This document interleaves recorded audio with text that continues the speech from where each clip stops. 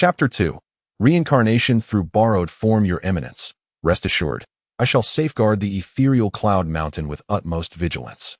Xie Yun Yao placed the ebony feline into Li Ji's hands, gently patting his head as she observed his reluctant yet unspoken sentiments. Very well, Li Ji stammered, beads of perspiration forming on his brow, the exertion evident. The solitude of Cloud Mountain, devoid of companionship and free from ridicule, evoked a sense of melancholy within him. Little shadow, be obedient, he implored. As Xie Yun Yao's figure receded into the distance, his wistful countenance metamorphosed into the aloof and detached demeanor befitting the right envoy of Cloud Mountain. A persona mockingly dubbed the taciturn ice face by the local specters, oblivious to the fact that their subject was merely afflicted with a slight impediment of speech. Upon her reawakening, Xie Yun Yao found herself within a dilapidated dwelling. Devoid of curiosity regarding her whereabouts, she cast a disdainful glance upon the musty, pale azure cotton quilt that lay beside her and the dust-laden footstool beneath. This corporeal form had been meticulously prepared by Xie Yun Yao herself. The previous night, Little Shadow had risked life and limb to pilfer the book of life and death from which she had discovered this exceptional vessel, bearing a striking resemblance to her original visage and sharing a familial connection. By kinship, Xie Yunshu was her cousin, albeit one who had been raised beyond the borderlands since infancy and whom she had never encountered. Xie Yunshu was of frail constitution and possessed a weak soul, rendering her unlikely to have survived the previous night. Xie Yun Yao had not appropriated her body without recompense. The previous evening, Xie Yunshu had reached an accord with Xie Yun Yao, entrusting her with her body in exchange for vengeance. Xie Yunshu was a meek and pitiable soul. Indeed, she has not yet departed from this world. Yet there are those who come to claim her remains. Madame Wang, has the third young lady truly passed away? Xie Yunrao observed the two individuals, swaying slightly, murmuring as they approached, stealthily standing behind the door, gradually fading from view. Unbeknownst to them, it was said that last night, the nefarious Li Posey had approached the princess, proclaiming that death was imminent for the third young lady, whom she had been caring for, filled with trepidation. Cursed be it, how ominous. Madame Wang hastened her steps, her face etched with deepening wrinkles, for with age comes an increasing aversion to ill omens. The crimson door was thrust open, emitting a jarring sound. Cough, cough. Why is there so much dust? As the somewhat younger maidservant opened the door, a cloud of dust engulfed her, causing her to cough uncontrollably. A glance around revealed a dimly lit room. Sunlight filtered through the doorframe, illuminating the dust particles that danced in the air, while faint footprints led towards the bed curtains behind the screen. The pale blue curtains billowed with the breeze, revealing the towering bedding within. Xiaoya, you go and take a look first. Madame Wang stood at the threshold, somewhat reluctant to enter. Xiaoya hesitated, her anger stifled as she cast a glance at Madame Wang, lightly stamping her foot. With her eyes closed, she reached up to adjust the bed curtains. Just as she prepared to open her eyes, she suddenly felt a rush of wind by her ear. Bang! The window was abruptly slammed shut by the wind, startling Xiaoya, who turned to find Madame Wang gazing at her in terror. It was not just the window, the door had also closed. Madame Wang tugged fiercely at the door, but it remained unyielding, prompting her to mutter under her breath, "Cursed be it, from whence does this malevolent wind arise? Xiaoya, come here quickly." After waiting for a while without seeing Xiaoya approach, Wang Momo, both weary and irritated, turned to chastise her. To her surprise, she found Xiaoya covering her mouth in terror, her gaze fixed intently behind Wang Momo. A chill breeze swept through the air, and suddenly, a cold, clammy hand gripped her neck, feeling lifeless. Wang Momo's legs weakened, and she felt herself about to collapse, only to be yanked by her hair and pressed against the door by Xie Yun Yao. Confronted with Xie Yao, Wang Momo beheld her disheveled hair, her eyes of vivid crimson, her face pale as death, and her lips slightly parted. "Momo, were you searching for me?" The chilling voice echoed in Wang Momo's ears, prompting her to scream and shield her eyes as she fell to the ground, trembling uncontrollably, repeatedly bowing her head in supplication. "Third miss, grievances have their origins. Debts have their owners. Your death has nothing to do with me. Please do not kill me." Xiaoya, already petrified, knelt on the ground, frantically attempting to crawl behind the screen. Xie Yun Yao cast a glance at her, then waved her hand gently. A long red whip suddenly appeared, coiling around Xiaoya's ankle. Xiaoya felt a sudden chill at her ankle, and in an instant, she was dragged before Xie Yun Yao. Xie Yun Yao smiled mischievously, her crimson eyes devoid of any mirth. Where do you wish to go? Allow me to escort you. I assure you, I can get you there much faster. Third miss, spare my life. I dare not. I shall go nowhere. Xie Yun Yao observed the fear in Wang Momo, realizing it was time to administer a sharp reprimand followed by a sweet reward. Upon hearing this, Wang Momo jolted, suddenly aware that she was not destined to die. Wiping away her tears of terror, she cautiously inquired, what would the third miss like me to say? I have a fondness for obedient individuals. However, the malevolent spirits that rise from the depths of hell tend to act according to their whims. Therefore, you must heed my words carefully. Listen, henceforth. I shall comply with the wishes of the third young lady, Wang Momo said with a pained smile. And you? Upon meeting Xie Yao's gaze, Xiaoya immediately lowered her head, tightly clutching the hem of her garment. Listen, Xiaoya, I shall heed your every word. At midday, Xie Yun Yao reclined in the courtyard, basking in the sun, a luxury she had been deprived of for a decade. She relished the warmth that enveloped her. Though her hands and feet could never regain their former warmth, she now, as Xie Yun Yao, was able to bask in the sunlight and genuinely experience its comforting embrace. In the room, the sound of rustling could be heard. It must be said that Wang Momo and Xiaoya were indeed quite astute. They grasped the situation swiftly and voluntarily came forth to care for her. They were presently engaged in tidying up the uninhabitable chamber. Xie Yun Yao moved her ears slightly, and the conversation between the two drifted into her awareness. Wang Momo, do you think this third young lady might devour us if she becomes displeased? What an ill-fated notion. You little girl, could you not utter a single auspicious word? Do not make a misstep that implicates this old woman. Xie Yun Yao closed her eyes, a faint smile gracing her lips as the warm sunlight filtered through the treetops, casting dappled patterns upon her pale blue skirt, adorning it with floral motifs. Her fair complexion gradually took on a rosy hue. As the sun dipped beyond the western hills, wisps of thin clouds tinted the sky. Not far away, in the corner of the wall, a small black cat lay in a huff, glaring at its owner, who had abandoned it to bask in comfort alone. After waiting for an entire afternoon, the little black cat could no longer resist the temptation and leaped down, just as a flying kick was about to land on Xie Yun Yao's face. The short scabbard of the spirit hanging at her waist swiftly deflected the cat with a single motion before returning to its original position. With a soft thud, Xie Yun Yao finally ceased her pretense of slumber, deliberately stretching languidly and massaging her sore neck. Upon noticing the little black cat, which had been flung against the wall, leaving a small dent, she feigned surprise, exclaiming, "Little Black, how did you end up here?" The little black cat crawled out from the dent in the wall, its face a portrait of grievance as it burrowed into Xie Yun Yao's embrace, huffing in irritation. Despite its anger, the warmth of its owner's embrace was irresistible. Xie Yun Yao stifled a laugh, tenderly smoothing the cat's disheveled fur. I knew you would follow me, silly cat. Chapter 3, Outside Shenlin City. Where to return on a summer night, the stars shimmered like rippling waters, and a gentle breeze caressed the tips of the willows. The moon and starlight illuminated the entirety of Changlin City, yet failed to penetrate the desolate graveyard beyond its borders. Under the cover of the deepening night, Xie Yun Yao ventured alone to the graveyard, which she had seen in her reflection as her final resting place. The population near the graveyard was sparse, with the nearest household situated 10 miles away. The air was heavy with the stench of decay, and the filthy ground deterred all but those who, for a few coins, carelessly wrapped the deceased in straw mats and discarded them, hastily departing as if to escape bad omens. Yet, as Xie Yun Yao gazed upon the scene, she perceived not only the scavenging snakes, rats, and insects, but also a host of lost souls seeking solace. Those who continue to drift aimlessly around their own corpses, reluctant to depart, are often souls who have met an untimely demise, yet remain oblivious to their death, unable to leave their physical forms.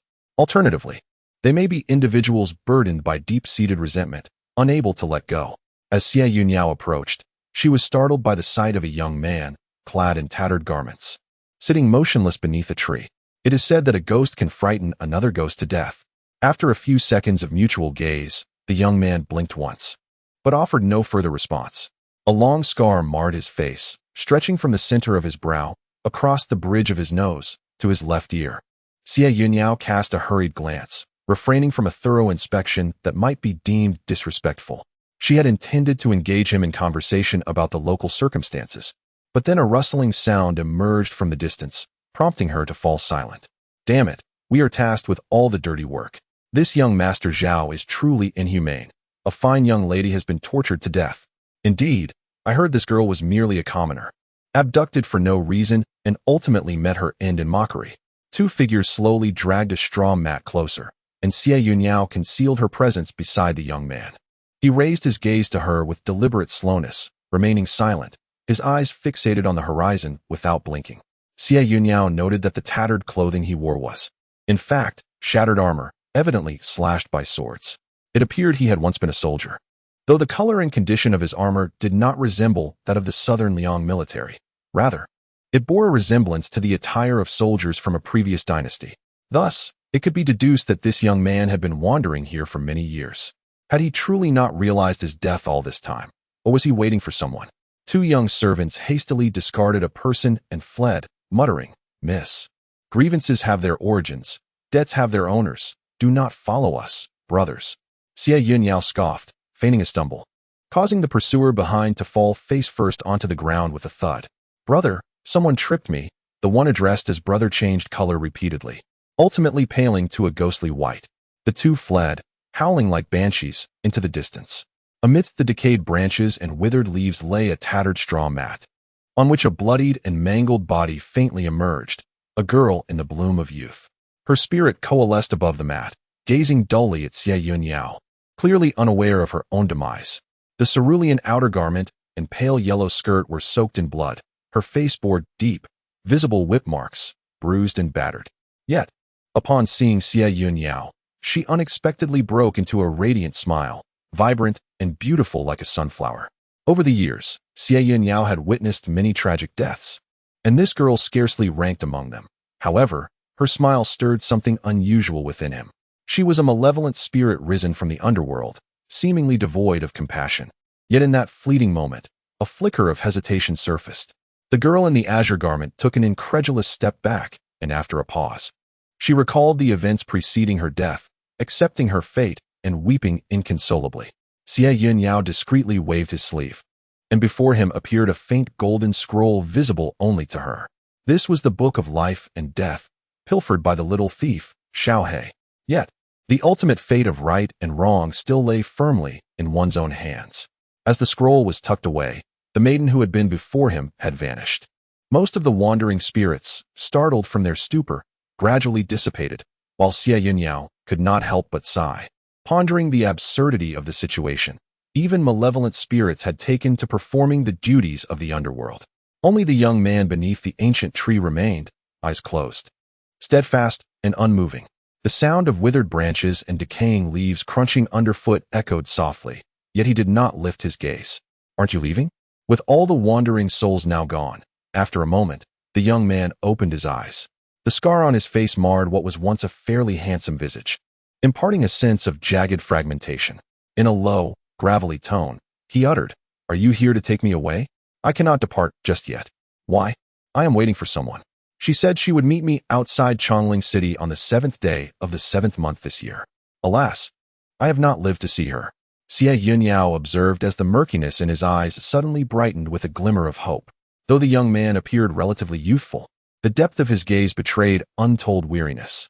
It seemed he had waited long enough to lose track of time altogether, waiting in life, waiting in death, until his memories had become a muddled haze. "Do you know what year it is now?" Xie Yun Yao suddenly felt a pang of hesitation. The new dynasty had dawned, marking the 17th year of the Southern Liang's Jingyuan era.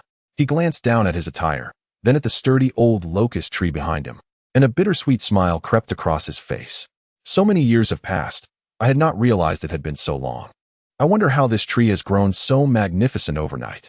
The branches of the old locust tree stood tall and lush, while its lower limbs seemed devoid of vitality, contradicting the natural principles of growth for a tree.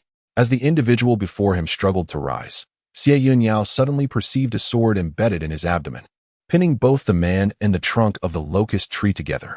"It is time for you to depart.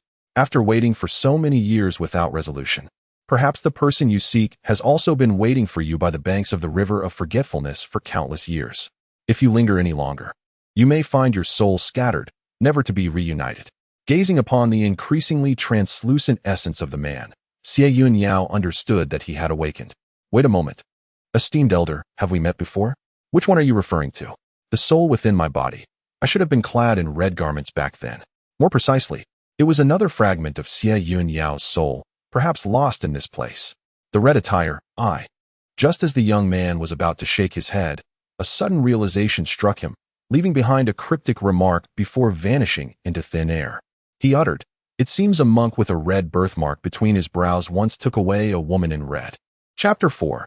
A reunion with Shen at the National Protection Temple upon mentioning the monk with the red birthmark. An image of a figure draped in white immediately surfaced in Xie Yun Yao's mind. Wu Wei from the National Protection Temple atop Qingyuan Peak. The age of Wu Wei was indeterminate. It was said that a century ago, he bore the same youthful visage, with striking features and devoid of monk's robes. He wandered the world perpetually. Xie Yun Yao recalled that he had no connection to this little bald monk, leaving him puzzled as to why he would take a fragment of his soul. Upon returning home, Xie Yun Yao resolved to visit Qingyuan Peak the following day, eager to grasp the emerging clues.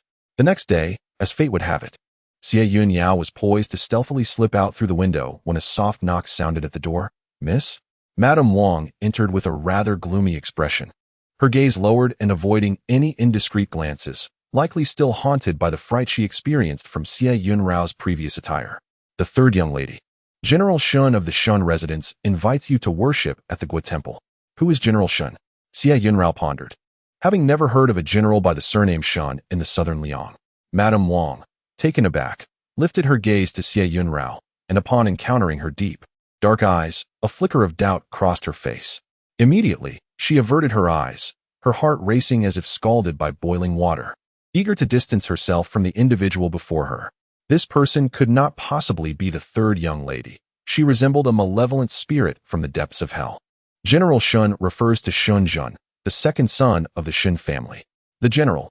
Suddenly, a sharp sound erupted as the cup in Xie Yun Yao's hand shattered into countless pieces, yet her expression remained even more flawless than the broken shards. What a jest! The frail, diminutive figure reflected in the mirror, a weeping child, could be a general? Xie Yun Yao recalled that Shen Jun was akin to a small medicinal jar, always nestling beside her, delicate as a young girl, softly calling out, "Sister Yao Yao." Particularly memorable was the tiny red mole on the tip of his nose, rendering him even more pitiable. Xie Yun Yao departed the residence with Xiaoya, finding 2 carriages and an assembly of 3 ladies and 2 gentlemen awaiting them outside. Among them were Princess Sheng and her 2 children, alongside the secondary consort of Prince Sheng and her offspring. Observing their feigned cordiality, Xie Yun Yao felt an unwelcome sense of superfluity. Mere moments after arriving at the gate, the keen-eyed Princess Sheng spotted her. "Yun Shu is here. Quickly, get into the carriage. It is getting late." Xie Yun Yao raised an eyebrow, sensing a hint of disdain for her tardiness. Predictably, Xie Yamian, the second young lady, shielded her eyes from the sun and cast an acerbic gaze upon her, her displeasure evident. "The entire family has been awaiting your arrival. You are indeed precious." It must be acknowledged that Xie Yunshu possessed a more elevated status, as she shared the Yun generation with her Royal Highness Princess Xie Yun Yao. The princess consort of Cheng was elevated from a secondary consort by the Prince of Cheng after Xie Yunshu's mother passed away. Were this the northwest of the underworld, Xie Yun Yao would have pummeled this little troublemaker beyond recognition. "Enough, enough, let us all board the carriage. Why must a family bicker?" The princess consort of Cheng, having achieved her aim, knew when to cease. The eldest young master of the Xie family, Xie Yunshin, and the third young master, Xie Yunqing, boarded the carriage behind. The grand carriage in front was reserved for the 4 female members of the family. In truth, Xie Yun Yao harbored no desire to be in their company. With a mere teleportation spell, she could reach Qingyuan Peak, yet she was compelled to be crammed together with 3 women. 3 women together could inevitably lead to discord. Fortunately, Xie Yun Yao was astute. At present, Xie Yamian was suffering from severe leg pain, and the princess consort of Cheng was exceedingly concerned, leaving them no time to trouble her. Images surfaced in her mind of the moment when they boarded the carriage. After the princess consort of Cheng had boarded, Xie Yamian cast a venomous glare at Xie Yun Yao and stepped forcefully onto the small stool to ascend into the carriage. Xie Yun Yao subtly flicked her hand. The small stool abruptly overturned, and the individual in question directly twisted her ankle with a resounding crack, collapsing to the ground, clutching her leg, and weeping. adamantly refusing to proceed to Qingyuan Mountain. At that moment, it was the princess consort of Cheng who coaxed her along with gentle words. Upon arriving at Qingyuan Peak, one could discern from afar that the Huwood Temple was indeed a temple revered by generations of the royal family. Having been passed down for centuries, it remained a place of flourishing incense and devout believers in endless streams. Xie Yun Yao contemplated a hasty retreat, yet the persistent presence of Xie Yuming proved bothersome, as she insisted on accompanying her. Fortunately, Xie Yun Yao managed to shake her off midway. The latter's complexion turned pale in an instant, and she stomped off in tears. Pear blossoms fell like snowflakes, blanketing the ground, while a young monk tirelessly swept them away.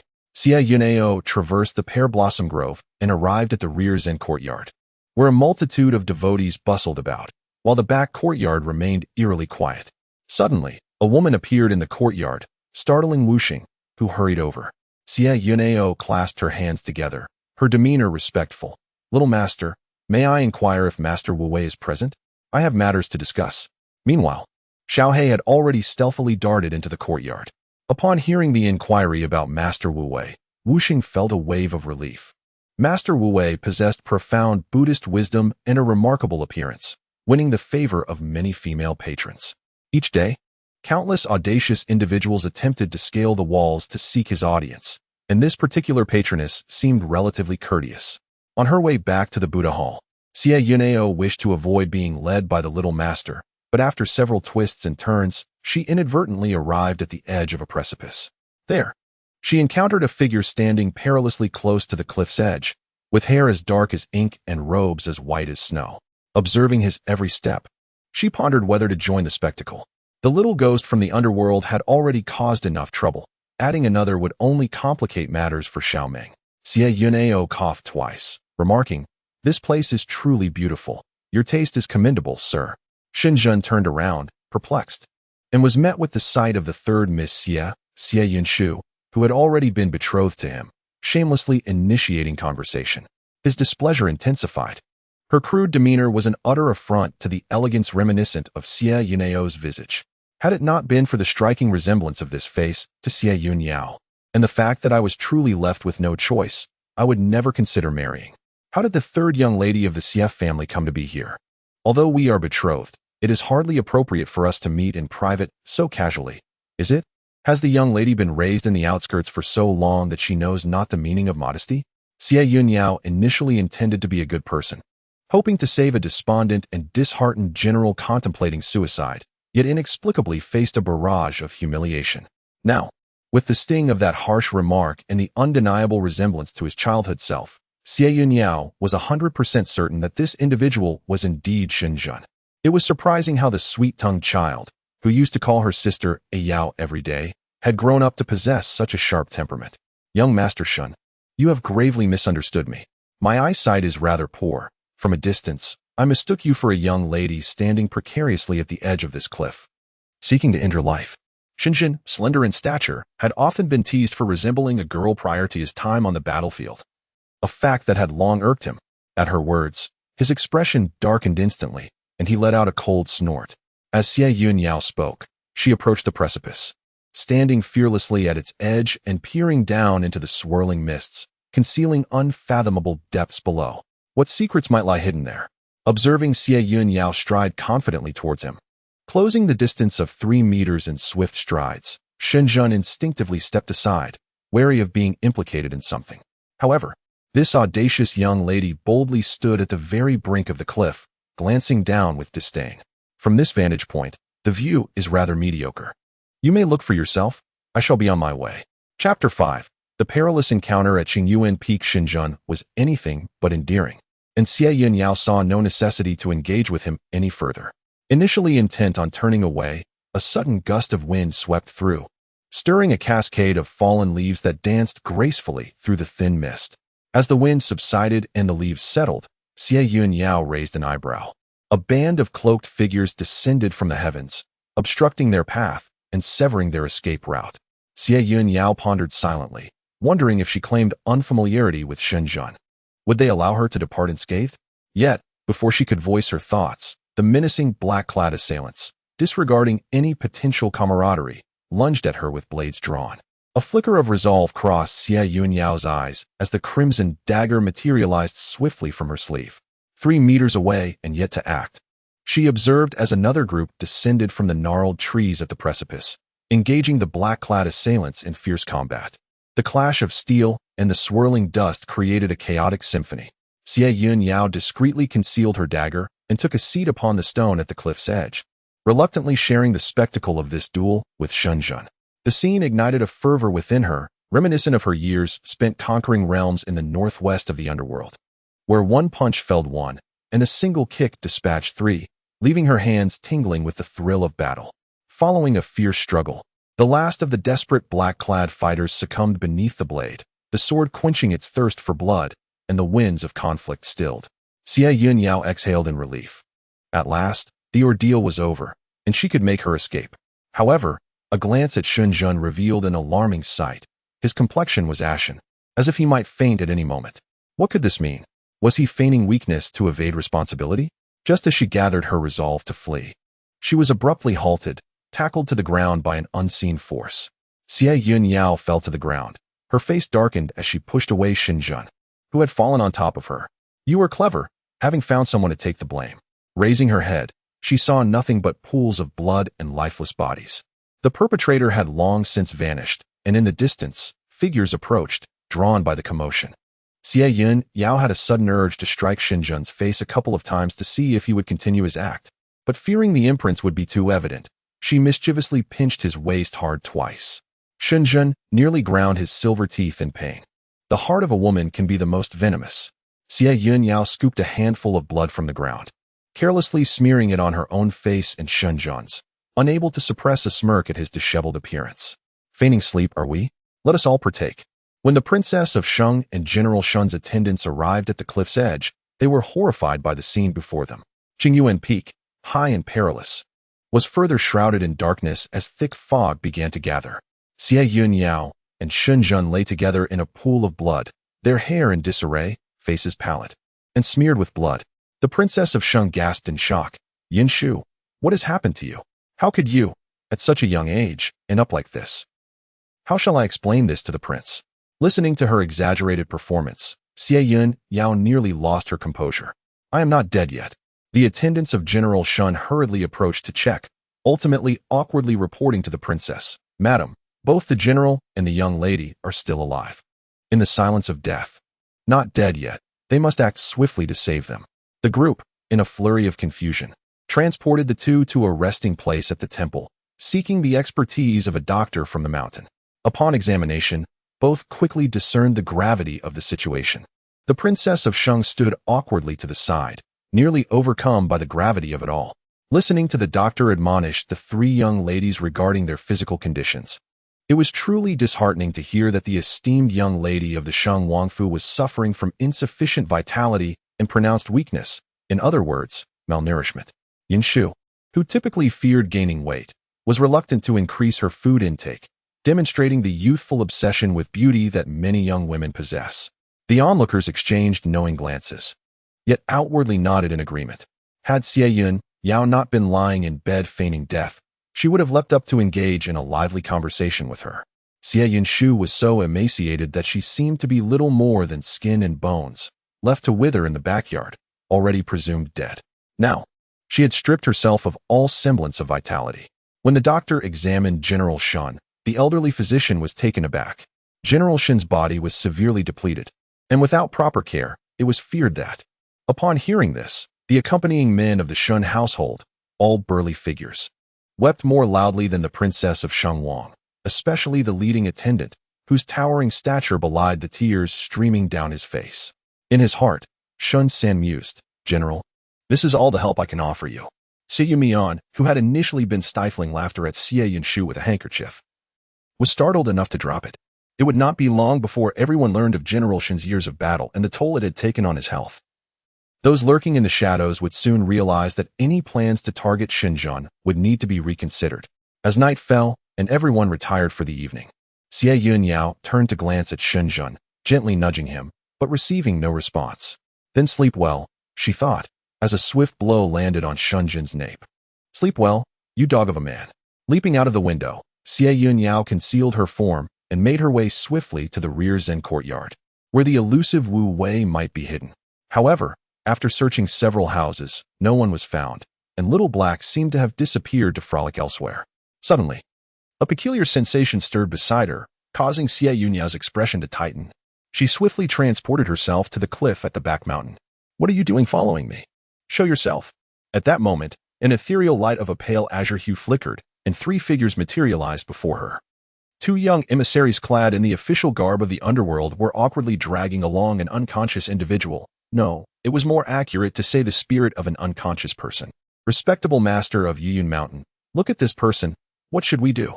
The 2 young emissaries exchanged glances, clearly reluctant to seek Xie Yun Yao's assistance.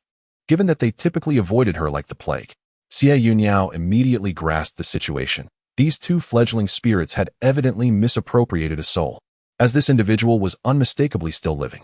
Yet, she pondered, her relationship with the underworld emissaries had always been one of mutual avoidance, and she had no obligation to clean up their mess. "Surely, you are not seeking my help. I am not one of your own. Master of Xie Yun Mountain, we truly have no other options. Please assist us, and we shall be eternally grateful for your kindness."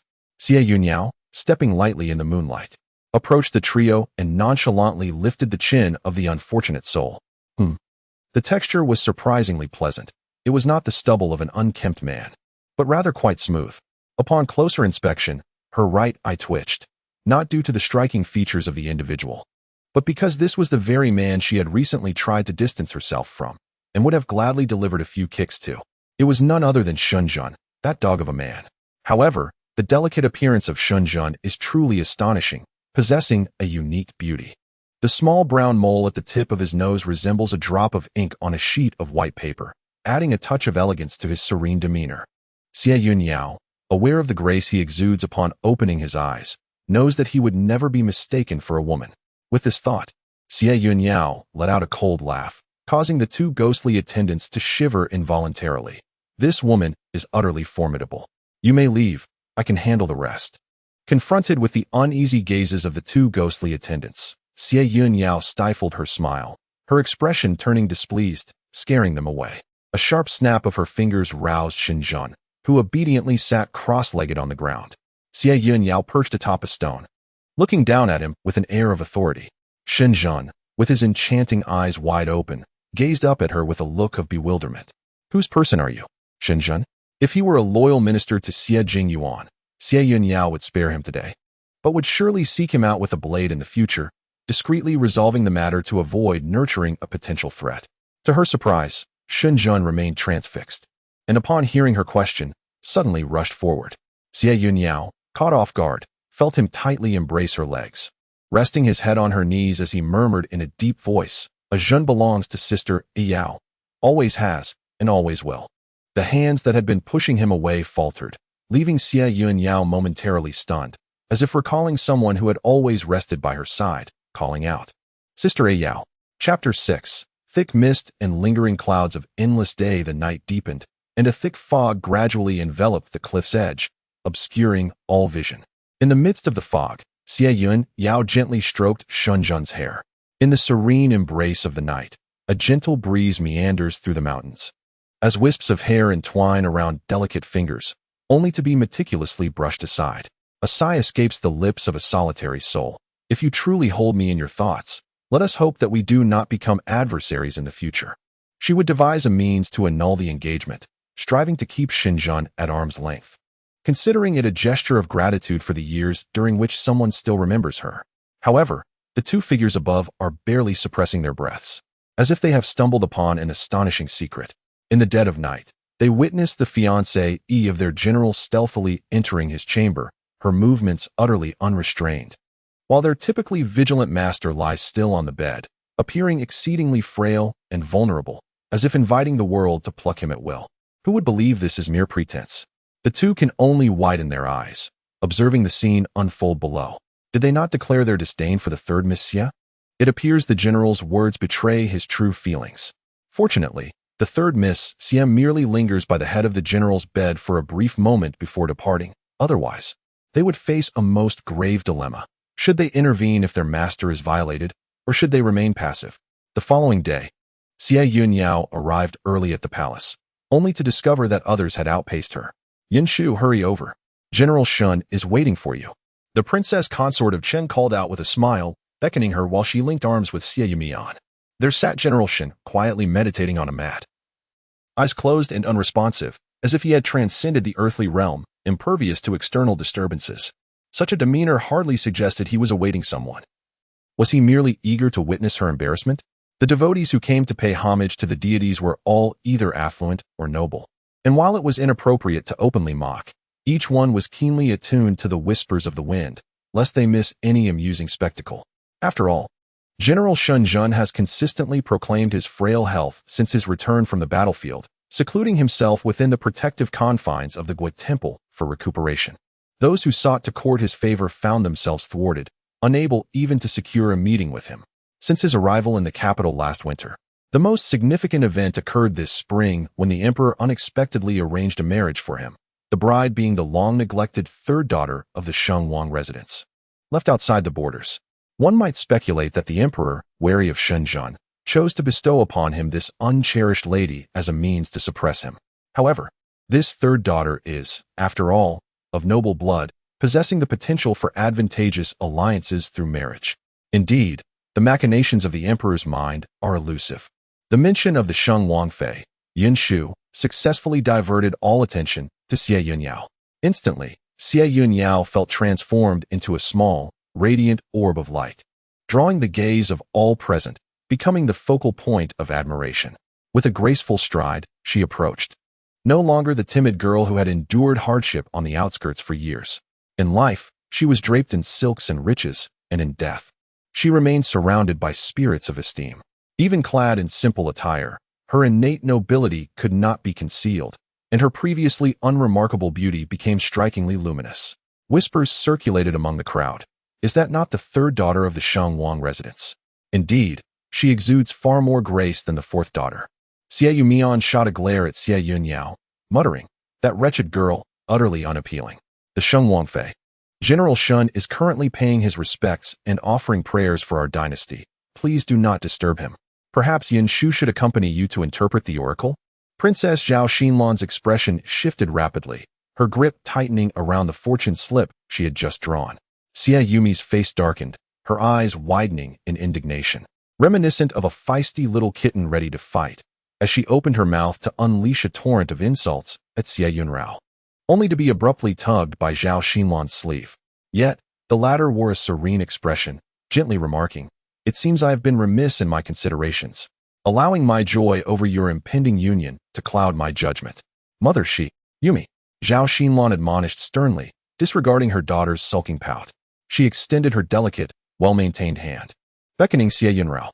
Come, Yunsu, you should draw a fortune slip as well, and accompany me in deciphering it. Beneath the marriage tree sat an elderly monk, his white beard flowing and his countenance kind. He held a fortune slip in hand, studying it intently before smiling and offering blessings to the two youthful figures before him. What is your desire?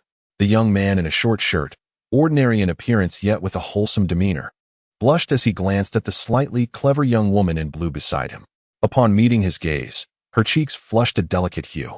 What are you looking at? She teased playfully. I was merely asking what you desired, he replied bashfully, scratching the back of his head and grinning sheepishly. Of course, I seek a romantic connection. The old monk chuckled warmly, handing the fortune slip to the young man. A favorable omen, indeed. You may choose an auspicious date for your nuptials.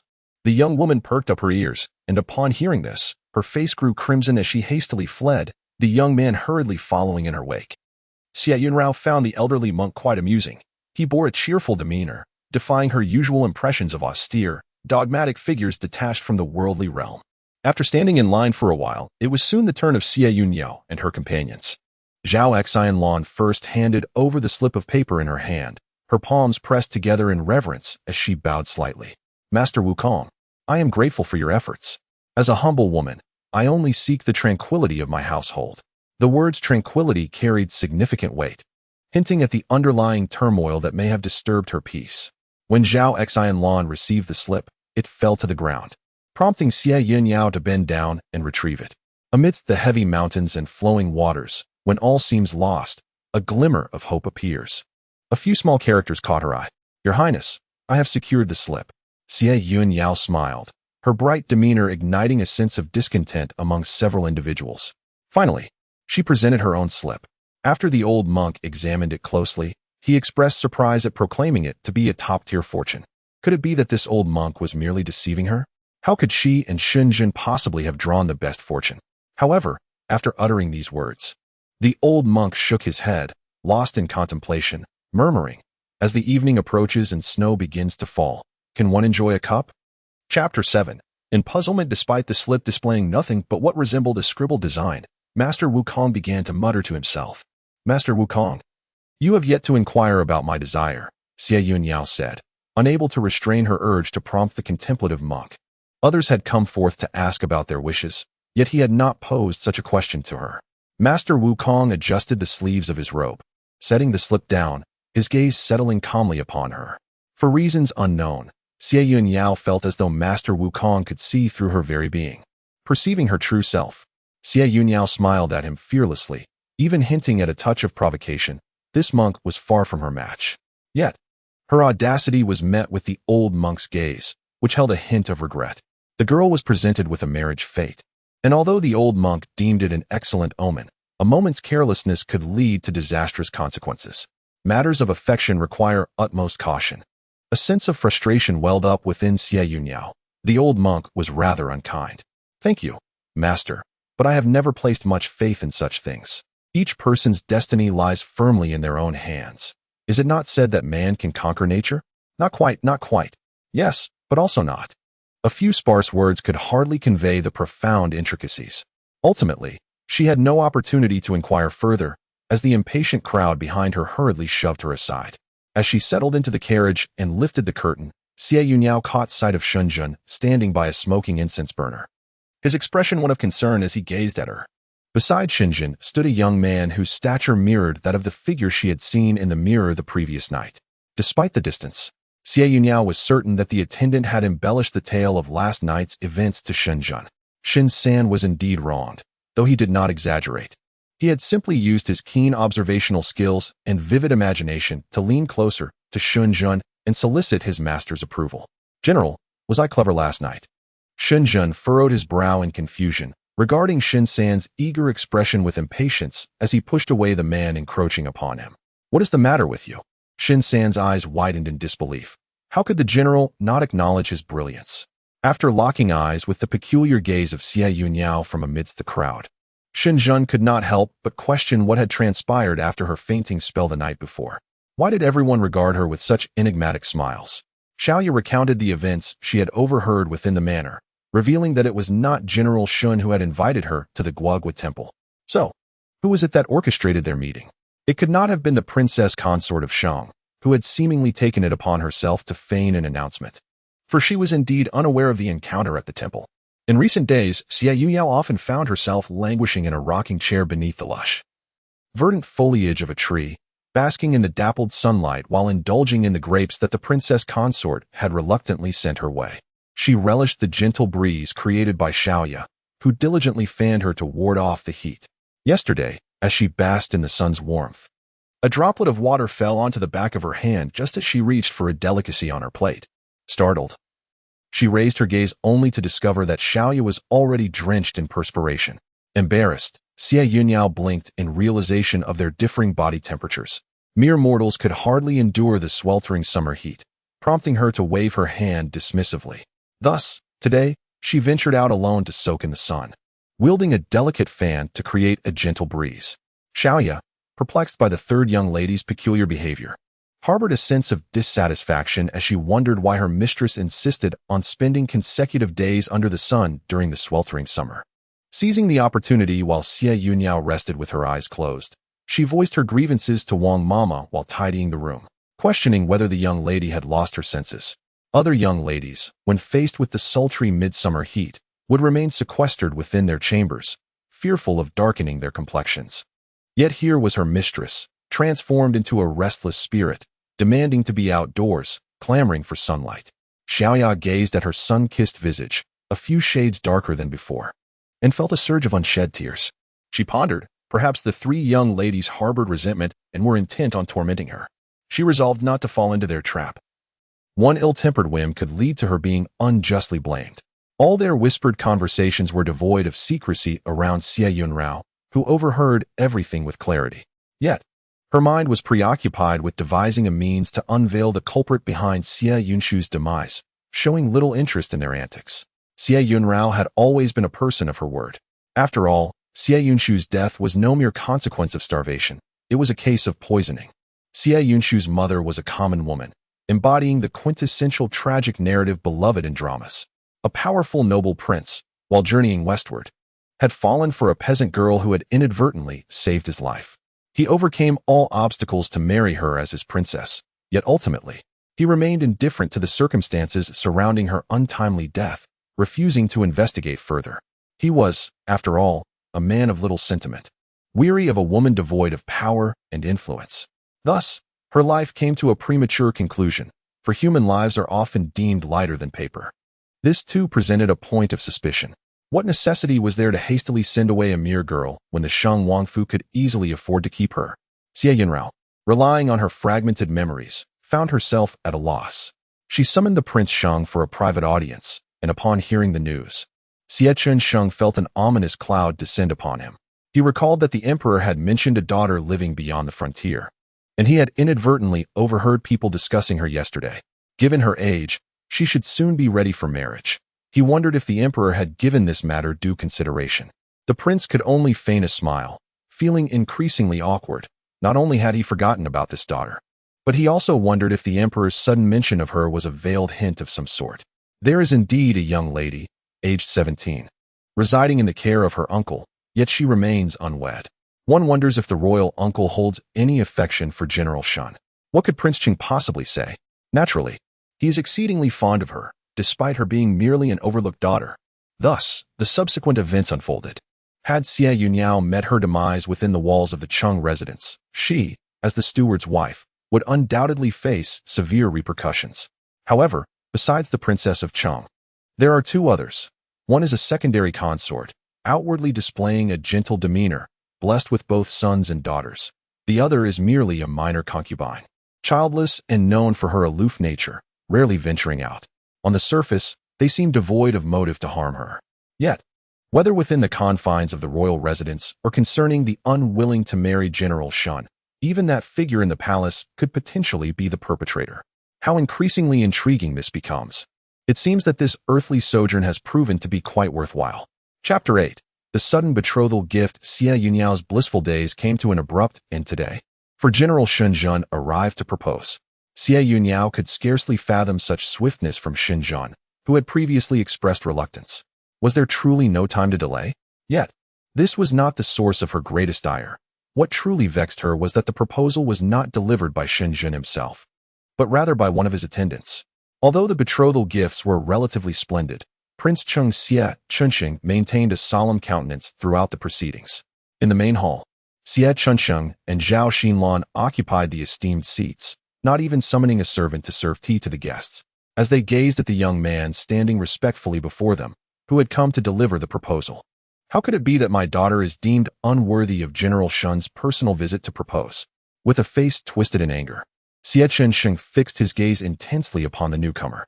Shen Sen hastily replied, "I would never presume, esteemed Mississippi. However, my lord's health has been quite precarious. After relocating from Qingyuan Peak yesterday, he fell ill, and fearing it would delay auspicious timing, we resorted to this unfortunate measure."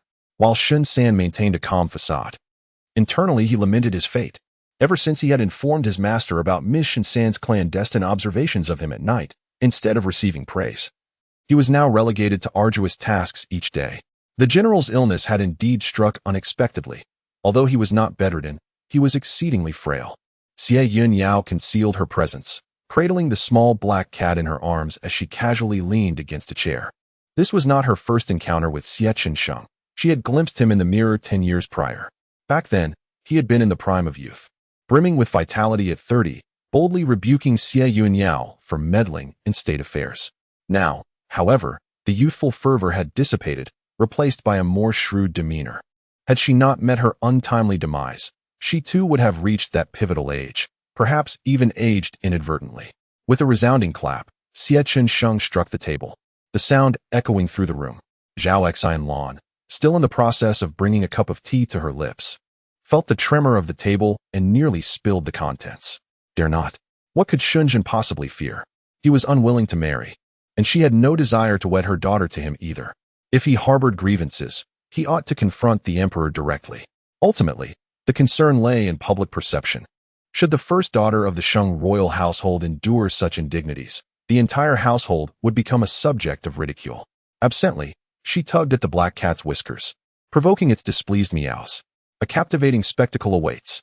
Indeed, within the span of merely a stick of incense, Shen San was unceremoniously seized by the son of the Qing royal house, renowned for his gentle demeanor, and unceremoniously ejected, along with the 3 boxes of betrothal gifts.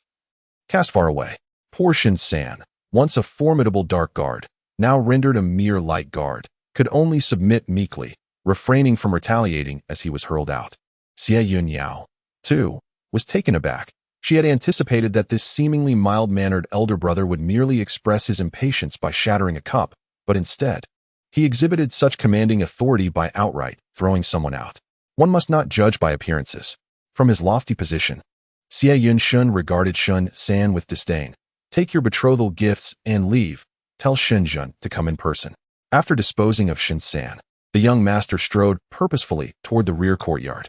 Xie Yun Yao, upon observing his direction, inwardly lamented the ill fortune and hastily vanished from the main hall. Upon entering the lawn courtyard, Xie Yun Shin immediately spotted someone lounging beneath a peach tree, basking in the sun. A shadow fell over the sunlight. Standing before Xie Yun Yao, baffled, Xie Yun Shin pondered whether his sister truly possessed a modicum of sanity, sunbathing on such a scorching day. Xie Yun Yao, in turn, found herself questioning her elder brother's unusual behavior. Why did he stand before her, obstructing her sunbathing, silent and seemingly lost in thought? Brother, do you seek me for something? Xie Yun Yao slowly opened her eyes, gazing at the figure standing upright, even more so than the nearby peach tree, and couldn't help but feel exasperated. Xie Yun Shin, with a stoic expression, opened his mouth to speak but struggled to articulate his thoughts, his face reddening under Xie Yun Yao's concerned gaze. Fearing he might choke on his words, he finally managed to say, Yin Shu, regarding the engagement, do not fret too much. Your brother will ensure that you are not wronged. Xie Yun Yao raised her eyebrows in mild surprise. Yet before she could utter a word of gratitude to demonstrate the profound bond between siblings, Xie Yun Shun, her elder brother, blushed deeply and strode away with great haste. Xie Yun Yao stood there, momentarily dazed. Her elder brother possessed a certain charm. It was difficult to discern the extent of his sincerity. With a playful leap, a small creature landed on Xie Yun Yao's shoulder, only to swiftly jump into her embrace. In the room, Xiao Ye and Wang Mama cowered in fear. Sensing that the third young lady was behaving unusually today, it would be prudent to keep their distance. They fervently hoped she would not notice them. Alas, it seemed their prayers went unheard. Suddenly, Xie Yun Yao felt the sun's rays bearing down uncomfortably upon her. She glanced at the old and young pair huddled in the corner, and, lacking the inclination to tease them, waved them away. Cradling the small black creature in her arms while seated beneath the window, Xie Yun Yao murmured to herself, perhaps I could forge an alliance with Shenzhen? Shenzhen was the sole son of the late prime minister. Their conversation meandered through mundane matters. In the decade following Xie Yun Yao's demise, a fact unbeknownst to her, Shenzhen had ventured to the battlefield. Just last winter, a ceasefire agreement was signed between the two nations, momentarily restoring stability to the borders and ending a prolonged period of tension. However, due to Xie Jingyuan's sudden betrothal decree, the wedding date was fast approaching. The change in the name of the residence also signified a shift in power dynamics. Meanwhile, Shenzhen sat in his study, gazing at the disheveled Shen San. Listening to his halting recount of the tragic episode in which he was unceremoniously ejected from the Shengwang residence by the young heir, tears and snot flowing freely. In truth, Shenzhen had anticipated such an outcome. Both parties harbored dissatisfaction concerning the marriage and naturally sought a reasonable outlet for their grievances. In front of Shenzhen's desk, an inkstone rests steadily upon a painting, while the breeze from the courtyard glides through the window without ruffling a single corner. The artwork depicts an exquisite woman, gracefully leaning against the window, cradling a book in her hands, serene and elegant. Chapter 9. A decade of waiting for a person unreturned. The moonlit night lay in tranquil silence, the courtyard of Lan Ting enveloped in stillness. As the silvery light poured onto the windowsill, Little Black, with its round, glistening green eyes, gazed at Xie Yun Yao. Xie Yun Yao lifted Little Black onto the bed, tucking the covers around it snugly, creating a small mound on the bed, which, apart from the cat, concealed a pillow within. He gently pinched the tiny white-tipped ear hidden amidst its black fur, instructing, "Little Black, lie still. Someone is coming. You may move, but do not make a sound, understood?" Little Black licked its tiny paw pads, indifferent to its young master, unsure if it grasped the instruction. It kicked its little legs, tilted its head, and closed its eyes, surrendering to slumber. Xie Yun Yao, with a frown, observed as it stretched and settled into a comfortable position, unable to resist the urge to scratch the soft fur at its neck. Having ensured Little Black was settled, Xie Yun Yao skillfully climbed out of the window and stealthily made her way outside. The general's residence was not too far from the Xingwang residence. A common person could reach it swiftly on foot, and Xie Yun Yao could traverse the distance even more rapidly. However, midway through her journey, Xie Yun Yao paused, lifting her gaze to the vast, star-speckled sky. In the expansive darkness of the night, she seemed to hear someone calling her name with desperate fervor.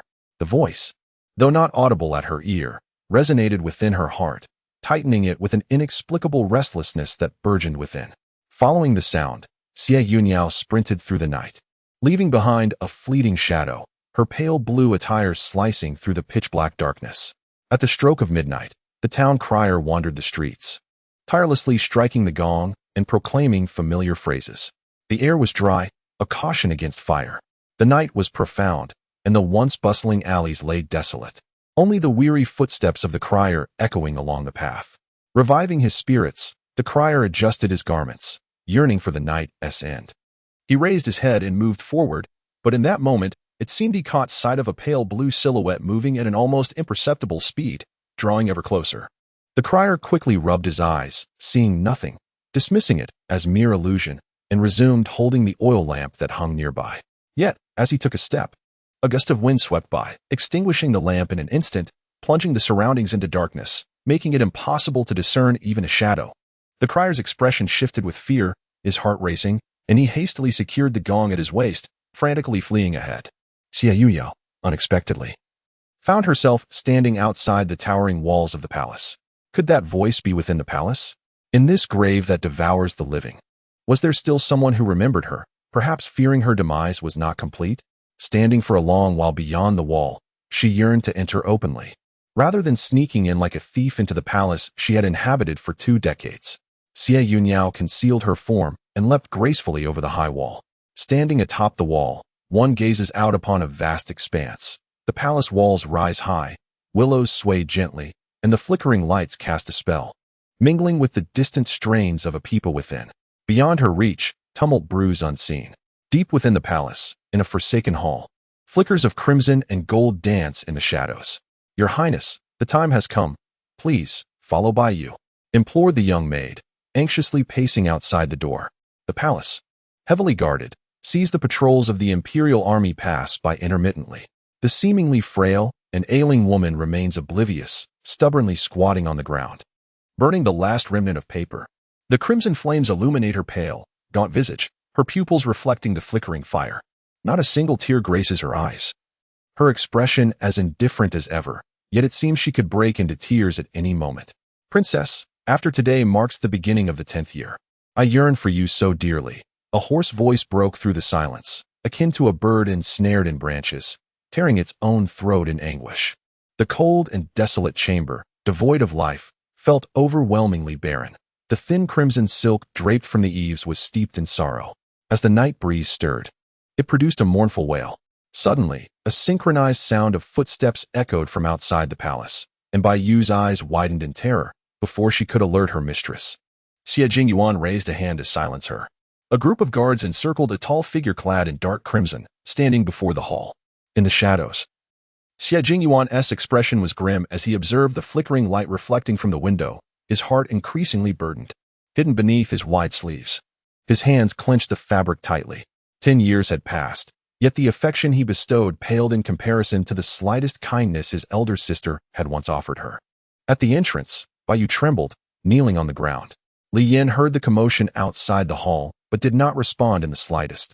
She resembled a paper figure, incapable of laughter or tears, yet she patiently awaited an opportune moment. Xie Yun Yao forcefully kicked aside Bai Yu, who had bowed her head at the entrance. She tumbled down the steps, blood gushing forth, her head bathed in crimson, lying motionless on the ground. A sudden stir erupted among the Imperial Guard behind her. The tall and imposing commander of the guards furrowed his brow, gazing intently at the ranks, and the chaos was swiftly quelled. In the midst of the formation stood a bowed figure, firmly restrained by two individuals at either side. Do not act impulsively. Although the individual kept their head lowered, their gaze remained fixed on the unconscious lover sprawled at the foot of the steps, oblivious to the realm of life and death. Xie Yun Yao advanced towards the flickering flames. Spotting a slender silhouette curled up in a corner, hair disheveled, barefoot upon the cold-tiled floor, incessantly adding burning paper to the brazier. With a grave expression and increasingly distressed countenance, he rushed forward, lifting the emaciated figure with a fierce grip, toppling the brazier in the process. The charred remnants of paper billowed into the air, swirling like shattered butterflies carried away by the wind. The individual resting quietly in his embrace stirred upon hearing the name. Weakly struggling, with a hoarse voice tinged with dryness, they uttered, "Do not call me by my childhood name. You are unworthy." A person who had become deranged in the pursuit of power, ruthless and merciless in slaying kin and friends, was no longer human and no longer deserving of the name Wan. In the inky darkness of night, Xie Yun Yao held the figure in his arms and strode away, his expression obscured from view. The night breeze whispers gently, the farce draws to a close, and the footsteps of the patrolling soldiers gradually recede into the distance. Below the stage, the delicate figure of Biyue is gently cradled, her faint breaths igniting a wild joy in the heart of her rescuer, as if they have narrowly escaped a catastrophe. Chapter 10. Beneath the veil of darkness as I descended from the parapet, the short sheath of the spirit dagger at my waist emitted a low hum, vibrating restlessly, akin to an eager child yearning to venture outdoors. Before Xie Yun Yao could draw the dagger, its sharp, straight blade gleamed ominously, soaring into the air and pointing directly towards the depths of the imperial palace. Xie Yun Yao furrowed his brow at the sight of the palace's recesses, his cool demeanor tinged with a piercing intensity. To his astonishment, there lurked malevolent forces within the palace. What manner of being possessed the identity and strength to conceal themselves in such a hallowed ground? It seemed that the malevolence within the palace had sensed Xie Yun Yao's presence. The ominous energy clashed violently, then abruptly vanished into obscurity. The spirit dagger buzzed restlessly, losing its direction as it whirled in the air, until Xie Yun Yao effortlessly retrieved it. A cold smile played on Xie Yun Yao's lips as he observed the furtive antics of the little specter. He secretly hoped that the palace would be thrown into chaos by such vile entities. With a casual gesture, he brushed away the fallen blossoms that had settled upon his shoulder and continued on his way. Upon reaching the gates of the general's residence, at a street corner, an unexpected sight presented itself. A large sedan chair of soft crimson, seemingly lifted by unseen hands, hovering gracefully in the air. An unpleasant scent of fresh blood wafted through the night breeze. Why do I keep encountering these peculiar phenomena tonight? Xie Yun Yao could not suppress a frustrated kick at the ground.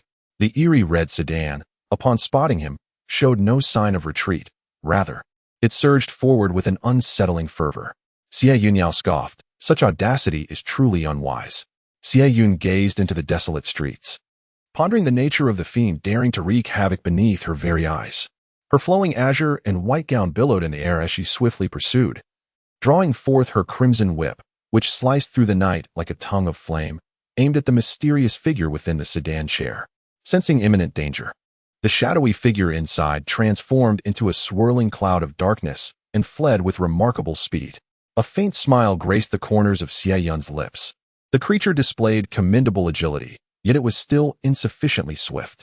As she arrived at the entrance of the general's residence, a sense of resignation washed over her. Was this a twofold gain? Rather than scouring the estate, Xie Yun followed a faintly familiar aura, making her way directly to Shen Zhen's courtyard. For he was a spirit particularly susceptible to possession. His soul was exceedingly unstable, a fact she had discerned during the last encounter on Qingyuan Peak, when the underworld's envoy had mistakenly mislaid a soul. The flickering lights cast shadows upon the gauzy window, revealing two figures. One appeared to manipulate the other like a marionette. With Shenzhen wholly in a passive state, his face ashen. When the shadowy figure realized it had been discovered, it enveloped Shenzhen in a shroud of darkness, attempting to whisk him away before Xie Yun's eyes. She caressed the crimson whip, realizing that her strikes had not yet delivered sufficient pain.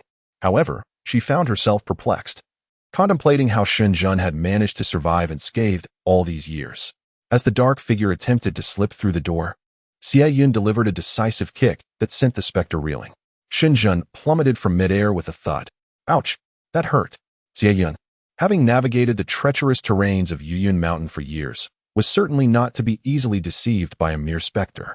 The ethereal azure light glided across his fingertips, and his once obsidian pupils transformed into a haunting shade of violet. He fixated on the shadowy figure that continually morphed and coalesced, attempting to launch an assault against him. Suddenly, he drew forth the specter of death, directing it towards the ghostly silhouette, pinning it to the ground. A wretched scream erupted as it vanished, leaving behind only a small yellow paper effigy that ignited in the darkness, emitting a soft cerulean phosphorescence. Indeed, two towering figures concealed upon the rooftop stood in stupefied awe. Shen Sen gazed in terror at the unfolding scene below, nearly exclaiming, "By heavens, I must be seeing things today." Shen Qi, meeting his startled expression, silently nodded in agreement. "Yes, my brother, do not doubt it. You have indeed encountered the supernatural." However, both men ultimately directed their astonished and envious gazes towards Xie Yun Yao, unable to suppress their shared feelings of admiration and trepidation. One remarked, "Truly, he is formidable." Another concurred, "Indeed, he is deserving of such reverence. The woman he favors is so exceptional."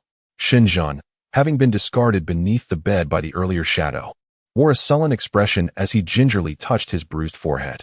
He had been careless, nearly ensnared by that foul entity. As for the peculiar little spirits, he had long since grown accustomed to their oddities. Otherwise, he would have been possessed years ago. Moments ago, when Shen Yun's gaze met Xie Yun Yao's enchanting violet eyes, he felt an inexplicable allure, as if peering into the desolation of his own heart over the years. In that fleeting instant, his protracted existence gained newfound significance. Yet, he quickly regained his composure, his countenance darkening as he looked at Xie Yun Yao with a fierce intensity. This individual was not truly Xie Yun Yao. How could he have harbored such absurd thoughts?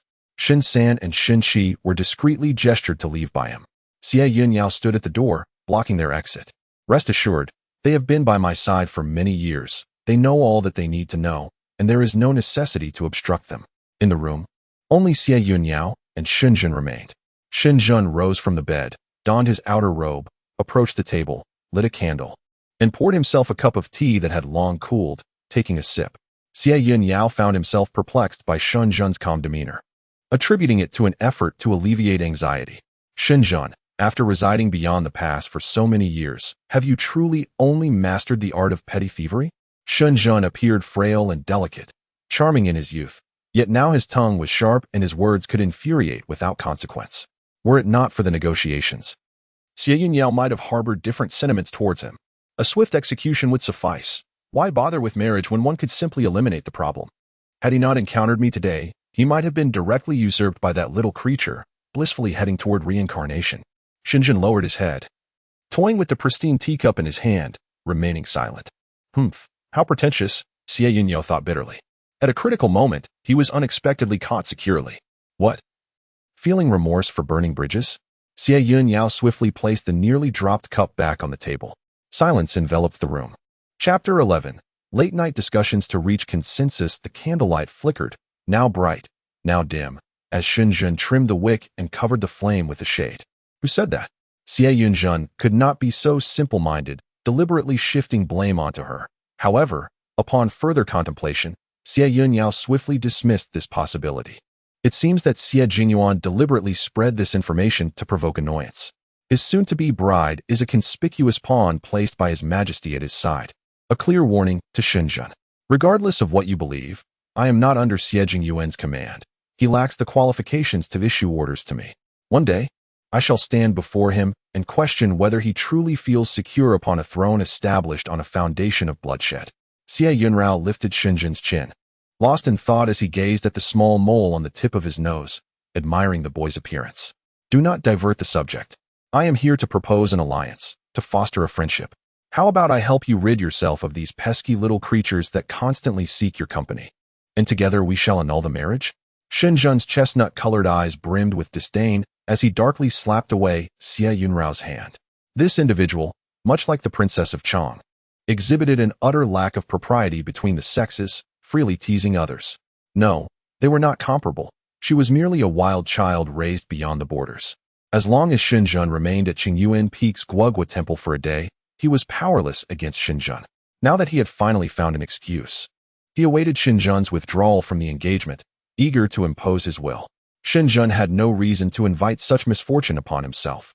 He had already resolved that once Xie Yun Yao entered his home, he would disregard her in the back courtyard, waiting a year or two until the storm passed, and then send her away, declaring her to have died an untimely death. However, he did not anticipate that this Xie Yun Yao would be so vastly different from what his subordinates had uncovered. Was it due to his lax management, the declining competence of his subordinates, or had Xie Yun Yao once been possessed? Xie Yun Yao was aware of Shen Yun's suspicions regarding her identity, though he maintained a cold expression, as if observing an ordinary person. You need not speculate on my identity. I shall disclose directly that I am indeed not Xie Yun Yao, and previously, I had no acquaintance with you. Our collaboration is merely temporary. I shall protect you, and in return, you will annul the engagement. Shen Yun fell silent for a moment, recognizing that this could indeed be an effective solution to his current predicament. Had she approached him before tonight, he would undoubtedly have refused her. He had believed himself capable of warding off those malevolent forces, having prided himself on developing certain skills over the years to contend with such entities. Yet, this evening, he had succumbed. That insipid mad monk seemed to have vanished into thin air.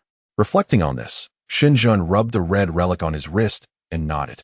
In 3 days, a formal friendly exchange ceremony between the two nations would take place, during which officials of the third rank and above could bring their families to the banquet. It would be the perfect opportunity to dissolve the engagement, as it was merely a verbal agreement in the court, with no imperial decree yet issued. Upon hearing this, Xie Yun Yao deemed it feasible, if Xie Jingyuan were to refuse. Bringing him to the brink of death for a direct conversation would conveniently resolve the matter without the need for elaborate schemes to unseat him. However, such an arrangement would be excessively lenient towards Xie Jingyuan. Very well, we shall meet at the palace banquet the day after tomorrow. With the matter resolved, Xie Yun Yao felt elated and strode out with a light step. Wait a moment, she called. You promised to annul the engagement in exchange for my safety. How do you intend to fulfill that promise and convince me of your sincerity? Xie Yun Yao paused, contemplating the validity of her concern. She casually removed the talisman from her waist and turned to affix it to Shen Jin's side, teasingly remarking, "Wear this. It shall safeguard you in times of peril." Lowered her head, gazing at the ground, her expression concealed, revealing only her lustrous black hair, carrying the cool, distant fragrance of white plum blossoms after snow, tied with a vibrant red ribbon, exuding a hint of liveliness. The pale collar of her attire, slightly drooping with her lowered head, showcased the smooth, delicate nape of her neck. With a breath held in, subtly tightened her waist and abdomen, silently diverting her gaze. Xie Yun Yao was fiddling with the spirit around her waist, and upon feeling the loosening of her belt, she curiously lifted her head to glance at him. Their eyes met, and clasped her hands to her lips, clearing her throat twice. In that fleeting moment, Xie Yun Yao could not help but chuckle softly, her brows and eyes instantly relaxing. S left ear blushed a deep red, forming a stark contrast with the other, resembling a shy child as she asked in a hushed voice, "Why do you not wear a hairpin? Are you not already 17? Xie Yun Yao's movements paused momentarily. After securing the spirit, she patted shoulder, replying, "It is none of your concern." Chose not to press further. While Xie Yun Yao displayed a palpable impatience, her exquisite face contorting in displeasure, her brows and eyes cast low. Upon returning home, Xie Yun Yao lay on her bed, staring at the empty bedside, slightly disoriented. In the past, this space had been occupied by spirits, but now it was vacant, leaving her without weapons and a sense of security. The spirits had accompanied her for nearly a decade, and after losing a soul upon arriving in the underworld, Mengpa had vehemently prevented her from drinking the soup to reincarnate. She could only wander in the underworld, where various mischievous spirits sought to bully her. Xie Yun Yao could hardly tolerate such indignities. Previously, she had chosen to ignore them, too apathetic to engage. However, that day, in a fit of rage, she thrust the two little devils into the river of oblivion and pounded them mercilessly. The river of oblivion is a place that instills fear in the hearts of spirits. The two unfortunate souls, upon being cast into its depths, writhed in agony, yet Xie Yun Yao remained silent, relentlessly pummeling them with her fists. It was on that fateful day that she discovered a short dagger amid the waters of the river, which, after being cleansed by the current, became extraordinarily sensitive to the presence of various demons and monsters, possessing formidable lethality. In her past, it was with the aid of the undead that she carved out half a kingdom for herself. The Red Jiao, a gift bestowed upon her later by Meng Pe, was crafted from the shed skin of a once-transformed dragon, solidifying her position. Now, the undead that had been her constant companion was temporarily entrusted to Shen Yun, while she retrieved the Red Jiao once more. That night, cradled by the Red Jiao, she dreamt a vivid dream. In it, she found herself on the day of her 15th birthday celebration, where a grand banquet was held in the palace in her honor. However, as the scene shifted, blood was everywhere, and a blood-stained hairpin fell into the crimson pool. Ultimately, she could not complete her coming-of-age ceremony. In the 20th year of the Yuanhua era of the Southern Liang, a coup led by Chang Wang forced its way into the palace, resulting in countless casualties. After the turmoil subsided, Cheng Wang took his own life, and his entire family was slaughtered, with his associates implicated and exterminated, their families obliterated. This event was later recorded in history as the palace coup. The court underwent a complete transformation, reviving the palace's vitality, while the youthful girl, her coming-of-age ceremony unfulfilled, mourned the loss of her mother. Subsequently, a little palace maid named Li Yin suddenly appeared by her side, accompanied by a young shadow named Xie Yun Yao. Chapter 12. Strolling out of the manor and molding sugar figurines. In dreams, one is unaware of being a guest. Outside the courtyard, fallen blossoms are carried away by the wind. The dream faded, and so did the dreamer. The long night lingered on. Yet no one could recall the contents of last night's slumber. 3 days can be deemed neither long nor short. Surely they shouldn't cause Xie Yun Yao to become stale from waiting at home. Suddenly, Xie Yun Yao felt that the world held little amusement, and she would rather wander and engage in brawls in the northwest. She paced the courtyard in circles. Xiaoya and Granny Wang observed her as she meandered, but several times they found themselves colliding with the incessantly wandering Xie Yun Yao. She noticed how the two seemed to avoid her as if she were a harbinger of misfortune, sighing in exasperation at their timidity. Granny Wang retreated to the small kitchen, while Xiaoya crouched by the small flower bed in the courtyard, pruning branches. This was a task they had undertaken over the past 2 days, claiming that the flower bed should not be neglected. In truth, they preferred to distance themselves from Xie Yun Yao, opting instead to busy themselves outside. Xie Yun Yao acquiesced to their actions, and much to her surprise, after a few days, the courtyard indeed appeared much more refined. A sudden sense of belonging stirred within her. "Xiaoya, come here. I have something to ask you." Xiaoya glanced at Xie Yun Yao in a fluster, then quickly lowered her head. The small spade stained with soil was clutched tightly in her hand along with her skirt, unnoticed as it dirted the light blue fabric. Xie Yun Yao reclined in the rocking chair, shielding her face with her hand. Her pallid complexion, coupled with slightly elongated eyes, exuded a coldness that kept others at bay. Yet her tone bore a gentle softness, laced with a hint of indifference. "Xiaoya, do you find me frightening?" Xiaoya shook her head vigorously, whispering, "Not frightening at all." Xie Yun Yao swayed in the rocking chair for a moment, raising an eyebrow in response. "Tsk, you can barely lift your head. That offers little persuasion. Then why do you not dare to look at me? Is it because I am too unsightly?" Xiaoya hurriedly lifted her head and glanced at Xie Yaoyan, only to realize that the third young lady had already approached her, standing merely a step away, her mocking smile meeting Xiaoya's gaze. Startled, Xiaoya instinctively took a few steps back. It was undeniable that the third young lady was the most beautiful person Xiaoya had ever encountered. This was a sincere sentiment.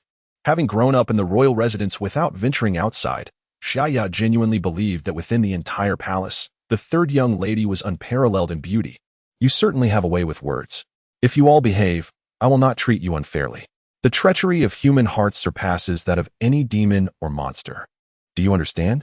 The most terrifying thing in this world is none other than the human heart.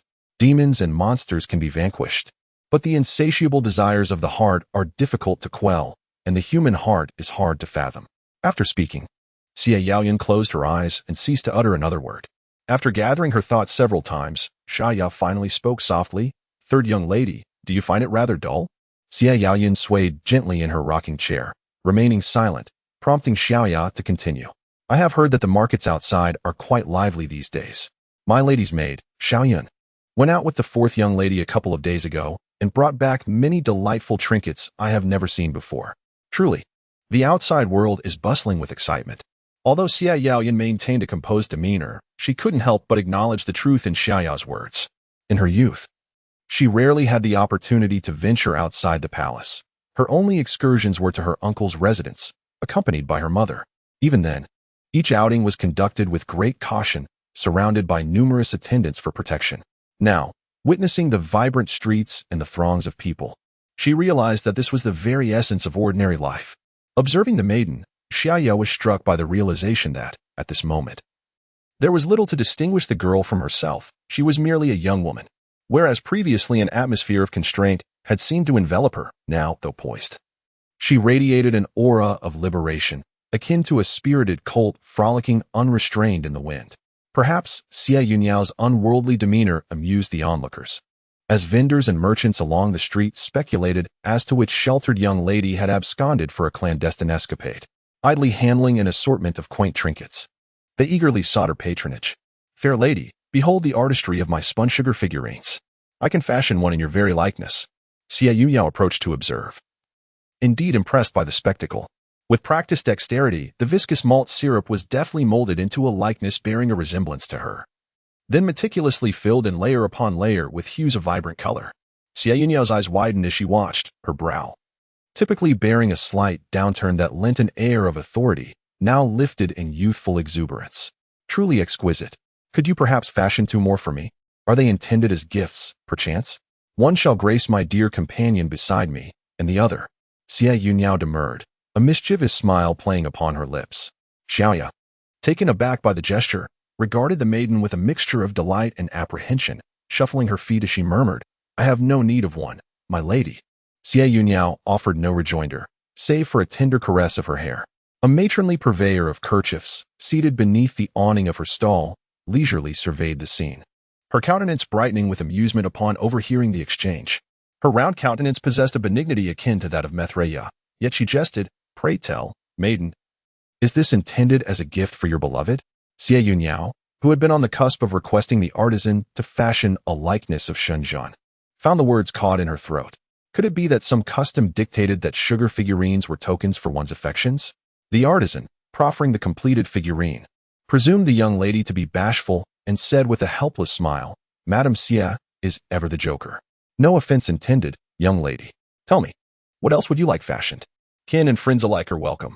Xie Yun Yao beckoned the artisan closer, inquiring in hushed tones, "Do you know Shen, the General Shen?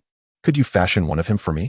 Upon hearing the name, the artisan paused, a simple, honest smile spreading across his sun-kissed face, as he chuckled, "You jest. Young lady, how could a commoner like myself possibly know General Shen?" Xie Yun Yao had not anticipated Shen's unassuming nature, but she merely sought to vent her frustrations. "Very well, then. Instruct me, and I shall fashion it myself. The price remains the same, agreed?" The artisan readily acquiesced, "Of course, no problem at all." The self-proclaimed omnipotent queen of Yuyun Mountain, after half an hour, clutched two figurines in her hands. One was exquisitely charming and bore a resemblance to her, while the other was grotesquely misshapen, an abomination to behold, like a bobble-headed doll with a large red in the center of its face. Yet Xie Yun Yao beamed with satisfaction at her creation. "Do you find it pleasing, Xiaoya?" "Why yes, very pleasing." Across the way, from a window seat in a tavern, a certain someone's face darkened imperceptibly. Chapter 13. A Bite of the Candy Man. The Wind and Rain Tower stands as the largest establishment in Changlin City, having thrived for over a decade, unmatched by any other tavern in the vicinity. It is rumored that the proprietor possesses significant connections, leading those who contemplate causing disturbances here to carefully weigh their capabilities. Last year, a wealthy merchant from afar opened a rival establishment, the Stunning Pavilion, directly across the street. But it failed to last 3 days before vacating under the cover of night, the reasons for which remain shrouded in mystery. Indeed, it seemed to vanish as abruptly as it had appeared. However, this is not the crux of the matter. The true importance lies in the exclusivity of this tavern, which serves as a symbol of status. Only the affluent and noble may gain entry, making it a favored haunt for the wealthy elite and cultured literati. Banquets for distinguished guests are frequently held within its walls. Unfortunately for Shen, he has been invited here today by an old acquaintance. Shen is not one for many words, yet his companion is quite the opposite. With a roguish countenance and charming, flirtatious eyes, he exudes an air of mischief. His eloquence knows no bounds, and he often breaks into a broad smile, revealing a small canine tooth on the right, embodying a delightful blend of nonchalance and youthful exuberance. During Shen Zhen's convalescence at the National Protection Temple in his youth, Liu would often sneak away to play with him, chattering endlessly. Now, having secured a modest position within the Hanlin Academy, he has finally managed to arrange a meeting after several unsuccessful attempts in recent days. Upon seeing Shen Zhen, Liu disregards his aloof demeanor, enthusiastically slapping him on the shoulder and throwing an arm around his neck. A bear hug ensues. Could this be a quintessential example of the adage that one looks slimmer in clothes but more robust when undraped? Shen Zhen disdainfully glanced at the claw that held him. Unable to endure any longer, without uttering a word, he forcefully kicked the person away, crashing through the door opposite him. The individuals inside, engaged in tea and conversation, were startled upright. Liu patted his backside, rose to his feet, and met the astonished gazes of those in the room with an awkward smile. Ah, familiar faces. This was fortuitous. Someone would cover the bill. He promptly turned and pushed Shen Zhen into the room, exclaiming loudly, "Ladies and gentlemen, my uninvited guest today is none other than my dear friend, General Shen Zhen. Let us extend a warm welcome." A profound silence enveloped the room. The guests exchanged bewildered glances, wondering if the pleasant gathering had been interrupted by a cold-faced reaper. After a while, a youth clad in white, leaning against the window, scoffed, shattering the stillness. Xie Yun Yao scrutinized Shen Zhen closely, reluctantly conceding that the latter indeed possessed striking features, yet it was merely skin-deep. He appeared frail, emanating an aura of chill, making him quite unapproachable. To disregard an imperial decree regarding marriage, citing poor health, having been bedridden yesterday and now capable of such force, was utterly audacious. Yin Shu, possessing a gentle and timid disposition, would surely be bullied if she were to marry him. Shen Zhen's gaze fell upon the individual by the window, whose cold demeanor struck a chord of familiarity. Liu leaned closer and whispered, "That is the heir of the Sheng Wangfu, your future brother-in-law." Shen Zhen paid no heed to Xie Yun Yao's provocation as Liu ushered him to the table, conveniently seated across from Xie Yun Yao, whose face flushed with indignation. Turning away, he fixed his eyes on the outside, preferring to remain oblivious to the turmoil within.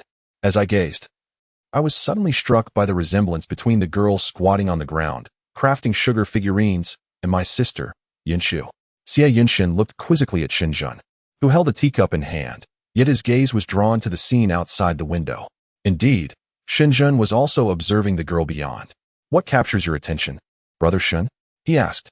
Shen Zhen lowered his eyelashes, his pale lips pressed tightly together, his complexion less than favorable.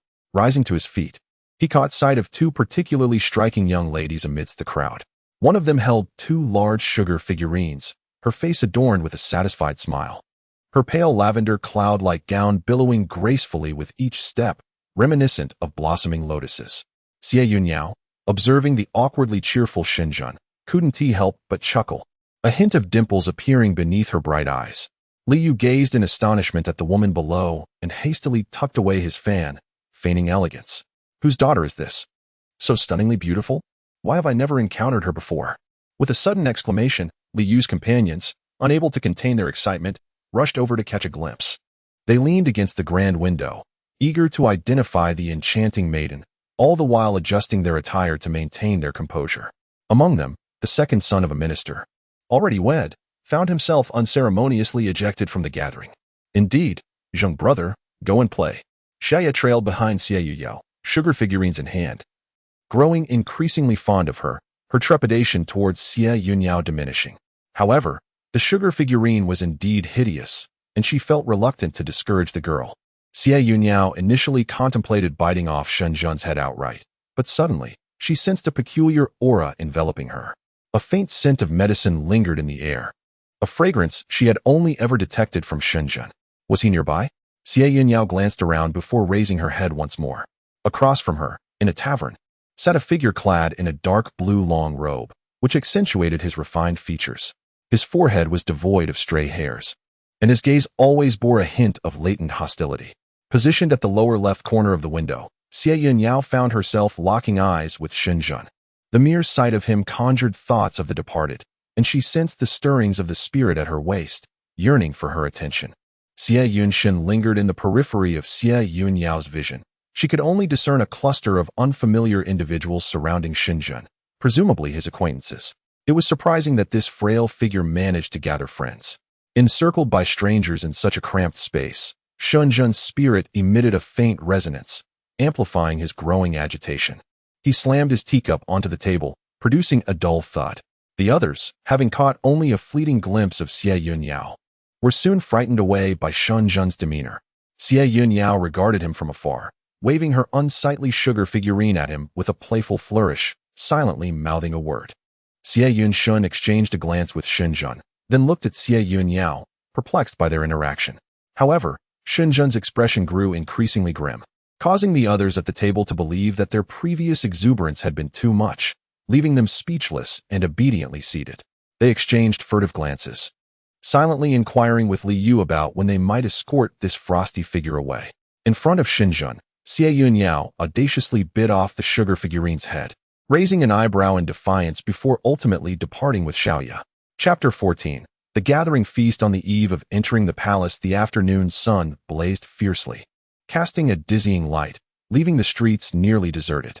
After wandering aimlessly for most of the day, two individuals returned empty-handed, despite encountering opportunities to procure some items. Their pockets were woefully light. It is no jest to say that in all of Xie Yun Yao's days, he had never felt so disheveled. He patted his pocket, revealing only a few coins. He had heard tales of mischievous spirits in the mortal realm, conjuring silver from an assortment of trinkets to deceive others. However, Xie Yun Yao, observing the fruits of their labor, could not bring himself to fabricate counterfeit silver to swindle anyone. Nonetheless, venturing out had indeed brightened his spirits, particularly relishing the sight of Shen Yun's discomfiture. As he fiddled with the red fish, he mused, it was yet another day of longing for the departed. Yet, he couldn't shake the feeling that something was amiss in the past couple of days. Hearing the hurried footsteps of Xiaoya, Xie Yun Yao inquired with perplexity, "What troubles you so?" Xiaoya, her face pale and trembling, took a moment before responding with a quivering voice, "Xiao He is missing. I saw him playing in the courtyard this morning, but now I cannot find him anywhere." Upon hearing this, Xie Yun Yao closed his eyes once more, inwardly lamenting, "Ah, so that's what felt lacking, Xiao He's soft little belly. Exhausted from play, he must have wandered off." However, Xiaoya, filled with concern, insisted on searching for him. Xie Yun Yao acquiesced, recognizing her stubborn nature. After all, it was hardly feasible to explain that Xiao He had ventured into the realm of the dead. "My dear girl, good news has arrived." "What good news? Pray, enlighten me," Xie Yun Yao asked languidly, without even opening his eyes. "The discussion revolves around the matter of entering the palace tomorrow, to present grievances before the emperor and to temper Shen Yun's fervor. The prince has summoned the young lady." "Indeed? What fortune is this?" "Yet." A bright joy radiates from Xiaoya's face as she smiles and remarks, "This way, no one will dare to bully the young lady. Whether within the palace or beyond its walls, one must earn the favor of the emperor or the head of the family to elevate one's own standing. It is a lamentable yet unavoidable reality. Such notions have taken root in the hearts of many, and Xie Yun Yao sees no need to alter Xiaoya's perspective." Rising to adjust her attire, Xie Yun Yao seated herself at the dressing table. Xiaoya gently gathered Xie Yun Yao's hair from behind. Once her makeup was complete, Xiaoya, blushing, exclaimed, "You look truly beautiful." Xie Yun Yao then took a moment to appraise herself, and indeed, she appeared strikingly lovely, particularly her eyes, which seemed to hold countless tales within their gentle gaze, surpassing her previous beauty. A simple blue ribbon adorned her hair, neatly arranged. Xiaoya selected a white jade hairpin for comparison. "My lady, this hairpin suits you splendidly. Shall I adorn you with it?" Xie Yun Yao gazed at it in a daze, ultimately conceding, "For the past is but a shadow now." She nodded slightly.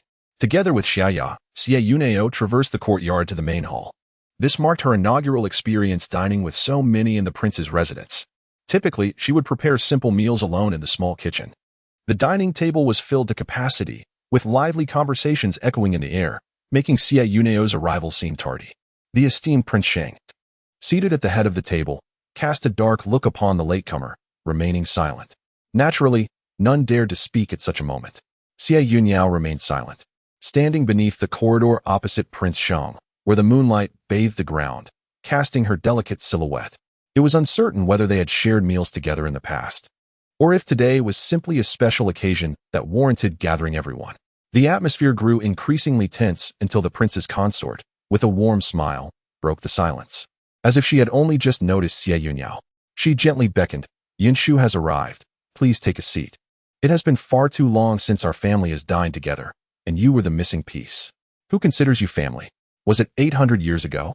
Xie Yun Yao mused inwardly, recognizing the consort's kindness, which contrasted sharply with her own childhood devoid of maternal love, living under the roof of others, never having experienced such tenderness.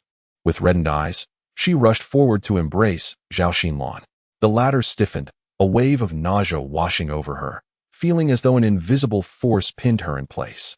She yearned to speak, but words eluded her, her mouth agape in silence. When she finally looked up, she was met with Xie Yun Yao's uncanny smile. The intimacy of the moment might mislead one into believing in their deep maternal bond. Yet, throughout, Xie Yun Yao had consistently referred to her as the consort, not as mother. At the dining table, a light chuckle broke the tension, emanating from the prince's secondary consort. Sister, you and Yinshu are quite alike. Everyone is aware of your deep maternal bond. Let us not be envious any longer. With a shift in tone, she continued cheerfully, Look, sister, in your excitement. You even forgot to arrange a seat for Yinshu. Li Mama, please fetch another chair. Seated beside the secondary consort, I whispered. It seems the princess has been exceedingly busy and has forgotten. Lord Sheng observed this with indifference, uninterested in the trivial antics of these women. Enough chatter during meals, he declared, and began to wield his chopsticks. At that moment, Zhao Xinlan felt the oppressive force that had bound her slowly dissipate. With a pale complexion, she picked up her chopsticks, stealing glances at Xie Yun Yao, who was wearing an enigmatic smile directed at her. As dinner concluded, the servants promptly cleared away the dishes. The evening's main topic was about to unfold. Xie Chenxing finally broached the last subject of the day. Tomorrow evening, there will be a banquet at the palace, and family members may accompany. I intend to bring Yunshin and Yunshu along. Naturally, as the heir, Xie Yunshin was expected to attend. But the moment Xie Yun Yao entered the conversation, the expressions of the other children varied. Although Xie Yunxing appeared the least affected, it was likely that he harbored the deepest resentment. Constantly overshadowed by Xie Yunshin, he felt that this golden opportunity to enter the palace had been usurped by an outsider. Yet, he was skilled at concealing his emotions, knowing there were others who would rise to the occasion. Xie Yumian looked at her father in confusion, clinging to his arm as she plaintively asked, Why do you only take brother and her, and not me? Nonsense, he retorted. I am bringing her for Yunshu's marriage. The table shook with the force of his hand, and upon witnessing Lord Sheng's anger, Xie Yumian dared not press further. Thus, the matter was settled. Chapter 15. The Palace Banquet and the proceeding of the annulment. The envoys from the Northern Desert Kingdom and the Jeju Kingdom arrived in Chongling City yesterday. As twilight descended, the sweltering heat began to dissipate, and throngs of people were discreetly observing the foreign emissaries from the roadsides. The visages of the two nations diverged distinctly. South Liang, nestled between the two countries, enjoyed the balmy, humid climate of its southern, coastal location. Conversely, Mabe, situated to the north and west, was characterized by its arid climate. The denizens of South Liang were generally regarded as refined and comely, while the Mabe envoys were imposing in stature, with a bold and rugged demeanor. En route, apart from the inquisitive onlookers, numerous perils lurked in concealed locations. The three kingdoms had been embroiled in incessant warfare, resulting in countless battlefield casualties. Although Xie Yun Yao did not witness the arrival of the neighboring country's emissaries, he surmised that upon entering Chonglin City, each individual would be surrounded by invisible vengeful spirits, yearning to consume their blood and flesh. Indeed, news circulated the following day that the emissaries at the station had been subjected to an assassination attempt. Fortunately, the robust defenses mitigated significant casualties, yet the incident served as a formidable deterrent. The subsequent evening, Xie Yun Yao and Xie Yunshan accompanied Prince Sheng into the palace. Just before entering the banquet, Xie Yunshan gently tugged at Xie Yun Yao's sleeve. Yinshu, he murmured, the palace is rife with intricate protocols. Remember not to wander aimlessly. Xie Yun Yao, having been raised within the palace walls since childhood, retained a grasp of certain minor regulations, despite his fading memories. Nevertheless, upon hearing Xie Yunshan's surreptitious admonition, he nodded obediently. Upon entering the banquet hall, Xie Yun Yao immediately sensed the myriad gazes directed at him. Whether these emanated from curiosity regarding the unfamiliar figure accompanying Prince Sheng, or from other motives, remained uncertain. From his vantage point, Xie Yun Yao's gaze was immediately drawn to Shen, who occupied the central seat on the right. Shen's attire for the day was remarkably refined, featuring an ink-green robe and a white jade crown that gathered his hair. Save for a few stray strands that graced his forehead, a solitary vermilion mole adorned the tip of his nose, lending him an air of scholarly elegance. Were one not acquainted with him, it would be inconceivable to imagine that he was a general. At that moment, he remained with his head bowed, seemingly lost in contemplation. Yet, his mere presence commanded the attention of numerous ladies and wives of officials. Shen observed the wine glass in his hand, which reflected a swirling vortex of darkness, lingering yet hesitant to approach, evoking a wry amusement within him. The seats on either side of him remained unoccupied, and Xie Yun Yao wondered if it was out of choice. 2 seats away, a group of officials engaged in lively conversation. While others deliberately distanced themselves from him, certain spectral entities exhibited an unusual fascination.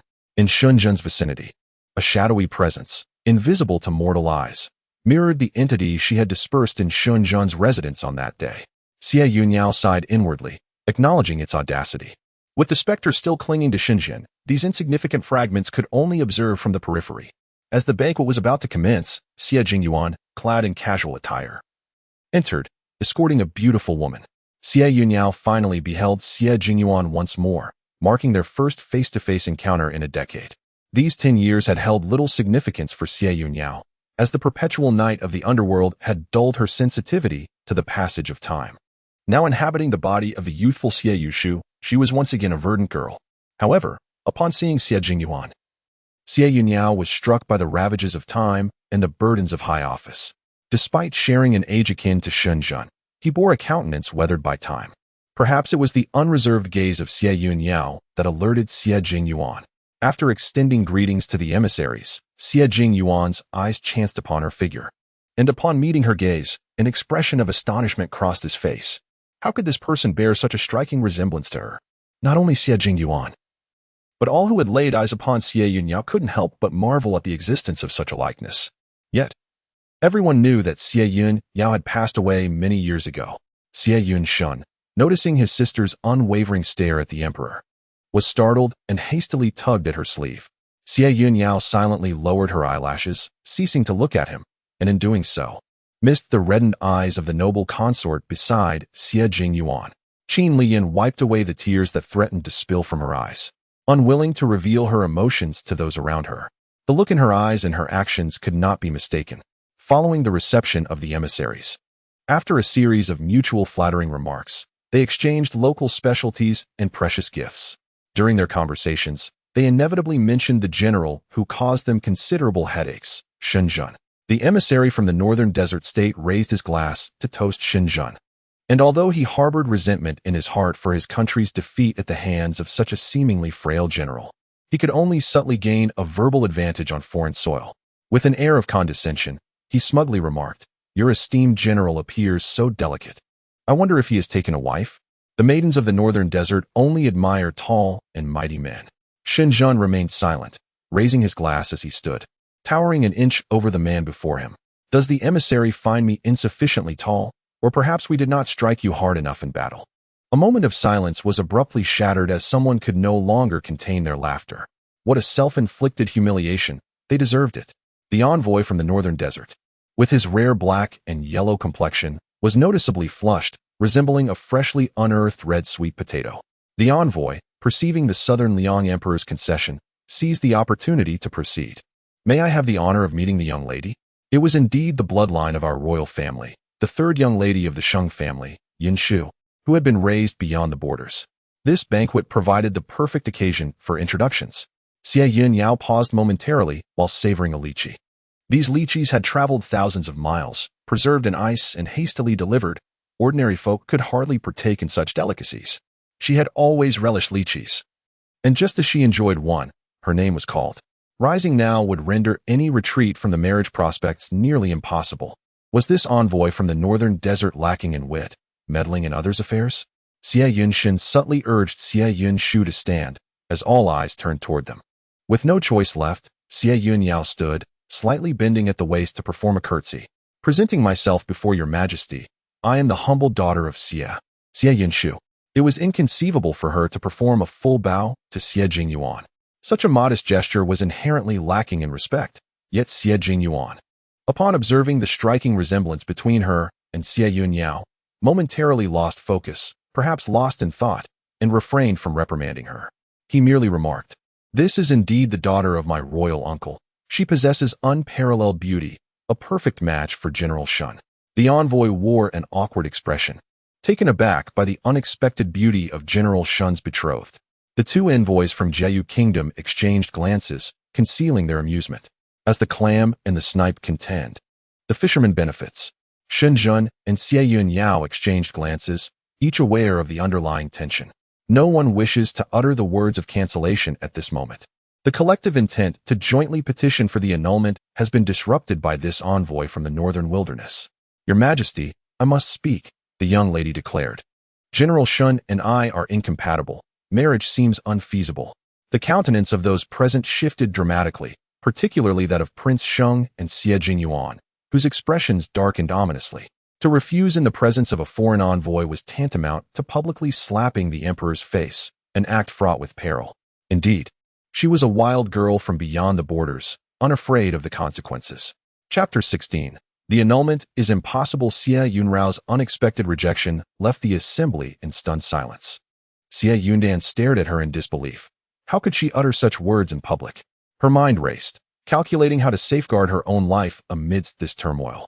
Qin Lian discreetly removed her hairpin, clutching it tightly in her palm, her gaze fixed warily on Xie Yun. Should he contemplate any harm towards the princess? Then, her round, almond-shaped eyes began to betray a hint of murderous intent. Sensing the scrutiny from Qin Lian and the others, Xie Yun struggled to retain the composure befitting a sovereign. He suppressed his fury, maintaining an outward appearance of serenity. Yet a tempest brewed in the depths of his darkened eyes, a habitual response cultivated since childhood, whenever he felt angered and had no outlet for it. Xie Yunrao stood tall and slender, her posture as resolute as a pine tree, silently positioned at the center of the hall. The performers, paralyzed with shock, ceased their movements, standing frozen at the sides. At that moment, Shen Zhen set down his cup and strode purposefully towards her, standing shoulder to shoulder with Xie Yunrao. Bowing gracefully, with a fluidity reminiscent of flowing water, I addressed the emperor, stating, "Your Majesty, 2 days ago, the third young lady and I visited the Gua temple to seek a marriage fortune. Our intent was to pray for a blissful union. However, unexpectedly, the fortune revealed that our fates may not be aligned, suggesting that we could become ill-fated partners in the future." Xie Yunrao silently admired Shen Zhen for not dragging her down. Xie Yun, undeterred, pondered the audacity of these two in disregarding the imperial decree regarding their marriage. Surely, their reasons were more profound than mere incompatibility. Yet, had they truly examined their birth charts? Did Prince Sheng possess knowledge of this matter? Xie Sheng, oblivious to the situation, hastily denied any awareness. "I am not informed about this matter," he asserted, his confusion deepening. With the sight of Xie Yunshu's countenance today, Xie Yun resolved to bind them together. Shen Zhen had always been a source of concern for him, unfit to be a trusted confidant. The visit to the Gua temple had not gone unnoticed. Many had witnessed it, leaving no grounds for dispute. It is absurd to place such faith in a mere fortune slip. Your marriage has already been examined by the Imperial Astronomical Bureau, which deems it a heavenly match. The audacity with which Xie Yun fabricated his claims left Xie Yunrao silently praising him. While he had not inherited her innate purity, he had certainly mastered the art of deceit. As Xie Yun resolutely refused to annul the marriage, Xie Yunrao fixed her gaze on Shen Zhen, silently reminding him of their pact. Xie Yun, brimming with anger, left no room for dissent at that moment. The envoys from the northern desert kingdom were rendered speechless by this abrupt farce. Shen Zhen chose to remain unassuming at this moment, bowing her head and closing her eyes as if to feign ignorance. Xie Yun Yao, in a fit of rage, could not help but laugh bitterly as she lowered her gaze. Did she truly believe this would render her powerless? Her deep, dark eyes gradually transformed into a haunting shade of purple. In an instant, an invisible aura emanated from Xie Yun Yao, spreading throughout the grand hall. The entire chamber fell into a profound silence, with everyone frozen in their original postures, as if time itself had come to a standstill, freezing all in its grasp. Xie Yun Yao gazed at Shen Zhen, who stood beside her, devoid of all senses and consciousness. In her fury, she poked the small red mole on his nose, then tugged at his ear with vigor, withdrawing only when it turned a bright red. Finally, she kicked his calf, muttering, "Little deceiver, how unreliable you are in critical moments." As she turned away, those behind her blinked and then returned to their previous stillness. Xie Yun Yao swiftly approached the front of the hall, disregarding the concubine beside her, and lifted Xie Jingyuan's chin with a single hand. After lowering her hand and wiping it clean, she spoke softly, almost in a familiar tone, "Lift your head." In an instant, Jingyuan complied, though his expression remained stiff and his gaze unfocused. "Xie Jingyuan, I hereby command the cancellation of this wedding and instruct you to find another suitable maiden for Shenzhen. Remember my words, one cannot defy fate. I shall act in accordance with destiny. Today, I annul the engagement between General Shen and Miss Xie San. The two shall part ways and seek their own auspicious unions." Xie Jingyuan instinctively nodded, and Xie Yun Yao, satisfied, retreated swiftly. She returned to Shenzhen's side, her eyes regaining their normal hue, and the subtle flicker of her spiritual aura gently dissipated, restoring the original order of the hall. It seems that no one felt the peculiar atmosphere from earlier. Remaining breathless and silent, Xie Jingyuan's gaze was unfocused, and in a fleeting moment, he suddenly heard his elder sister speaking before him. She insisted that Shenzhen must not marry Xie Yunshu. As if bewitched, Xie Jingyuan spoke up, saying, "Enough, enough, one cannot defy the will of heaven. Since Yunshu and the general are..." Suddenly, a wine cup crashed to the floor, the sound echoing sharply in the silent palace. Xie Jingyuan's piercing gaze darted towards the source of the noise, his eyes clear, yet his countenance pale, as he surveyed the seated officials. The one who had dropped the cup was already trembling on the ground, begging for mercy. Irritated, Xie Jingyuan waved his hand dismissively, signaling for him to withdraw. "I am weary. The marriage between General Shen and Yunshu is hereby confirmed. Those who defy this order shall face punishment for their insubordination." Meanwhile, in the imperial study, it had inexplicably become empty. As the banquet concluded, the guests departed in succession, with Shenzhen and Xie Yun Yao trailing behind. Their expressions grew increasingly grim. Shenzhen lowered his head, overwhelmed by a tumult of emotions. "What should I do? Speak up, please." Xie Yun Yao had not anticipated that things would culminate in such a manner. Shenzhen gazed intently at Xie Yun Yao, his eyes filled with confusion. "Why do you look at me? Speak." Xie Yun Yao found Shenzhen's gaze to be somewhat perplexing, as if it pricked at her conscience. "Xie Yunshu, do you have someone in mind? What does that have to do with you?" Naturally, Xie Yun Yao did not, for there was no one in this world who could stir her heart. If not, then let the wedding proceed as planned. Chapter 17, Princess. Let us marry. As the night breeze caressed her, the ribbons in Xie Yun Yao's hair danced in the wind, and she irritably brushed aside the disheveled strands. Suddenly, a hand tucked her hair behind her ear, the cool back of the hand grazing her earlobe, sending a tingling sensation coursing through her. Startled, Xie Yun Yao instinctively pushed Shenzhen away, causing him to tumble to the ground, utterly unprepared. He supported himself with one hand while the other shielded his face. His expression a curious mix of emotions. Was he crying or laughing? "Ah, I did not exert much force. Does he look like he was struck and weeping? Is this lad attempting to play the victim? What are you doing? Get up quickly." Shenzhen lowered his head, a subtle smile curling at the corners of his lips. General Shen, unexpectedly pushed to the ground by his fiancée, attracted the attention of passers-by who halted in their tracks, eager not to miss this unfolding spectacle. Having garnered much acclaim in recent years, many awaited his downfall. Yet, even if they could not witness his disgrace, they found satisfaction in witnessing what they deemed domestic strife. Whispers floated through the crowd. "I hear this third young lady grew up beyond the borders, and her temper is quite fierce.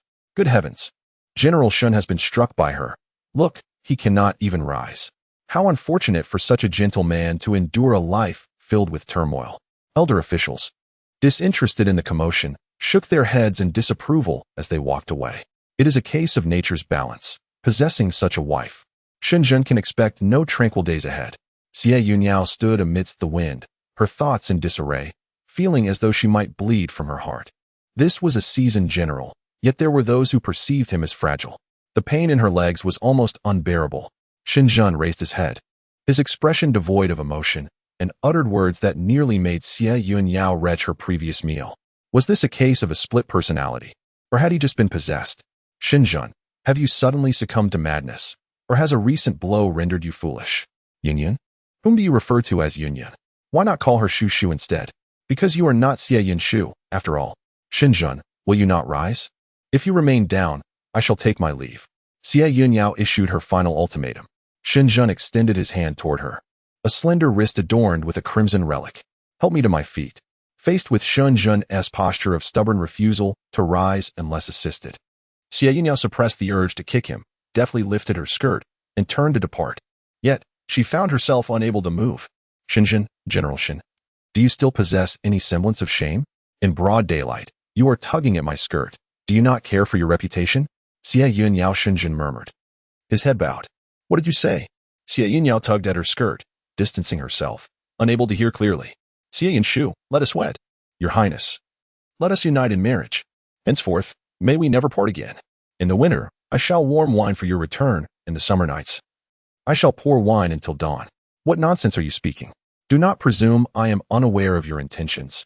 You merely wish to claim my spirit post-marriage, allowing me to protect you without financial obligation. Shinjun remained silent for a moment, considering the logic of her words. With a sigh, he conceded, very well. He stood up, disdainfully surveyed the dust upon himself, and casually brushed it away. Step by step, he approached Xie Yun Yao, who gazed at him with an expressionless demeanor, fearing that he might suddenly shout, robbery. Stop, stop, don't move. Speak your mind while standing there. Why act so lewdly? Shinjun immediately halted his advance, lowering his voice as he confessed, you've seen through me. I shan't conceal it any longer. The marriage is settled, and you must consent, unless, of course, you were to perish. Xie Yun Yao chuckled, her slender, phoenix-like eyes brimming with mirth. Die? It is impossible to die once more. Now, I only send others to their demise. Are you jesting with me? So, your death would make no difference, then? She reached for the specter at Shinjun's waist, which sensed her presence and nearly sprang forth. Tell me, if I were to take it away right now, would you survive the night? If you die, the wedding would be rendered void. Negotiations between equals often end in disappointment, with neither party gaining an advantage. However, Shinjun was at a disadvantage from the very beginning. Xie Yunshin walked ahead with their father, attracting whispers from many onlookers along the way. Xie Qinsheng's face grew increasingly dark, feeling that half a lifetime's worth of dignity had been squandered by Xie Yunshu. With a cold snort, Xie Qinsheng flung aside his sleeve. The coachman, startled by the prince's furious roar, had not witnessed such wrath in a long while and dared not speak further, hastily urging the carriage away. Watching the departing vehicle, Xie Yunshin sighed. His sister was indeed unexpectedly audacious and skilled. Moreover, she had recently roused the emperor's ire. Xie Yunshin couldn't help but rub his forehead. If this union were to proceed, it would surely lead to daily quarrels. Shinjun's gloomy countenance fixated on Xie Yunshin's restless hands. Ignoring Shinjun's gaze, Xie Yunshin pulled Xie Yun Yao behind him, shielding her from view. Xie Yunshin, suppressing his smile, coldly remarked, if there is anything to discuss, let General Shen come to propose himself. There is no rush. On their way back, Xie Yun Yao sat silently in the carriage, her eyes closed. Feeling discontent after an unproductive visit, her spirits notably low, Xie Yunshin contemplated speaking, yet ultimately refrained. He seemed to lack the authority to console his sister. The carriage moved forward in silence, the only sounds being the wheels crunching over the uneven path and the gentle rustle of the curtains in the breeze. The shouts of the coachman faded, as if they had unexpectedly entered a vast, deserted expanse where tranquility enveloped everything. Suddenly, Xie Yunshin sensed an anomaly. Fuguei, is something amiss? Fuguei? As he attempted to rise and investigate, a hand gripped his arm, pulling him back down. Stay quiet. Turning to look, he found that Xie Yun Yao had already opened her eyes, clarity shining within them as she fixated on the carriage door. Chapter 18. Illusory realm of life and death. Ledger. The night wind lifted a corner of the carriage curtain, revealing Fuguei lying motionless on the railing, his eyes wide open. A chill ran through Xie Yunshin. Who could this person be? Sister, do not move. I shall go and check. With a swift motion, Xie Yun Yao struck Xie Yunshin, rendering him unconscious, before dragging him into the carriage to ensure his safety. It is best if you remain still. She parted the carriage curtain to examine Fuguei, whose eyes were wide and unresponsive. After pressing her hand to his neck to check for a pulse, she confirmed he was still alive. After the carriage was removed from the illusion, Xie Yun Yao stood still, demanding to know who was playing such tricks and urging them to reveal themselves. Before him lay a desolate forest, overgrown with weeds, although it was summer. The sight was dominated by endless withered grass that rustled in the wind. The night sky, obscured by scaly clouds, allowed countless faint lights to pierce through, casting a silver glow across the dry grass. Gradually, two figures emerged under the moonlight. The first, clad in white, had a complexion as pale as porcelain and a delicate countenance, topped with a white high hat inscribed with the words "Wealth will come." He held a white flag bearing the message, "Visitors from the West, flowers bloom in abundance." Beside him stood a menacing figure cloaked in black, his high hat adorned with the phrase "Peace under heaven." In his right hand, he wielded a black umbrella, while his left grasped a black chain whip. It was none other than the black and white impermanents. However, it was not surprising. Xie Yun Yao had long anticipated their arrival. The role of the black and white impermanents is to capture souls, to take the lives of the living and transform them into the deceased, subsequently escorting their spirits to the underworld for judgment. Yet, their actions are not taken lightly. They do not possess the authority to decide on their own and must follow the commands of the King of Hell, as inscribed in the Book of Life and Death, which records the names and lifespans of all individuals in the mortal realm. With the book now mysteriously lost, chaos ensued in the underworld. Who could have misplaced the Book of Life and Death? In a mirror, Xie Yun Yao had witnessed a small black cat stealthily infiltrate the King of Hell's palace. Seizing the opportunity while the king was inebriated, the mischievous feline effortlessly pilfered the book from his embrace. The King of Hell's face darkened. Did he not care for his own dignity? With a snap, he grasped the mirror of the afterlife. The surrounding specters were rendered mute by fear. Upon sighting the black cat, the king of the underworld immediately discerned the culprit's identity, hurling the official document onto the table, gritting his teeth as he uttered, "Xie Yun Yao, you shall pay for this." The duo of the black and white impermanents stood on either side and promptly restrained the king. "Enough. It is not worth my time to quarrel with her. You may go," he conceded. "Xie Yun Yao, surrender the Book of Life and Death." White impermanence brandished his flag, pointing it at Xie Yun Yao, his usual amiable demeanor now replaced by a countenance of icy ruthlessness. "So it is you two impermanences. I had expected that Emo Chun would confront me personally." The notoriously irascible king of the underworld, Emo Chun, refraining from appearing was indeed a rarity. Black impermanence flicked his black chain whip, the crack of the whip resounding like a serpent hissing before Xie Yun Yao. With a smile, Xie Yun Yao retorted, "You insignificant insects dare to threaten me?" The black chain whip struck the ground with a piercing sound, scorching the gray surface. Suspended in midair, Xie Yun Yao patted his waist, finding nothing, as the specter had been claimed by Shen. With his hands clasped together, he spread them apart to unleash the crimson-scaled whip, striking toward black impermanence. "My crimson scales are not to be trifled with." Sensing the formidable spiritual energy approaching, black impermanence tossed up his black umbrella, a shroud of dark mist enveloping it as a shield. However, the whip's tail transformed into a serpent of vibrant red, its pupils a haunting purple, as it advanced to shred the black umbrella piece by piece. In a moment of peril, white impermanence swiftly raised his flag to intercept the crimson whip, retreating several paces before regaining his stance, thus saving black impermanence. "Xie Yun Yao, you dare to attempt the murder of an impermanence. You are courting death." Had it not been for the swift intervention of the white impermanence, the black impermanence would undoubtedly have been vanquished by the red Jiao. The duo has existed in the netherworld for millennia, sanctioned as ghostly officials by the heavens. Their legendary exploits have echoed through both the underworld and the mortal realm. How audacious of Xie Yun Yao to dare to strike with lethal intent. Does she fear divine retribution? Or is she unafraid? There is nothing I would shy away from. Moreover, it was you who initiated the conflict. Does your inability to prevail incite your ire? Xie Yun Yao gently stroked the small head of the red Jiao, who bared its teeth in defiance towards the black and white impermanences. "Today, we may have acted impulsively, but the Book of Life and Death is intrinsically a possession of the netherworld, and we kindly request its return. Should our affairs be delayed and blame ensue, it would be unwise for you to linger in this realm any longer."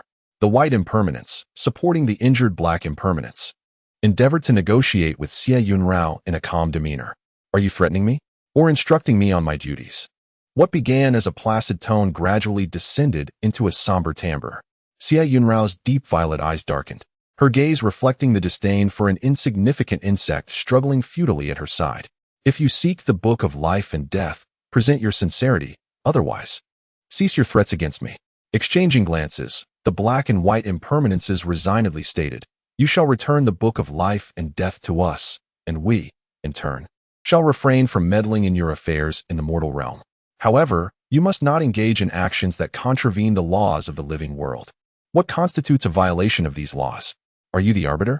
I am far more aware of what should and should not be done than you are. Simply inform Mo Chun, and do not concern yourself with my actions in the mortal realm. Otherwise, I shall destroy the book of life and death, and none shall fare well. You. She was practically a lunatic. Xie Yun Yao lacerated her fingertip and inscribed an oath in the air with her blood. Affix your seals, esteemed dignitaries. Helpless, the black and white impermanents affixed their signatures to the pact. Once a blood oath is invoked, none may contravene its stipulations. Xie Yun Yao cast forth the book of life and death from her bosom, nonchalantly declaring, return it to you. It is an object of no utility to me. Ignoring the contorted visages of the two figures behind her, she strode forth from the illusory realm. Xie Yunshan opened his eyes, massaging his aching nape, who had rendered him unconscious. Turning back, he found the carriage devoid of occupants. Where had his sister gone? Xie Yunshan hastily alighted from the carriage to search. Discovering only the prone form of Fu Gui by the roadside, he approached to examine him, discerning no abnormalities, save for the wide-open eyes, particularly unnerving in the darkness. Fu Gui, what ails you? He is unharmed, merely frightened into unconsciousness. Xie Yunshan abruptly heard the voice behind him and swiftly turned around. It was Xie Yun Yao standing behind him. Yinshu, where did you venture just now? Moments ago, there was no one behind me. Xie Yun Yao casually replied, upon awakening. I discovered you were all unconscious, so I sought to find assistance, but unfortunately, I was unsuccessful. Observing the moon at its zenith, Xie Yunshan realized how much time had elapsed. Xie Yunshan then regarded the unconscious Fu Gui prostrate on the ground, inwardly marveling. Can one truly faint with one's eyes open? He knelt down and patted Fu Gui's cheek. Fu Gui, awaken. Fu Gui, feeling the sting, abruptly awoke, gazing blankly at the young nobleman before him. Your lordship, why have you dismounted from the carriage? Fu Gui was taken aback. He was bewildered, realizing he had fainted. Could it have been that he accidentally dozed off? He knew he could not confess the truth, for such honesty would surely incur the wrath of the young master. After a moment of contemplation, he stammered. It seems I was ambushed. A sharp pain struck my head, and I lost consciousness. Observing his clumsy performance, Xie Yun Yao chuckled softly. Xie Yunxi nodded in approval. Very well. On their journey back, the atmosphere grew increasingly subdued. The recent incident left Xie Yunxi feeling uneasy, prompting him to remain vigilant. Upon returning to the Wangfu, Xie Yunrao felt a sense of relief upon seeing Xie Yunxi. However, she refrained from speaking further. After all, these were matters too fantastical for mere mortals to comprehend, and discussing them would yield no benefit. That night, as Xie Yunrao settled into bed, she suddenly heard the sound of her window being opened and someone climbing in. Despite the subtlety of the intruder's movements, she detected the faint noise. Drawing her red dagger, she half sat at the head of her bed. However, the open window ushered in a gust of wind, carrying with it a familiar scent. Xie Yunrao sheathed her dagger and slowly reclined, feigning sleep. After a while, it seemed the intruder, having waited in vain for her to emerge, approached cautiously. Circling the screen, they reached the foot of the bed. Standing before the thin veil of the bed curtains, slightly turning their face away and clearing their throats softly. Yet, within the curtains, there was no response. Shen felt a twinge of confusion. Xie Yunrao was typically alert and would not easily be caught off guard, unless... Suddenly, a flicker of concern crossed his mind. Yun. Xie Yunrao abruptly opened her eyes, her expression contorting as she muttered, Damn you, Yun. Xie Yun Yao lifted the bed canopy, and the red fish darted from her hand, startled like a swimming dragon, swirling and casting Shen out beyond the screen. After donning her outer garment and tidying herself, Xie Yun Yao slowly stepped out from behind the screen. What brings you here at such a late hour? Are you not afraid of being torn apart along the way?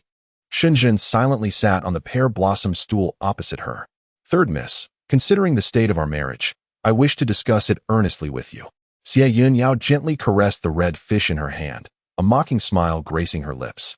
Oh, have you abandoned calling me Yun? Shen touched his nose and replied with utmost seriousness, Did you not dislike it? Otherwise, I could continue. Xie Yun Yao tightened her grip on the red fish, hastily interjecting, "That is entirely unnecessary." She was perplexed by Shen Zhen's sudden insistence on marrying her, fixing her gaze on a sliver of silver moonlight that streamed in. She said in a low voice, "Pray, give me one compelling reason why I must wed you." Shen Zhen lifted his head. The once calm depths of his eyes began to ripple with darker waves. He moved his lips, yet no words emerged. Xie Yun Yao particularly detested that look. She abhorred the inscrutability of such eyes. "You wish to break off the engagement, yet desire to remain in Changlin City under proper circumstances. Surely, there is something you must attend to." At this juncture, Shen Zhen paused, his gaze unwaveringly fixed upon Xie Yun Yao's face, as if seeking affirmation. Xie Yun Yao, nonchalant, replied, "And if so, what of it?" Shen Zhen chuckled softly and continued, "Since you must remain here, what is so unfavorable about marrying me? All I require is your protection from those entities, and beyond that, we shall not interfere with each other's lives. However, should you insist on breaking off the engagement, you would be defying the imperial edict. Do you truly believe there is still a place for you in this household? The Prince of Shang would likely be even more eager to find you another match, effectively casting you out. Wouldn't that be bothersome for you? Shall you reject one suitor after another?" Xie Yun Yao, holding the red silk, repeatedly tapped the wooden table, one knock after another. The sound echoed through the night, particularly resonant. There was a certain logic to his words. Shen, it seemed, was no stranger to her. He was not an ill-intentioned individual. A faux marriage with him could not only safeguard her, but also place him in her debt, potentially allowing for future persuasion, even if that did not come to pass. Shen Zhen, as a general, might be swayed to neutrality should he find himself in conflict with Xie Jingyuan. Contemplating this, it seemed quite favorable indeed. "Then it is settled," Xie Yun Yao replied. Shen Zhen offered her a gentle smile, and for a fleeting moment, Xie Yun Yao thought his eyes were strikingly beautiful. His grin as innocent as a child who had just received a cherished treasure.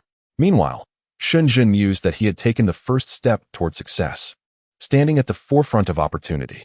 Xie Yun Yao glanced at the night sky, reflecting on the fact that he was well aware it was late, yet still chose to intrude upon her slumber.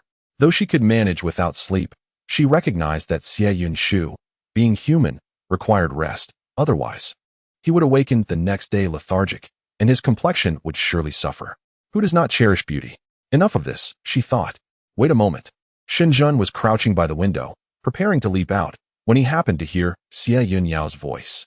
His feet seemed to be glued to the spot, rendering him motionless on the windowsill. Xie Yun Yao quickly approached Shen Zhen, grasping his clothing and scrutinizing his back. Shen Zhen felt perplexed by Xie Yun Yao's inexplicable actions, standing rigidly in place. "What is the matter?" Xie Yun Yao asked in a low voice. "Where did you go before coming here?" "To the palace," Shen Zhen replied, furrowing his brow as he sensed something was amiss. "Is there a problem? You're in serious trouble. There is something on your back. Do you know that?" Shen Zhen looked incredulously at the spirit he carried at his waist. "The dagger you gave me. I've kept it with me all along. It is not infallible," the spirit retorted, shaking in protest. Chapter 20. The little black thing. Could it be that he had once again attracted the attention of some troublesome entity? Or was there something sinister clinging to his back? He instinctively reached to touch his back, but found nothing. Xie Yun Yao stood behind him, catching sight of the peculiar thing on Shen Zhen's back, which was leaping about cleverly evading his grasp. Stifling a laugh at the sight of the bouncing oddity, Xie Yun Yao remarked, "What an unsightly creature. It's truly a sight for sore eyes. It has no limbs, resembling a round ball. If one could call it a head, it lacks facial features and is entirely black. Where on earth did you bring this thing from?" "What thing?" Shen Zhen, puzzled by Xie Yun Yao's mirth, couldn't he discern whether she was jesting. "A bound spirit." Xie Yun Yao fixated on the dark, formless entity, attempting to discern its true nature. A spirit bound to the earth? Yet, aren't such spirits typically confined to a specific location? Indeed, one scenario is that these spirits remain tethered to a site of death or a place they cherished in life, ensnared by various obsessions for centuries, even millennia. There exists a more sinister alternative, where individuals are deliberately trapped, preventing rebirth and causing them to lose their sanity, ultimately transforming into earthbound spirits. However, the entity on your back appears rather peculiar. Xie Yun Yao stroked her chin, increasingly intrigued by its oddity. What is so strange about it? It seems to lack consciousness. Its visage grotesque and chaotic. Xie Yun Yao gently lifted it from Shen Zhen's back, though it resisted, clinging tenaciously to him. Its round form fluctuated, morphing into elongated shapes and then into squares, yet it could not deter Xie Yun Yao from removing it. Eventually, its rounded body transformed, revealing a large mouth that angrily engulfed her hand. Observing her hand being swallowed, Xie Yun Yao felt no pain. It was soft, devoid of teeth. Remarkably, it possessed a tangible form, feeling akin to cotton candy. Only then did Shen Zhen perceive the object of Xie Yun Yao's attention, a small mass, merely the size of her palm, which hardly seemed a significant concern. Perhaps sensing Shen Zhen's gaze, the little entity released Xie Yun Yao's hand, reverting to a diminutive, round shape. Strangely, on its featureless, dark sphere of a face, a smile inexplicably emerged. Shen Zhen gazed at the pitch-black, earthbound spirit, an object of peculiar appearance, and pondered uncertainly, "Is it smiling at me?" Xie Yun Yao observed Shen Zhen's expression, as if struck by lightning, and turned the spirit around, only to catch a glimpse of the little creature's smile, which it had failed to conceal. Startled, Xie Yun Yao nearly tossed the ugly thing away. It was too hideous, and its smile only made it more grotesque. Fortunately, it was merely a small lump, possessing a certain awkward cuteness. The thought of it growing larger was almost unbearable. Perhaps sensing the disdain from both, the little black mass retracted its smile, shrinking further until it was no larger than a palm, remaining completely still. Amused by its despondent demeanor, Xie Yun Yao chuckled and remarked to Shen Zhen, "This little creature seems quite fond of you. It must have some connection to you. From where did you bring it?" Shen Zhen, equally perplexed, reflected on his route and realized he had not traversed any unusual places. Suddenly, a shadow crossed his face. Could it be? Xie Yun Yao noticed the change in Shen Zhen's expression. Historically, entering a battlefield equated to surrendering half one's life. Countless souls perished there, and almost all who died found it difficult to return home in their shrouds. To honor these individuals, or perhaps to console the living, there has always been a place in Nanliang, the Sword Mound. Despite its name, the Sword Mound houses not only swords but also knives and various weapons. The annals of history record numerous names, while countless forlorn spirits linger in the North Mound. After attending the palace banquet that evening, Shen Zhen made a visit to the Sword Mound. What prompted his visit today? Xie Yun Yao squeezed the little black mass in his hand, provoking its disgruntled writhing. "I have a savior, and today marks the anniversary of his passing. I brought 2 flasks of wine to honor him. Subsequently, I made my way directly to the Xingwang mansion, without passing through any peculiar places." Xie Yun Yao gazed at the unsightly, dark little creature before her, which hardly resembled a sword spirit. However, this seemed to bear little relevance to her. She simply tossed the curled-up little being to Shen Zhen, saying, "It has followed you here. You might as well figure out how to deal with it yourself. The earthbound spirit has sought you out for a reason. Go and discover it. It won't cost you your life. In fact, I perceive it has taken quite a liking to you." Shen Zhen cradled the little creature, frowning as he observed it. Suddenly, it revealed 2 blinking white dots. Were those its eyes? "All right, hurry along now. I'm feeling rather tired," he urged. Once Xie Yun Yao had dismissed Shen Zhen, she ceased to concern herself with him. He ventured into a cave where numerous small mounds of earth were scattered about, each concealing a weapon that signified a fallen hero. After placing the little creature inside the cave, Shen Zhen exited. Yet, as he stepped out, he felt something descend onto his back, light as a leaf. He reached behind him, and, indeed, there was a dark little being, devoid of features, grinning at him with a mouth-like shape. Shen Zhen remained stoic. How could he allow such an unknown entity to linger beside him? He discarded the earthbound spirit he held, and the little creature fell to the ground like cotton, bouncing slightly. Continuing forward, he suddenly felt a weight on his foot, glancing down to find the earthbound spirit, now elongated, clinging to his leg and motionless. Its demeanor was unmistakably one of attachment. Shen Zhen had completely lost his patience. He was never one to possess a soft heart. "What exactly do you want?" he demanded. "If you continue to entangle me, do not blame me for being unkind." The little black orb soared into the air, hovering before Shen Zhen, its 2 white, pupil-less eyes surprisingly shedding tears, emitting a peculiar sound akin to a whimper from its body. Shen Zhen, observing the tears about to fall, extended his hand. The 2 tiny droplets landed in his palm, scalding to the touch. Enough. The night was tranquil, and under the moonlight, a young man emerged slowly from the forest, an indistinct dark object resting upon his shoulder. Chapter 21. The long-legged little black orb as Shen Zhen stepped through the door. The dark little orb attempted to follow him inside, but was swiftly thwarted by Shen Zhen's quick reflexes, colliding with the door and spinning around in confusion. Shen San, hidden in the corner, intently watched the outside world through the window. He observed a slender figure strolling through the darkness under the moonlight, and his anxious heart finally settled. He had initially intended to accompany Shen Zhen, for the general's physique was far too vulnerable in the perilous realm of wandering spirits. Although he lacked the magical prowess of Master Wu Wei, he could still offer some assistance. However, Shen Zhen's expressionless refusal had left him confined to the room. Instructed to remain vigilant, Shen San, unable to contend with the general's authority, could only wait in the corner, fidgeting restlessly. Yet, feeling a sudden urgency, he dashed out from his hiding spot, sensing that Shen Zhen's mood was rather unfavorable, fearing for the safety of this mere bystander. Wait. Shen Zhen firmly shut the window and turned to face Shen San. What is the general command? Shen San felt a sense of foreboding as he playfully inquired. That little creature outside, could you take it away? It keeps me awake at night. Nonetheless, he casually consented. Just as he opened the door, a shadow darted past him, a pitch-black entity slipping into the general's chamber. Shen San's expression shifted dramatically. General, beware of hidden weapons. With an anxious demeanor, he clutched a palm-sized object that had been hurled towards him. Shen San hastily sheathed his sword and managed to catch the peculiar item just before it touched the ground. Holding the small, dark bundle, he scrutinized it in disbelief. How utterly grotesque. What on earth is this? The general's recent tastes appeared rather eccentric. Why not care for something more appealing instead of this unsightly, soft, and formless creature?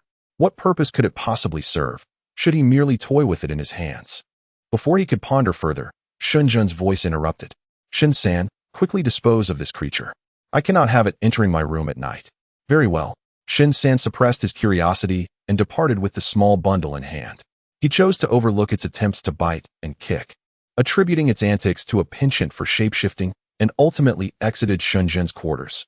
Standing perplexed at the doorway, he contemplated how to handle this unsightly thing. Suddenly, it struck him that perhaps Xiao Jiao, at her tender age, would find this toy delightful. Given the general's disdain, it was unlikely he would mind. When Shen Wu arrived to take over, Shen San discreetly revealed the earthbound spirit concealed in his arms to him. Shen Wu failed to discern clearly what was cradled in his hands, something he seemed to cherish deeply, revealing it only to himself before hastily concealing it away. In an instant, his interest waned. Did you see it? I won't look. I shall not be deceived again. Shen Wu was known for his honesty and integrity. Having been duped by Shen San on numerous occasions in the past, Shen San scoffed lightly. If you choose not to look, so be it. After all, it is not intended for you. I shall take it to Xiao Jiao. The following day, as dawn gradually broke, the faint light at the horizon began to spread gently, casting a soft glow over the surroundings. Shen Zhen, an early riser by nature, after completing his morning rituals, would engage in training as per the military's customary practices. Upon finishing his exercises today, noticing that the hour was still early, he resolved to personally visit the Xie Wangfu once more to expedite the arrangement of his marriage, lest prolonged delays lead to unforeseen complications. Where had everyone gone? Typically, at this hour, Shen San would be waiting for him in the courtyard. Shen San? This secluded courtyard typically housed only Shen San and a few others. Shen Zhen lowered his gaze, his slightly elongated eyelashes casting a delicate shadow, obscuring the emotions within his eyes as he strode out of the courtyard, heading towards the quarters of the Shen family's covert guards. The small courtyard, nestled inconspicuously in a corner of the Shen residence's front yard, appeared modest in size, with a quaint bamboo grove in front, offering a glimpse into the serene little enclave, well hidden from prying eyes. However, upon entering the circular archway, Shen Zhen's heart raced, a sense of alarm washing over him. Had they been robbed? He stood momentarily in confusion, unsure of how to proceed, as a jumble of assorted items lay strewn across the ground. Third brother, someone has arrived. The voice resembles that of a general. It is indeed the general. At last, the general had come. Shen Zhen gazed at his weary Mingwei and Anwei guards as they rushed out of the room, their faces marred with dirt and exhaustion. He instinctively took a step back, not out of fear, but sheer disdain. They appeared so filthy, as if they had spent the night rolling on the ground. How could they have fallen into such a state? Shen San, akin to a long-lost father witnessing his child, was overwhelmed with emotion upon seeing Shen Zhen, tears welling in his eyes, forcing out a single tear that clung to his cheek. "General, you must stand up for us. What has transpired?" Shen inquired, perplexed as he looked at them. After regaining his composure, Shen wiped away his sorrowful tears, inadvertently smudging his already dirty face even further. He then retrieved a small, pitch-black creature from behind him, presenting it before Shen for a closer inspection. Shen met the creature's beady little eyes and fell silent. He took the small, dark bundle from Shen's hands and scrutinized it closely. To his surprise, the once pitch-black entity had lightened slightly in color, although it had not grown. It now sported two short, round little legs beneath it. The creature flailed about in Shen's grasp, its tiny legs kicking in an attempt to leap into his arms. Yet it could not escape Shen's hold. "What on earth are you?" Shen tugged at its legs, which were as soft as if devoid of bones. "Chirp, chirp. I am not just anything." Chapter 22. Time passes. Grievances linger. Shen stared at the little black creature for quite some time, unable to discern what it would eventually become, and ultimately tucked it into his sleeve. Contemplating the moment when I would present it to Yun Yao, I disregarded the reluctant thoughts of the little black ball of fur that wished to remain hidden within my sleeve. After resolving the matter of the small creature, I summoned the matchmaker early, adhering to the customary rites to prepare the betrothal gifts. The esteemed matchmaker from Chonglin City, Qin Lingling, after meticulous confirmation of every detail, alleviated the tension in Shen's furrowed brow, allowing him to gradually relax. Hearing Qin Lingling's urging, the general's preparations are complete. The 3 letters and 6 gifts are all in accordance with propriety, ensuring Miss Xie's satisfaction. He felt a sense of assurance. As he stepped beyond the threshold and descended the stairs, Shen suddenly noticed a servant carrying the betrothal gifts, who inadvertently stumbled over the threshold. Shen paused, his gaze slowly ascending, observing how the plaque that once bore the title of the Prime Minister's residence now proclaimed General. A frail figure emerged in his mind, a memory from his childhood when that very person had comforted him, who had fallen and wept at the threshold. "General, we may proceed." The unforeseen turn of events left everyone momentarily stunned. Qin Lingling dashed from the carriage, calling out, "General Shen, where are you going? Do not waste this auspicious hour." Shen stared, dumbfounded, as his general suddenly took off running. Meeting Qin Lingling's incredulous gaze, he could only shrug in response. Waving her handkerchief, Qin Lingling leapt onto the carriage's railing, murmuring, "What an eccentric general this is," utterly speechless. "What are you saying? Are you speaking ill of our general? What business is it of yours?"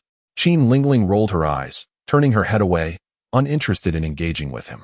You impudent woman." Qin Lingling let out a cold snort, addressing the ignorant man with disdain as he hummed a tune to himself. "I am nameless. I cannot harbor resentment towards you, knocking upon my heart's door, calling me gently. What is that trivial ditty you sing? You sound like a melancholic maiden in seclusion. Regardless, you have not heard it before, so be gone and cease to annoy me." "Shen, you are ruthless." Shen made his way directly to the general's residence, but upon reaching the back courtyard, he hesitated, gazing at the familiar gate with a look of conflict and helplessness. Ultimately, after a moment of contemplation, he resolutely stepped through that threshold. Inside the courtyard, an elderly matron stood vigil at the door. Though the day was still young, she had meticulously arranged herself, accompanied by a young maid, awaiting any summons. Shen stood a short distance away, their eyes locking. The matron's initial expression of reproach transformed instantaneously into disbelief. Her face was awash with incredulity and uncontainable excitement. After several confirmations of the identity of the figure before her, she flusteredly forgot to knock and pushed the door open, entering inside. "Ahem, who is so lacking in decorum?" "It is I, madam. The young master has arrived." A plainly dressed lady knelt upon a mat, facing a small Buddhist altar, her eyes closed as she counted prayer beads, softly reciting scriptures. However, upon hearing those words, her hand trembled, causing the beads to fall to the ground, breaking their string and scattering with a crisp sound. The lady lifted her head, uncertainly asking, "Who did you say has come? Is it Jeeks, my son Jeeks?" Against the admonitions of the aged nanny, the infirm mistress of the house insisted on venturing outside. However, before she could emerge, Shen had already entered. Gazing upon his mother, now devoid of the youthful beauty he remembered, he was struck by the realization that a decade had elapsed since their last encounter. The extent of her transformation was profound, ebony tresses now silvered, her temples dusted with the frost of time. Yet, Confronted with this aged and ailing woman, the Appalachian mother remained unspoken. Shen Yun clenched his fists, his countenance impassive as he suppressed his emotions, informing her in a measured tone, "I am soon to be wed. Though the union is by imperial decree, I am well pleased. I shall present the betrothal gifts today. It is fitting to establish a household," she repeated, "fitting indeed. As you are no longer a youth." Old Madame Shen reiterated these words, hesitant to elaborate further. Shen Yun listened in silence as she carefully murmured her sentiments. Before inquiring once more, "Is there aught you would have me convey to her?" Despite the abruptness of his query, it moved old Madame Shen to tears. Shen Yun observed as she turned away to discreetly wipe her eyes, then faced him with feigned ease, even declining the support of the old nanny. A smile graced her lips as she tottered towards an antiquated chest, laboriously unlocking its faded vermilion clasp. From within, she retrieved a wooden box. "Jieshi," she began. "The contents of this box were bestowed upon me by your maternal grandmother upon my marriage. Now, I entrust it to you to give to your future wife. Deliver it to her, and should the opportunity arise, bring her to meet me." Remained silent, offering no verbal assurances to the venerable matriarch, merely nodding in acknowledgement. The two elderly women supported each other as they stood by the door, watching him depart into the distance. Shen San, filled with indignation, pondered how Qin Lingling had ascended to the position of the foremost matchmaker in Chonglin City. "What are you saying? Did you not notice the item in the general's hand?" It was evident that the general had forgotten something significant, which merely caused a slight delay. "Enough of this. Do not squander time. Miss Qin, please hasten to the carriage." Shen Yun arrived at the Sheng Wangfu with great fanfare, while on the other side, Xie Yun Yao relished a rare moment of leisure, engrossed in a book within the courtyard. Abruptly, she spotted Xiaoya rushing towards her in a flurry, and Xie Yun Yao instinctively sensed trouble. Xiaoya's hurried steps indicated that something was amiss. "What has transpired now? Why the panic? We shall confront whatever comes our way. Miss, General Shun has arrived. He has come personally to propose." Xiaoya's jubilant voice pierced the air, akin to an enchanting melody. Almost choking on her drink, Xie Yun Yao barely managed to contain herself. "Miss, what is the matter?" Xiaoya inquired with concern. Xie Yun Yao set down her teacup, hastily waving her hand as she coughed. "It's nothing, just that the tea is a tad too hot." This Shen Yun is indeed a man of action, proposing with such immediacy. "I shall go and see for myself." Chapter 23. Distinguishing between truth and falsehood regarding Qin Lingling. Upon entering the main hall, Xie Yun Yao found Shen Yun and the assembled guests of the Sheng Wangfu already seated. Observing the absence of the red silk wooden chest, she noted a graceful young woman standing beside it, adorned in festive red attire with extravagant hair ornaments. As their gazes met, the young woman offered her a bright smile. "It appears that a soul from another realm has arrived. Yin Shu, your timing is impeccable. The imperial decree has also arrived, and the marriage has been settled without room for negotiation," declared Xie Chen Sheng with resolute authority. Shen Jin stood up and, amidst the puzzled gazes of the crowd, approached Xie Yun Yao with a benevolent smile, stating, "I have come to discuss our marriage. Your presence is fortuitous. Let us select an auspicious date together." Xie Yun Yao nodded in agreement, secretly contemplating the latest possible date to savor Shen Jun's discomfiture. The matchmaker approached with a beaming countenance, exclaiming, "Our third miss is indeed fortunate. Today's proposal is on a date specially chosen by the general." Shen Jun met Xie Yun Yao's evident skepticism with silence, opting not to clarify. Since this marriage was said to be sanctioned by the emperor, the customary steps of asking for names and auspicious signs were bypassed. Today marked the formal engagement, and General Shun had prepared the betrothal gifts, awaiting the selection of a favorable day for the wedding. "Miss Qin, might you kindly share the auspicious dates? Yun Shu and I shall choose one," she suggested. "Miss?" The realization struck. She had yet to marry? Goodness. She does seem to be of considerable age. What is there to be surprised about? Who in Chonglin City does not know of me? Qin Lingling. I, Qin Lingling, am a staunch advocate of singlehood, unencumbered by a loveless marriage. Xie Yun Yao could not help but cast a more scrutinizing glance at this unique woman, noting that her disposition was indeed quite distinct. In their world, women were often treated with greater enlightenment. "Miss Qin, do not take offense. May I see the dates for the wedding?"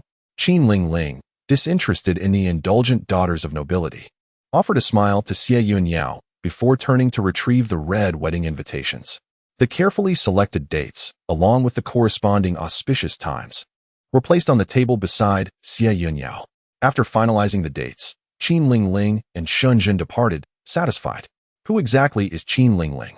Is the young lady inquiring about me? Xiaoya, standing beside Xie Yun Yao, asked in confusion as she ground the materials. Xie Yun Yao paused, her pen hovering momentarily before resting atop the inkstone. Xiaoya, you may leave first. Startled, Xiaoya's expression shifted to one of alarm as she quickly lowered her head and exited. Come out. Shen suddenly appeared at the window, leaping gracefully inside. The marriage has been settled. Why do you linger? Unfazed, Shen retrieved a small black object from his sleeve and placed it upon the table. The object, a compact mass, trembled slightly as it breathed in its slumber, revealing that it was no mere inanimate thing. Xie Yun Yao grasped the creature by its neck and lifted it, noticing its peculiarities. Its tiny legs kicked about in the air. Intrigued, she remarked, it has even grown legs. How fascinating. What could have caused this? She tossed the small black entity to Shen. I mentioned it is a spirit bound to the earth.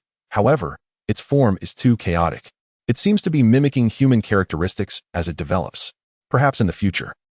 At this juncture, Xie Yun Yao cast a meaningful glance at Shen. Unflinching, Shen inquired, perhaps what? Perhaps, in the not-so-distant future, it will resemble you exactly. Shen felt a subtle discomfort at the thought, and he tucked the small black entity back into his sleeve. Qin Lingling, are you quite intrigued by her? To a certain extent. Qin Lingling was originally born into an illustrious family. Upon reaching the age of marriage, she underwent a dramatic transformation following a near-drowning incident. The gentle young lady suddenly became quite fierce. Later, unwilling to succumb to her family's pressure to marry, she fiercely confronted several young men who were betrothed to her, ultimately instilling fear in anyone who dared to propose. 5 years ago, she was cast out and established her own independence. Now, at the age of 28, she has gained considerable renown in the capital, serving as a matchmaker who connects many souls. Xie Yun observed the graceful lady standing before him and remarked to Shen, is there no curiosity surrounding this Qin Lingling? What could have caused such a sudden change in her demeanor? Is something amiss with this Miss Qin? Xie Yun chose to remain silent. It was said that the incident had caused quite a stir. The Minister of Rites, Qin Yueqiao, even sought the help of Master Wu Wei to exorcise spirits, claiming that the Qin Lingling before them was not his daughter at all. However, at that time, the Qin family had fallen from grace due to their misguided allegiances. Before departing, Shen glanced around the unremarkable room, yet he couldn't shake the feeling that he was not alone. After Shen left, the woman in green finally spoke. Could you assist me? You are the true Qin Lingling, are you not? Why is it that someone occupies your body while you are left to wander the world? It turned out that the genuine Qin Lingling had lost her corporeal form a decade ago. 10 years prior, Qin Lingling's parents arranged an unfamiliar marriage for her, while her heart had already been claimed by another. After her desperate attempts to refuse met with futility, despair overcame her, leading her to leap into the water one fateful night. However, she was timely rescued, yet that fateful night brought an insidious chill, and her illness surged forth with alarming ferocity. Little did she anticipate that a sudden turn of events would transpire in an instant. A cold breeze swept through, prompting her to hastily close the window, believing herself to still be in control. Thus, she witnessed her own body being commandeered by an outsider, veering away from her destined path. They all claimed that after falling ill, Qin Lingling underwent a dramatic transformation, unaware that she had already become a different person altogether. The one she once admired had successfully achieved scholarly acclaim and now possessed a wife and children, while she found herself with nothing, merely drifting alongside her own body each day. Do you harbor resentment towards the current Qin Lingling? She shook her head. I do not despise her, though initially I felt an overwhelming hatred. Yet after years of being in her shadow, I have come to realize that her entry into my body was merely a fortuitous occurrence. Chapter 24. As it turns out, an old acquaintance Xie Yun Yao gazed at the green-clad Qin Lingling, furrowing her brow and inquiring, what is it that you seek from me? In the face of myriad sufferings, what regrets linger? How can I possibly assist you? She observed the 3 robust characters inscribed on the table. The name Qin Lingling no longer belonged solely to her. I no longer wish to wander this mortal realm, yet before my demise, I hope to exchange a few words with her.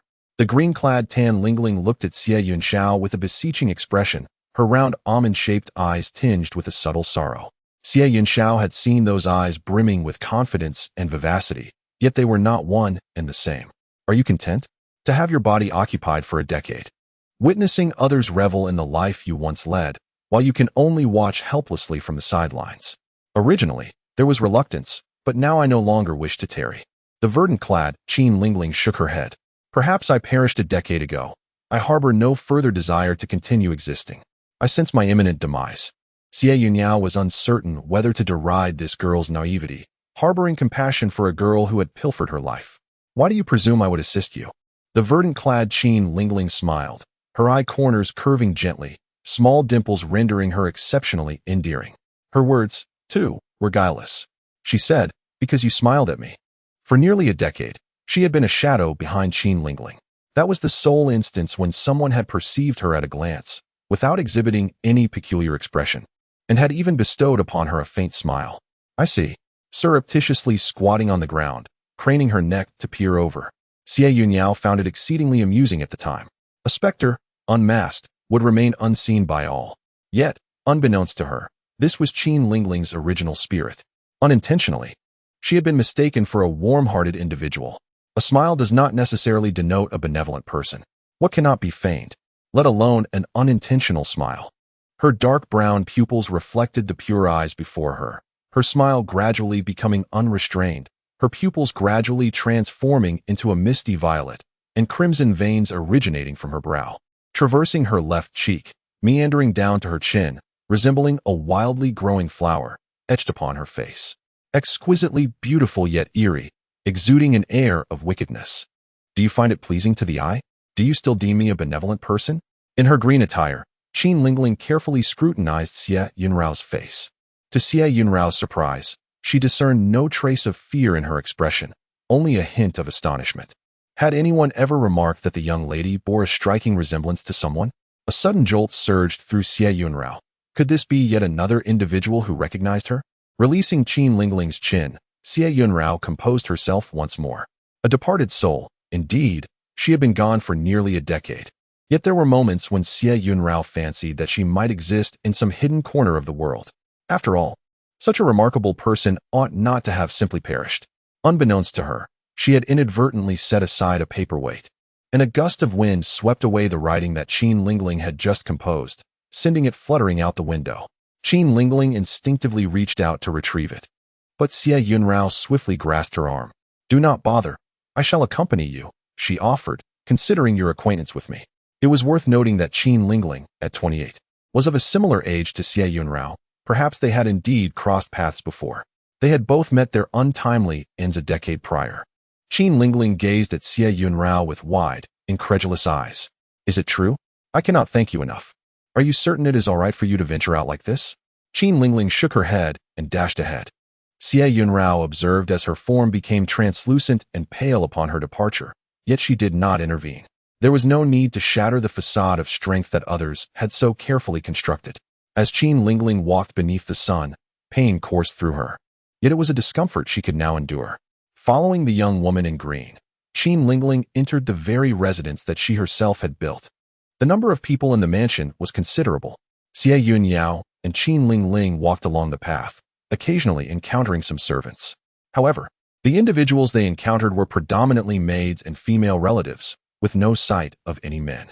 The gentle breeze seemed to listen attentively as she recounted the origins of these individuals, transforming this not-so-secret secret into a tale as grand as mountains and seas. Zhu Zhu is her birth name. I had witnessed her repeatedly inscribing her name on paper, murmuring to herself, "You are Zhu, not Qin Lingling." Perhaps everything was predestined in the grand tapestry of fate. Following Qin Lingling's footsteps, they arrived at Zhu's study, where she was perusing a collection of books that had begun to yellow with age. She muttered softly, seemingly reciting the remaining pages of the calendar. What are you running from? Zhu is studying. And so? Xie Yun Yao cracked the whip of the red fish, striking at the branches outside the window. The vibrant green leaves, propelled by the force of the whip, flew into the room, scattering onto the floor and onto Zhu's book. Zhu set down her book, gazing curiously out the window. For a moment, she thought she heard the sound of the whip slicing through the air. Was it merely an illusion? Zhu, bold and wicked, how dare you usurp another's form? Zhu's face turned pale. Who is outside playing tricks? Chapter 25. A Valentine's Day side story. The celestial realm is vast, and each celestial lord and official possesses their own residence and territory. Year after year, the ascetic pursuit of immortality has accustomed everyone to solitude, often retreating to their own domains, avoiding interference with one another in the absence of summons or banquets. Thus, the celestial realm is filled with many a solitary soul.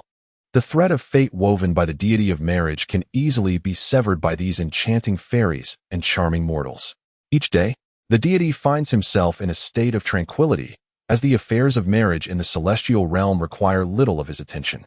His sole duty is to observe the happenings of the earthly realm beneath the marriage tree. At present, the only two couples whose red threads he has intertwined are enduring trials in the mortal world. For centuries, the bonds he has crafted have proven sturdier than steel, remaining unbroken despite any turmoil. In this lifetime, the two have once again crossed paths. The deity sits beneath the marriage tree, watching the daily lives of Shen and Xie Yun Yao following their union. Their affectionate antics are enough to evoke envy. It is time to look away. With the world now at peace, Shen is determined to traverse the mountains and rivers with Xie Yun Yao. Their first destination is the expansive grasslands of the northwest. Shen recalls the moment they first confessed their feelings, when Yao expressed a desire to roam freely across the vast wilderness, riding spirited horses beneath the azure sky and fluffy clouds. The locals are exceptionally warm-hearted, and Shen and Xie Yun Yao receive an invitation to visit. A cluster of white tents forms a quaint tribe, as the nomadic inhabitants frequently migrate with the grasslands. They greet strangers with kindness. Hachi Nu, a herdsman whom Shen once saved, is particularly delighted to see her. He eagerly introduces his family, which includes a lovely daughter and a lively son. The broad smile on Hachi Nu's dark red face brightens as he invites Shen and Xie Yun Yao to sit, urging his daughter to fetch local delicacies for them to sample. Though Shen initially hesitates, she and Xie Yun Yao ultimately relish a delightful meal in Hachi Nu's home. At noon, Xie Yun Yao and Shen wish to wander across the grasslands. However, the high altitude and glaring sunlight posed a risk of sunburn for them, being from the southern Liang region.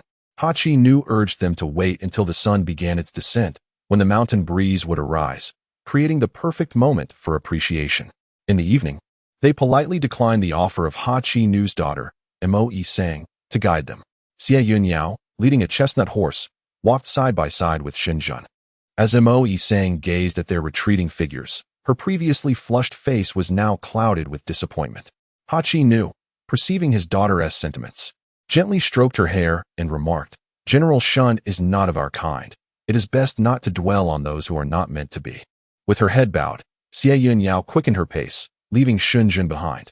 Shen, puzzled by Xie Yun Yao's sudden mood, wondered what had caused the little princess's displeasure. Resigned to placate her, he called out, Yao, why are you walking so fast?" He hurried to catch up, extending his hand to grasp hers, only to have it brusquely rejected. With no choice but to follow, he trailed her to a small embankment where Xie Yun Yao tethered the horse to the only withered tree nearby, then sat alone on the grass, gazing at the setting sun.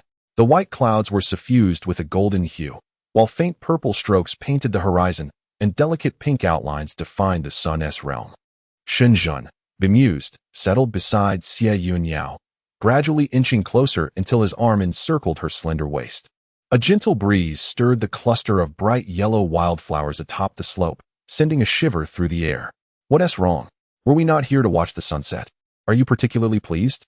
Shen repressed the smile on his face. Was his satisfaction so conspicuous? Finally embracing the beloved he had long yearned for, traversing the vast expanse of the land with her, declaring his love amidst every renowned mountain, river, grassland, and even this inconspicuous wildflower before him. Didn't he have reason to take pride in that?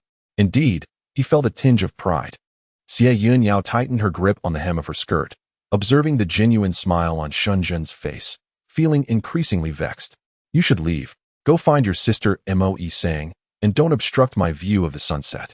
Xie Yun Yao forcefully pried away Shen's hand that rested on her waist, and fearing she might hurt herself, he reluctantly released his grasp.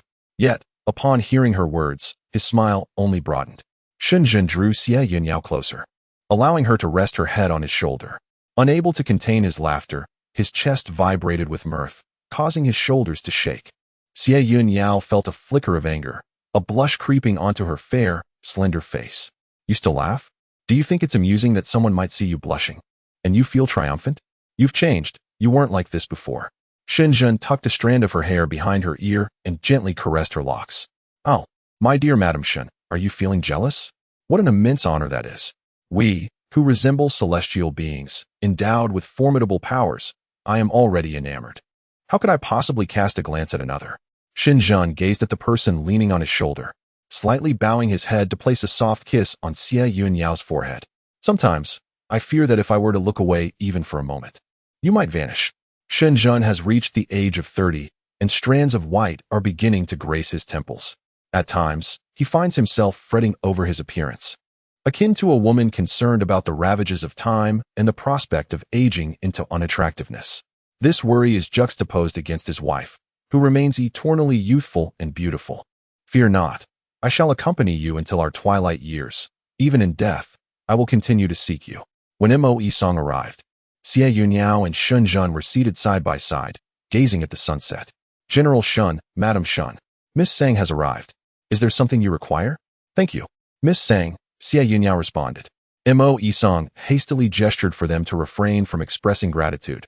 Her cheeks flushed as she added, Madam Shen and General Shen truly make a splendid pair.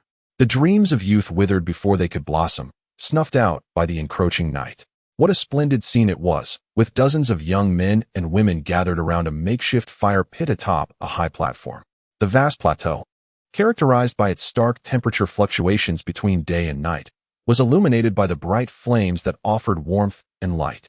Shen and Xie Yun Yao sat nearby, reveling in the spectacle, watching as couples successfully clasped hands in unison. They raised their cups in toasts, and soon found themselves intoxicated by the moment. Xie Yun Yao's complexion flushed with a rosy hue, the potent spirits of the prairie fermenting within her. Perhaps it was the enchanting moonlight or the intoxicating atmosphere that inspired her. She took Shen hand and led him, running joyfully into the night breeze.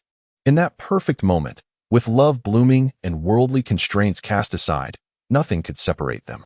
In a tipsy daze, they stumbled over the wildflowers dotting the grass. And Shen, fearing he might fall upon Xie Yun Yao, instinctively shielded her with his body. Xie Yun Yao, her alluring phoenix eyes glimmering with a haze of inebriation, leaned against Shen's chest, listening to the chaotic rhythm of his heartbeat. Zhen, your heart races so quickly and erratically. Xie Yun Yao, with an impish demeanor, tugged at Shen's shirt, eager to hear more. Shen firmly grasped her slender wrist, his voice a low, husky whisper that restrained the itch in his throat. Yao Yao, cease your antics. The white tint at night flickered with the glow of a campfire, yet it concealed not a trace of spring's warmth. Chapter 26. The origin of Zhu Qin Ling stared in astonishment as Xie Yun Yao deceived Zhu, cautiously leaning closer and, with a hint of embarrassment, inquired, Miss Xie, what are you up to? Unfazed, Xie Yun Yao brushed off the hand that tugged at her sleeve and casually replied, just giving her a fright. Zhu set down her book, clutching the red silk pouch against her chest, and slowly approached the window, murmuring, Heavenly spirits, earthly spirits, great Lord Lao Jun, reveal your presence swiftly by the law's decree. Demons and monsters, retreat at once. What is she doing? Xie Yun Yao observed her muttering and couldn't help but ask. Qin Ling, with an expression of nonchalance, explained, she fears ghosts, so every night she recites this phrase, likely spooked by you. Zhu gazed out the window, detecting nothing amiss. Yet her fear intensified. In a hurry, she attempted to close the window, but Xie Yun Yao, swift as lightning, used her spiritual power to fling the still open window wide. Taken by surprise, Zhu was momentarily knocked back by the force of the window, losing her footing and colliding with the corner of the table. Ouch! Zhu winced, instinctively clutching her waist as she curled up in the corner, struggling to suppress her fear. Whoever you are, if you have something to say, just speak it plainly. Do not lurk in the shadows to frighten me. Xie Yun Yao plucked a leaf from a branch and casually sent it soaring into the air, where it hovered and displayed a line of text. The fresh green leaf, adorned with delicate crimson lettering, drifted before Zhu, who was huddled at the table. Her head bowed. The leaf flitted around her, weaving in and out, capturing her attention. Finally, Zhu cautiously lifted her head, parting her fingers to reveal one eye. only to have her view obstructed by the green leaf.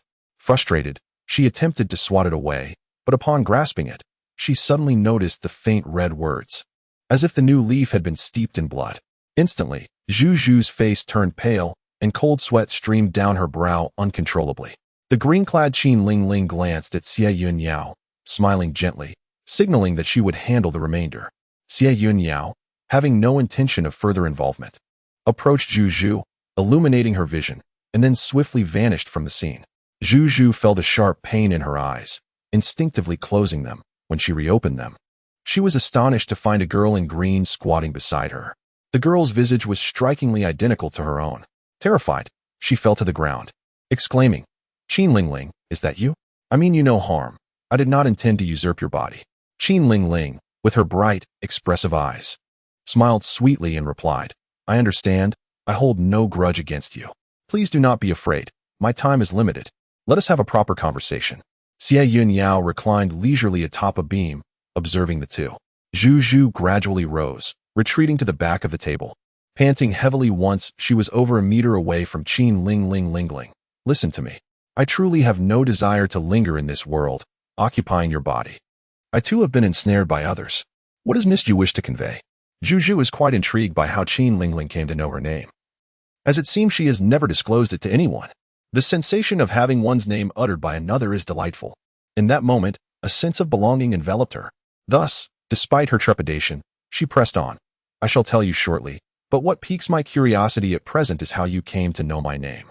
Qin Lingling glanced at her desk, offering a wry smile as she replied, "Not only do I know you as Qin Lingling, but I am also privy to all your secrets, even your habits.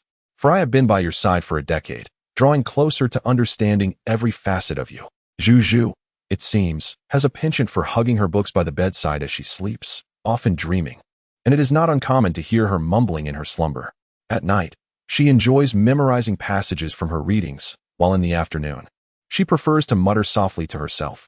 In the mornings, she relishes reading aloud.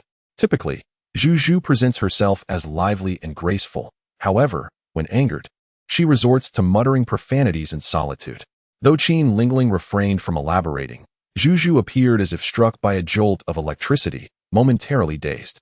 "Miss Zhu, might you share with me how you came to inhabit my body?" Zhu Zhu waved her hand dismissively, still reeling from the sensation of being observed in a live broadcast for 10 years. Noticing Zhu Zhu's labored breathing, as though she might faint at any moment, Qin Lingling quickly rolled up her sleeves and fanned her, seeking to provide some relief. Although Zhu Zhu only felt a series of chilling winds brushing against her, it must be said that it indeed had a calming effect. After all, fear, when faced repeatedly, becomes a habit. In truth, I too have been troubled by a little bald man. Upon hearing the term bald man, Xie Yun Yao immediately sensed the gravity of the situation, and a certain fugitive bald figure emerged vividly in her mind. Zhu Zhu hailed from a realm that was not of this world, where people lacked spiritual energy, and the concept of the three realms was foreign. There existed only the cosmos and nature. In her world, the omnipotent force was not a deity, but perhaps money. A popular adage there stated, "Money cannot do everything, but without money, nothing can be done." Life without financial means proved to be exceedingly difficult. Zhu Zhu was a freshly graduated medical student employed at a provincial hospital, often working late hours with scarcely any holidays throughout the year. However, an unforeseen mishap occurred on her way home. As she traversed a narrow alley that seemed to stretch endlessly, a sense of fear began to envelop her. Trembling, she fumbled in her bag for her phone, glancing at the time, only to realize, in a moment of panic, that what usually took her 3 minutes to navigate had now consumed 10. Was she caught in a ghostly loop? Suppressing her fear, she attempted to call for help, only to find that her phone had no signal whatsoever. Gritting her teeth, she repeatedly reassured herself, "Zhu Zhu, do not be afraid. You are a good person, and good people are rewarded. Just keep running forward, do not be afraid." Zhu Zhu quickened her pace, striving forward with all her might, invoking the blessings of the Buddha and the compassionate Guanyin, as well as the spirit of my king. At last, as she ran, she spotted a beam of golden light at the end of a narrow alley. She rushed towards it, only to collide with something. Raising her gaze, she found herself face to face with a young monk clad in a robe. Could this be a celestial being sent to rescue me? How striking he was! With his delicate features, sword-like brows, starry eyes, and lips as red as coral, complemented by a blood-red cinnabar mark between his brows. Suddenly, thud. Chapter 27. A Tale of Deceit. Xu Zhu touched her forehead, feeling dazed, and exclaimed, "Why did you strike my head? Though I have a strong constitution, that does not warrant random blows." The young monk, seemingly unfazed, seized his weapon and delivered a swift strike to her head. He remarked, "I perceive that you possess a unique bone structure. You are destined for enlightenment." Consequently, I was rendered unconscious by the young monk, and upon awakening, I inexplicably found myself within your body. Xie Yun Yao perched on a beam, listening to her weave a tapestry of nonsense. Qin Ling Ling regarded Xu Zhu with incredulity, unable to suppress a cold laugh. A little trickster deceiving a naive soul, how seamlessly it unfolded. The amusing part was that one dared to fabricate tales while the other believed them. Still reeling from shock, Qin Ling Ling suddenly heard Xie Yun Yao's voice echoing in her mind. "Qin Ling Ling, what on earth are you here for? To listen to her concoct stories?" She glanced around, failing to spot Xie Yun Yao, while Xu Zhu seemed oblivious to the sound of her voice, tearfully recounting her arduous journey. "Miss Zhu, please allow me to finish. I care not how you arrived here. I merely wish for you to take me to see them, even if just for a fleeting moment. I cannot bear to be far from you. I am unable to venture alone. It has been far too long since I last laid eyes upon them. And in this final stretch of time, I yearn to behold them once more." "Very well, I shall grant your request." Xu Zhu agreed without hesitation, understanding that having taken possession of another's body, it would be unreasonable to deny such a modest wish. As Xie Yun Yao observed their accord and deliberated on their impending journey, a lingering doubt gnawed at her heart. Xu Zhu mentioned a sense of incongruity. She felt compelled to ascertain the truth. With that thought in mind, she leapt directly from the beam, confronting Qin Ling Ling's perplexed gaze, and promptly sealed her consciousness. Xu Zhu was conversing with Qin Ling Ling, but as the dialogue progressed, an unsettling feeling crept in. Suddenly, Qin Ling Ling's expression turned blank, her body motionless. "Miss Qin? Miss Qin?" After calling out twice without a response, Xu Zhu felt a twinge of fear and could not resist the urge to poke at Qin Ling Ling. Yet, before she could make contact, Qin Ling Ling swiftly retreated, collapsing onto her bed. At that moment, a hand rested upon Xu Zhu's shoulder. Startled, she turned to find a figure before her. Grabbing a nearby inkstone, she prepared to strike, but Xie Yun Yao swiftly kicked it away. In a matter of moments, she seized Xu Zhu's arm, pinning her to the ground and finally binding her to the leg of the table. Once Xie Yun Yao had securely bound the individual, her fingers beckoned from behind, and the chair that had been in its original position suddenly soared to her back.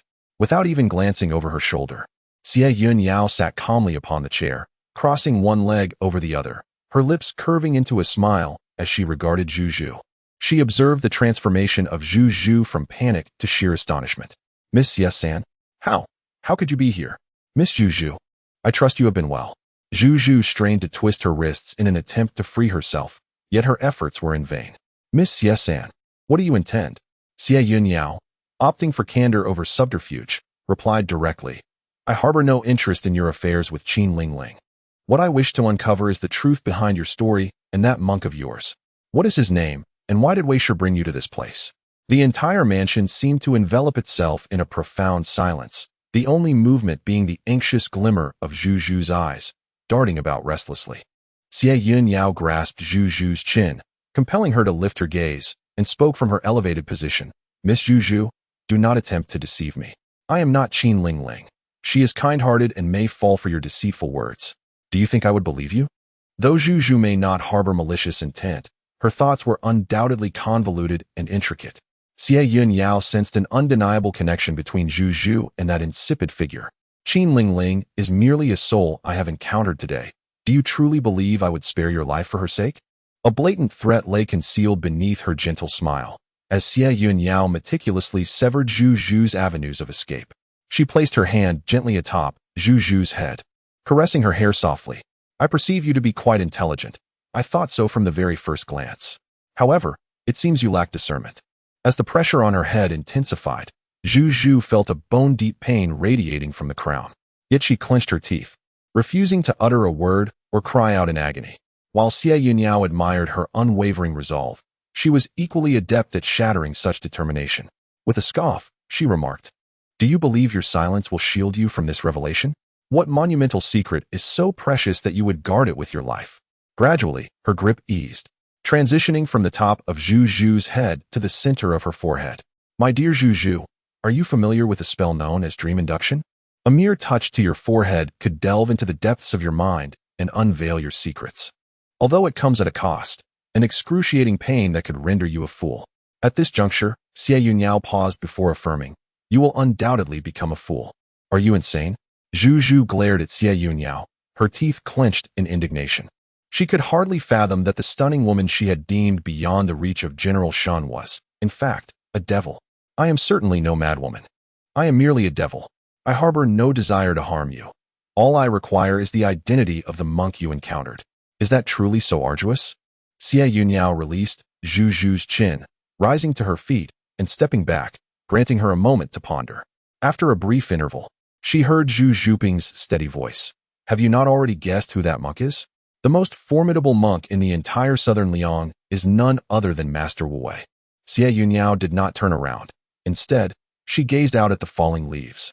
The fresh green foliage, brimming with vitality, even when blown to the ground by the wind, still exhibited a semblance of life. This was a vitality that ought not to have been lost. Why had he brought it here? I admit that the story I told earlier was indeed fabricated, but I did not lie about the beginning. Was I encountering a ghostly emissary? They dragged me through the skies of your world, and I was utterly astonished by the ancient, elegant buildings below. Eventually, they cast me down, and I landed right in front of Master Wu Wei. Xie Yun Yao scrutinized her expression, sensing no deceit, and listened as she continued. Then, Master Wu Wei looked at me with an oddly peculiar gaze, muttering, you have finally arrived. Chapter 28. Coincidences are not accidental. Zhu Zhu, still shaken, glanced at Xie Yun Yao's hand, angrily swatting it away before rising to her feet. Xie Yun Yao examined her own hand, which had been brushed aside, and smiled, saying, Miss Zhu, you have quite the temper. Zhu Zhu attempted to call for help, only to find her voice rendered mute, as a strange wind suddenly slammed shut all the doors and windows. The entire room plunged into darkness, with Xie Yun Yao standing behind Zhu Zhu, watching her fumble in the shadows, retreating further. Just as she was about to collide with her, Xie Yun Yao kindly offered her support, saying, be careful, Miss Zhu. Why do you remain here? Zhu Zhu believed that Qin Lingling had already reincarnated, which explained the existence of her counterpart from another realm. However, she did not anticipate that Qin Lingling had remained by her side all along. Who, then, was she? At that moment, Xie Yun Yao comprehended everything. It became clear why Zhu Zhu, this foreign spirit, could seamlessly merge with Qin Lingling's body without any rejection. For 10 years, Qin Lingling's soul had followed Zhu Zhu without any ghostly emissaries coming to claim her, nor had she lost her consciousness and transformed into a vengeful spirit. In fact, Qin Lingling harbored no animosity towards Zhu Zhu, the one occupying her body. Instead, she felt a sense of empathy. Upon closer examination, Xie Yun Yao noticed that their souls appeared intact, merely torn apart, leaving them incomplete and unable to reincarnate. Who possessed such formidable power to orchestrate this clandestine arrangement? This enigmatic presence could see through everything at a glance, indicating that it was not an easy adversary to confront. Where was this presence now? Zhu Zhu shook her head. Xie Yun Yao furrowed her brow, a flicker of confusion crossing her eyes. The heavenly domain, vast and located in the northeast, was devoid of nations and home to a substantial city, resembling a free trade zone. The lord of the city was an exceedingly mysterious and formidable figure. Not only did the nations of the human realm refrain from disturbing this place, but even the emissaries of the underworld sought to avoid it. She had heard whispers in the underworld, suggesting that the heavenly domain derived its name from its connection to the upper realm. Some claimed that the ruler of this domain was a deity from the heavens, with the purpose of delineating territories and balancing the powers of the human world. Yet, she had never heard of any demonic flowers within the heavenly domain. Xie Yun Yao glanced at Qin Lingling, who stood by her side, and at Zhu Zhu before her, guiding the consciousness-enshrouded Qin Lingling to face Zhu Zhu directly. The fusion of their souls was no trivial endeavor. Otherwise, Wu Wei would have acted long ago. As she awakened Qin Lingling, she observed the confusion reflected in her eyes as she stared into the darkness before her. The stark contrast between Qin Lingling and Zhu Zhu's personalities was evident, perhaps a consequence of the soul's rending, akin to Xie Yun Yao's own emotional void resulting from her missing essence. Miss Qin, I have some words to share with you, but ultimately, the decision rests with you. Surrounded by darkness, Qin Lingling could only discern Xie Yun Yao's emotions through her tone. Feel free to speak, Miss Xie. I have just realized that you and Miss Zhu are, in essence, one and the same. Meeting Qin Lingling's bewildered gaze, Xie Yun Yao forcibly extracted Zhu Zhu's essence from within her, observing the two as they regarded each other in astonishment. Do you see? You were always one. Originally united. It is unclear who severed your bond. Once Xie Yun Yao dispelled her spell, a cascade of light flooded the room, revealing that it was still relatively early in the day.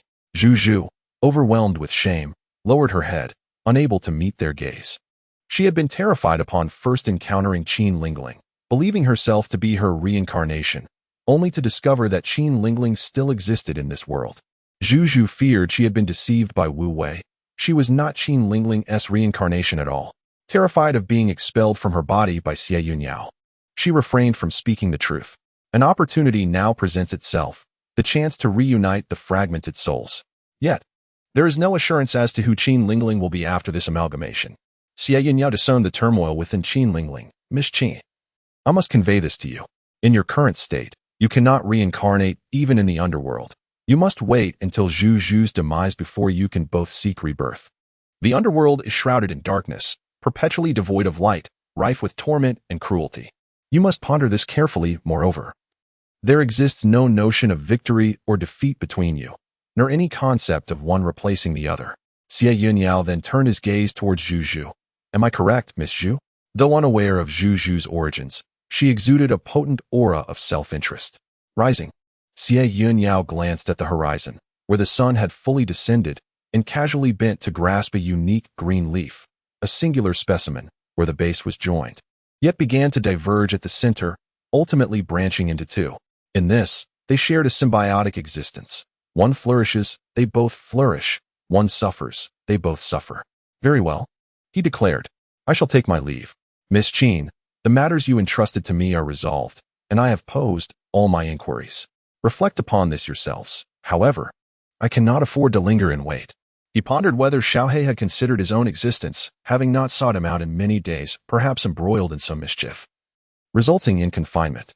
As he lay in bed that night, he contemplated the elusive nature of the demon flower, still perplexed. Opening his eyes once more, he gazed at his still form, then turned and departed, merging into the enveloping night, journeying into the depths. In an instant, as Xie Yun gazed upon the entrance to the netherworld, he brandished the red spear and strode forward. Predictably, he was immediately intercepted. Souls were forbidden from entering.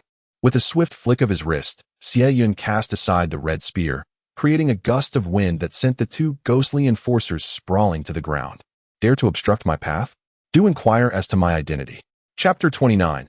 Little Black regains freedom. Today marked the recent appointment of the two enforcers, and upon encountering Xie Yun, they couldn't help but lament their unfortunate fate.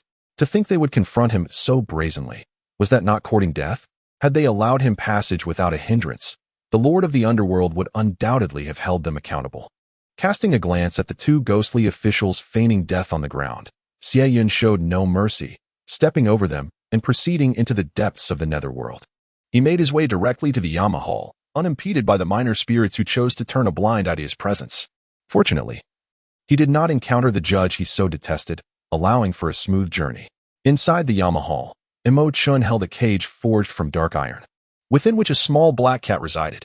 The feline, with its claws bared, hissed and clawed at the bars, its short limbs failing to reach the one carrying the cage. Its little head could barely peek through the gaps of the cage, its ears perked in indignation. Little cat, dare you steal from me once more? While pilfering my trinkets might have been tolerable, to have stolen even my ledger of life and death. You shall be confined here for a proper lesson. Do you really think my cat requires your instruction? As Xie Yun Yao stepped into the hall of Yama, her attire, once a delicate blue and white, transformed instantaneously into a vivid crimson, while her eyes shimmered with a ghostly violet luminescence. Imo Chin, observing the audacious intrusion into his palace, wore an expression as dark as thunderclouds. The crown on his head swayed, emitting a crisp sound. Xie Yun Yao, how dare you claim that Xiaohe is your cat? Before your arrival, I was its rightful owner. You have stolen my cat and sent it to pilfer from me daily. Do you possess no sense of decorum? Xiaohe, born of the earth and intrinsically linked to the nether realm, had no known origin. For millennia, it had followed Imo Chun, sharing in his sustenance. A decade prior, when Xie Yun Yao arrived at Yuyun Mountain, Xiaohe had chosen to accompany her. Imochen found himself in a lamentable predicament. Having nurtured his beloved companion for thousands of years, only to have it forsake him so readily. Who, then, was the true pet? Xiaohe, inherently wild and free, did not favor her. What was amiss in its choosing a new master in me? How could you imprison it in a cage and still consider yourself a good owner? Imochen cast his gaze towards the cage, where Xiaohe lay pitifully, and he found himself momentarily at a loss for words. Just moments ago, it had been fierce and defiant, yet now it feigned vulnerability upon her arrival. Xiaohe must remain with me. What brings you to intrude upon my hall? Surely, it cannot be merely to seek out Xiaohe? Unbeknownst to him, Xiaohe perked up its ears within the cage. Of course, it was not. The ears of Xiaohe drooped once more. Imochen, have you not heard of a certain flower that exists in the celestial domain? Imochen's eye twitched slightly as he placed a book from the table at the center of his desk. With unwavering confidence, he exclaimed, "What flower? Pray tell, for there is truly nothing in this realm, above or below, that I, Imochen, am unaware of. Are you familiar with the demonic flower of the celestial domain?" A smile lingered on Imochen's face, though it soon turned to awkwardness as he cleared his throat. "What demonic flower? Surely you are not attempting to belittle my confidence by conjuring a non-existent bloom? I assure you, I am not so easily deceived." Xie Yun Yao fixed her gaze intently upon Imochen, her once pristine phoenix-like eyes now imbued with an enchanting deep violet hue, captivating and mesmerizing, rendering one susceptible to divulging their innermost secrets. Imochen instinctively shielded his eyes. "Do not employ such hypnotic tactics against me. I genuinely have no knowledge of it." Xie Yun Yao chuckled softly at his earnest attempt to cover his eyes, yet in the next moment, she forcefully pried his fingers apart. "You claim ignorance. Yet will you not allow me to test your knowledge?" Imochen resolutely guarded his eyes. "Xie Yun Yao, do not even entertain the thought. Who knows what absurd inquiries you might pose? Will you not release me?" "No, I shall not let go, not even in death." Truly unwilling to relinquish? For reasons unknown. Imochen felt as though Xie Yun Yao's voice was drifting further away. "I shall not release you. You are compelling me to act ungraciously." Xie Yun Yao, cradling the small black creature, stood just outside the door, observing Imochen as he continued to shield his eyes, resembling a simpleton, unable to contain her laughter. "Very well. Continue your game," she remarked with a sigh, extracting a sheet of paper that had been pressed beneath the book moments prior. She gazed at the paper, which bore a striking resemblance to the shape of the otherworldly flower, lost in contemplation. After delivering the little black cat to the vicinity of Yuyun Mountain, Xie Yun Yao merely cast a distant glance at her sleeping quarters, ultimately refraining from stepping inside. As she turned away, Li Ji picked up the squatting little black cat, and both he and the feline watched her depart without uttering a word of protest. It was only when her figure vanished from sight that Li Ji exchanged a forlorn glance with the little black cat. Little black, do you think the master has forgotten me?" The only response he received was the cat's exasperated roll of its eyes. Stretching her legs, Xie Yun Yao couldn't help but recall the peculiar expression on Imochen's face earlier in the underworld palace. It was evident he had not spoken the truth. At the very least, based on his reaction, Xie Yun Yao could assert with utmost certainty that the demonic flower indeed existed and was a source of great trepidation. Feeling the little black cat beside her, she reached out to stroke its tiny head, and together they curled up quietly to sleep. However, at that moment, Xiaoya suddenly rushed over and whispered, "Third Miss Qin has arrived. What is destined to come will inevitably arrive. If it does not, it is merely a matter of time. Please let them in," she instructed. Xiaoya, slightly puzzled as to why her lady referred to them when only Miss Qin had come, chose not to question further and stepped back to convey the message.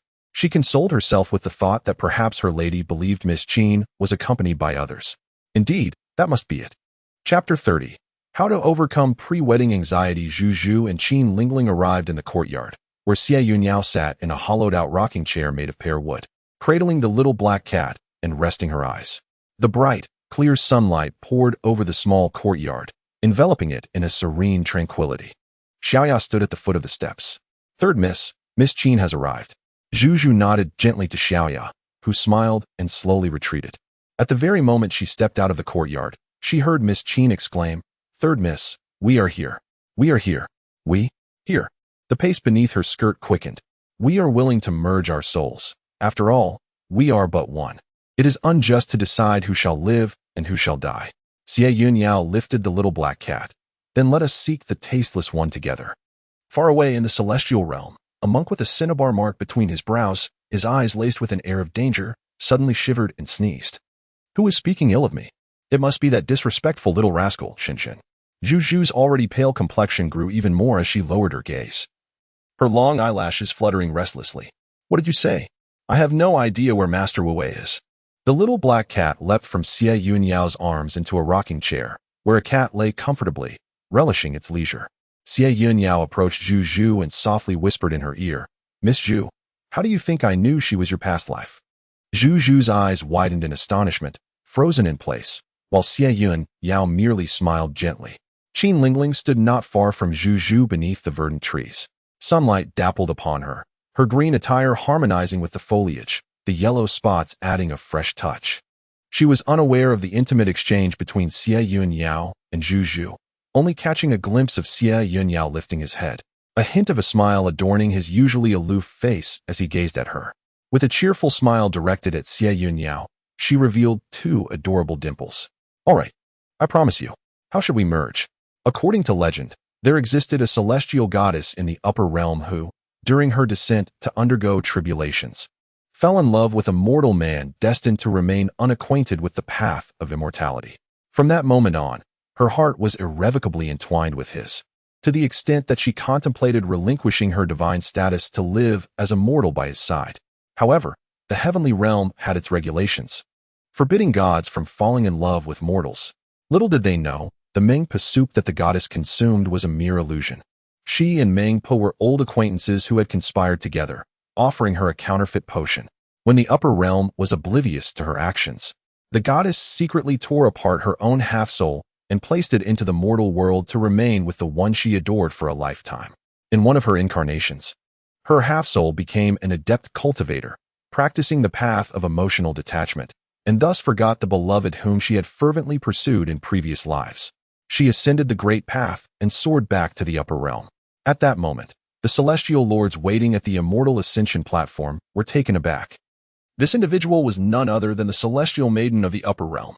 The celestial sovereign, enraged, cast both the maiden and her severed half-soul into the infernal realms to suffer in torment, until one day, her beloved, having pursued her to the upper realm in vain, sought her out in the underworld. Ultimately, he endeavored to reunite their 2 separated half-souls. This person was Chengziyu. However, during the fusion of their souls, due to the instability of their divine consciousness and repeated disruptions from those sent by the upper realm, their hearts were unsettled. In the end, although they successfully merged their souls, the one he loved lost her sanity. Since then, on the peaks of the Yuyun Mountain, there existed a fallen being named Chengziyu, who now concealed himself, gathering strength in the shadows. If you wish to merge your souls, venture to Yuyun Mountain, located in the northwest at the juncture of the human realm and the netherworld, where you may find a fallen immortal bearing the name Chengziyu. Zhu Zhu beckoned to Qin Lingling, who hurried over, lifting her skirts. What is it? We can depart now. Let us first pay a visit to your parents, and subsequently seek assistance at Yuyun Mountain to merge our fates. No one could predict whether their union would be successful. First, they would fulfill Qin Lingling's wishes, taking a leap of faith without hesitation. Unbeknownst to her, after expressing her gratitude to Xie Yun Yao, she was led away by Zhu Zhu. Xie Yun Yao cradled the drowsy little black cat, resting quietly upon him, awaiting a long-anticipated wedding. On the 26th day of the 6th month in the 29th year of the South Liang Jinyuan era, a favorable day for marriages, Shen sat at the table, perusing the calendar for the following day. Shen crouched on the beam, his expression contorted as he observed the general, who had already flipped through the calendar a staggering 48 times. He could recite it by heart. General, are you not yet asleep? Tomorrow, you must rise early to prepare for the wedding and all associated matters. Upon hearing this, Shen glanced at the calendar once more, contemplating the upcoming nuptials. While his face betrayed no joy, his heart was already in full bloom with delight. What do you know? I have awaited this moment for a decade. Shen, taken aback by the general's slightly regretful retort, nearly lost his footing from the beam. Is this even human speech? If memory serves, the 3rd young lady of the Xing Wang residence is merely 17 this year. How old was she 10 years ago? Did the general set his sights on her at the tender age of 7? Upon deep contemplation, Xun Yun put away the calendar. Yet he had no intention of paying heed to it further. Gazing at the somewhat disordered bookshelf in the corner, he could not resist the urge to meticulously arrange all the books. Noticing the scroll on the wall fluttering in the wind, Xun Yun approached and carefully rolled it up, placing it into a tube. Observing the general, who was restlessly pacing the room, Shen San rubbed his forehead, feeling dizzy. Suddenly, a spark of realization struck him. After Shen Zhen had unknowingly circled the room countless times, Shen San shielded his eyes and initiated a negotiation. "General, you are to be wed tomorrow." Shen Zhen halted abruptly, then quickened his pace once more. His face appeared impassive, yet the incessantly twitching of his left eye betrayed his inner turmoil. With no other recourse, Shen San resorted to his trump card. "General, if you do not retire early, you may awaken with dark circles that could mar your handsome visage. Do you think the lady might find you unappealing?" At once, Xun Yun was taken aback. Upon reflection, he realized the truth in this statement. He must remain calm and composed, ensuring he was well rested to present his finest self to his new bride. Chapter 31. The wedding procession encounters turmoil. Time swiftly passed, and the wedding day arrived. Xie Yun Yao sat before the vanity, gazing at the reflection of a face both strange and familiar. This marriage had been a decade in the making, and Xie Yun Yao's mental age had reached maturity. Although her reflection, adorned in splendid finery, was breathtakingly beautiful, it no longer stirred her anticipation. The dim, tarnished bronze mirror reflected the rosy hue upon her cheeks, revealing the truth concealed beneath layers of makeup. Time is like a strand of exquisite incense, becoming more profound with the passage of years. Through the mirror, Xie Yun Yao beheld the figure of an elderly woman clad in a red garment, standing beside her. This was another matchmaker, who had taken the place of Zhu Zhu, who had accompanied Qin Lingling to the secluded Yiyun Mountain and had yet to return. The aged matchmaker wore a smile that suggested she was orchestrating some grand celebration, a facade of pleasantry that was merely a testament to her professional demeanor. She appeared unfazed by the fact that, in such a prestigious royal household, no one was present to accompany the bride on her wedding day. Xie Yunshu's biological mother had passed away long ago, leaving the arrangements for the wedding entirely in the capable hands of the princess consort of Shang. Xiaoya typically bore an expression of being bullied and downtrodden. Yet on this occasion, there was an unusual ferocity concealed within her countenance. Silently, she styled Xie Yun Yao's hair into an elaborate coiffure and adorned her with the wedding phoenix crown. Only when she beheld the bride's radiant beauty did she smile and say, "From this day forth, you shall be the general's wife." As the red veil was placed over her head, shielding her from the midday sun, her vision was tinged with a vivid crimson. Lowering her gaze, she observed the red embroidered shoes at her feet. It was said that for girls from ordinary families, the bridal attire and shoes were customarily sewn by the brides themselves prior to the wedding. The day of the ceremony was bustling with activity, yet one could surmise that genuine blessings were scarce. As Xie Yun Yao was led by Xiaoya out of the room and into the courtyard, she finally caught sight of the princess consort and Prince Sheng waiting for her at the gate, an inexplicable sense of trepidation preventing her from even crossing the threshold. Upon reaching the main hall, Xiaoya placed the red silk in Xie Yunshen's hands. As the elder brother, he held one end of the red silk while Xie Yun Yao took the other end, transferring it to Shen Zhen. After wrapping the silk around his wrist a few times, Shen Zhen shortened the distance, successfully grasping Xie Yun Yao's cool hand beneath her wide sleeves. Xie Yun Yao, hindered by the surrounding gaze, became acutely aware of her senses. When she felt an unknown, searing warmth brush against her, she nearly raised her hand to send Shen Zhen soaring into the heavens. However, the raucous atmosphere, filled with jubilant drums and festivities, reminded her to exercise restraint. Today was her wedding day. "Madam, this way." She was guided as she took Shen Zhen's hand and stepped into the bridal sedan. Sitting inside, she felt an array of discomfort, yet refrained from removing the red veil, honoring her promise to Xie Yunshu by providing her with a complete wedding ceremony. As the floral sedan traversed a narrow street, the sound of a swana unexpectedly reached their ears, accompanied by weeping. The joyous celebration of a wedding clashed ominously with the somberness of a funeral procession. Xiaoya's complexion drained of color as onlookers along the roadside, frightened by the approaching funeral, hastily shut their doors. "What is happening?" Xie Yun Yao lifted the curtain to glimpse the unfolding situation, immediately grasping the gravity of the predicament. Was this a deliberate act by some, or merely a coincidence? The two families stood their ground, neither willing to yield, awaiting the master's directive. Xiaoya, standing at the curtain's edge, anxiously declared, "Miss, do not worry. I shall swiftly assess the situation and urge them to clear the way." Shen Zhen's face turned ashen at the sight, incensed that chaos would ensue at such a moment. With a fierce glare directed ahead, Shen San swiftly perceived his master's discontent and promptly led his men to obstruct the procession. However, Xie Yun Yao chose to disregard the unfolding events and raised her hand to halt them. "No need," she declared. "Let the deceased take precedence. Allow them to pass." The old matchmaker, standing nearby, widened her eyes in alarm, her voice tearing through the air like a broken gong. "My lady, you cannot. This is unacceptable. We cannot simply yield the path. It is inauspicious, and we shall lose our fortune to them." Xie Yun Yao lowered her voice. "What? Do you think your words hold the authority to challenge mine?" The weight of her powerful presence silenced the old woman, though she cursed inwardly.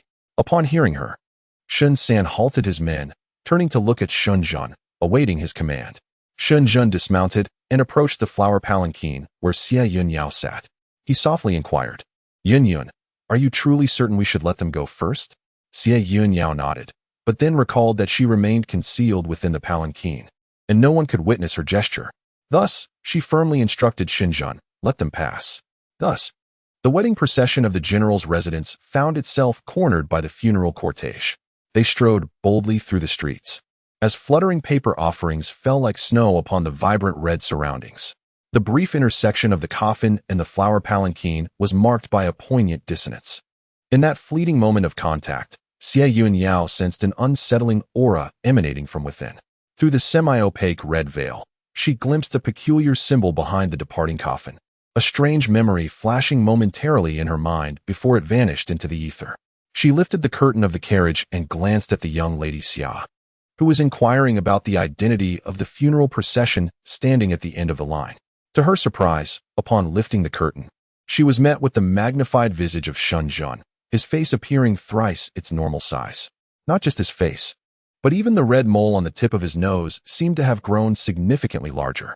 "Madam, is there something amiss?" Xie Yun Yao suppressed her rising anger, observing his smiling countenance, silently reminding herself not to lose her temper. Shen Zhen was intentionally provoking her, seeking to find leverage against her. Should today's marriage be interrupted due to her actions, she would undoubtedly become the target of public scorn. After a brief moment, he continued, "Miss, I just inquired with some individuals at the back, and I discovered that there seems to be something peculiar about this funeral procession." "What do you mean by peculiar?" she asked. "It is said that after one passes, they must remain at home for 3 days of mourning. However, the elderly gentleman from this family passed away just last night, and not a single relative or friend has come to pay their respects. They are hastily preparing for the burial. Moreover, among the funeral procession, there are no signs of the deceased family, and the musicians and mourners accompanying them do not appear to be related to the old man. Yet, amidst the white mourning attire, one middle-aged man stands out, his sorrow seemingly genuine, though he is the only one displaying such grief. It is said that the deceased was a centenarian, at such an advanced age. Death is often viewed as a form of release, not necessarily a misfortune. Yet, their manner of mourning is rather strange." The bridal sedan continued on its course, everything seemingly returning to normal, with the sounds of gongs and drums filling the air, joyously heading towards the general's residence, seizing the auspicious hour of dusk. However, little did they know, just as one wave subsided, another rose. Xie Yun Yao realized that today's wedding would not proceed smoothly. Chapter 32. The exquisitely orchestrated wedding. The general's residence and the Shengwang Manor are situated on opposite banks of a river. To traverse the shortest distance between them, one must cross the Wangyue Bridge. Both banks of the Wangyue River are vibrant with life, adorned with picturesque scenery, and embellished with willows swaying gracefully over the water. As night falls, the area transforms into a spectacle of lights stretching for miles, with shimmering reflections dancing upon the surface. During the day, one can witness elderly boatmen gliding across the emerald waters, ferrying visitors in their leisurely boats. A long procession meanders over the bridge, surrounded by throngs of onlookers. Such a grand wedding is an occasion typically reserved for the unions of noble families. Xie Yun Yao sat within her palanquin, while Shen Zhen rode alongside on horseback. Suddenly, a powerful splash erupted from the water, sending waves crashing against the banks of the bridge as a multitude of cloaked figures clad in crimson surged forth. Have assassins become so audacious as to don red garments?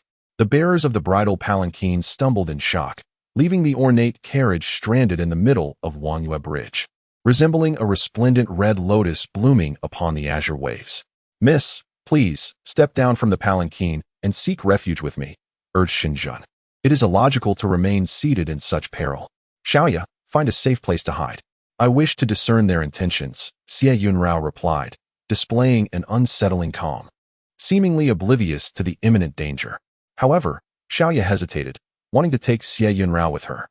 Xie Yun Yao sensed that the situation was far more complex than mere assassination. Abandoning her might unravel the entire plot. "There's no room for doubt. Have you forgotten my capabilities?"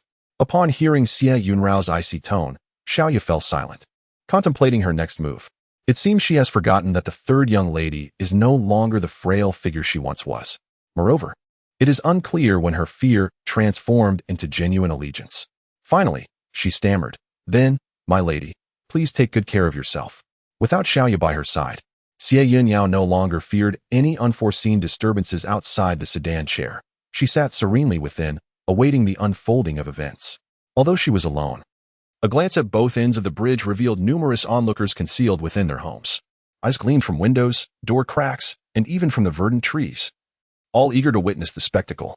The sedan chair was followed by a dowry that rivaled the splendid bridal procession, while the startled horses whirled in place.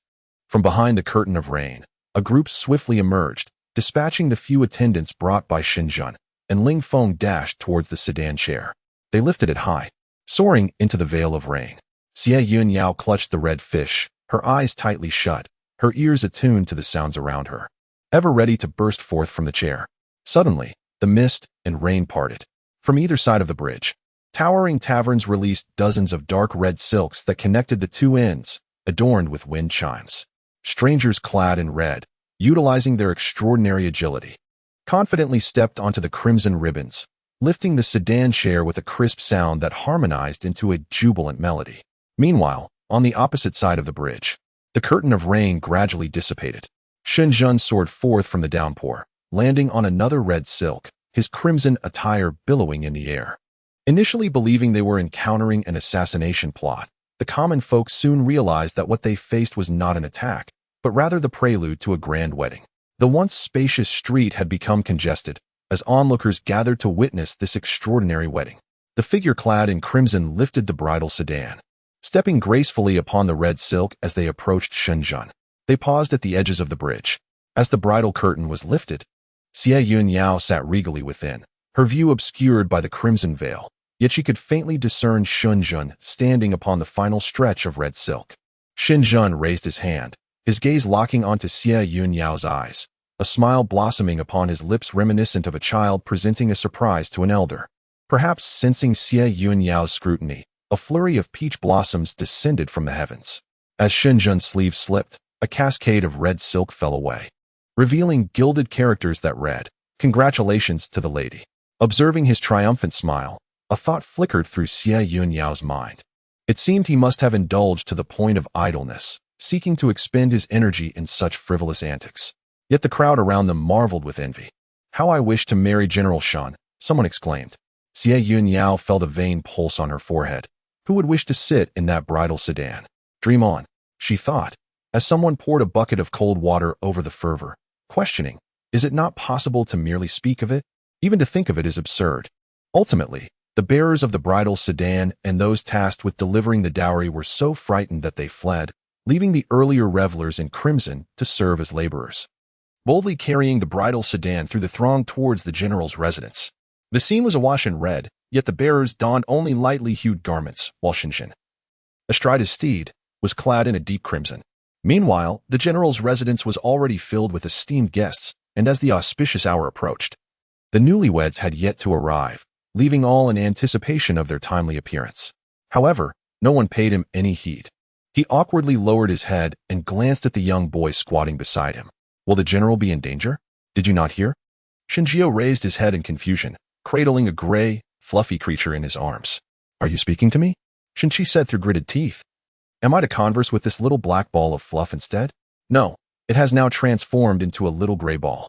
Do not fret. I estimate we shall arrive shortly. The general places great importance on the wedding and shall not delay. What on earth are you doing? Xie Yun Yao inquired of Shenzhen. Are you happy? My intended. I hope our wedding will be distinctive, one that you shall remember for a lifetime. Listening to Shenzhen's eager questioning, Xie Yun Yao suddenly felt it best not to douse his enthusiasm with cold water. As long as you are happy, this wedding was meant for you, and Xie Yun Shu, let it unfold as you both desire. Upon hearing excited shouts and feeling the palanquin gradually descend, Xie Yun Yao felt a sense of relief, realizing they had finally arrived at the general's residence. Surely, there would be no unforeseen complications now. Shenzhen dismounted, lifted the curtain of the carriage, and took her hand, guiding her out before ultimately carrying her across the fire basin into the bridal hall. As he set her down, Xie Yun Yao heard him whisper softly in her ear, "Why are you so light? You must eat more in the future." Upon facing the hall, Xie Yun Yao then noticed that the seats which were supposed to be occupied by parents and elders were entirely empty. The guests present for the feast wore expressions of awkwardness, and only then did she recall the circumstances surrounding Shenzhen's family. The family was sparse, with a father who passed away early and a mother who remained indoors, devoted to her prayers. Chapter 33, Brother Shen is henpecked. Perhaps it was the vacant seat at the altar that allowed Xie Yun Yao to feel no discomfort while bowing to the heavens and making her second bow to her parents. Had there been someone present, she could not ascertain whether she would have resisted kneeling. During the exchange of vows, an amusing incident occurred. Shenzhen, in his eagerness, inadvertently bumped his forehead against Xie Yun Yao's when he raised his head too swiftly. The resounding impact, coupled with Xie Yun Yao's stifled groan, led her to briefly question if her forehead had transformed into a peach of longevity. The onlookers erupted in laughter, teasing Shenzhen for his impatience, which had caused the bride discomfort. Clenching her fists, Xie Yun Yao struggled to suppress the urge to kick Shenzhen away. After all, how could one lose their wits and bring shame upon her on such an occasion? Perhaps sensing the deathly glare emanating from beneath Xie Yun Yao's red veil, Shenzhen took her hand and apologized. "I am truly sorry. It was not my intention. If it had been intentional, you would not be here." Through the veil, Shenzhen gently touched Xie Yun Yao's forehead with his left hand. "Does it hurt?" "Hiss. What do you think?" Xie Yun Yao attempted to break free but found herself unable to do so, ultimately resigning to his lead as he guided her to their bridal chamber. He rambled on with a barrage of instructions, only to be ushered away by a few friends for drinks. That night, seated at the edge of the bed, Xie Yun Yao found herself lost in thought, reflecting on the incredible transformation she had witnessed in the mirror. The once timid, soft-spoken child had now become her husband, leaving her with an unsettling feeling that something was amiss. As night fell, the clamor of the front yard gradually subsided, and the revelry of the banquet approached its conclusion. Xie Yun Yao was about to inquire of Xiaoya regarding the time, when she suddenly felt her throat parched. "Pour me a cup of tea, but do not make it too cold. My throat is quite hoarse, and too chilly will only aggravate it." "Certainly, madam. Please hold on a moment," a strange voice responded, and Xie Yun Yao then realized that the figure standing outside the screen was not Xiaoya. "Who are you? Where is Xiaoya?" Gazing at the tea presented beneath her veil, her expression hardened. She lowered her eyes and refrained from accepting it. Although it was a summer night, a sip of cool tea would typically alleviate the heat, yet the murky hue of the concoction revealed it to be overnight tea, the variety of which was unknown to her. This raised suspicions. It seemed that trouble had found her almost immediately upon her arrival. "Madam, here is the tea you requested." The cup was again pushed towards her. "I cannot comprehend your words. Where is Xiaoya?" "Madam, what are you saying?" "What Xiaoya? There is only me here." "This is the tea you asked for." Xie Yun Yao forcefully shoved aside the stale tea, causing the jade cup to shatter, scattering fragments across the ground. "Madam, what are you doing?" "Madam, that title is too much for me to bear. Who knows whether you regard me as the general's wife or merely someone you can dismiss? How dare you present me with such inferior tea? Do you truly believe you possess the audacity to flaunt yourself before me?" Qingji stood frozen in place. Just a couple of days ago, she had heard that the third young lady of the Xie family was a timid and indecisive individual, yet here she was, suddenly confronting her over a cup of cold tea. At that moment, footsteps approached from outside, accompanied by a few teasing remarks that grew nearer. Thud! Xie Yun Yao looked down at Qingji, who had unexpectedly knelt before her. The force of it made her feel a pang for Qingji's knees. This maid was indeed fierce. Imagining the grimace on her face, Xie Yun Yao couldn't help but smirk. With the stage set, it was time for the performance to commence. As expected, she heard Qingji wailing. "Madam, I am truly sorry. I did not mean to offend. I had no idea you disliked cold tea. It is all my fault. I promise I shall not dare again. Listening to this heart-wrenching lament, interspersed with the sound of her kowtowing, Xie Yun Yao wondered if she had somehow celebrated the new year prematurely. Was the maid seeking her red envelope, thus offering such a grand display? Or had she committed some unspeakable offense against the maid before her? Slightly lifting her red veil to gaze at Qingji kneeling before her, Xie Yun Yao couldn't help but exclaim, "What a beautiful sight, like a pear blossom in the rain, so fresh and refined." It seemed that some individuals were eager to ascend the branches and become phoenixes.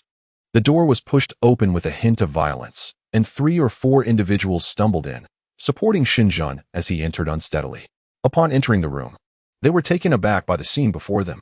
A few young men exchanged glances, looking at one another, before finally directing their attention to Xinjun. Li Yu blinked vigorously at Xinjun, appearing as though he were having a seizure. In truth, he was merely inquiring, "What is the situation here?" Xinjun, who was not particularly inebriated, now appeared even more lucid as he surveyed the chaotic scene before him. His gaze shifted from the floor strewn with debris to the maid kneeling before his newlywed wife, incessantly bowing her head in apology, and then to his wife, who remained steadfast and unyielding amidst the storm. After a brief silence, Qingji, still on her knees, took a few steps closer to Xinjun, lifted her tear-streaked face, and, with a voice tinged with fragility, implored, "General, I truly did not intend for this to happen. I was completely unaware that the lady dislikes cold tea. I beseech you to punish me. I assure you, I shall not err again." Xie Yun Yao, overhearing her repeated pleas, let out a cold laugh, dismissing the maid's words with disdain and refusing even a single explanation. Xinjun circumvented the weeping maid, whose tears resembled delicate pear blossoms, and strode a few paces to stand before Xie Yun Yao. He kicked aside the shards of the broken cup that lay in her path, crouched slightly, and grasped her hands resting upon her knees, meeting her gaze directly. "Madam, what transpired? Were you harmed in any way?" Alas, their confrontation escalated into mutual accusations, culminating in a bitter parting. Consequently, the following day, the entire Longland city buzzed with rumors regarding the discord that erupted on the night of their nuptials, depicting how General Shen clashed with his new bride, leading to a furious departure. Meanwhile, Qingji, still kneeling on the ground, stared wide-eyed in disbelief, her heart heavy with the realization that she had never witnessed the general so anxious for another. The few friends present in the room gazed in astonishment at Xinjun's retreating figure, their eyes nearly popping from their sockets, utterly unable to comprehend the scene they had just witnessed. Xinjun, known for his stoic demeanor and aloofness, had almost transformed into a creature of folklore, feared by children for his fearsome reputation. In the present moment, this gentle demeanor elicited an involuntary shiver from them. Li Yu rubbed his eyes, ensuring he was not mistaken, as a torrent of frantic thoughts raced through his mind. Finally, a spark ignited in his consciousness. It became evident. Xinjun must be showing deference to his majesty, as this marriage had indeed been bestowed by the emperor's own hand. Meanwhile, the already married Zheng displayed an expression of understanding. It appears that General Shen is also under the governance of his wife. Henceforth, they would never lack for topics of conversation. Chapter 34. This wine seems problematic. After confirming that Xie Yun Yao was unharmed, Xinjun instructed Shen San to fetch a servant to tidy up. Shen San was jolted from his shock. Very well. Soon, a young servant arrived, adeptly cleaning the floor until it shone. The atmosphere in the wedding chamber was peculiar, with the servant nervously bowing his head. "May I inquire if the general has any further instructions? If not, I shall take my leave." "Wait." The servant, who had been poised to turn away, spun around in haste, anxiously asking, "What are your orders, General?" "Take this person away as well. Ensure she does not appear before the madam ever again." Qingji gazed at Xinjun in disbelief, her eyes reddening as she murmured despondently, "I am Qingji, the little girl who always loved to trail behind you in her youth. After all these years apart, have you truly not thought of me even once? Let it be known that from this day forth, anyone who displeases the madam shall no longer remain here." "Understood, understood. Rest assured, General, I shall promptly disseminate this information." Shen San, accompanied by his attendant, assisted Qingji as they exited. When Xinjun turned around, he noticed several friends lingering at the entrance. "What are you all still doing here? Do you wish to continue the wedding festivities?" Upon hearing this, Li Yu's lips curled into a grin, revealing his small canines as he waved his folding fan excitedly. "Of course, it is Shen's first marriage, after all. Why are you all doing this?" Before Li Yu could finish his sentence, he was firmly restrained by a few companions behind him. Shen, you are too courteous. We must take our leave now. Li Yu's eyes widened, recalling that they had not spoken this way upon arrival. Nevertheless, he was muffled and dragged away. Let's go. Let's go. The group jostled their way out, while Shen Zhen, with a sharp motion of his hand, closed the door decisively. At that moment, only Shen Zhen and Xie Yun Yao remained in the room. The dragon and phoenix candles, ignited after the matchmaker's departure, continued to flicker gracefully, casting their shadows upon the paper window. Xie Yun Yao finally freed herself from the cursed red veil and swiftly moved toward the door. Where are you going? Shen Zhen intercepted her after just a few steps, his gaze fixed on the wine cups on the table. The ceremonial wine has yet to be shared. The formalities remain unfulfilled. Where do you intend to venture? Xie Yun Yao pulled Shen Zhen's hand away. As for the ceremonial wine, let it be. I cannot impede your future endeavors of marriage and family. Shen Zhen's expression remained impassive, the night breeze tousling his hair. He clenched his fist tightly. Standing by the table, he poured 2 cups of wine with a casual flick of his wrist. Besides, it is merely a matter of sharing a couple of drinks. Do not overthink it. Xie Yun Yao instinctively clicked her tongue. How could I overthink? I merely fear that you might. After all, I am as noble and enchanting as a flower in full bloom.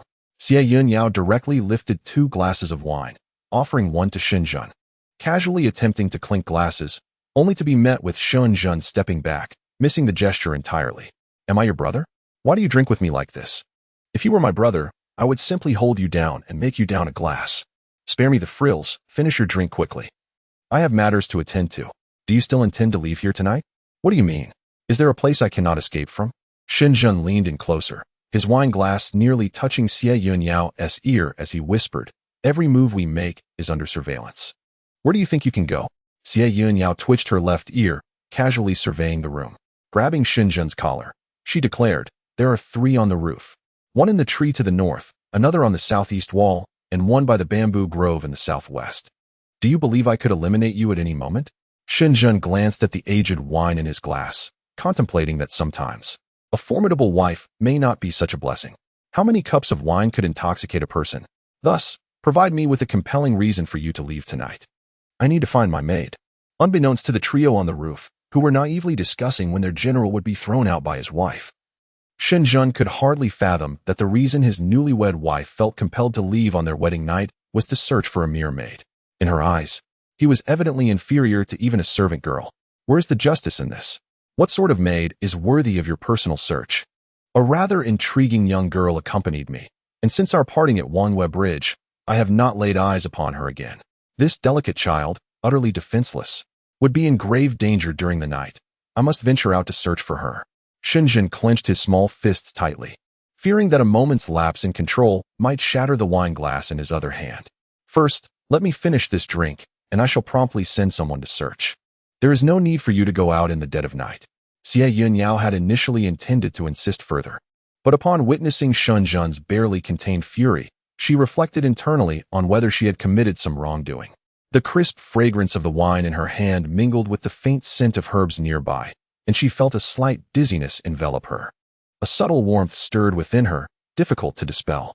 Stealing a glance at Shen Zhen, she unexpectedly found herself ensnared by his gray-brown gaze, blinking awkwardly before diverting her eyes.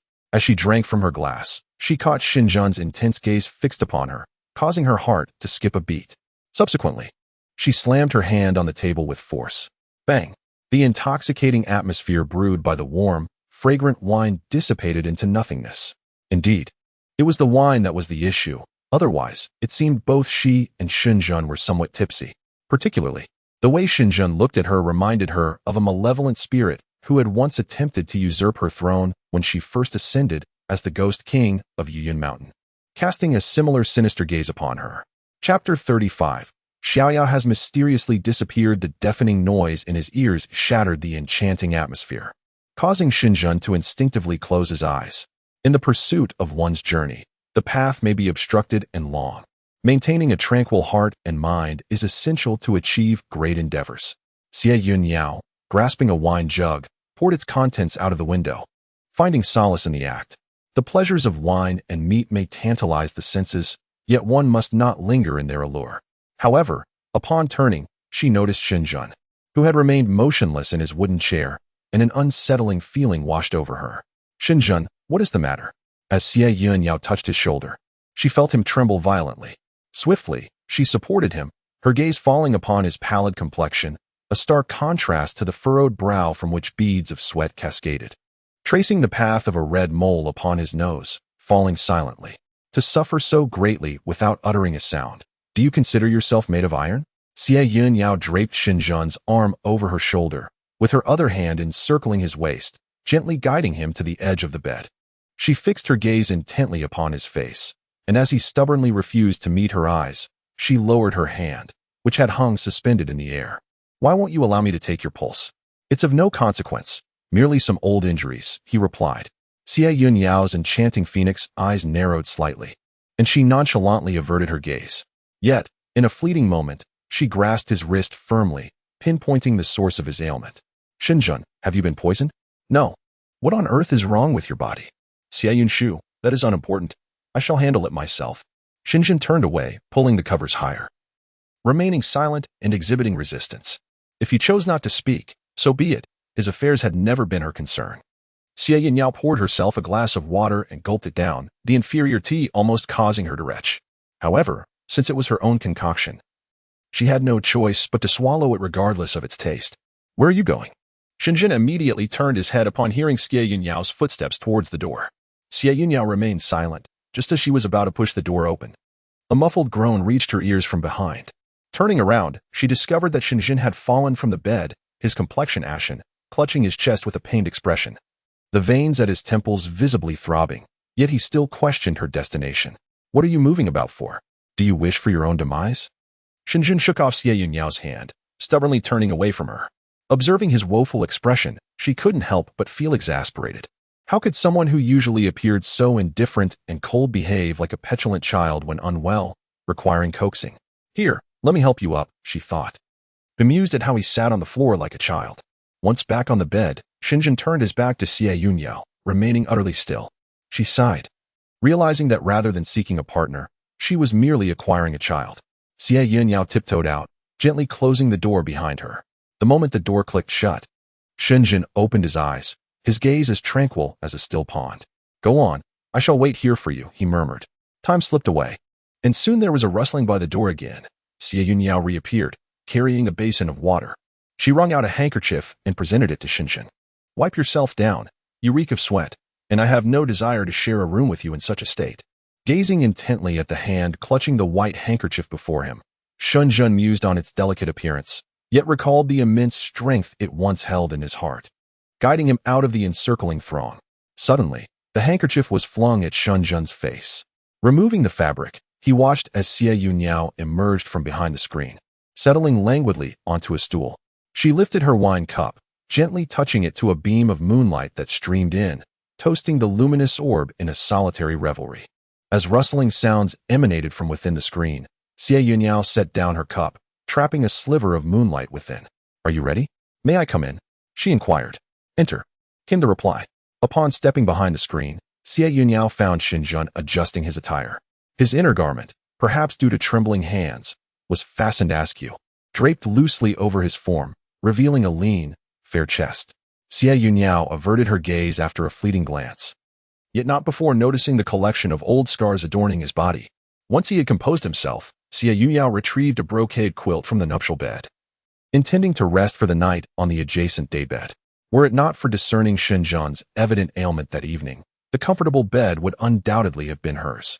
"Madam, the night air is rather brisk," Shen remarked, shifting towards the wall to reveal a generous expanse beside him. "Pray, rest here with me."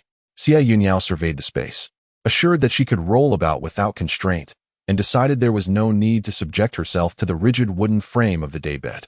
She was, after all, Xie Yun Shu now, and Shen would not recognize her, especially given his current aversion towards her. Xie Yun Yao slowly drifted into slumber through self-hypnosis. However, a figure nestled against the wall abruptly opened his eyes. He lay there quietly, listening to the soft breaths nearby. Gradually, he turned to face the countenance so close at hand, sensing a peculiar difference, yet it seemed unmistakably familiar. With hands loosely embracing Xie Yun Yao, Shen's vision grew increasingly blurred. Fortunately, He felt fortunate to behold her once more, satisfying his long-held desire for victory. The following day, before the first rays of dawn had roused Xie Yun Yao from her slumber, she was awakened by a voice reporting from outside. "General, we dispatched individuals to search for Miss Xiaoya throughout the night, but we have yet to locate her. My incompetence is apparent." Xie Yun Yao finally stirred, realizing that her indulgence in alcohol had indeed led to this predicament. She should not have overindulged the previous evening, resulting in such a profound slumber. The guards at the door, having not heard the general's voice, remained kneeling in silence, believing themselves to be at fault. Unbeknownst to them, Shen was deliberately feigning sleep, reflecting on his own shortcomings. Once Xie Yun Yao had composed herself, she opened the door to find several individuals kneeling outside. They appeared capable. Yet their failure to locate anyone suggested that Xiaoya had indeed encountered some peril the previous day. "Why are you still kneeling?" Shen smiled and remarked, "My dear, where do you wish to go? I shall accompany you. With your current state, how can I take you along? You should focus on recovering your health first," she replied. Shen remained silent, yet his resolve to follow her was already firmly established. Chapter 36. The peculiar limping men. Young women gathered at the riverbank, singing songs in small groups. The old ferryman leisurely rowed his boat across the water. A somewhat dilapidated sign hung above as he stepped forward, leaving footprints in the dust that covered the threshold. Pushing open the half-closed door, a cloud of dust surged toward him, prompting Xie Yun Yao to hastily cover her mouth and nose. "Is anyone here?" she inquired, casually surveying her surroundings. The interior was surprisingly tidy, suggesting that someone had been residing there. An elderly man, his hair graying, approached with a tremor, leaning heavily on a cane that indicated his mobility was compromised. As he drew nearer, Xie Yun Yao discerned that he was a middle-aged man with a limp, though his visage bore the marks of age. His frame suggested he was not as old as he appeared. "Young lady, do you require assistance?" he asked. Xie Yun Yao clasped her hands in a gesture of respect. "I apologize for the intrusion, sir. I have come to inquire about someone." The old man glanced at her, remaining silent for a moment before nodding in acknowledgement. "May I ask if you observed a young lady, approximately 14 or 15 years of age, with a delicate appearance, dressed in pink, seeking refuge here yesterday around dusk?" The elderly man, gripping his cane, began to tap it rhythmically against the ground, almost lifting it slightly off the floor as he pondered. After a lengthy pause, he finally spoke. "You must be referring to the commotion caused by the wedding yesterday. I do recall a young lady attempting to enter my shop. However, before I could invite her inside, she glanced about, deemed the place inauspicious, and remarked that she could not enter as she was to be wed that day. I then watched her walk away towards the fabric store across the street." The middle-aged man, bent over, took a step forward and pointed towards the shop opposite. "Thank you, sir," Xie Yun Yao expressed gratefully. "Today, I find myself intruding upon your space." Polite. The young lady departs gracefully. Xie Yun Yao turns around. The roses blooming vibrantly by the courtyard wall, their small thorny tendrils adorned with petals that echo a pink hue tinged with red. As Xie Yun Yao exits the shop, she casts another glance at the sign above, her brows furrowed in contemplation. This individual seems vaguely familiar. Particularly, the limp? The limping figure appears to be the same person she encountered at yesterday's wedding, the one who bore the semblance of a mourner, among whom was indeed a limping man. A flicker of realization crosses Xie Yun Yao's eyes, and she promptly turns away, seeking further traces of Xiaoya in another establishment. The once-ajar door is now firmly shut, a wooden sign indicating it is temporarily closed hanging forlornly. Her curiosity deepens. A yellow paper card lies wedged in the threshold, its origin unknown, perhaps carried by the wind. Xie Yun Yao glances around, ensuring no one is observing her before she stealthily approaches the back wall, leaping effortlessly onto the roof. Concealed in the shadows, she crouches upon the ridge, peering into the backyard, where a middle-aged man appears to be constructing a coffin. Beside him lies an uncovered coffin, within which rests a figure, the hair already streaked with gray.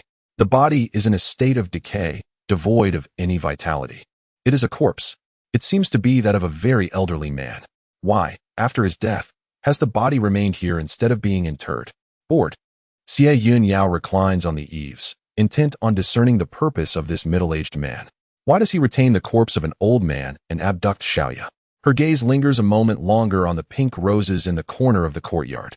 Before long, Xie Yun Yao observed as the middle-aged man finally completed the lid, sealing the coffin with a solemn finality. He then stealthily pushed the pre-prepared card and slipped away into the shadows. Without hesitation, Xie Yun Yao leapt from the rooftop and followed closely behind, watching as the man's gait, once unsteady, regained an inexplicable vigor, propelling the heavy coffin forward with ease. Their journey led them beyond the city gates and into the wild outskirts, where Xie Yun Yao witnessed the man drag the body from within the coffin. He arranged a pile of branches and placed the corpse atop it, meticulously tending to the deceased's hair and appearance. An unsettling fervor illuminated his expression, his eyes reddening as he murmured to himself incessantly. Soon, he ignited a torch and set the old man ablaze, dark smoke billowing upward, filling the air with a pungent odor as the flames consumed the figure entirely. After laboriously digging a grave, he finally interred the coffin and erected a modest marker.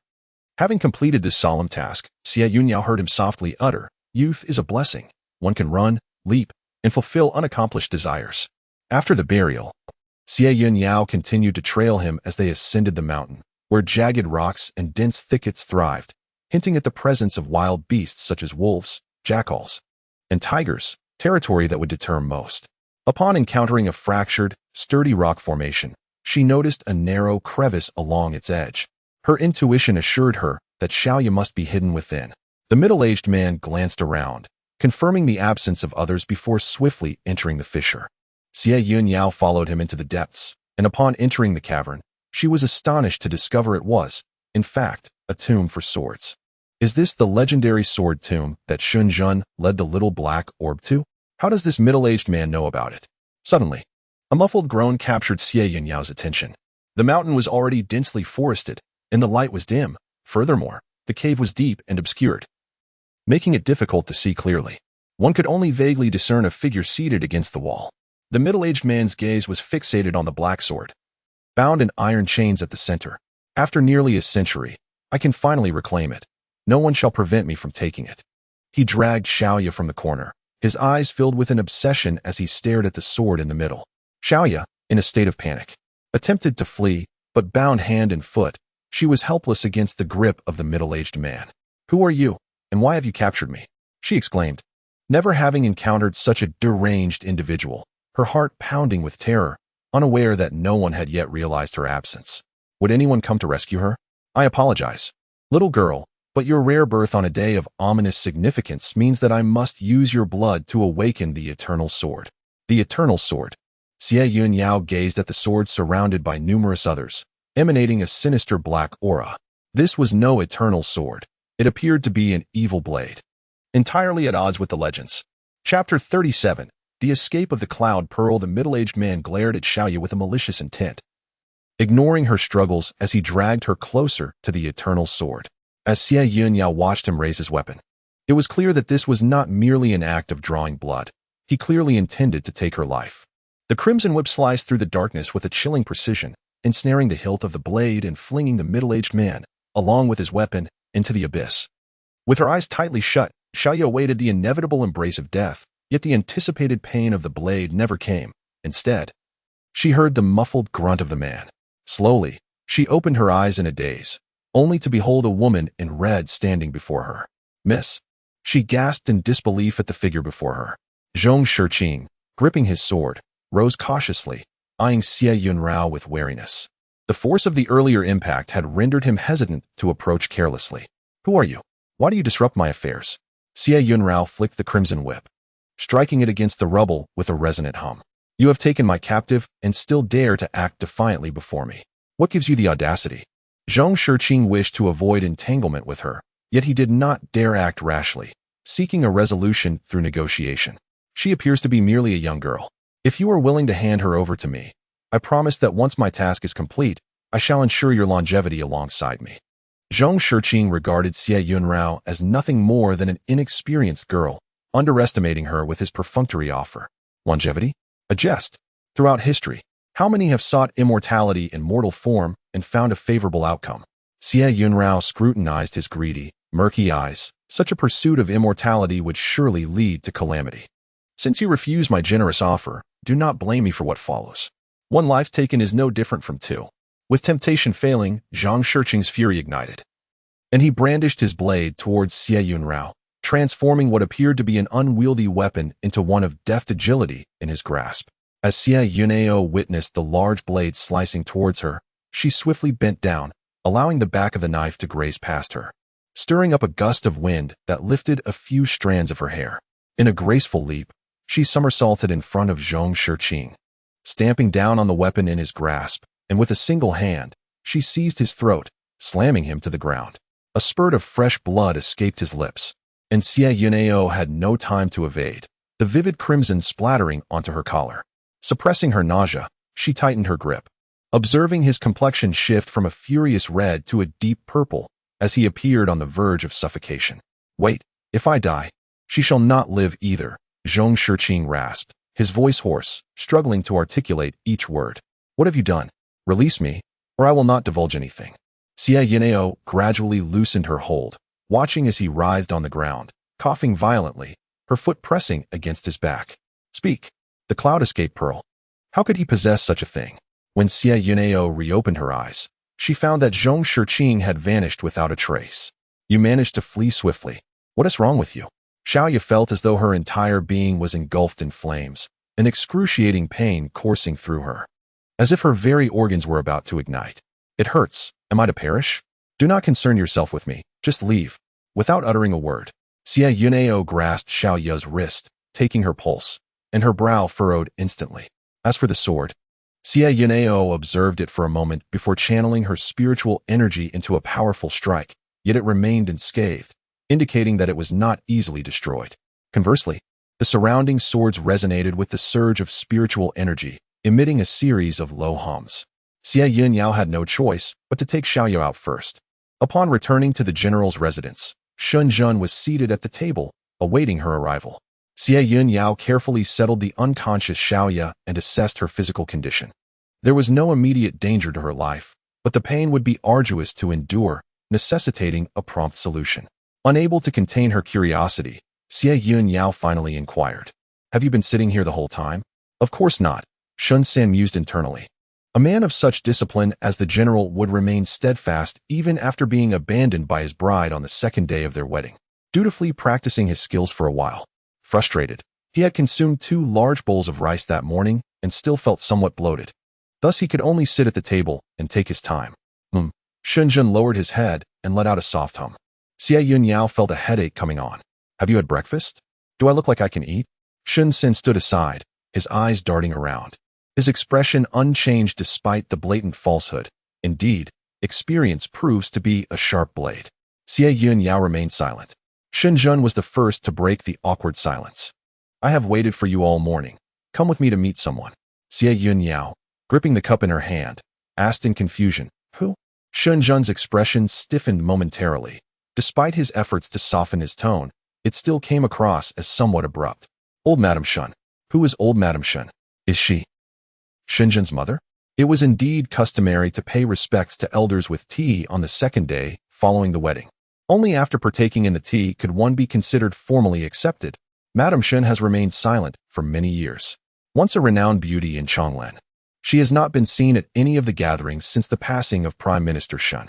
People have speculated that she quietly followed him into the afterlife. However, the Shen family did not hold a funeral, and outsiders dared not make assumptions. Most believed Madame Shen resided alone in her hometown of Qingzhou, but to everyone's surprise, she had been living in Chonglen all along. What should I prepare? Xie Yun Yao pondered, uncertain of what gifts would be appropriate for a senior relative. Shen rose and retrieved a small wooden box from his sleeve. "Here, take this with you when you meet her. It suffices, no need for any additional gifts." Xie Yun Yao accepted the box, unlocking it to reveal a beautifully wrapped item in red satin, a bracelet of flawless white jade. "What is this?" Shen took the jade bracelet from the box, gently taking Xie Yun Yao's hand to adorn her wrist with it. Chapter 38. Parting on unpleasant terms, Xie Yun Yao gazed at the jade bracelet on her wrist, faintly understanding its significance, yet she refrained from asking further. Shen held her hand firmly, leading her forward, but Xie Yun Yao halted, fixated on their clasped hands beneath his wide sleeves. "Is something wrong? Do you feel unwell?" Shen inquired, noticing her furrowed brow and pained expression. "Is it appropriate for you to hold my hand like this?" "We hardly know each other," she replied, discomfort evident in her tone. Shen instinctively tightened his grip, maintaining his composure as he responded, We ought to present a semblance of intimacy in front of others. The estate is vast, and there are many eyes on the way. It is prudent to feign affection to avoid raising suspicions in front of my mother. Xie Yun Yao instinctively resisted the moral coercion implied by the veiled threat. So what if the facade falters? We were, after all, united by an arranged marriage devoid of genuine affection. There was no need to feign a loving relationship. Xie Yun Yao's voice involuntarily rose, drawing the curious glances of passing servants, leaving both parties feeling somewhat awkward. Shen, with a desolate expression, lowered his hand. The smile that had graced his face now vanished, akin to a sunflower deprived of sunlight, rendering his entire demeanor rather dim. Madame Shen has always suffered from poor health, and due to certain reasons, we have kept our distance. After much contemplation regarding the engagement, I ultimately decided to inform her. She entrusted me with this jade bracelet, requesting that I pass it on to you. Shen observed the jade bracelet adorning Xie Yun Yao's wrist, offering a bitter smile. She might still believe that we are deeply affectionate towards one another. Xie Yun Yao gently caressed the jade bracelet on her right hand, scrutinizing Shen, who appeared as a wilted flower. At times, she found herself perplexed by his repeated displays of vulnerability and wounds before her. What was he truly trying to convey? Shen, speak plainly. Do not adopt that victimized demeanor. Madam, may I take your hand? Shen's gaze shimmered with anticipation, reminiscent of glistening waves, though not dazzling. It possessed a captivating brilliance, akin to the dawn's first light caressing a tranquil lake's surface, creating a myriad of sparkling reflections. For the sake of this jade bracelet, I shall allow you to hold my hand today. Shen curled his lips into a smile, firmly grasping Xie Yun Yao's hand. Indeed, madam. Upon encountering the elder Madame Shen, she appeared just as Xie had envisioned, graceful and beautiful. The phrase "tan does not defeat a beauty" could not be more fitting in reference to the elder Madame Shen. Instead, perhaps due to years of devotion to Buddhism, her every gesture appeared more gentle and approachable. Xie Yun Yao gazed at her, her eyes filled with tenderness as she fixated on the jade bracelet adorning her wrist. Although there was a hint of evasiveness in her gaze directed at Shen, when he lowered his head, she looked at him with a sense of solace. Initially, Xie Yun Yao feared encountering some intangible challenges, but to her surprise, there were none. The old matriarch Shen seemed genuinely fond of her, despite the lack of intimate contact. The affectionate glances from elder to junior conveyed warmth easily felt. Tentatively, Xie Yun Yao inquired, "Is this all?" She sensed his displeasure. It was merely the old matriarch sharing a few anecdotes about Shen's childhood preferences and misadventures. Shen maintained a stern expression, pulling her along. But his demeanor was less than favorable. "Who are you angry with? Do you believe anyone here should heed your mood?" Xie Yun Yao glanced around at the servants, who lowered their heads, too timid to express themselves, and declared, "All of you may leave. Without my permission, no one is allowed to enter." Turning away, she wished to disregard the childlike whims of the person behind her. Unexpectedly, he seized her wrist tightly, spinning her into his warm embrace. Xie Yun Yao froze momentarily before attempting to push Shen away, only to find herself held firmly in his arms, resting his chin on her shoulder. He spoke in a low, somber tone, "I am not angry with anyone else. I am angry with myself. I do not find it shameful for you to know of my youthful follies. I merely wish to avoid hearing her speak of them." He gradually relaxed his grip, saying, "Madam, if you wish to hear, I can divulge all my matters to you.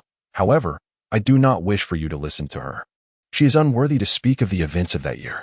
Xie Yun Yao found herself at a loss for words. This was not a matter she could interject in, lacking the understanding and the authority to persuade. Not wishing to continue the discussion with Shen, Xie Yun Yao went next door to check on Xiaoya. Xiaoya had awakened at some point and sat vacantly at the edge of her bed, gazing out the window. "Xiaoya, how are you feeling?" "I am fine. Thank you for your rescue. I feel much better now." "Is that so?" "Yes, I am indeed much improved." Her trembling, hoarse voice sounded particularly jarring in the air.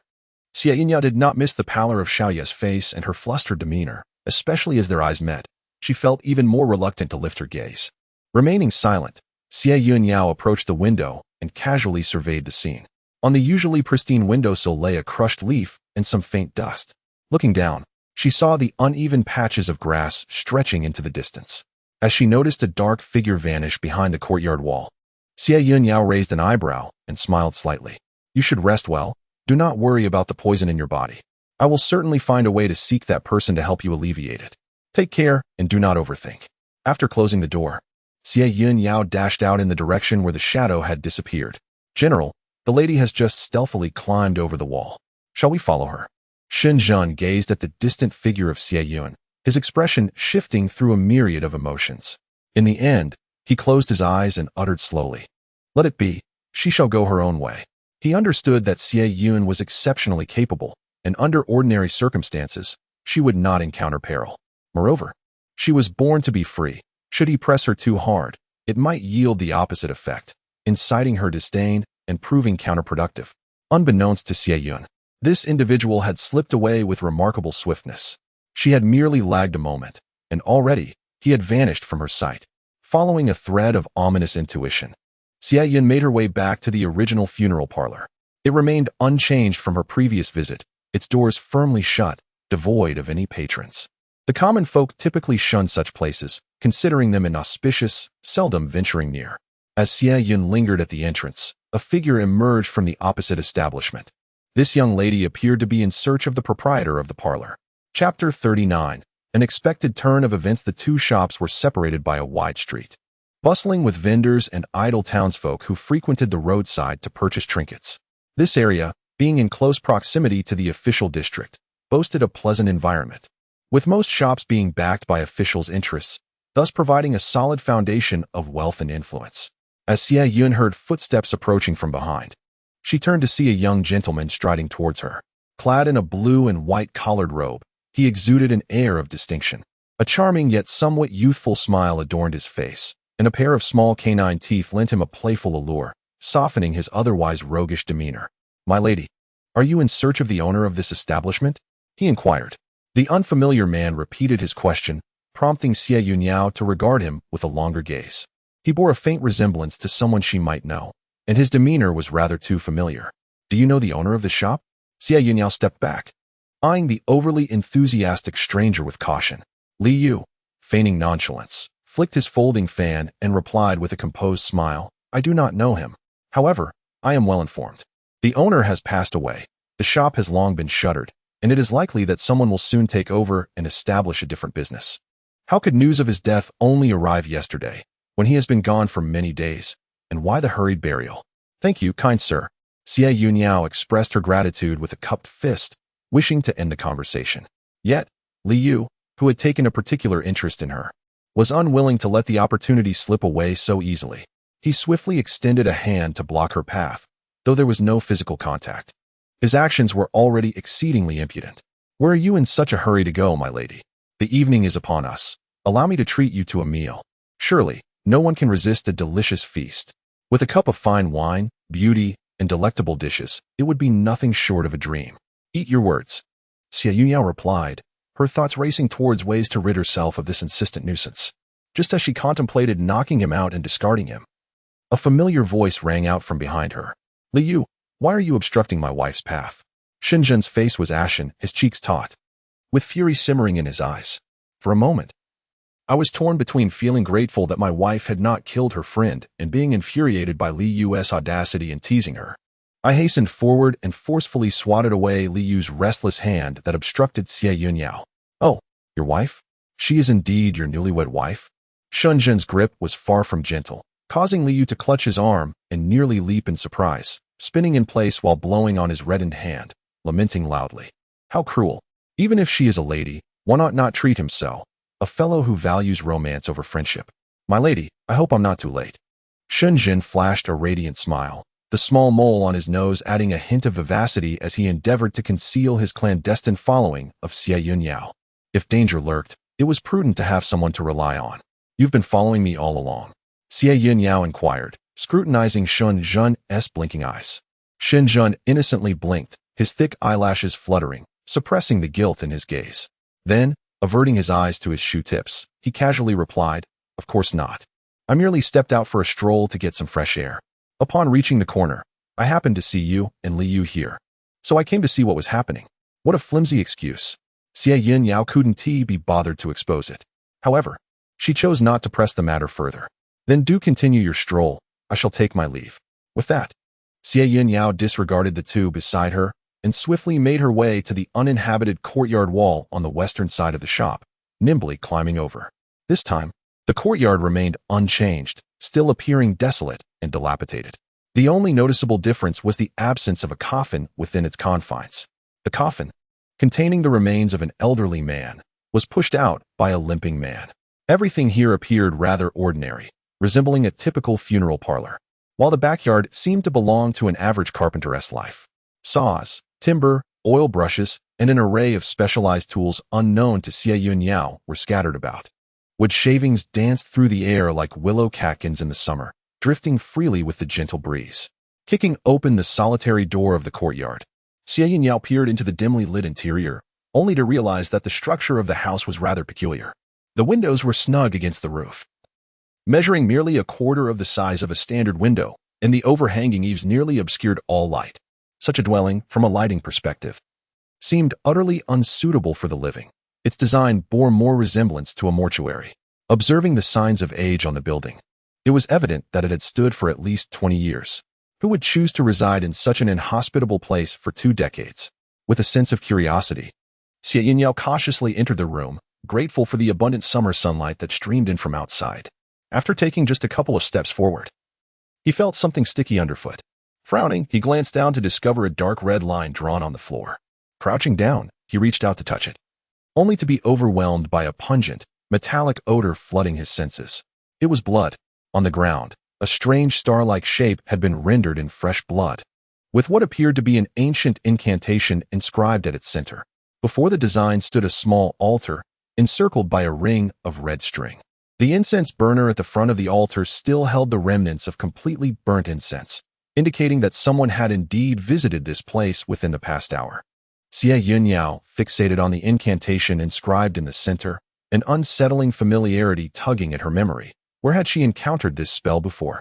The hexagram-augmented incantation lingered in her thoughts. Suddenly, the red cord at the front began to tremble inexplicably, adorned with bells that chimed in response to the movement. Xie Yun Yao abruptly turned around, only to lock eyes with a limping man, who, caught off guard, gasped and vanished into thin air. At that moment, a flicker of understanding ignited within her.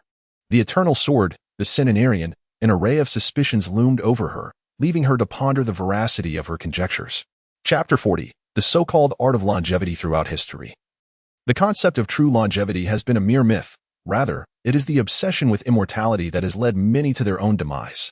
What remains unknown to the world is that there exists a genuine form of longevity, not through the preservation of the mortal body, but through the continuous infusion of one's soul into new vessels, drawing from fresh blood. This practice not only allows one to evade the pursuit of spectral enforcers, but also strengthens the soul's power through repeated cycles of blood rituals. A sudden, faint sound emanated from behind, prompting Xie Yun Yao to instinctively twitch her ears. With a swift pivot, she turned, and the red jiao surged from her sleeve, ensnaring a shadowy figure from the darkness and dragging it before her. The grip she exerted was meant to halt her assailant a mere step away, yet unexpectedly, he lunged forward with force, enveloping her in a tight embrace. The hands that encircled her waist instinctively tightened. Xie Yun Yao was taken aback, her pupils dilating as a fleeting glimmer of lavender light flickered through. With a swift motion, her left hand, akin to a shadow in motion, seized the newcomer by the throat, ready to extinguish a life with a mere whisper of force. Yet, the fragrance of medicinal herbs that wafted in the breeze felt uncannily familiar. Shen. The thought struck her. Had she acted without hesitation and snapped Shen's neck, he would now lie lifeless at her feet. She withdrew the crimson dagger pressed against Shen's waist and pushed him away with a scowl, her expression laden with discontent. Shen, are you courting death? Shen, abruptly thrust aside, gazed at Xie Yun Yao with a dazed expression. However, upon hearing her reproach, a slow smile began to grace his lips. My dear, are you concerned for my well-being? I have unwavering faith in you. I cannot believe you would falter against me. Madman, you gamble with your life. Xie Yun Yao herself was unsure why such fury coursed through her veins. Perhaps it was the disdain for those who so blatantly disregarded the sanctity of life. Yes, it must be that. Wishing to dismiss Shen entirely, she turned her back on him, resuming her search for any incriminating evidence left by the limping man within the room to validate her suspicions. Meanwhile, Shen curled his lips into a satisfied smile, reveling in the realization that his feelings were not entirely unreciprocated. Did he wish to draw her closer still? Or was he intentionally luring her into a trap? What could his ulterior motives be? Perhaps to lure the tiger from its den? Xie Yun Yao hesitated for a moment before darting out, leaving Shen momentarily lost in his elation. She traversed a verdant lake, treading upon the lush treetops. As delicate green leaves fluttered down like whispers, cascading gracefully in the wake of her determined steps. Upon arriving at the sword tomb, the dim and damp cave, shrouded in darkness, did not deter Xie Yun Yao from stepping inside. Shen followed closely, gazing with a hint of perplexity at the entrance where Xie Yun Yao had vanished. What brought her to this secluded place? The sword tomb's location is notoriously clandestine, known only to the male members of the royal lineage and each successive general. As soon as Xie Yun Yao entered the cave, she spotted Xiaoya sleeping on the ground beside a man at the foot of the slope. Surely, he intended to seize Xiaoya amidst the chaos. Hearing footsteps approaching from behind, Zhong Shiqing let out a chilling laugh, his voice hoarse, as if he had not spoken in many years. At last, you have arrived. I have awaited your presence for quite some time. His gaze swept over Xie Yun Yao and settled on Shen, his eyes glinting like those of a venomous serpent, appraising his prey with an air of ruthless determination. Shen had been his target, observed for nearly a year. Ever since he first set foot in the sword tomb during the early winter of the previous year, Zhong Shiqing had fixated on his form. Initially, there was no urgency. He patiently bided his time, awaiting the perfect opportunity. However, no one anticipated that the original body would prove so unreliable, failing to endure even with the aid of various elixirs and life-preserving methods, ultimately falling short of the century mark. Just the day before, the body succumbed unexpectedly, causing his soul to be forcibly expelled. In desperation, he was left with no choice but to seek refuge in the form of a mediocre and limping man. The limping man was the nephew of the elderly gentleman, who, due to his disability, remained unmarried at over 30 and squandered his days in the old man's home, indulging in food and drink. Although Zhong Shiqing held him in contempt, he found it too bothersome to engage with him. Little did he expect that this man would become his sole lifeline after his demise, which could be considered a fitting end, having supported him for most of his life. Was it too much to ask for him to sacrifice his life? Had his health not been in a state of recovery, he would have seized Shen's body without hesitation. However, he realized that Xie Yun Yao, who accompanied Shen, was not someone to be trifled with. Thus, he contemplated using the concept of immortality to test her, intending to showcase his formation before her as a gesture of goodwill. How do you like that, Xie Yun? No matter how formidable you are, you cannot escape the cycle of life and death. I can grant you release from the shackles of heavenly laws, allowing you to exist eternally in this realm. As long as humanity endures, so shall we. Xie Yun Yao scoffed at his audacity. How dare a nameless wretch utter such grandiose claims before her? The prospect of eternal life seemed tantalizingly close, considering her current standing in the underworld. Once she acquired her soul fragment and ascended to the status of Ghost Emperor, the underworld would be hers to traverse freely. Perhaps sensing her disdainful expression, Zhong Shiqing stared at her in disbelief. Having lived nearly 7 centuries, nearly rivaling Pengzu, he had never encountered a mortal disinterested in the prospect of immortality. Xie Yun, you doubt my words. If you do not believe me, I could very well bind your soul to her form right now. Xie Yun Yao glanced at the unconscious Xiaoya on the ground, realizing why he had clandestinely attempted to take her away. She smiled at Zhong Shiqing and said, I trust you, but what of it? I have no desire for your esoteric methods of immortality. As soon as Xie Yun Yao's words fell, the crimson fish in her hand surged forth like a red dragon, swiftly enveloping Xiaoya and drawing her closer. However, Zhong Shiqing quickly reacted, intercepting them with remarkable speed, causing Xiaoya to plummet from midair. The tremendous impact sent dust swirling and small stones cascading beneath her. Xiaoya appeared somewhat unwell. Under such circumstances, she had yet to awaken. Her eyelashes fluttering incessantly, her brows knit tightly in pain. What have you done to her? Xie Yun Yao demanded, her expression fraught with concern. Zhong Shiqing, however, merely smiled in silence. Chapter 41. A sword with a temper. Seeing Zhong Shiqing attempt to take Xiaoya away, Xie Yun Yao sprang into action, delivering a fierce kick to his shoulder, the sound of cracking bones ringing in her ears. Zhong Shiqing clutched his shoulder, his face contorted in pain as the force of her blows sent him staggering backwards. Seizing the moment, Xie Yun Yao hastily lifted Xiaoya and pulled Shen away, determined to keep him out of this turmoil. Yet, she suddenly discovered an additional layer of barrier at the cave's entrance. With resolve, Xie Yun Yao swung the crimson fish against the barrier, creating a brief fissure, but it quickly sealed shut as if untouched. This was a particularly cunning barrier. While not overly powerful, its resilience was formidable. Ha ha ha, don't waste your efforts. This has been specially prepared for you. Once you come in, there is no hope of escape. Xie Yun Yao turned swiftly, her crimson blade slicing towards Zhong Shiqing with fierce intent.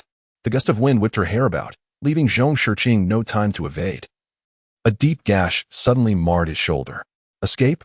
It appears you have severed your own retreat. Haven to you? Hiss. Xie Yunshu.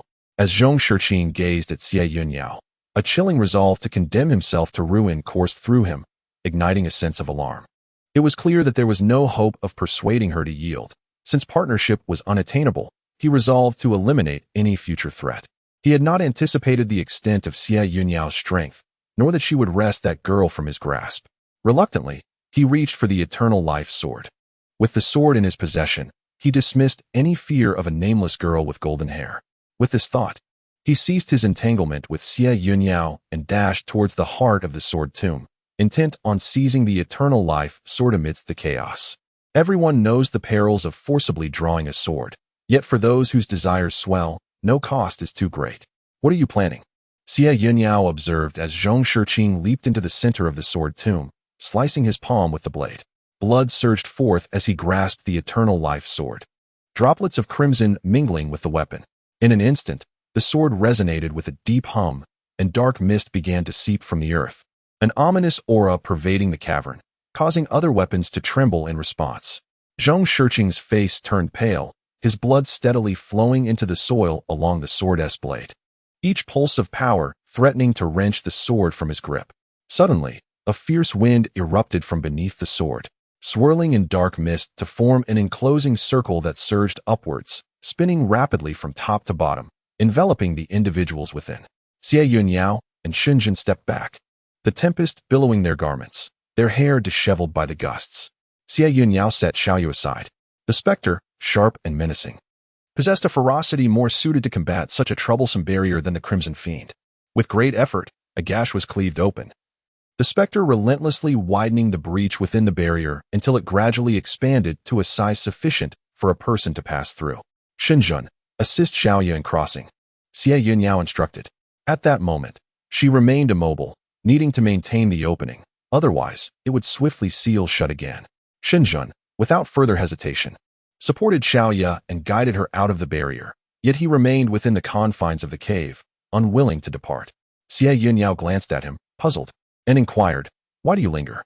Do you wish to be possessed?" Shen made no move, his expression tinged with concern as he gazed at Xie Yun Yao. "What will become of you if I leave?" The barrier resembled a pool of living water, shimmering with a myriad of colors under the sunlight, stirring the hearts of those who beheld it.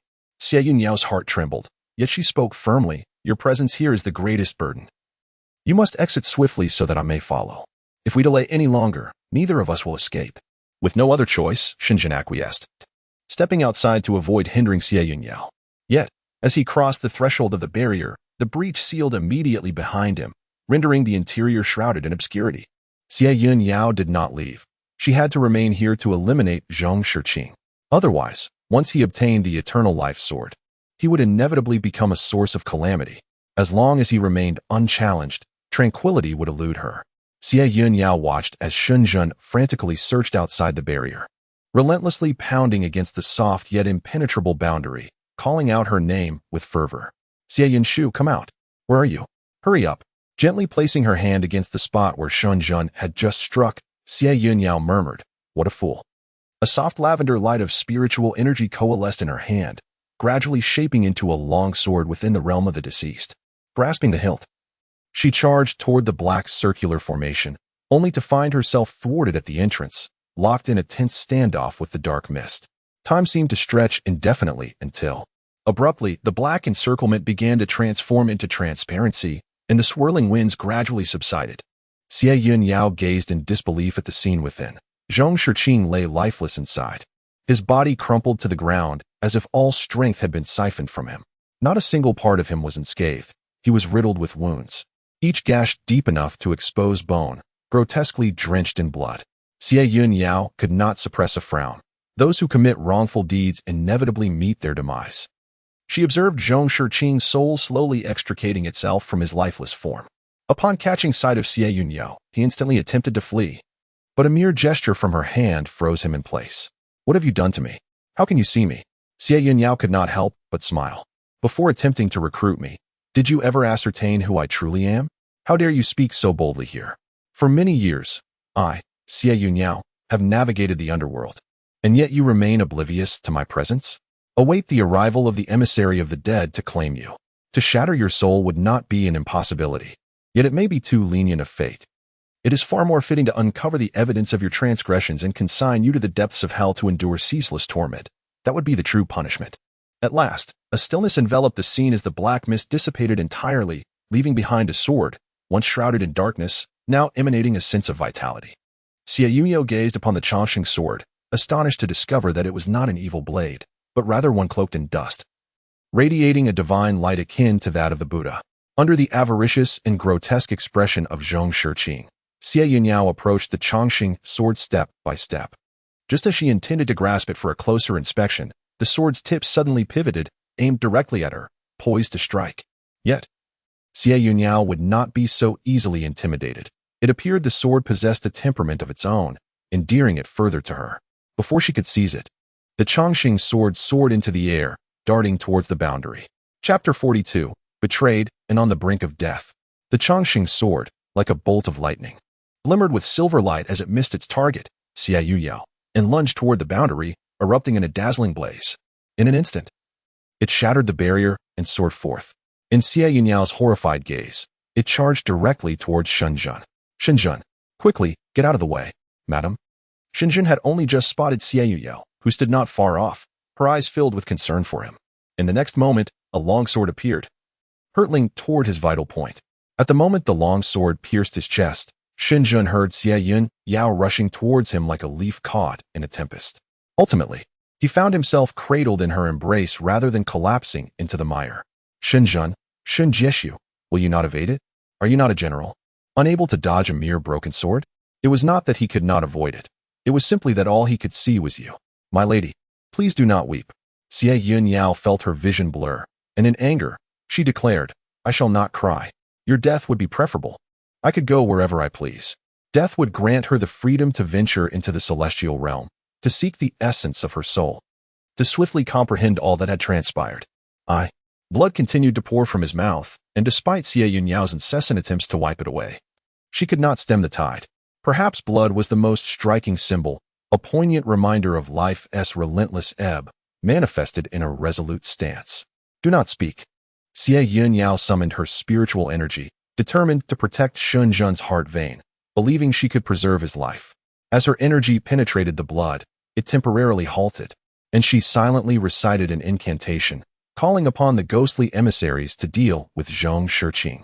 In a fleeting moment, two bewildered specters materialized before her, their faces etched with terror as they beheld Xie Yun Yao.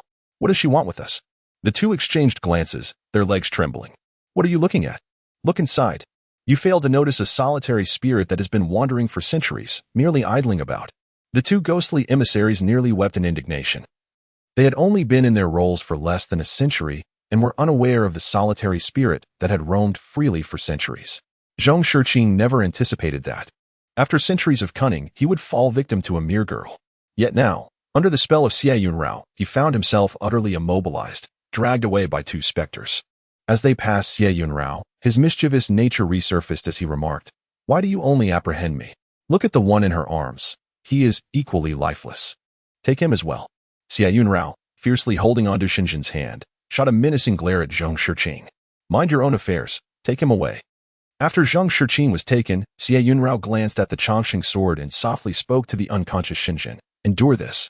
She gradually extracted the sword from Shen Zhen's chest, thankful it had deviated slightly. Otherwise, even the mightiest of celestial beings would have been unable to intervene. The moment the sword was withdrawn, she hastily sprinkled hemostatic powder and tore a strip from her garment to staunch Shen Zhen's wound. Xie Yun Yao assisted him onto the bed, commanding, Hurry and fetch a trustworthy physician, and remember to keep this under wraps. Shen, stumbling, rushed outside, colliding with Shen Jiao. The young boy nearly toppled over from the impact. "Shin-san, have you seen a ghost?" he exclaimed, cradling the small black creature. "No, it should be called Zongzi, as Shinjo had renamed it, almost knocked Askew. "Step aside." Shinjo blocked Shin-san's path. "Not so fast. Why the urgency?" In a hushed tone, Shin-san replied. "The general is injured. I must quickly find my master. You hurry and keep an eye on the general. I cannot trust the lady." Shinjo gazed in disbelief at the courtyard of Shinjun. How long had it been since he heard news of the general's injury? Although the general possessed a unique constitution and occasionally exhibited signs of extreme frailty, he seldom sustained external injuries. The few times he had been wounded were perilous, causing great concern. Zongzi, having been cast aside, set off to find the general, leaping from rooftop to rooftop until he reached Shunjun's courtyard. Before he could touch down, an unknown object struck him squarely on the forehead, leaving Shunjo dazed. Shaking his head vigorously, he discerned a sword floating before him, twisting and turning in the air. What on earth is this? Rubbing his eyes, he found nothing but the small tree at the corner of the courtyard swaying in the wind, the red silk from the wedding still fluttering, and the bright red lanterns quietly hanging. Yet, the pain on his forehead and the slight swelling were undeniable. Shunjo cautiously approached the room, and upon detecting no further anomalies, he entered the inner chamber, where he found the general lying pale upon the bed, his chest wrapped in a cerulean bandage now stained crimson. "Madam, how could the general be injured?" Faced with the question from a tearful child, Xie Yun Yao remained silent. Acknowledging her oversight, she had let Shunjin down. Suddenly, a small, fluffy creature resembling a yellowish-gray puppy flew in. Quick as a flash, Xie Yun Yao kicked it away. With a thud, the diminutive creature was sent crashing against the window before falling to the ground. Shinjo barely had time to intervene before Zongzi lay motionless on the floor. Xie Yun Yao was inexplicably glared at by him, completely baffled by the child's sudden outburst. Shunjo hastily cradled the Zongzi, observing its face, which bore a striking resemblance to a human's, now flushed from the impact, with a trickle of blood from its nose, causing him to shudder in anger. Upon seeing Shunjo embrace this peculiar creature, Xie Yun Yao scrutinized it more closely and realized it was a binding spirit. This little being had transformed remarkably in just half a month, having once been merely a small black ball. Now, it had distinct features. The Zongzi, initially resting peacefully in Shunjo's arms, suddenly seemed to catch a whiff of something, twitching its tiny nose and struggling to escape Shinjo's hold. It dashed out with haste. Xie Yun Yao assumed it was merely off to play and chose to ignore it while she attended to Shunjun's condition. However, she could only stabilize him temporarily with her spiritual energy, as his mortal body required professional medical attention. Moments later, a rustling sound emanated from outside the door. Could it be the doctor arriving? Why were they lingering outside? At that moment, Shinjo and Xie Yun Yao simultaneously caught sight of a sword sneaking in like a thief, peeking curiously. To their surprise, it was the Changxing sword. Xie Yun Yao couldn't help but smirk. It had dared to come forth so brazenly, ripe for dismemberment. The vendetta from the previous encounter could not go unanswered. Chapter 43. A guest in the dream. Xie Yun Yao found it amusing to see the little yellow creature desperately guarding the Changxing sword. So, this little yellow creature was born because of the sword? Shinjo held the Zongzi tightly, preventing it from moving, while the Zongzi bared its teeth, babbling incomprehensibly. Upon sensing the precariousness of the situation, the eternal sword sought to retreat, yet was thwarted by Xie Yun Yao, who obstructed its escape.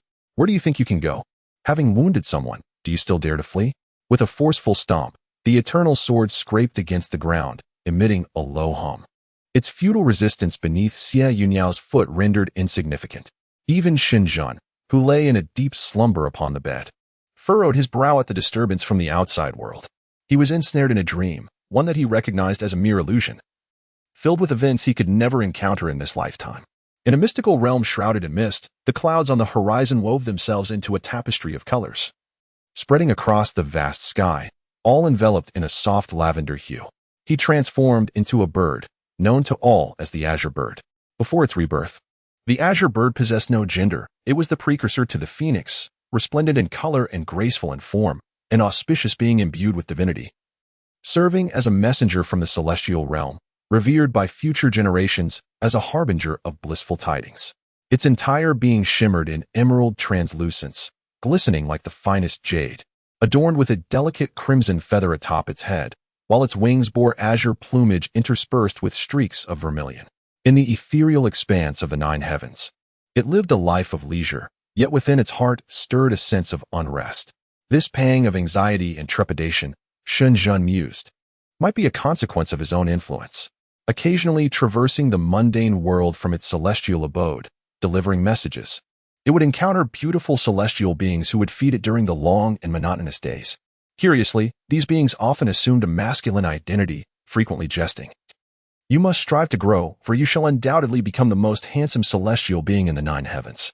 Perhaps having heard such words too often, it has, in a daze, come to believe it possesses a gender, envisioning itself as the most handsome celestial being beneath the heavens.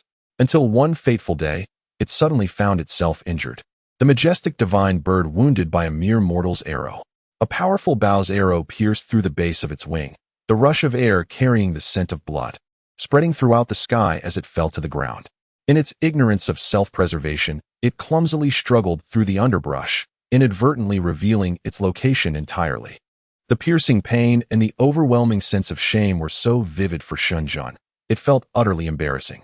In a dream, it was as if someone had seized it by the neck, scrutinizing it closely. The figure before it was indistinct, but the voice, tinged with youthful innocence, likely belonged to a young girl. She flapped her injured wings without a trace of remorse, exclaiming in astonishment, "Oh dear, I accidentally targeted the wrong prey. But how lovely it is! Not a loss at all. What dignity could a bird possess?" Nearly succumbing to indignation. Everything felt so tangible, especially as it was suspended over a fire, watching its beautiful feathers threaten to be charred to ash, while someone remarked nearby, "Truly exquisite. I've never seen anything like it. It must taste delightful when roasted."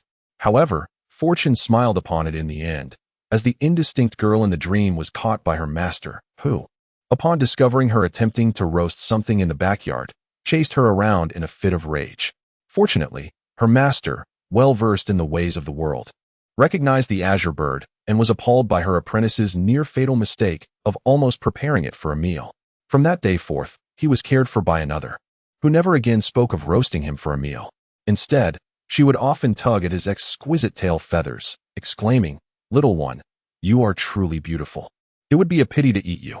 Or she would poke his forehead, saying, "The master claims you hail from the nine heavens, a divine bird.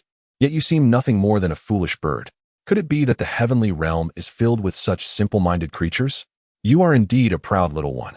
One day, you shall undoubtedly become an insufferably arrogant little celestial lord." Humph. The dreamer frequently changed his dressings or took him out to play, and the two of them enjoyed a harmonious companionship. However, their time together was fleeting, and soon they faced the inevitable farewell. The little girl wept as she embraced him, exclaiming, "I won't let the foolish bird leave."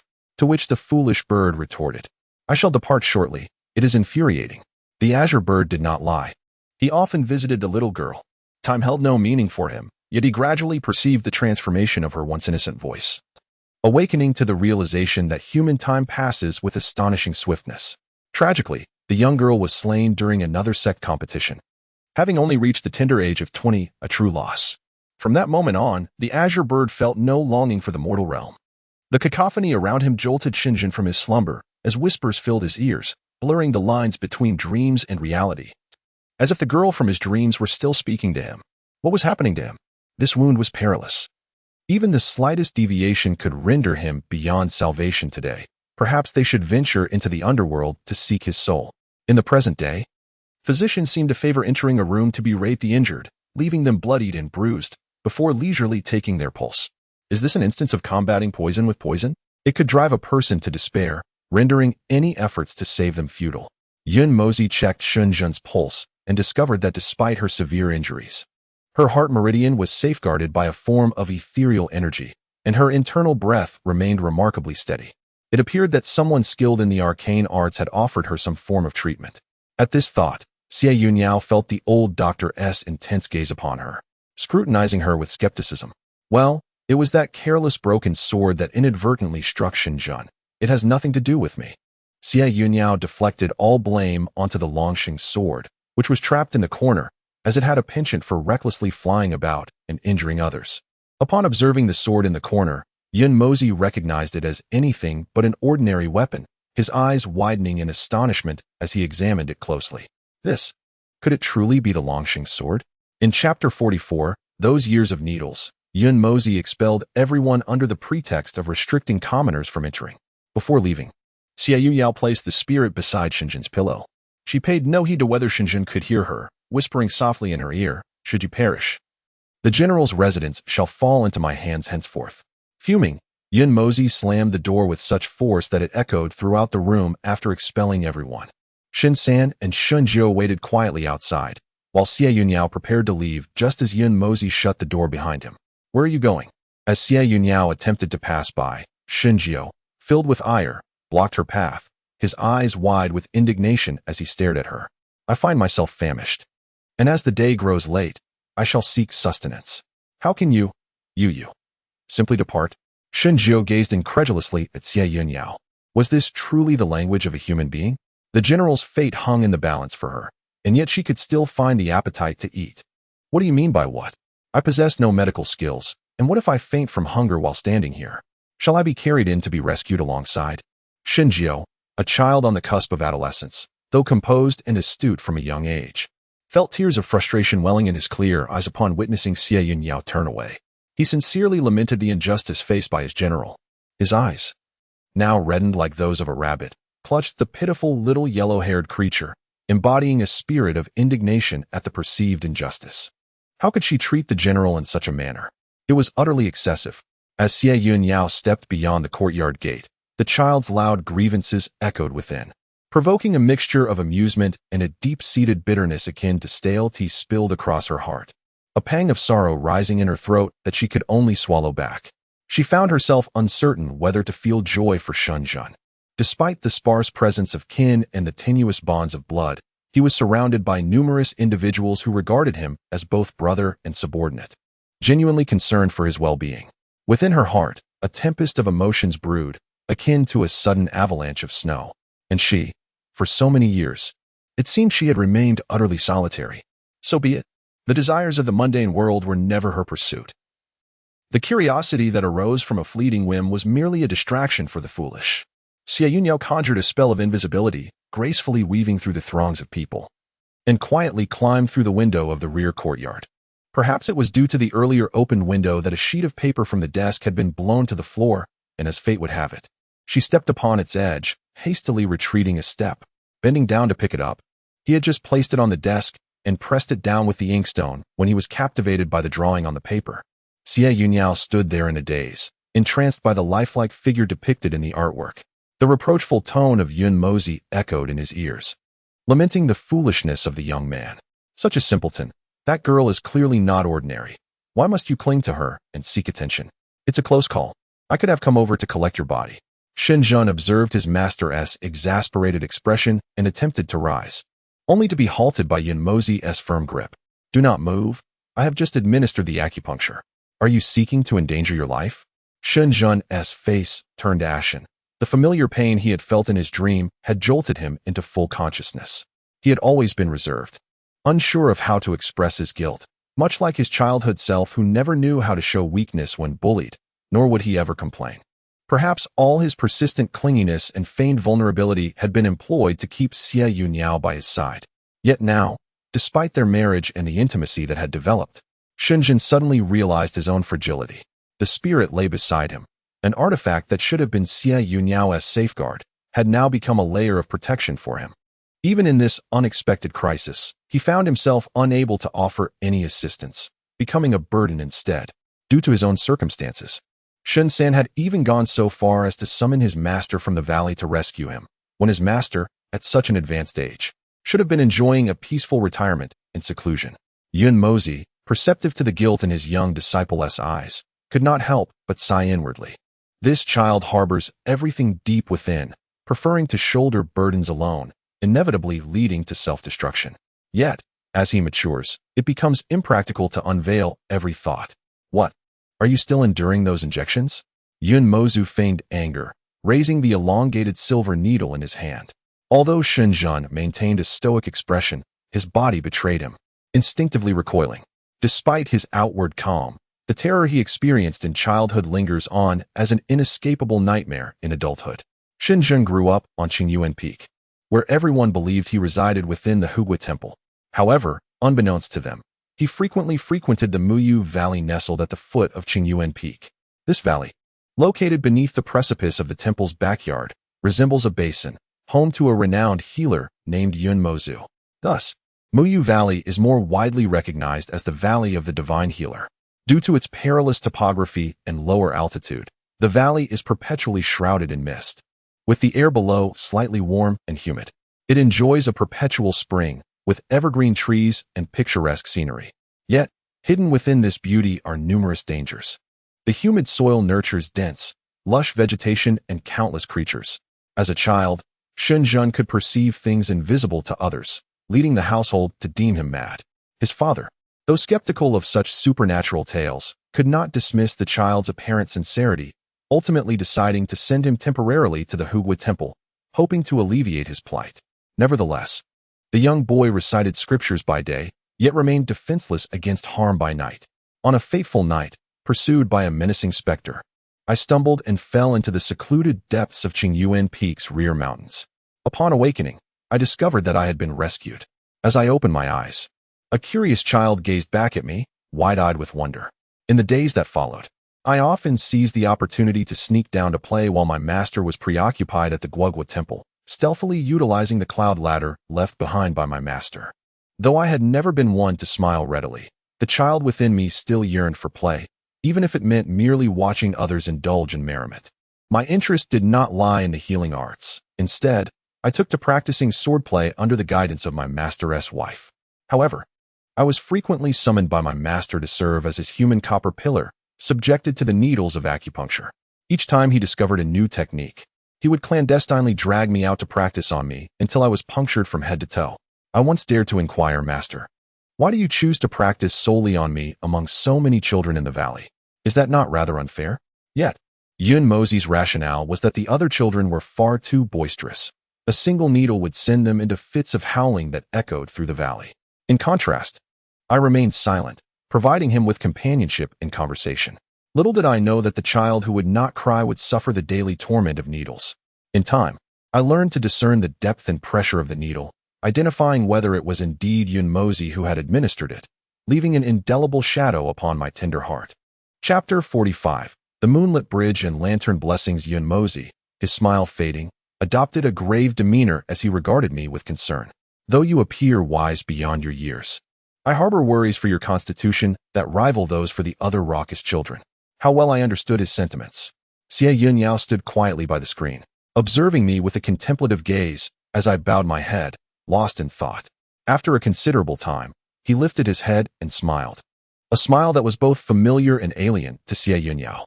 Many years prior, he had offered such an unguarded smile, imbued with a similar endearment. However, that was a long-gone memory. No, I am no longer alone. Shen Yun was unaware of Xie Yun Yao's reasons for remaining in Changlin City. Yet, as long as she stayed, he would accompany her. Moreover, the waters of Changlin ran deep, making escape difficult.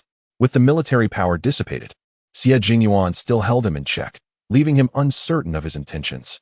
Furthermore, with his unfortunate tendency to attract malevolent spirits, calamity could befall him anywhere he went.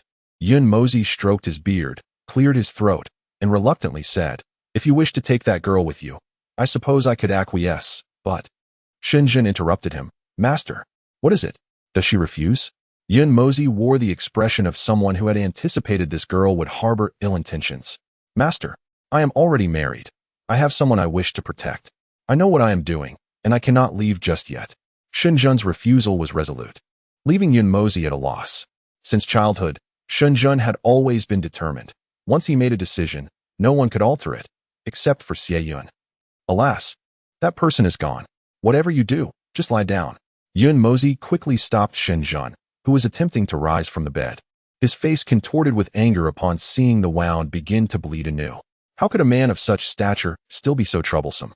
Despite his harsh words, he proceeded to re-bandage Shen Yun's wound, uncertain whether it was merely a figment of her imagination.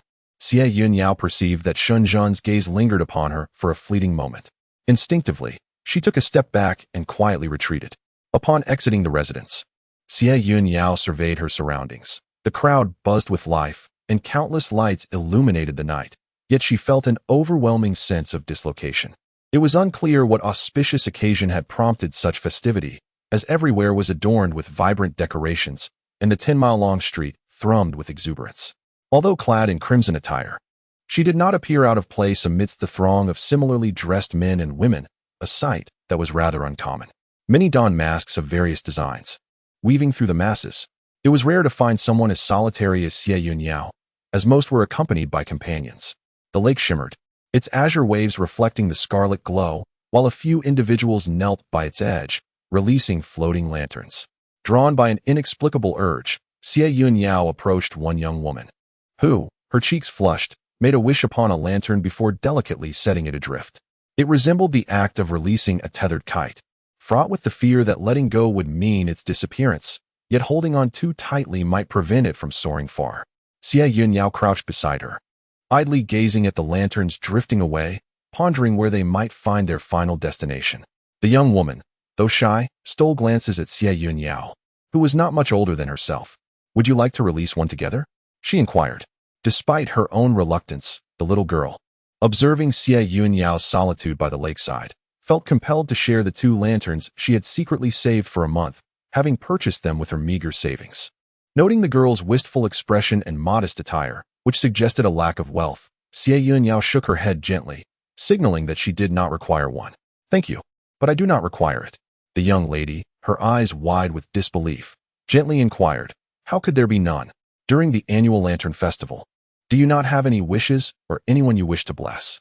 Before she could finish her sentence, a sudden scream erupted from the opposite shore. "Collision! Collision! The lanterns have collided! How outrageous! Someone, remove that lantern at once."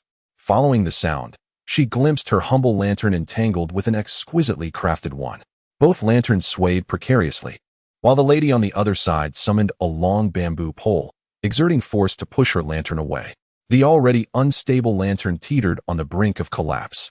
Xie Yun Yao observed the distressed young lady, on the verge of tears yet uncertain of how to act. He glanced towards Xie Yun Yao, who was animatedly directing her maidservants to sabotage the other lanterns. "What wish did you make?" The young lady touched her tear-streaked face and sorrowfully replied, "The one I care for is gravely ill, very ill. I hope he recovers swiftly, so that we may marry without delay." Illness? Who among humanity can escape the cycle of birth, aging, sickness, and death? Yet, an untimely demise inflicts profound anguish upon those left behind. If the lantern extinguishes and sinks, you, as if resigned to fate, the young lady gazed tearfully at her lantern, now nearly submerged, and whispered, "Perhaps everything is predetermined." Is everything predetermined? Who, then, manipulates fate from the shadows, treating lives as mere pawns in a grand game, orchestrating a performance for their own amusement? I refuse to believe in destiny. "Wait," Xie Yun Yao exclaimed, as she seized the red gauze purchased from a small lakeside stall under the bewildered gaze of the young lady. Tossing down a few coins, she draped the gauze over her face and, with a gentle touch of her toes, glided across the lake's surface. A swift kick sent the long bamboo pole, which aimed to knock down the girl's lantern, flying away, while she deftly redirected the lantern to float further into the distance. "Who are you? Do not touch my lantern." Xie Yun Yao cast a disdainful glance at Xie Yun Yao. The red gauze obscured her features, yet her exposed eyes glimmered with a fierce crimson intensity, causing Xie Yun Yao's voice to dwindle into a mere whisper. Observing the ostentatious and garish lantern, Xie Yun Yao felt no inclination to interfere. She had no desire to vex Xie Yun Yao, a simple girl devoid of malice. In her crimson attire, she danced gracefully upon the lake, where countless river lanterns congregated, captivating the onlookers who were momentarily entranced by the scene. However, this enchantment was fleeting. With a delicate tap on the water's surface, Xie Yun Yao returned to the shore, glancing back at the dazed young lady. "It will drift far away, carrying your blessings with it." With that, Xie Yun Yao turned to leave, the dim and bright lanterns behind her, whether they sank or floated, no longer of any concern to her. Chapter 46. The sugary haws hide the past, the mountains rise high, the moon appears small. In its diminutive glow, how radiant it is. My thoughts wander far and wide. On a lofty perch stood a woman clad in resplendent garments, her gaze fixated on the most conspicuous figure in red amidst the throngs of people. Her long lashes concealed the emotion swirling within her bright eyes. "Is it beautiful?" she mused. "I promised to bring you out to witness the river lanterns and offer prayers." and I shall not break my word. However, of the three initially aligned, only two remain, their camaraderie now a mere facade. Xie Yun gazed up at the starlit heavens, the radiant moonlight cascading down, brushing past the willow branches. He couldn't help but sigh, gently drawing the wrist of the person beside him, concealed within his sleeve, bringing them closer. Qin Lian docilely leaned against Xie Yuan's chest, subtly turning, effectively blocking his downward gaze. I know you've long awaited this day, but I, too, have yearned for it for many years. Xie Yun Yao vanished into the long street. The maiden, watching her receding figure, wanted to express her gratitude but suddenly realized, to her dismay, that she had forgotten her name. Originally indecisive about where to go, Xie Yun Yao suddenly caught sight of a familiar figure. It was Xie Yuan. What was he doing here? A woman stood beside him, whom Xie Yun Yao scrutinized, finding her vaguely familiar, like Xie Yuan's imperial concubine. Watching him pick up a hairpin from the stall, a smile on his face as he adorned the woman beside him, Xie Yun Yao couldn't help but sneer. How leisurely. To bring his imperial concubine out to stroll and admire the lanterns on this river lantern blessing day. Does he truly believe all crises have been resolved? That he can peacefully enjoy this prosperous era? Xie Yun Yao clenched her dress tightly, emanating a palpable aura of gloom. Suddenly, she felt her dress being tugged. Looking down, she saw a young girl, around 7 or 8 years old, with pigtails. Seeing Xie Yun Yao looking at her, she immediately flashed a sweet smile, softly saying, "Elder sister, would you like a candied hawthorn? My mother avows that our candied hawthorns possess an unparalleled sweetness. Would you care for one?" Observing the young girl's earnest smile, albeit tinged with a hint of diffidence, as she raised the candied hawthorn frame, which towered over her, all of Xie Yun Yao's acrimony instantly dissipated. The frame had evidently been modified, yet despite its reduced height, it still surpassed the girl by a head. Xie Yun Yao needed only to incline slightly to behold the plump, ruby-red candied hawthorns, exuding a saccharine aroma. In a fleeting reverie, a scene flashed through Xie Yun Yao's mind, a tableau unseen in any mirror. A girl, scarcely past her adolescence, sat in a pavilion, engrossed in a book, while a boy of 7 or 8 sat beside her, feigning studiousness. The afternoon sun bathed them in a gentle light, rendering the scene serene and idyllic, until an inopportune urchin burst through the courtyard gate, brandishing a string of sweet candied hawthorns. Sister, look what I have." What was this? The youthful Xie Yun Yao had never encountered such a thing, but having outgrown her craving for sweets, she remained composed despite her curiosity. "These are candied hawthorns," the little one beside her declared with solemnity, setting down his book. "Indeed," Dabin said, "these are candied hawthorns, secretly procured for me upon his departure from the palace." "Sister, you've never tasted them, have you? Let us share them."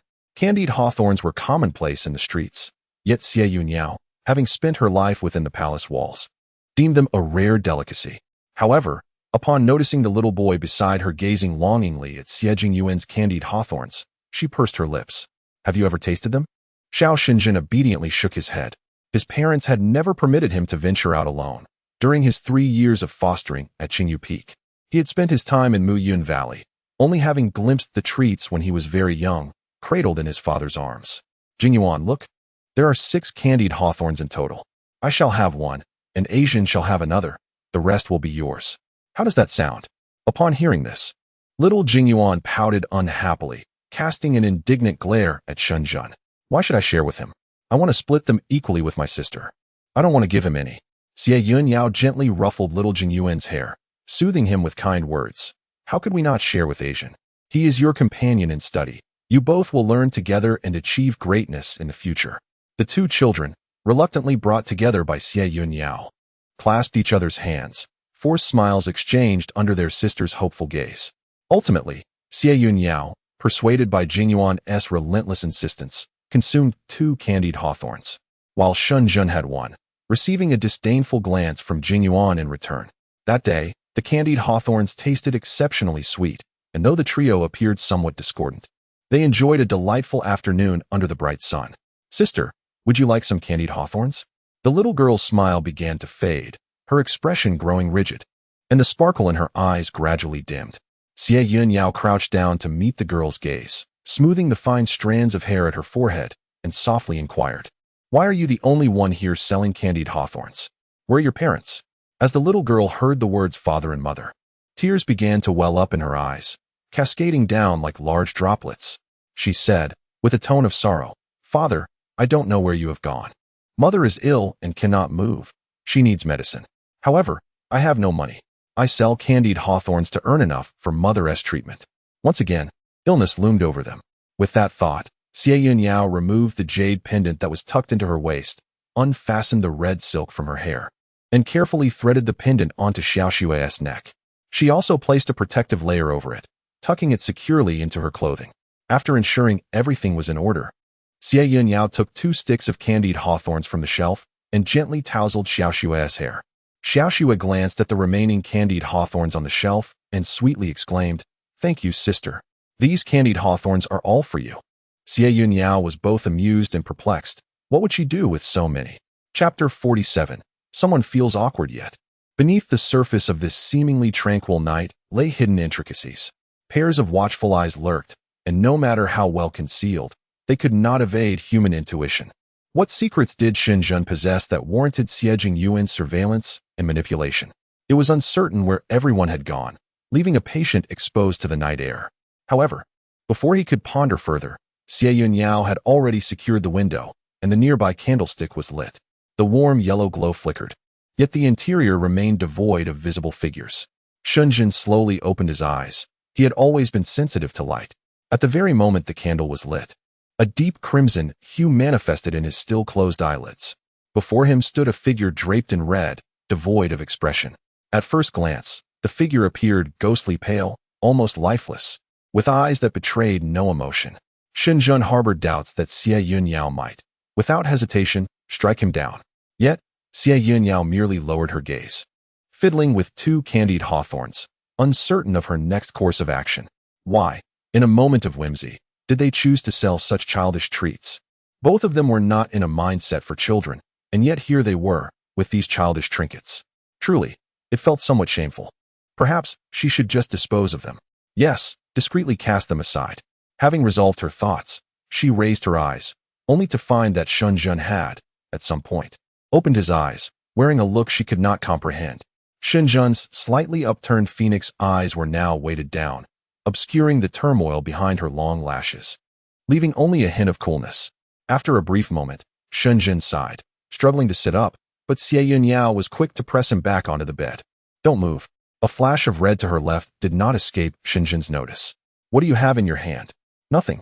Xie Yun Yao concealed the 2 candied hawthorns behind her, feigning ignorance. "Madam."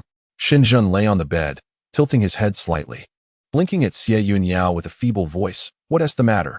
Xie Yun Yao detested his intense gaze. It felt overly clingy. "What now?" "I'm hungry." After nearly a day of slumber, Shunjun indeed felt a pang of hunger. His master focused solely on saving lives, neglecting basic needs, and after his treatment, had dismissed everyone. He was wary that too many people might attract the attention of lurking spies outside, as well as fearing that an excess of visitors might disrupt his rest. However, the pain from the wound was excruciating, and he found himself devoid of appetite. Yet, he could not bear to witness his beloved wife secretly concealing 2 inconspicuous candied haws, leaving an air of awkwardness hanging between them. "If you're hungry, I shall seek someone to prepare a light porridge for you." With this thought, Xie Yun Yao felt a wave of relief and hastily made to depart. "Wait, do you not hold something in your hand?" Upon hearing this, Xie Yun Yao tightened her grip on the 2 candied haws, contemplating whether to offer them or not. It was as if she were counting petals in her mind. "Give. Don't give. Give. Don't give. Madam, please, take them. For you. For you." The 2 candied haws were presented before Shunjun, yet Xie Yun Yao averted her gaze from him. Her focus remained on the vibrant red haws and Shunjun's fair hand as he accepted them, deliberately avoiding his eyes. Her mind was a blank canvas, filled solely with a singular thought. He wouldn't deem me childish, would he? "Madam, did you specifically purchase these for me?" Xie Yun Yao would never confess. She sat stiffly to the side, self-consciously waving her sleeve to create a breeze. "Oh, I thought perhaps you knew I had a particular craving for candied haws today and went to the Lantern Festival to buy them." Xie Yun Yao could not abide the teasing glint in his smile and shot him an irritated glance. Who would know that he yearned for candied haws today? No. She was the Ghost King. Not even a ghost would know. Watching Shunjin struggle to peel away the thin film from the candied haws, Xie Yun Yao placed her hand over his wrist and took the hawse from him. Let me handle this. Under the soft glow of the lights, Xie Yun Yao lowered her head, diligently tearing away the film before offering them back to Shen Yun. Shen Yun smiled at her, his eyes crinkling, and accepted the candied hawthorn, laboriously taking a bite. Xie Yun Yao, observing his heaving chest, knew he was unwell. She questioned why he insisted on eating. Don't eat it, she urged. I'll find someone to make you some porridge. It's too late. Don't bother, he replied. Rest early. Xie Yun Yao paused, noticing Shen Yun grasping her hand. Everyone is resting. You should rest early too. Xie Yun Yao lay in the inner chamber, separated by a curtain, listening to Shen Yun's even breathing. Her eyes wide with wakefulness. She had made a wish, pinned a blessing at the stall, and placed it in the lantern, her heart wishing, may Shen Yun recover quickly. Quickly. Watching the distant lantern, radiant and steady among thousands, Xie Yun Yao suddenly understood why had chosen such a garishly beautiful lantern. Everything is as the heart desires. The heart's longing can have a better vessel. And now, although the hot potato candied hawthorn was out of her hands, Xie Yun Yao felt increasingly uneasy. Why did she always feel that Shen Yun was deliberately indulging her, claiming to be hungry just to trick her out of her candied hawthorn? Clearly injured, yet still acting tough, he deserved the pain. With that thought, Xie Yun Yao turned over, presenting her back to Shen Yun. Shen Yun was not asleep. The anesthetic had worn off, and the pain was intense, banishing all sleep. He deliberately slowed his breathing, creating the illusion of slumber, wanting to give Xie Yun Yao peace. Otherwise, such a headstrong person would not know how long to embarrass herself. It seems that no matter how much a person's appearance may change, there are moments when remnants of their former temperament resurface, etched deeply within their very being, difficult to alter. Two individuals, separated by a barrier, each lost in their own thoughts. Shen Yun contemplated that before his wounds healed, he must seize the opportunity to dismantle the dilapidated bed within. Otherwise, how could he hope to win the heart of the fair maiden? Chapter 48. Visitors to Yuyun Mountain as the bright moon sets and the tides of time shift. The world transforms in an instant, yet the cycle of the moonrise and sunset remains unchanged through the years. A night passed with the whispers of the wind. Dappled sunlight filtered through the verdant canopy outside the window, casting a gentle glow upon Xie Yun Yao's face, soft on the eyes, yet somewhat uncomfortable. Upon awakening, she realized the hour had grown late. She tidied her garments, lifted the curtain, and gracefully stepped outside. Shen Yun lay in bed, his eyes tightly closed. Although his complexion was less than ideal, it had regained some of its color compared to the previous day. Only the hue of spring lingered faintly on his lips, which were slightly cracked, and the sunlight illuminating his profile imparted an air of innocence and fragility. However, Xie Yun Yao understood that despite Shen Yun's slightly peculiar constitution, his abilities were far from lacking.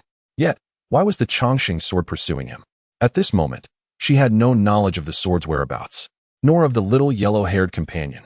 Should she find them, she would undoubtedly seek to uncover the truth, especially since the sword had seemingly aimed directly for Shen Yun that day. Xie Yun Yao glanced at the white jade cup on the table, noting that nothing had been disturbed overnight. She casually lifted the purple clay teapot, only to discover it was completely empty. Surprisingly, no one had kept watch during the night, nor had anyone come to replenish the tea. As she pushed open the door and stepped outside, everything appeared as usual. The small courtyard was no longer desolate.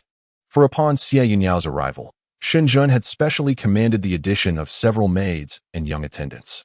In the corridor, a few individuals lingered along the path. Xie Yun Yao casually summoned a hurried young woman carrying a food box, gently inquiring about the location of the kitchen. Upon arriving there, she instructed the servants to prepare a light porridge to be delivered to Shen Yun shortly. As she passed by a small courtyard in the northwest, she noticed a branch of an unwithering begonia flower resting on the windowsill, upon which a white butterfly delicately perched, fluttering in the breeze. Xie Yun Yao paused. This was the flower she had gathered from the woods a couple of days prior and placed in Xiao Ye's room. It dawned on her that she had forgotten something important. This was dire. An alarming situation was at hand. Without hesitation, Xie Yun Yao rushed towards the sword mound. In her haste the previous day, consumed with concern for Shen Yun's injury, she had completely overlooked leaving Xiao Ye outside the sword mound. Having spent a night away, the uncertainty of her safety weighed heavily on Xie Yun Yao's mind. She had prepared herself for the worst. knowing that the deep forest at night was frigid and potentially teeming with wild beasts. Dangers lurked in the shadows that accompanied the onset of night. However, upon her arrival, she was met with an unexpected scene. There was no sign of disappearance or death. Everything lay tranquil as if captured in a leisurely outdoor feast.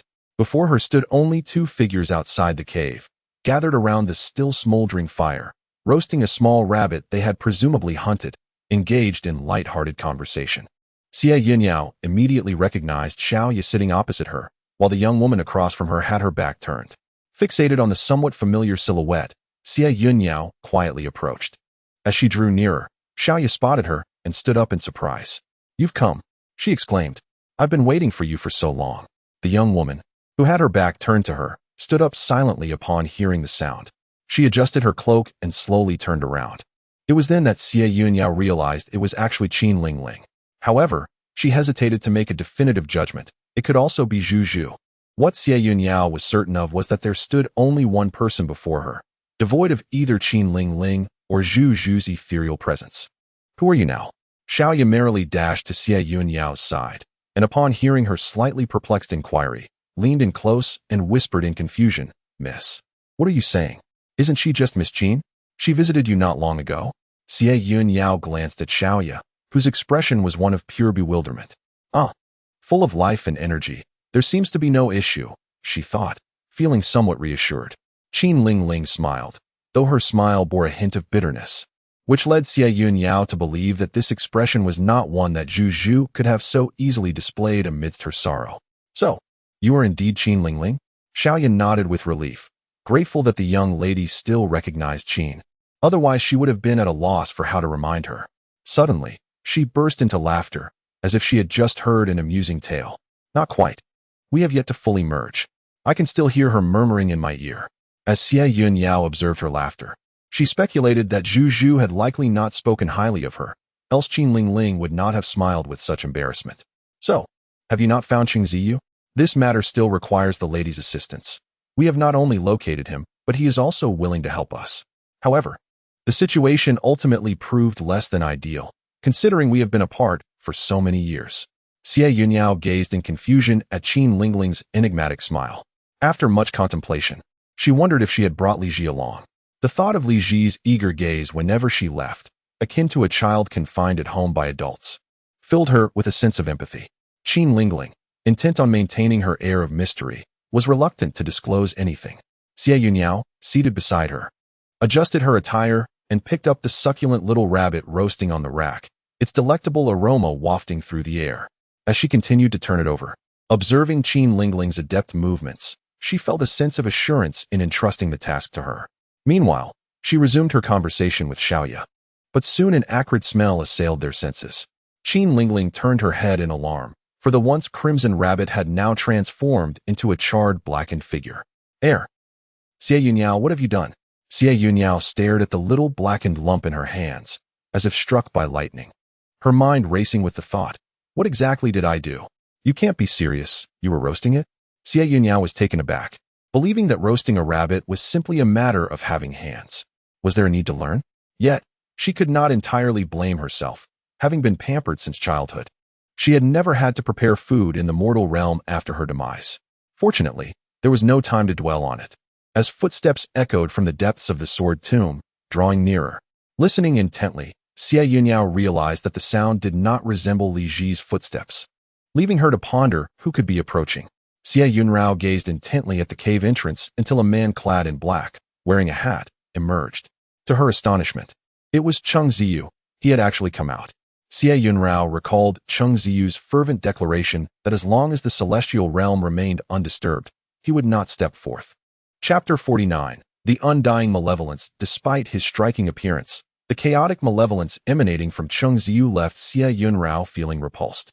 His face, shrouded in the perpetual black robe he wore, appeared pale and lifeless. Could even two rabbits be roasted to such a state by you? It was disheartening. Xie Yun Yao felt an itch in her hands, a desire to strike him. What brings you out here? Is the entire underworld not sufficient for your wandering? Why stir up trouble in the mortal realm? Why is it permitted for you to play while I am not allowed to emerge? Cheng Ziyu, seated beside Xie Yun Yao, scrutinized her with a discerning gaze. Upon noticing the unfriendly expression of the young girl beside her, he raised an eyebrow. What is this?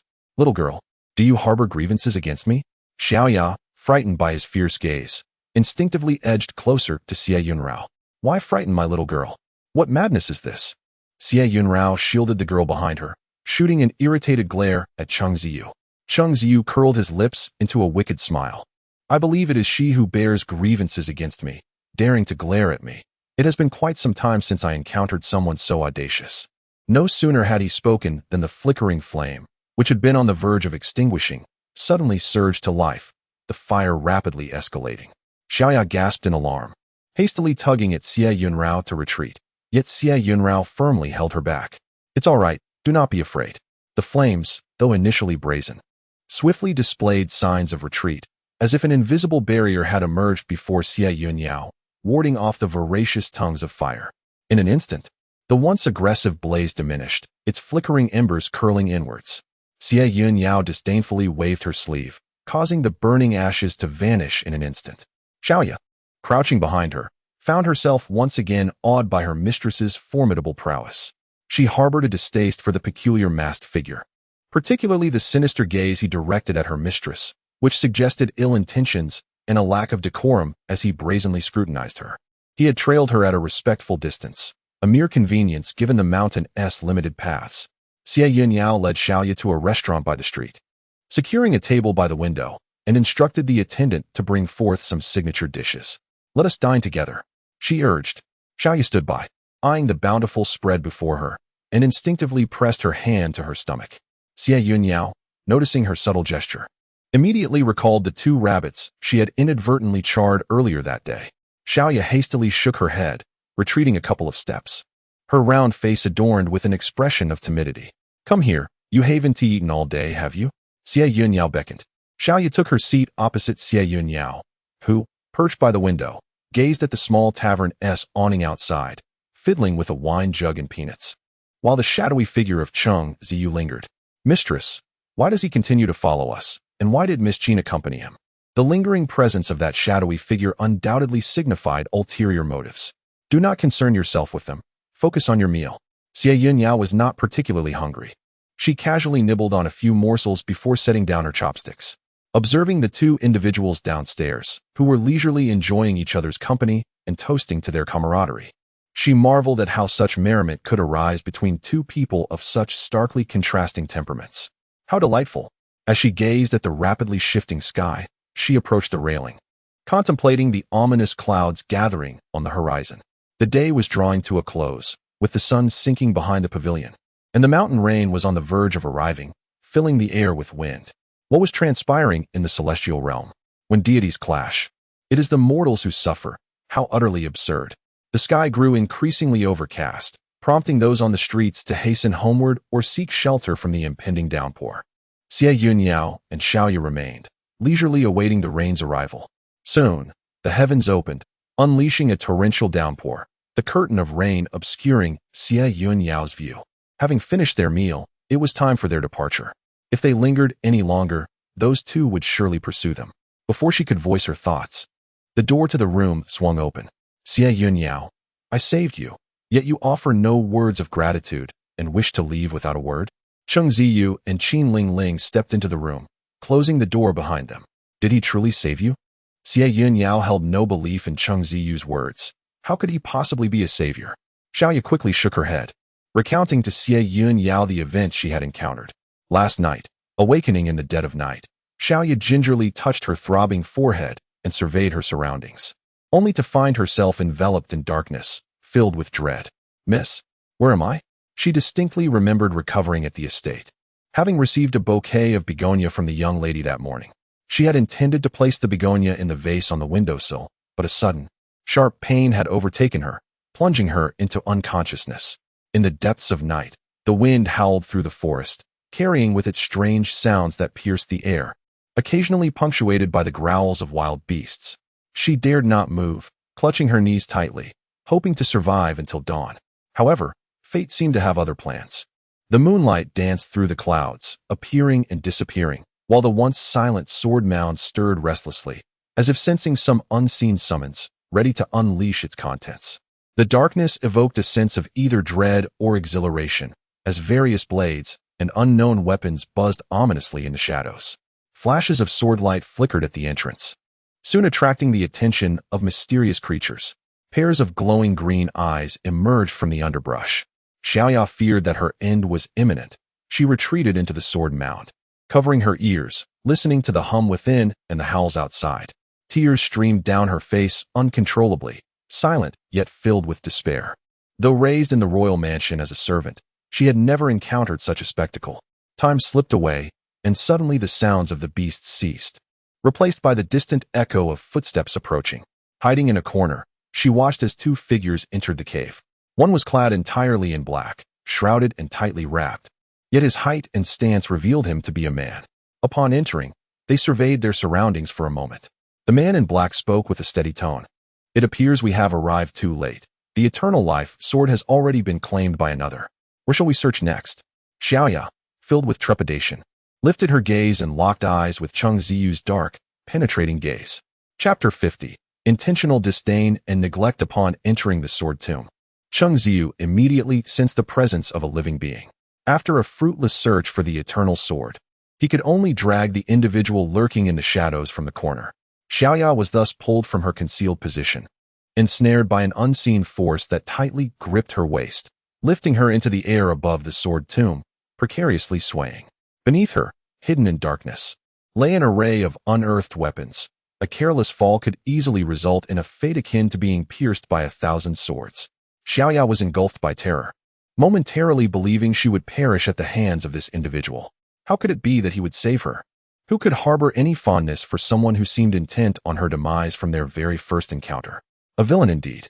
Fortunately, just as she resigned herself to her grim fate, someone approached, none other than Qin Lingling. Xie Yun placed her entire life and fortune in the hands of this girl, whom she had scarcely met. "Miss Qin, please save me," she cried, her plea imbued with genuine emotion.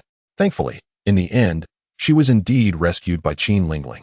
To this day, Xie Yun remains astonished. The seemingly gentle girl before her had the audacity to confront such a fearsome individual. Xie Yun Yao observed the uninvited follower trailing her and finally understood. This company was drawn by the allure of the sword. "You seek the sword? Why follow me? I possess none. Moreover, the thief was just taken to the underworld yesterday. Surely you are aware of this? A foolish, broken sword was worth such a long journey?" Cheng Ziyu's expression darkened at this revelation. He turned to Xie Yun Yao, the black flames of his forehead flickering with a hint of golden light. His furrowed brow accentuating the scars upon his brow, his malevolence becoming increasingly evident. "Xie Yun Yao, the sword is not in your possession, even if you desire it. It serves no purpose. If you wish to have it, return it to me, and let us not interfere with one another." Naturally, Xie Yun Yao paid him no heed. She believed that if one desired something, they ought to seek it themselves, rather than demanding it from her. "Xie Yun, the rain has ceased. Let us depart." The summer rain of the afternoon arrived like a howling wind, hastily sweeping in, dispelling the sweltering heat of midsummer and clearing away the unseen filth. The sounds outside transformed from the clamor of a cascading waterfall to a gentle, rhythmic patter, soft and lingering. Xie Yun stepped forward to open the door. Yet upon placing her hand on the frame, she sensed an inexplicable barrier. Despite exerting all her strength, she could not pry it open. "Young lady, this door is unyielding. Xie Yun, stand aside." Xie Yun Yao extended her hand, and the crimson blade materialized in her grasp, brimming with spiritual energy, infused with a force capable of shattering the very essence of decay. She struck the door before her. In an instant, the collision of two energies emitted a piercing sound. Bang! The two doors splintered, wooden shards suspended in the air, the fractured remnants crashing to the ground with a thunderous noise that immediately attracted the attention of neighboring patrons. The innkeeper, the shop assistant, and the drenched guests were drawn to the commotion. They surrounded the girls, their eyes glimmering with curiosity and disbelief. It was hard to fathom that these two young maidens could possess the strength to obliterate a door. Yet, the reality lay stark before them. "How have you damaged my door? Are you here to cause chaos? Why did you kick down my entrance? Hurry and pay for the damages." The shopkeeper was jolted back to reality when the attendant from the neighboring store tugged at his sleeve, for his door had been damaged. How could this be tolerated? She grasped the pouch of coins hanging from her waist and tossed it all to the shopkeeper. "Here, consider it compensation." The shopkeeper hastily clutched the pouch, opening it to reveal glimmering gold leaves, which drew a collective gasp from the onlookers. Who was this extravagant young lady, generously bestowing such wealth? At that moment, they wished fervently that they had been the ones kicked instead. As the crowd dispersed, initially expecting a confrontation, they were surprised by how swiftly the matter was resolved. Once the throng had cleared, Xie Yun Yao turned to depart. Suddenly, a fierce gust of wind surged from behind her, lifting her hair and creating an unruly arc. With a swift motion, she stepped back, only to find another individual occupying the spot she had just vacated. Do you wish to engage me in combat? The murderous intent in Xie Yun Yao's eyes was unmistakable. Considering that Xie Yu was an elder of the Yuyun Mountain, she had tolerated his behavior there. But now he dared to challenge her. This was no longer Yuyun Mountain. If he overstepped his bounds, she would settle the score with him here, even if it meant suffering considerable losses herself. What enchantment did this Chongqing sword possess? Did this ancient, fallen immortal truly require such an artifact to prolong his existence? Merely a jest, and if he wished for her to refrain from disturbing him, would an invitation to his residence suffice? Glancing at Qin Lingling, who had remained silent at Xie Yu's side, Xie Yun Yao caught her gaze, prompting Qin Lingling to immediately lower her head, clearly resolved to follow her unconditionally. In the desolate estate, with few inhabitants and less space for hospitality, it seemed there would be no room to entertain you. If you wish to visit, I must apologize for the inadequate reception. Accompanied by two persistent specters, upon entering the manor, Shen immediately arrived at the sound. Madam, Xie Yun Yao, silence. Xie Yun Yao promptly interrupted this indiscreet individual, realizing that having him by her side was indeed unreliable. Xie Yu, with a mischievous grin, could not conceal his roguish charm beneath his dark attire. Xie Yun Yao, you truly excel at digging your own graves. You come to the mortal realm and end up married. Are you here for revenge or to rekindle old flames? Yet, his curiosity about the brave soul willing to wed Xie Yun Yao only grew. Shen, perplexed, surveyed the scene with his beady eyes, pondering the relationship between this wild man and the madam. With the general now bedridden, he felt the need to keep a vigilant eye on the woman who roamed freely. Ensuring the general wouldn't find himself in a predicament. Madam, who are these two? Shall I prepare accommodations? Xie Yun Yao cast a cursory glance at the two behind her and, without hesitation, replied, No need, they do not require it. The dismissive tone was unmistakable to the astute Shen. Observing the tense atmosphere, it seemed they were not merely good friends, but rather bitter adversaries, which eased his mind considerably. Their gazes met, and Shen immediately adorned his lips with a subtle smile, the gentle light sparkling in his eyes, as his softly trembling lashes scattered the dappled radiance. Chapter 51. The General's Disobedience. Madam, where have you been? The voice, tinged with a hint of grievance, contrasted with the serious expression, causing Xie Yun Yao to involuntarily shudder. Shen observed as Xie Yun Yao entered, and to her surprise, a few unfamiliar figures followed closely behind her, causing her expression to stiffen instantaneously. The room fell into an oppressive silence. Shen could not suppress the urge to rush forward and vigorously shake the general's shoulder, exclaiming, General, could we refrain from losing our dignity in front of outsiders? Xie Yun Yao gently coughed twice, her fist resting against her lips, effectively breaking the awkward atmosphere. I had to step out for a moment. Your injury has yet to heal, so please rest well. Shen glanced at the small girl, Xiaoya, accompanying Xie Yun Yao, and accepted her presence. However, the sight of Qin Lingling following her was perplexing. Surely the matters at hand had not become common knowledge. What unsettled him even more was the presence of an unfamiliar man standing alongside Xie Yun Yao, dressed in an odd manner. After a thorough appraisal, he noticed that Xie Yun Yao showed no intention of making introductions. Did she deem him unworthy of knowing her companions? With this thought in mind, Shen tightened his grip on the corner of his garment and feigned indifference, asking, Madam, would you be so kind as to introduce me to the person behind you? Xie Yun Yao had no desire to introduce him. For someone like Xie Yu was best left unacquainted. Nevertheless, the moment had come. Xie Yun Yao maintained a composed demeanor, as if the words she uttered were nothing but unembellished truths, while Xiaoya stifled her laughter behind her. Xie Yu lifted his gaze, meeting Shen probing stare. The scar on his brow and the deep, dark eyes spoke volumes of his ruthless nature. Such a man could hardly be deemed foolish. It would be more accurate to describe him as a fugitive stained with blood. At this moment, Neither of the two individuals exposed Xie Yun Yao's deception. Cheng Ziyu's sole intention was to remain present, indifferent to everything else, while Shen Zhen was curious about the true purpose behind this lingering presence. Madam, the general has yet to have his wounds attended to today. Perhaps it would be prudent to administer the medicine promptly, lest some unruly individuals provoke our esteemed general. Shen San deftly retrieved a small medicine box from the bookshelf and presented it to Xie Yun Yao. The master has departed, leaving behind this medicinal remedy, which must be applied twice daily. However, the general has thus far refused any assistance in his treatment. The concoction from the kitchen has been heated multiple times, yet he remains reluctant to partake in it. Ignoring Shen Zhen's piercing gaze, Shen San revealed the general's unwillingness to cooperate with the medication process. Xie Yun Yao accepted the medicine box, placing it before the bed, casting a disapproving glance at Shen Zhen, who still behaved like a child, resistant to the treatment. Suddenly, an inappropriate chuckle broke the tension.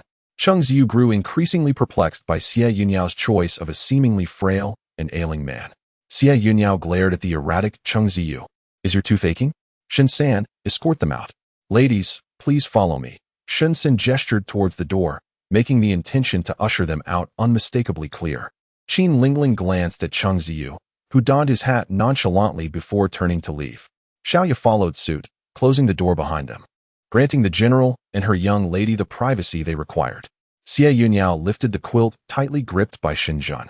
Observing the white bandages stained with a faint hue of red, instantly realizing that he had not been compliant and had likely sneaked out of bed. When their gazes met, Xie Yun Yao's reproachful eyes made General Shen feel an unprecedented sense of guilt, as a subtle flush crept up his neck and spread to his left ear, rendering the tip of his ear a vivid crimson. Unable to restrain himself, Xie Yun Yao prodded his chest, eliciting a soft hiss from Shen Zhen. Ah Yao, that hurts. You still know what pain is? Perhaps it would be better if you were to suffer more. In an effort to avoid pressing on his wound, Shen Zhen had left his clothing partially undone. Xie Yun Yao, determined to apply medicine to his injury, peeled off his upper garment, revealing his torso. Contrary to the frailty suggested by his face, Shen Zhen's physique was not lacking in vigor. He bore a slender waist and broad shoulders, with a hint of well-defined abdominal muscles that spoke of strength without appearing overly robust. After years of toiling on the battlefield, his body was marked with an array of scars, some indented, others raised with red lines, while many faded to nearly indistinguishable white marks. As Xie Yun Yao unwrapped the bandage from his chest, it was wound around his torso and back twice. After finally removing the bandage and discarding it into a nearby basin, he retrieved a clean piece of white gauze from the small medical box. He carefully sprinkled a prescribed powder from a vial onto the wound. Though the injury was not extensive, it was deep and perilous, leaving Xie Yun Yao to ponder if there were any ulterior motives behind that blade. The dressing of the wound was swiftly completed, and a servant, having warmed the medicinal broth, awaited outside. Xie Yun Yao placed the concoction before Shen Zhen, urging him, "Drink this medicine and then rest well." Shen Zhen exhibited none of the resistance that Shen San had described. Instead, he accepted the medicinal concoction with a furrowed brow and consumed it in one gulp. A bitter remedy is beneficial for ailments. However, as soon as Shen Zhen reclined, just as Xie Yun Yao was preparing to leave, a formidable wave of sword energy burst through the door. Xie Yun Yao immediately positioned herself before Shen Zhen. But before she could act, the Chongqing sword flew in, its blade bending and landing on the ground like a despondent fish, motionless. Shen Zhen sat up in alarm, gazing at the door that had been forcibly opened and the feigned death of the Chongqing sword, as a familiar ache began to resurface in his chest. Following this commotion was Cheng Ziyu, who chased the Chongqing sword into the room, intent on seizing it. However, Xie Yun Yao swiftly kicked it away, her foot deftly flipping the sword into her grasp. Cheng Ziyu instinctively recoiled, unable to snatch the sword in time. "The sword is mine." Xie Yun Yao disregarded Cheng Ziyu's almost frenzied gaze and tossed the Chongqing sword to Shen Zhen. Once again, Shen Zhen touched the sword, the very instrument that sought to harm him, poised to pierce his heart. Yet, upon grasping it, he was struck by an inexplicable sense of familiarity. His palm grew increasingly warm as the Chongqing sword radiated a golden glow, accompanied by an intensifying heat. Chapter 52. Let me feel what's wrong. The golden light coalesced, enveloping the Chongqing sword, which suddenly transformed into a myriad of twinkling starlight, merging into Shen Zhen's being. The incoming luminescence exuded a powerful tension, drawing the attention of the two combatants. Xie Yun Yao halted his skirmish, gazing at Shen Zhen in disbelief. How audacious! He had actually compelled the Chongqing sword to recognize him as its master by risking his very life. Xie Yun Yao observed as the golden radiance surrounding Shen Zhen gradually receded. With a fierce glare directed at Xie Yun Yao, she hastily rushed to Shen Zhen's side. How are you feeling now? Shen Zhen, having inherited the eternal life sword in his mortal form, filled her with trepidation.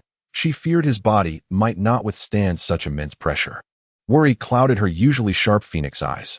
Shen Zhen pressed his hand against his chest, where an inferno seemed to blaze within him. The searing pain felt akin to being engulfed in flames, the fire licking at his heart. Struggling, he lifted his gaze and offered Xie Yun Yao a reassuring smile, signaling that he was all right. Xie Yun, in a fit of exasperation, stared at Shen Zhen, noticing the wound on his chest where the golden light lingered. Immediately realizing that the eternal life sword had inflicted damage upon him. How could he still be alive? Did he possess some extraordinary identity? Yet, Shen Zhen appeared unstable, resembling a sacrificial offering waiting to be claimed by the multitude of lingering spirits. How could he possibly be chosen by the eternal life sword? The crowd held only a vague understanding of the sword, believing it could grant immortality. They thought that obtaining the sword would unlock its hidden legacy, allowing one to cultivate to a certain level and thereby attain eternal life, or even ascend to immortality. However, Xie Yun was privy to its true origins, for he had witnessed the sword's creation and its formidable power. The mere thought of it filled him with frustration. This sword had once been personally bestowed upon Qing Huang by the divine Lord Loi, despite his own feelings for it, leading to a prolonged resentment towards Qing Huang. It was only later, when Qing Huang was unexpectedly banished to the mortal realm, that the sword fell into the world alongside him. However, he found himself outpaced by others once again, a discontent brewing within him. The eternal life sword, once it recognizes its master, cannot be compelled to change allegiance unless its owner meets with death. If he were to harm Shen Zhen, the madwoman Xie Yun Yao would undoubtedly pursue him to the ends of the earth. Contemplating this, he clenched his fists in quiet resolve. Let me see him. Since I cannot alter its allegiance, I shall take him along to the celestial domain. Xie Yun Yao stood in front of Shen Zhen, barring Xie Yun from advancing even a step closer, her upturned eyes radiating a fierce warning. In your presence, I shall not harm him. There is no need for such vigilance. Yet, should he meet with an untimely demise, the blame would not rest upon her. Gradually, Xie Yun Yao lowered her hand, aware that the eternal life sword belonged to the celestial realm. Xie Yun certainly possessed more knowledge than she did, and perhaps he could indeed discover a way to alleviate Shen Zhen's suffering. She remained at a distance, confident that he would not dare to act recklessly. Xie Yun extended his fingers, channeling spiritual energy into Shen Zhen's heart meridian, only to find that the internal wound at Shen Zhen's heart was gradually healing. The power of the eternal life sword was suppressed deep within his meridians, and the strength of his heartbeat was far from that of a frail individual. Remarkably, he was enduring the sword's power and slowly merging with it, indicating that his spiritual veins were broader than those of an ordinary person and suggesting that the eternal life sword had willingly accepted him. This was a revelation that Xie Yun had not anticipated. The eternal life sword, temperamental as a mischievous child, had previously refused to allow even a touch. Stubborn and unruly, much like its master. Now, astonishingly, it had truly accepted a mortal. Xie Yun even harbored suspicions that this individual might be the reincarnation of Qing Huang. However, Qing Huang had always donned a flowing green attire, exuding an aura that warned others to keep their distance.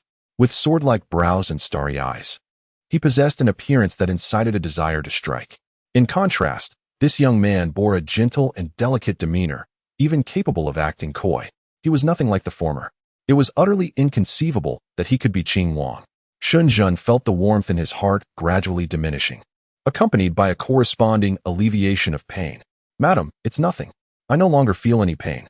Xie Yun Yao, having just experienced a troubling incident, appeared outwardly composed. Yet only she was aware that her palms remained cool. Why are you moving around the wound? It's nothing. I sense that my wound has healed. I feel no pain at all now. Xie Yun Yao scrutinized his injury with skepticism. Observing how deftly he unwrapped the bandages, he did not resemble someone who had been wounded, so she refrained from stopping him. Once the bandages fell away, Xie Yun Yao beheld the chest that had previously displayed a ghastly wound. Now, it bore no trace of injury, save for a dark, sword-like pattern. Shen also noticed this, and their eyes met, both filled with bewilderment. It was not entirely smooth. The texture felt slightly raised, resembling a scar that had formed, yet it manifested as a small, black sword. Unable to resist, Xie Yun Yao pinched it, intrigued by the notion that, in a crucial moment, this broken sword might spring forth from there. Shen, however, trembled uncomfortably, his chest flushed with crimson, as he awkwardly shifted backward a fraction. What's wrong? Can't even touch it? Originally pale, Shen's face now burned with color, and after a long pause, he replied, "It's a bit cold." Xie Yun Yao suddenly realized the situation. She swiftly lifted the garment that Shen had draped around his waist to his shoulders, adjusting the collar with care. "Hurry and put it on properly. Don't catch a chill. We cannot afford for you to fall ill again. Tending to the sick is exhausting, akin to caring for a disobedient child, which is quite worrisome." "Fool." A sardonic voice emerged from behind her, belonging to Xie. "Are you out of your mind? In broad daylight, witnessing such intimate behavior between you as a couple before me, an outsider, is utterly inappropriate."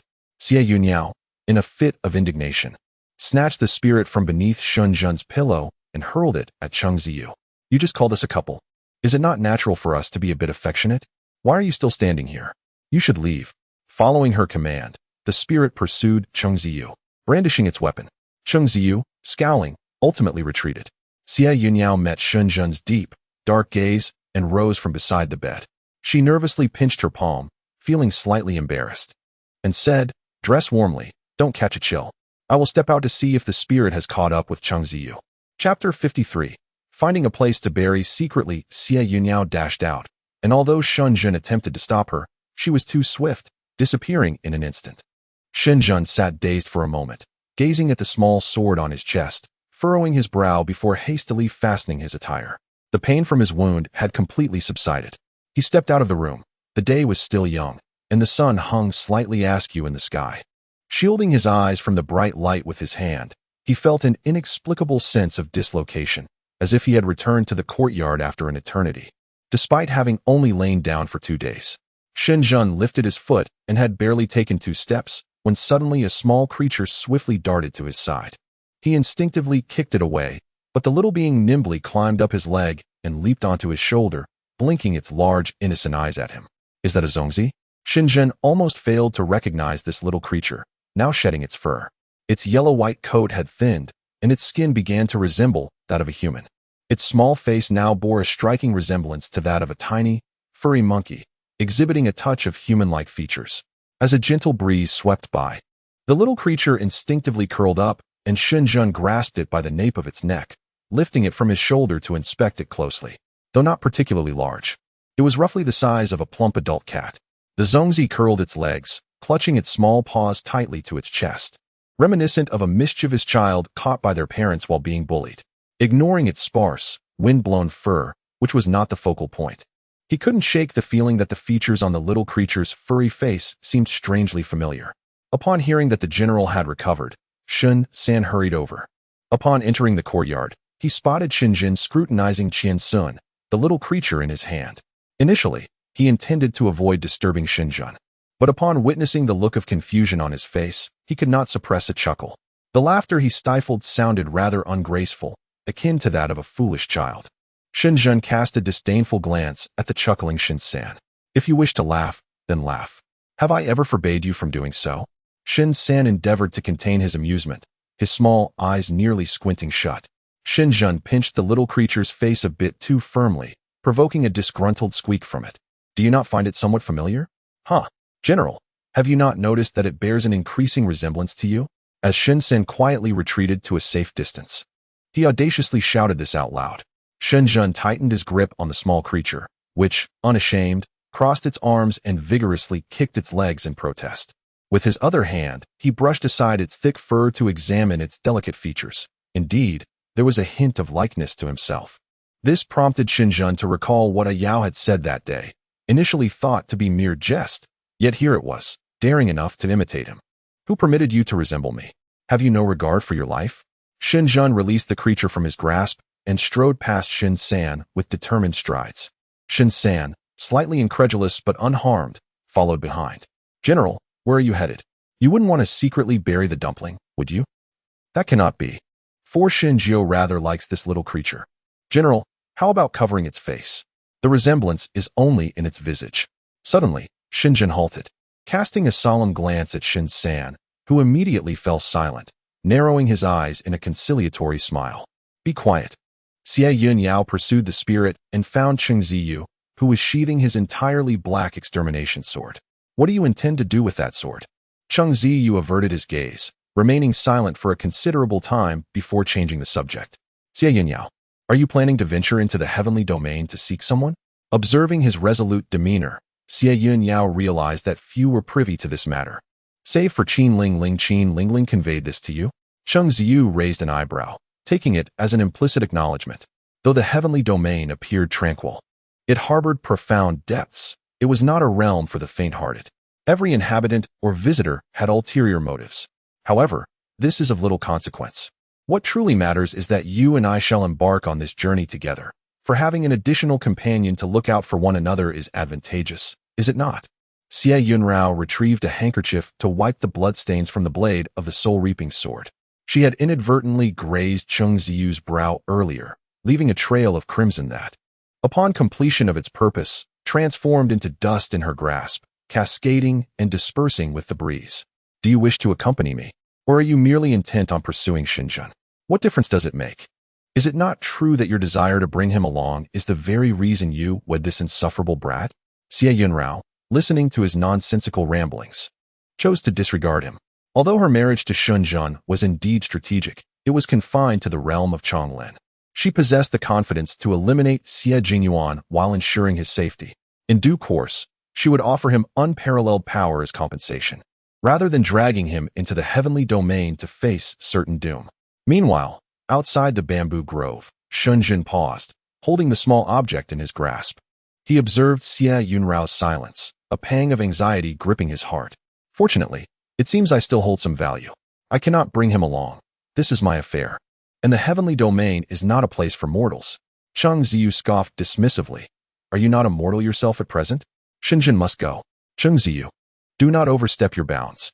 Why must you cling to Shenzhen so fiercely?" As the ethereal energy dissipated, both individuals staggered back a few steps before regaining their footing. A trickle of blood escaped from Cheng Ziyu's lips, which he casually wiped away. "If you do not wish to take Shenzhen along, then I must kill him to obtain the eternal life sword. Xie Yun Yao, no matter how formidable you are, you cannot always protect him. Do not hold it against me when I show no mercy." Xie Yun Yao gazed into Cheng Ziyu's increasingly crimson eyes, where dark veins coalesced, enveloping him in a thick aura of malevolence. The veins on his forehead throbbed, indicating he was on the brink of losing control. "Cheng Ziyu, you must regain your composure. Yin Zhao is still waiting for you." "Yin Zhao? Yin Zhao is still waiting for me." The crimson hue gradually receded, and Cheng Ziyu's eyes reverted to a deep brown. He pressed a hand to his chest, where the backlash inflicted excruciating pain. Thus, he wished to make Xie Yun Yao suffer as well, enduring the agony. He approached her and whispered softly in her ear, "Your young lord must be feeling quite heartbroken now." He lifted his gaze and locked eyes with Shenzhen. A mocking smile etched across his face, as if deriding Shenzhen's foolishness. Xie Yun Yao widened her eyes in confusion and forcefully pushed Cheng Ziyu aside. Turning to follow his gaze, she glimpsed Shenzhen, who stood amidst the sparse bamboo grove, clutching a small object and staring intensely at Cheng Ziyu. Chapter 54. Crossing the river of time, the small object in Shenzhen's grasp approached step by step. Xie Yun Yao realized he had overheard her conversation with Cheng Ziyu. She opened her mouth to speak, but remained silent. Casting a fleeting glance at the slightly guilty Xie Yun Yao, he sighed and reached out to gently caress her soft hair. Xie Yun Yao was still startled from her reverie when she realized that a small yellow and white monkey had been placed in her arms. Looking down, she saw the little creature gazing up at her with its bright, watery eyes, its long eyelashes fluttering with every blink. That pitiful gaze seemed increasingly familiar. With its tiny nose and mouth, aside from the soft fuzz covering its face, it bore a striking resemblance to a human. Who could it be? She turned to observe the retreating figure of Cheng Ziyu, lost in contemplation. It seemed she had made a connection. Yet, Xie Yun Yao remained rooted to the spot. refraining from pursuing him. Shen Yun had intentionally diverted her attention, deeming it unnecessary to pry into his secrets. Cheng Ziyu, half dragged by Shen Yun, bore no anger. He merely shot an amused glance at Shen Yun. Unbeknownst to him, blood from the wound on his forehead had dripped into his eye, staining the corner of vivid crimson, reminiscent of a cornered madman.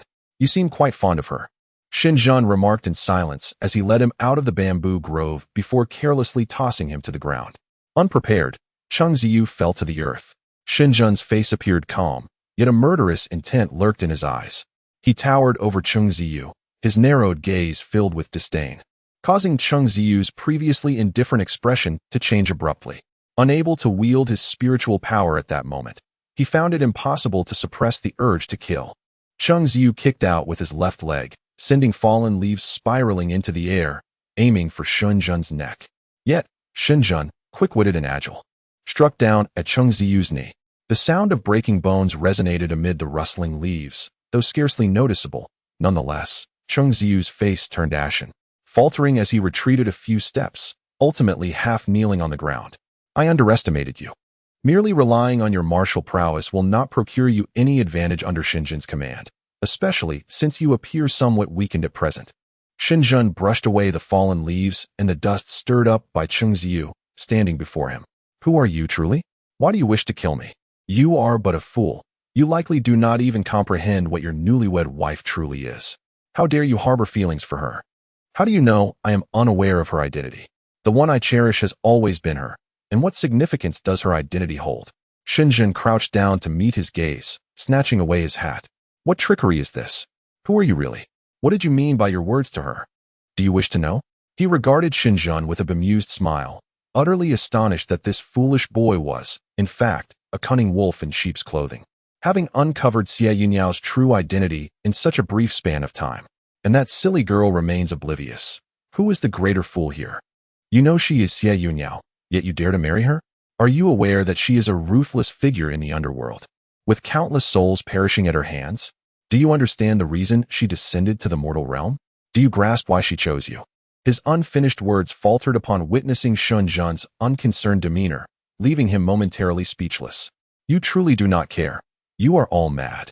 Shen Yun's expression appeared calm, yet within, a tempest raged, stirring tumultuous waves that relentlessly battered his heart, inescapable and overwhelming. He yearned to fathom how Xie Yun Yao carved a path through the tumultuous realm of the underworld, the myriad experiences she endured, all of which unfolded like dreams beyond his reach along the endless river of time. Cheng Ziyu scoffed, now at last uncertain and regretting having posed the question to him. Why should I divulge anything to you? Are you not afraid I might reveal what you already know to Xie Yun Yao? You wouldn't dare. Your need for me to accompany you to the celestial domain outweighs that concern. Shen Yun pondered the reasons behind Xie Yun Yao's initial desire to remain in Chongling, now seemingly intent on venturing to the celestial domain. This realm is a place so extraordinary that mere mortals dare not even dream of it, filled with enchanting yet eerie tales, regarded merely as a forbidden ground. Why must our Rao journey there? Xie Yun Yao, having lost a fragment of her soul, could not reincarnate and was condemned to wander as a restless spirit in the underworld. Her purpose in returning to the mortal realm was twofold: to exact vengeance and to seek the missing piece of her soul, while he had never factored into her considerations. I refuse to believe that the eternal life sword recognized you by mere coincidence. Savor that irony for yourself. Lost a fragment of her soul, you say? Cheng Ziyu observed the ever-shifting expressions on Shen Yun's face, feeling a sense of satisfaction. Just moments ago, he had displayed such bravado. You impudent brat. Let your arrogance be your downfall. He thought maliciously. At my age, I shall surely deal with you. With a heart steeped in vengeance. She sought the celestial domain because someone had informed her that a piece of her soul was taken by a young monk, who was now recklessly roaming about, intent on plucking demonic flowers in that realm. Xie Yun Yao feared she might arrive too late, and if the young monk perished there, the trail would be lost forever. The monk, in pursuit of flowers in the celestial domain, was nothing short of absurd. Shen Yun vividly recalled the hurried farewell he bid that day. The following day, he encountered Xie Yun Yao. It seemed he was aware of something that compelled him to flee in the dead of night, a sense of urgency consuming him. Immediately, thoughts began to form in Shen Yun's mind, prompting him to turn and depart. This action elicited a series of discontented chirps from the little creature, while Xie Yun Yao couldn't help but smile at the sight. This little thing truly dared to resemble Shen in appearance. The setting sun cast a warm glow, enveloping her profile in a gentle embrace of light, her face adorned with a faint smile, momentarily resembling a celestial being. Xie Yun Yao turned her gaze and spotted Shen standing not far off, observing her. Chapter 55. A wish for your heart's desire. Xie Yun Yao watched as Shen approached, stepping gracefully into the light, his flowing garments shimmering like rippling waters. As if he were gliding through a stream, the gentle glimmer of the waves playfully caressing his form.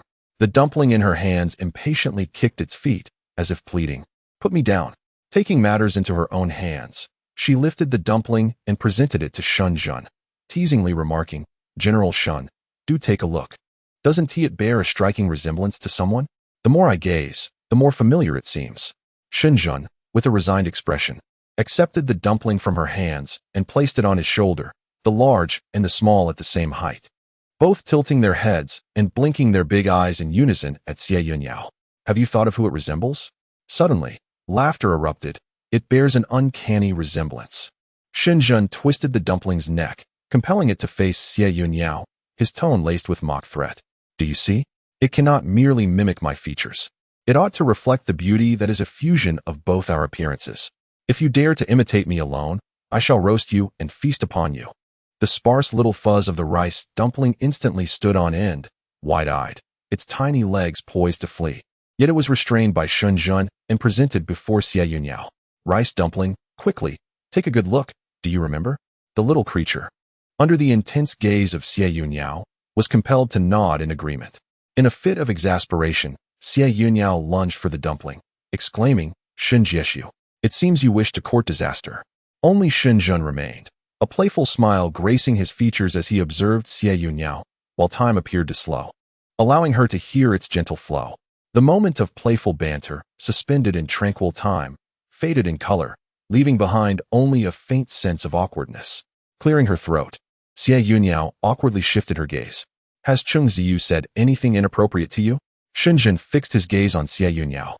"Do you truly believe he would say anything to me?" She scrutinized him closely, discovering no signs of turmoil in his eyes, no fear, no familiarity, allowing her to relax. "Never mind. Your injuries have healed. I shall step outside for a moment." Xie Yun Yao wished to escape the silent standoff with Shen. She needed time to ponder whether to take him along, if he desired to accompany her, or if he was even able to leave. "Shen, why do you insist on following me?" "Madam, I wish to accompany you to the market."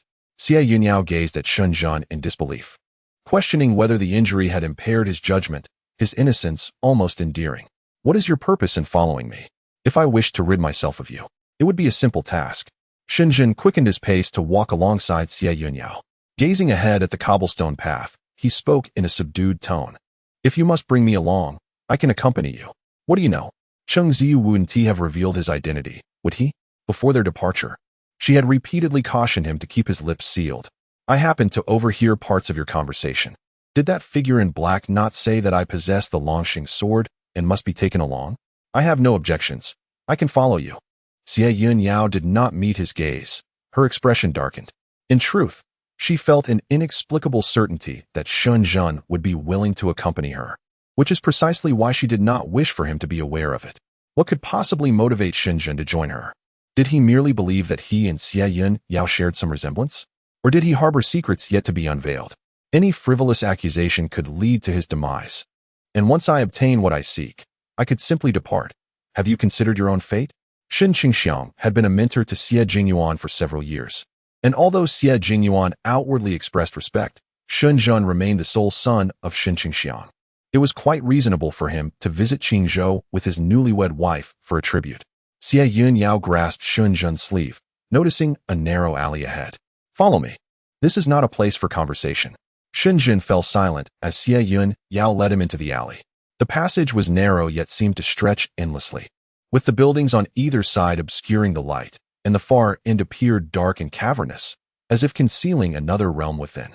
Fortunately, there was no one present here, and the atmosphere was tranquil, save for a few collapsed items piled to the side. "Are you truly certain?" The response to her inquiry was conveyed through Shen Jun's earnest and unwavering gaze. The two stood at the narrow alley's entrance, where Xie Yun Yao felt as though she could see herself reflected in Shen Jun's eyes. Do you realize that venturing forth may lead to an uncertain return? Perhaps even the loss of your life? Is it truly worth it? Shen Jun smiled nonchalantly, lifting his gaze to the sole source of light streaming from above. I have heard it said that the heavenly domain is a place that everyone yearns to visit within their lifetime. Those who journey there will ultimately discover all the answers they seek. Thus, I too wish to behold it. I have my own desires. I have my own desires. And I only wish for your aspirations to be fulfilled. Xie Yun Yao ceased her attempts to dissuade him. Everyone harbors their own yearnings. Since he wished to embark on this quest, she felt it unwise to impede him. Her sole responsibility now was to ensure Shen Jun's safe return. Having drawn Shen Jun into this tumult, she could not remain indifferent. All seemed to settle into a serene calm, when suddenly, faint rustling sounds emanated from the depths of the alley. Xie Yun Yao cast a wary glance, and Shen Jun returned her gaze. He stepped ahead slowly, advancing toward the mouth of the alley. As they passed the last beam of light, Shen Jun spotted a small figure amidst a pile of discarded items. The child crouched on the ground, head bowed, clutching her knees tightly, her body trembling incessantly. Shen Jun exchanged a look with Xie Yun Yao in the dim light. She sensed that something was amiss. "Little girl, what troubles you?"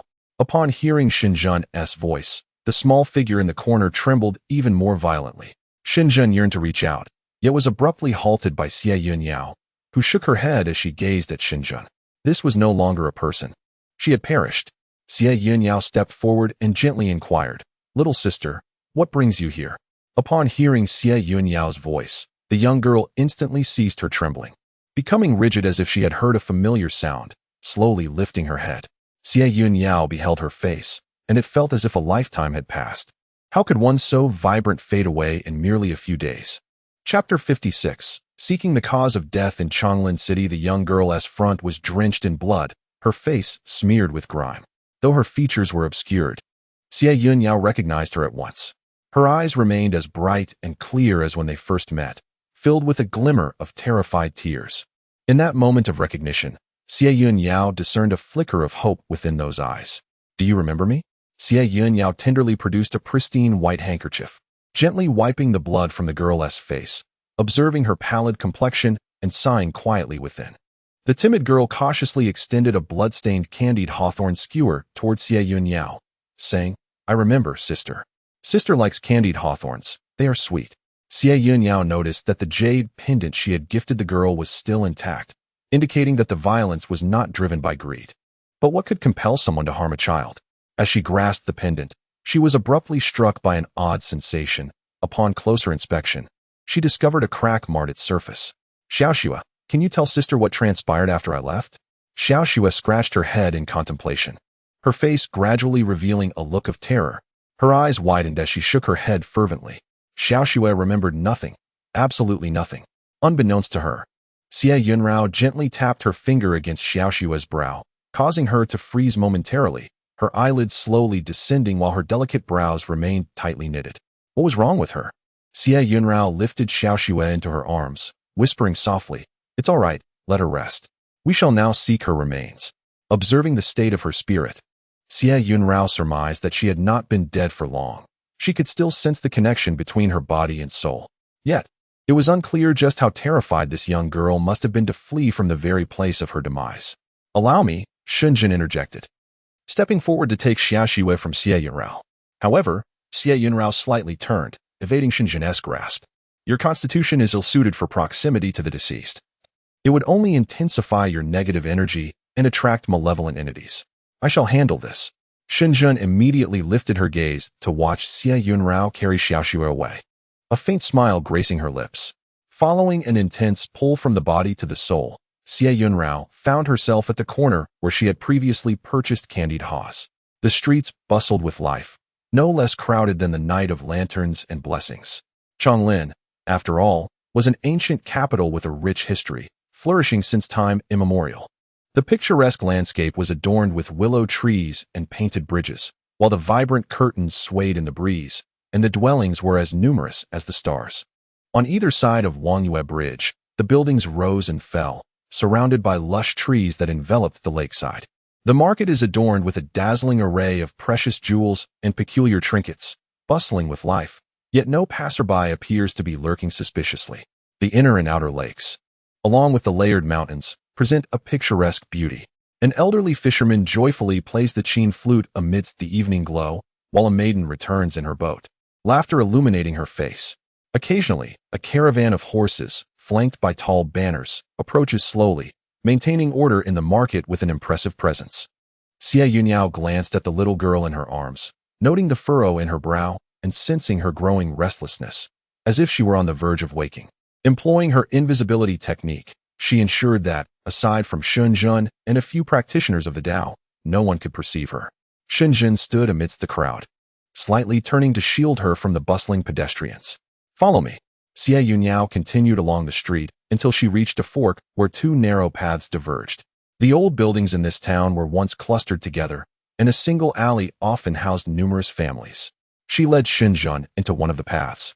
The first house was tightly shut, its door adorned with cobwebs, suggesting it had long been deserted, with dust accumulating on the threshold.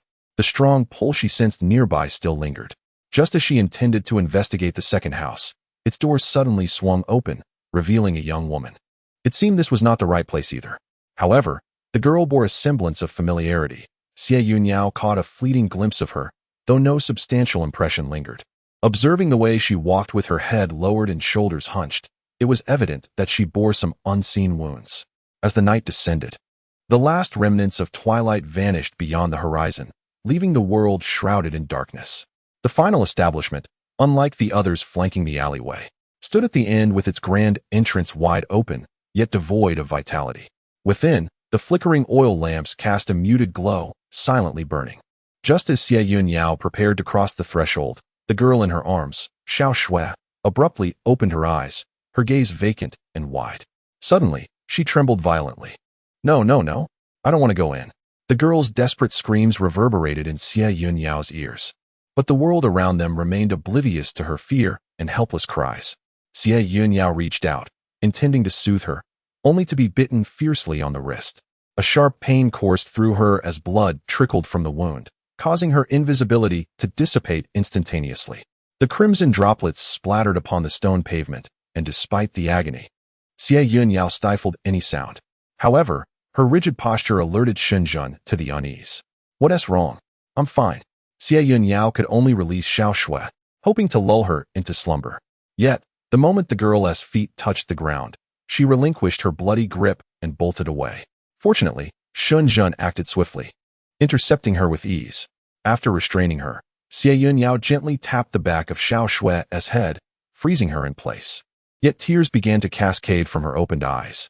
Fear engulfed her, despair spreading across her features, and for a brief moment, Xie Yun Yao hesitated. "Madam, are you not coming in?" Xie Yun Yao crouched down to gently stroke Xiao Shui's head, reassuring her, "Do not be afraid. Sister will protect you." At the moment she raised her wrist, Shen Zhen, illuminated by the bright moonlight, noticed something dripping from Xie Yun Yao's wrist. He hurried forward and grasped her delicate wrist, only to hear her emit a soft gasp. It was then that he saw blood trickling from her wrist, 2 clear rows of bite marks visible, with the surrounding area already beginning to swell with bruises. Xie Yun Yao looked up at Shen Zhen, his expression impassive, his thin lips pressed tightly together, appearing quite displeased. Though it was unclear who he was angry with, yet his movements were surprisingly gentle, hard to believe he had wielded swords and been on the battlefield. Chapter 57. A mishap in the midst of the fray in the dilapidated courtyard, a sudden loud crash echoed, as if summoned, causing the previously timid Xiao Shui to dash towards it with abandon. Xie Yun Yao and Shen Zhen immediately followed, a gust of wind blowing towards them, stirring up clouds of dust, prompting Xie Yun Yao to raise her sleeve to shield her face. She was sacrificing her own soul. Xie Yun Yao drew the wandering spirit, glancing at Shen Zhen. "Stay back. I will investigate." As she unsheathed the wandering spirit, the petite blade transformed into a long sword under the ethereal glow. With a mix of deep violet light, it shattered the swirling barrier with an unstoppable force and plunged within. Battling the rapidly swirling winds, Xie Yun Yao struggled to maintain her balance, unable to open her eyes. She chose to shut them, attuning herself to the direction and velocity of the winds in search of the Eye of Calm. The howling wind roared in her ears, and as she moved her ears, she realized it was right here. The restless spirits swiftly locate their landing amidst the whirlwind, moving against the wind's swirling direction, leaving trails of golden sparks in their wake. As her feet finally touch solid ground, the sound of the wind dissipates around Xie Yun Yao, as if a barrier exists within the eye of the storm, isolating her from all else. She immediately opens her eyes to find Xiao Shui standing before her, a sweet smile adorning her lips. Upon gazing at Xiao Shui's lifeless body, Xie Yun Yao perceives a faint soul clinging to it, on the brink of departure. Observing her pallid complexion, Xie Yun Yao feels a chilling touch. She glances at Xiao Shui's increasingly fragile spirit, realizing that if she does not intervene, it may soon dissipate entirely. Who could be so heartless as to take a life and torment the soul as well? With determination, Xie Yun Yao lifts Xiao Shui into her arms, gently covering her eyes. Be good, do not open your eyes. She cradles her close, striving to shield her from the fierce blades of wind, despite the lifeless body she holds. With a light touch of her toes, her left hand pushes through the inner barrier of the spirits, and the furious whirlwind swiftly envelopes both Xie Yun Yao and Xiao Shui. As Xie Yun Yao struggles to maintain her balance within the tempest, she closes her eyes, suddenly feeling a powerful force collide with her abdomen. The impact is immense, sending a wave of metallic sweetness surging into her throat. She opens her eyes to witness a dark mist racing through the whirlwind. It is here again. Enduring the pain in her abdomen, Xie Yun Yao rips apart the whirlwind. Meanwhile, Shenzhen anxiously waits outside, unable to enter or discern the situation within. Though the eternal life sword resides within him, he remains at a loss as to how to summon it. Just when he was at his wit's end, unsure of how to proceed, the whirlwind's barrier was suddenly breached, and a small object was hurled out. He barely had time to hear Xie Yun Yao utter a phrase. Follow Xiao Shui. Her soul has been scattered within, I will search again. Shenzhen took hold of Xiao Shui's lifeless body, now completely cold, devoid of warmth, with fresh scratches adorning her hands, deep enough to draw concern. Yet no blood flowed from them. He glanced at the rapidly swirling winds, suppressing all emotions within his gaze, murmuring, Xie Yun Yao, you must emerge safely. I await your return. Xie Yun Yao had initially intended to venture out with Xiao Shui when suddenly, Xiao Shui seemed to catch sight of something, and her soul abruptly fled from her ethereal form. Xiao Shui, where are you going? Xie Yun Yao stood amidst the tempest, expending her spiritual energy to weave a small barrier around her. A sphere of ethereal violet light enveloped her, as she opened her eyes to witness the sphere swirling chaotically with the cyclone. Upon surveying her surroundings, she discovered numerous small paper figures, identical to those crafted in the palace. Upon closer inspection, fleeting silhouettes seemed to flicker within each paper figure. Earlier, a dozen or so cutouts had been spinning in the wind, but their speed rendered Xie Yun Yao unable to discern them. Suddenly, one paper figure veered off its course and adhered directly to Xie Yun Yao's protective barrier. She gazed intently, and indeed, it contained a complete soul trapped within, its spirit writhing and struggling, occasionally revealing their true forms. They lamented, crying out in despair. Save me, save me. The cries for help echoed in Xie Yun Yao's ears as she found herself engulfed in turmoil, her eyes gradually transforming into a haunting shade of purple. Suddenly, a sweet voice pierced through the lamentations. Sister, candied hawthorn, sweet. Xie Yun Yao jolted awake, confronted by a sinister paper effigy glaring at her from beyond the barrier. With a decisive strike, she shattered the paper figure, which disintegrated into fine particles, while a dark mist swiftly retreated. The wailing sounds faded in an instant. They had merely been an illusion, amplified by the paper figure's manipulation of the wind, aimed at shattering her resolve. It dawned on her that Xiao Shui might also be ensnared within these malevolent paper figures. Determined, Xie Yun Yao scrutinized each figure but found no trace of her companion. The immediate course of action was to eliminate the source and dismantle the formation. Perhaps the heart of this array lay hidden within the eye of the storm. Meanwhile, Shenzhen faced his own predicament outside. After placing Xiao Shui beside him, he pondered how to retrieve the Chongqing sword, just as impatience began to gnaw at him. A brief, piercing scream erupted from within the swirling vortex, leaving him bewildered as to its origin. This sound crushed the last vestige of hope within him. He could not afford to wait idly. Each moment prolonged Xie Yun Yao's peril. He glanced at the dagger in his hand, feeling the protruding black blade against his chest. A low, raspy voice emerged, not coming out, are you? Very well, today I shall carve you out.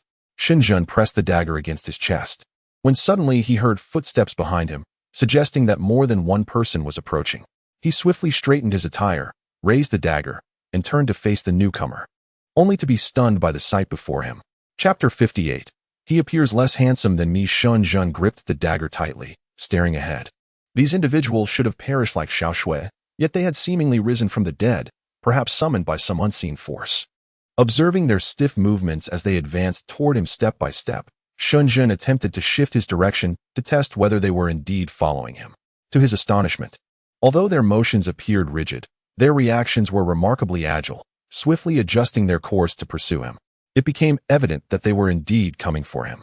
Shen Yun tightened his grip on the dagger as he watched them raise their heads, their eyes gradually turning a sinister crimson, sprinting towards him with alarming speed.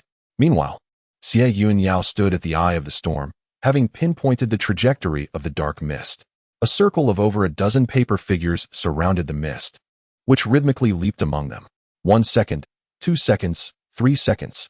At that moment, from his left rear, Xie Yun Yao turned, and the spectral entities instantaneously pierced through the black fog, shattering the concealed paper figures.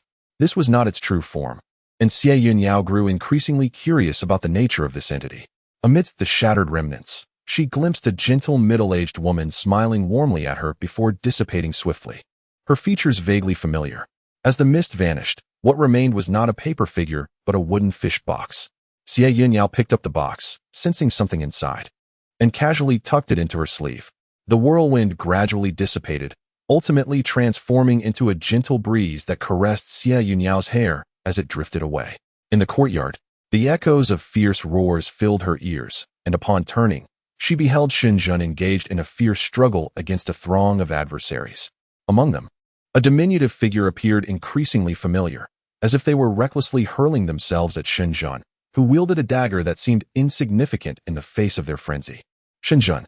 Clearly, Shen Yun was evading the small figure, unwilling to inflict harm, yet the assailants behind him were relentless, biting into his shoulder.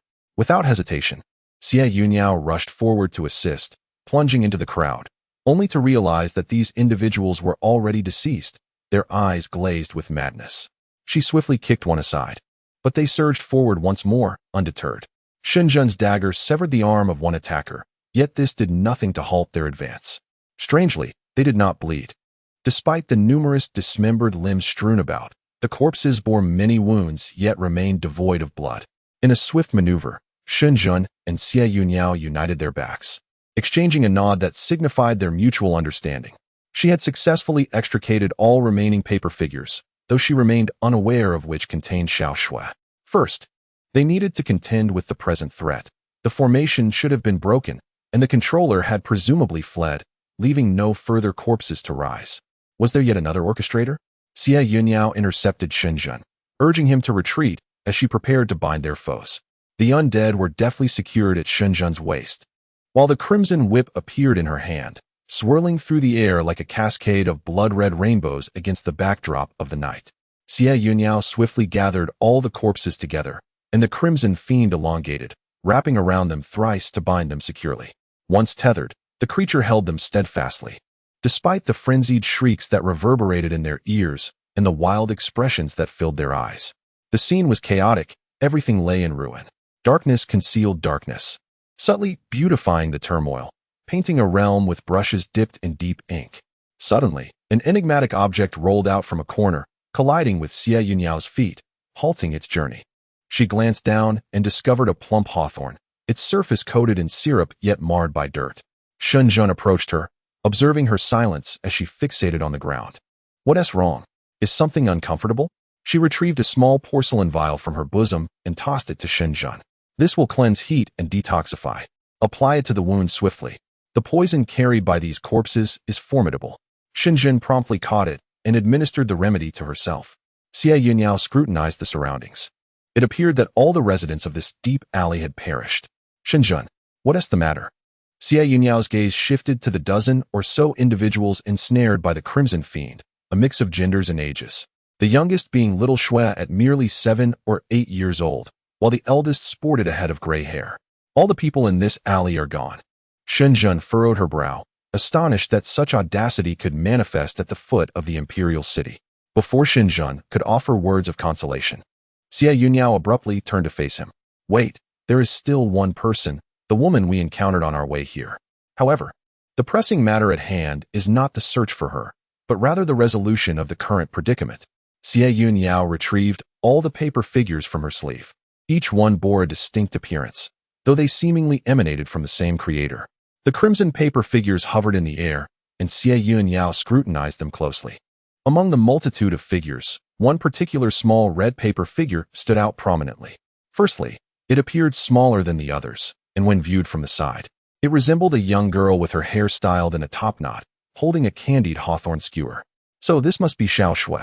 Aside from this diminutive red figure, Xie Yun Yao also noted another red paper figure that appeared rather tall. From a frontal view, it resembled an individual engrossed in reading.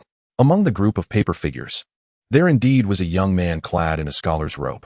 Despite his pallid complexion that betrayed a sense of desolation, he bore a certain handsomeness.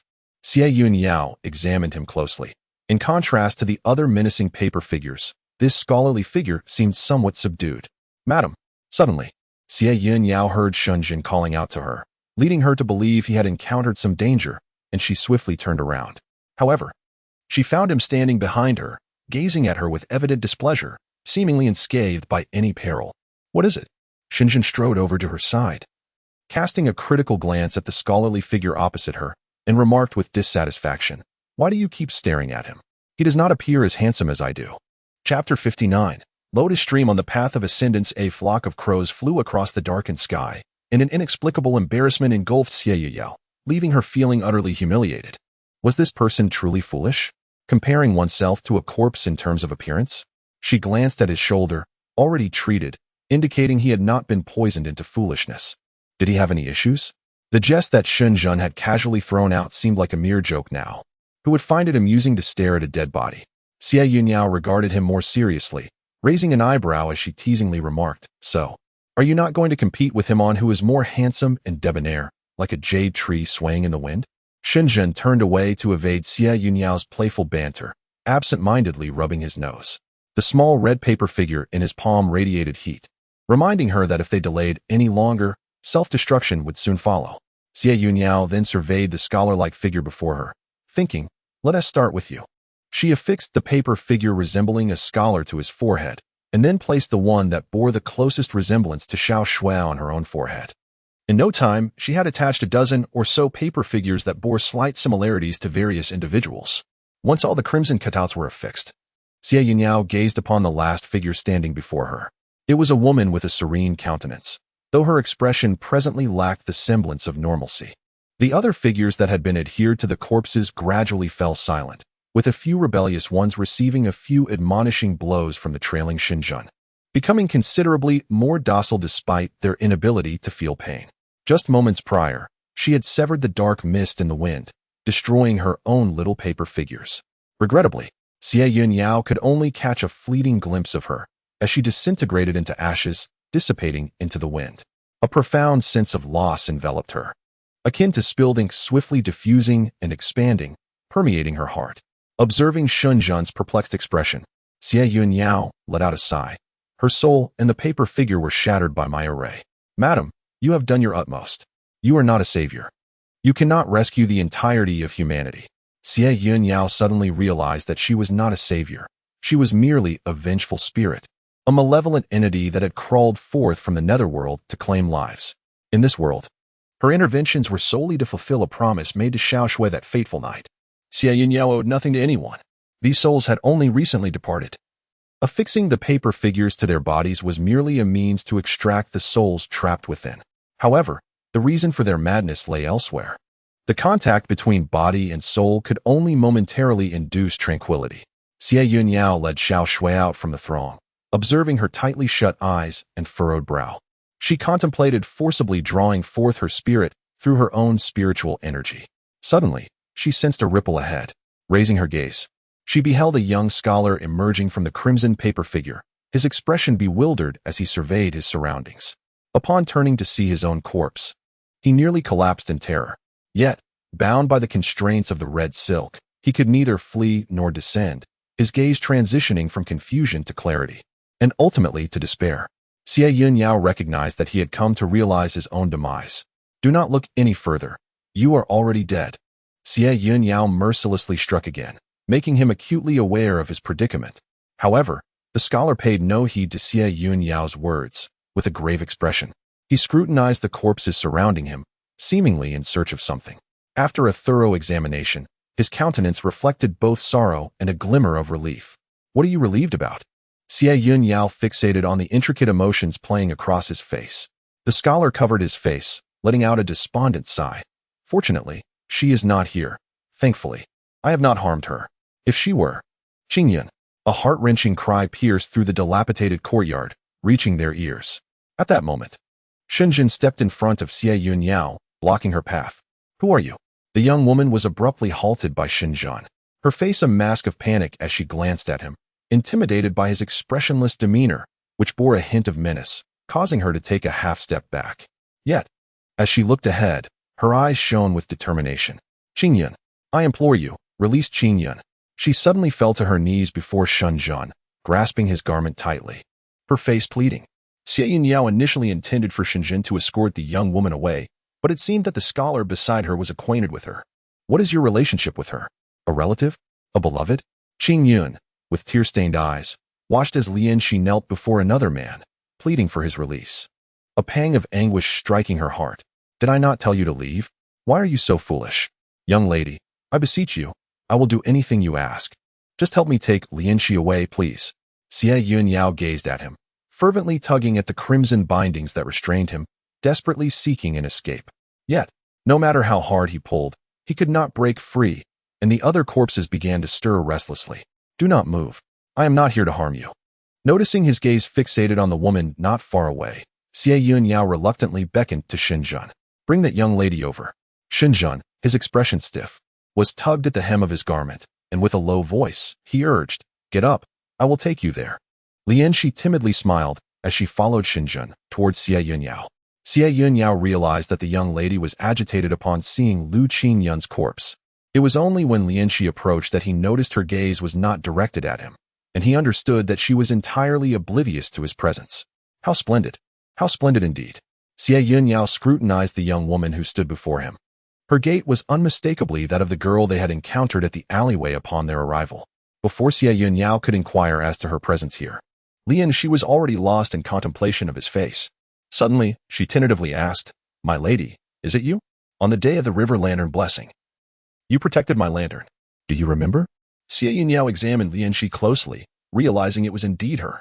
Though the moonlight was enchanting that night, he had merely appreciated the symbolism of the river lanterns, observing her as she released hers.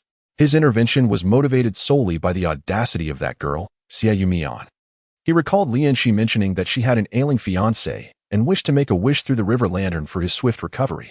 Reflecting upon the present, it seems that the gentleman in question must surely be the scholar Lu Qingyun. Chapter 60. Even if we may never meet again. Lianxi gazed at the individuals standing behind Xie Yun Yao. Every face was one she recognized. Beyond Lu Qingyun, the most striking was the fierce expression of Sister Lingyin at the forefront.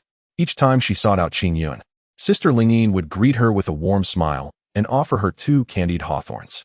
Lianxi would shyly protest, saying, Sister, I have grown up. Why do you still pat my head like you did with little Xue and give me candied hawthorns? Sister Lingyin would always respond with gentle laughter. No matter how much you grow, you will always be my little sister. Yet now, with Qingyun gone and Sister Lingyin lost, even her beloved little shadow, Xue, had vanished. The weight of this realization crushed Lianxi's heart, leaving her gasping for breath. How could this be? In but a single night, everything had been stripped away. Let me out. Lu Qingyun watched Lianxi's heart-wrenching despair, his own anguish threatening to overwhelm him. His intent had never been to cause such sorrow. He wished to drive Lianxi away, to ensure that she would never set foot in this place again, to seek a new life without harboring thoughts of him. Xie Yun Yao cast a silent glare at Lu Qingyun, subtly mouthing the words, Silence. Tears streaming down her face, Lianxi looked at Lu Qingyun's lifeless body, now bound with others, and questioned in confusion, Miss, why do you bind them? From the moment she witnessed Xie Yun Yao's extraordinary abilities, Lianxi sensed that she was no ordinary person. Xie Yun Yao did not conceal the truth from her. as this matter required her understanding. These individuals have long since departed from this world, yet they have risen from the grave. Should they remain unbound, their madness could erupt, mirroring her fate. Xie Yun Yao pointed towards Lingyin, who was still struggling like a trapped beast. Lianqi could scarcely fathom what it would be like if they were to descend into madness like Lingyin. Why had they transformed in such a manner? Xie Yun Yao retorted with a question of her own. I too wish to inquire why they have become this way. Have you noticed any unusual occurrences in recent days? With tear-filled eyes, Lianqi gazed at Lu Qingyun, slowly inching closer. Lu Qingyun's spirit, captivated by the proximity of another, instinctively reached out to grasp Lianqi's hand. Xie Yun Yao raised an eyebrow, abruptly seizing Lu Qingyun's hand and interposing herself before Lianqi, her expression devoid of emotion as she cautioned. Do not approach him. He is not entirely stable at present. Lianqi gazed longingly at Lu Qingyun but ultimately refrained from advancing. She could only scrutinize him inch by inch. Her eyes drawn to his pallid, gaunt visage, tears blurring her vision, a sorrow that could not be wiped away. As she touched the wound on her shoulder, a sharp pain coursed through her. Each movement of her arm provoked an overwhelming urge to weep. In those days, she could not comprehend why someone who had once adored her so fervently would turn cold and distant upon falling ill. Not only did he regard her with indifference, but he also uttered words that cut deeply. In that moment, she truly believed that Qingyun no longer loved her, for the light had vanished from his eyes. The day she encountered Xie Yun Yao, she had just emerged from Lu Qingyun's home. Although he was unwell, she remained steadfast in her belief that he would recover. She held on to a river lantern, harboring her wishes, allowing it to drift into the distance. The last encounter with Lu Qingyun left her utterly disheartened. So, he acted against you? Xie Yun Yao could see from her expression that she bore injuries. Lianqi fixed her gaze on Lu Qingyun and finally shook her head. He forced me away and shoved me. That single act caused her to shatter the bowl containing the medicine. And she inadvertently scalded her hand, while also bruising her shoulder against the corner of the table. That day, she resolutely walked out, her heart burdened with grievances, vowing through tears never to see him again. Now, however, regret gnawed at her. That farewell truly marked an eternal separation. The swelling on her hand had subsided, yet the ache in her shoulder persisted. Today, she could not resist the urge to steal a glance, only to discover that everyone had vanished. Ever since he could not escape the clutches of death, he only hoped to spare Lianqi from a similar fate. Xie Yun Yao recalled that both Lu Qingyun and Xia Xue's mother had fallen ill, suggesting a profound connection between this illness and the unfolding events. I can arrange for you to see Lu Qingyun one last time, but only if he reveals to me what transpired here. Xie Yun Yao turned her gaze toward Lu Qingyun, awaiting his decision. Should he refuse, Xie Yun Yao had her own means to compel him to speak, for Lianqi's presence here rendered her a hostage. In the midst of Lu Qingyun's conflicted expression, Xie Yun Yao gently placed her hand on Lianqi's shoulder, her eyes directed at Lu Qingyun imbued with a subtle threat. In that instant, Lu Qingyun comprehended Xie Yun Yao's intent. Upon hearing that she could see Lu Qingyun for the last time, Lianqi looked at Xie Yun Yao in disbelief, her pale and gaunt face revealing a complex expression. Can I truly see him once more? Xie Yun Yao nodded, yet swiftly shifted the tone. The choice does not reside with you, nor with me, but with Lu Qingyun himself. It depends on whether he wishes to see you. Lianqi gazed at Lu Qingyun's lifeless body, her initial delight at the prospect of seeing him transforming gradually into resignation. He will not see me. He told me to leave and vowed never to meet me again. Is that so? Then let it be. Wait. Lu Qingyun noticed Xie Yun Yao's raised hand behind Lianqi. I meant to say, but he does not wish to see you. You should depart. Whether it is a lifelong regret or a lingering melancholy, it is of no concern to him. He does not even want you to witness him in his final moments. As Xie Yun Yao uttered these words, her gaze mockingly fixed on Lu Qingyun. She despised individuals who were self-righteous, imposing their beliefs upon others while smugly proclaiming, "It is all for your own good." He cast one final glance at Lianqi, yet refused to allow her to bid him farewell. The more Xie Yun Yao pondered, the more anger surged within her. She even, "Madam, do not be enraged. He is not worth it." At some point, Shen had approached her side, firmly grasping her hand with his warm palm, which felt almost feverish against her heart. "Release me. We are discussing serious matters." Xie Yun Yao attempted to extricate herself from Shen Zhen's grip, only to find his hold unwavering. Leaning closer to her ear, he whispered, "Let us provoke this foolish scholar." Though he spoke otherwise, Shen Zhen harbored a desire that, Should he ever face such a life-and-death decision, he hoped Xie Yun Yao would remain uninvolved, ideally forgetting him entirely, even if it meant they would never meet again. Chapter 61. Recollections of the past in search of illness. Lu Qingyun gazed at the silently weeping Lianxi, and in an instant, his eyes became red-rimmed. Resolutely, he steeled his heart, and, with great difficulty, uttered each word. I shall not see her. You may take her away. A heavy weight settled in Xie Yun Yao's heart. As if a colossal stone had suddenly crashed upon her chest, the sense of gravity accumulating within. Are you certain? Absolutely. Very well. Xie Yun Yao turned to glance at Lianxi, her right hand gently brushing against the space between Lianxi's brows. I am sorry. The red light flickered between Lianxi's brows, and in an instant, she closed her eyes, her body going limp. Xie Yun Yao caught her and laid her down gently aside. Lu Qingyun, witnessing the tragic demise of those around him, finally shed tears from his reddened eyes.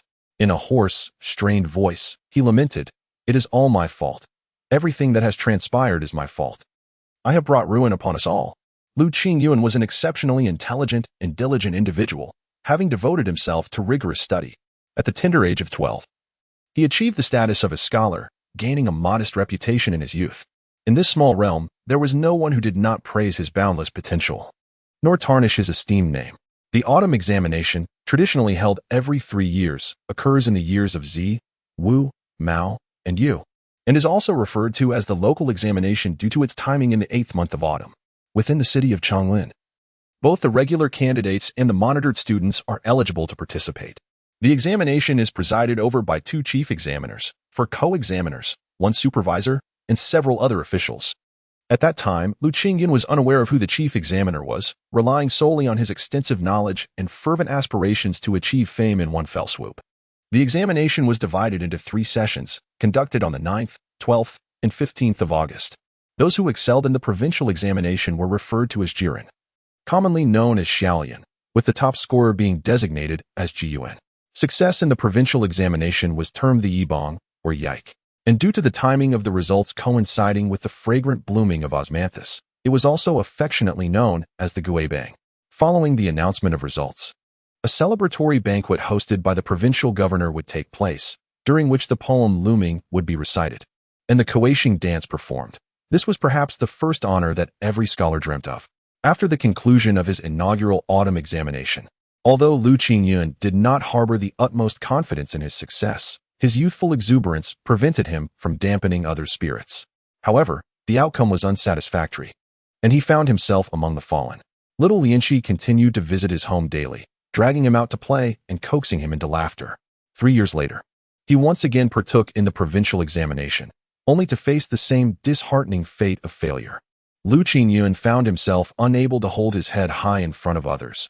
His early aspirations had become a burden weighing heavily upon him. A few young attendants stood at the door with mocking expressions, derisively taunting him. You don't even have a few coins to your name. Yet you wish to enter my Zhao residence and have us run errands for you? Bah! Lu Qingyun would forever remember the moment he was turned away. Lying on the ground, humiliated and battered by words that crushed his pride, a profoundly sorrowful experience. Despite the flush of anger coloring his face, he ultimately refrained from shedding tears. At such a tender age, he encountered the cruel visage of humanity for the first time. Enraged by the bullying of those wielding power and saddened by the waste of ink and paper, he found himself plunged into an unprecedented confusion, pondering the very significance of his studies. The disheartened and perplexed state of Lu Qingyun had become a source of concern for his parents. They feared that their son was excessively fixated on the pursuit of fame and fortune. Should he fail, a prideful individual like him might resort to extremes. In haste, prior to the provincial examination, they arranged a betrothal between Lu Qingyun and Lianxi. Although Lianxi did not reside in the narrow alley, she had always been drawn to this area since childhood. Her gentle and endearing nature endeared her to all who resided there. The alley, though sparsely populated, was characterized by its simplicity and harmonious neighborhood bonds.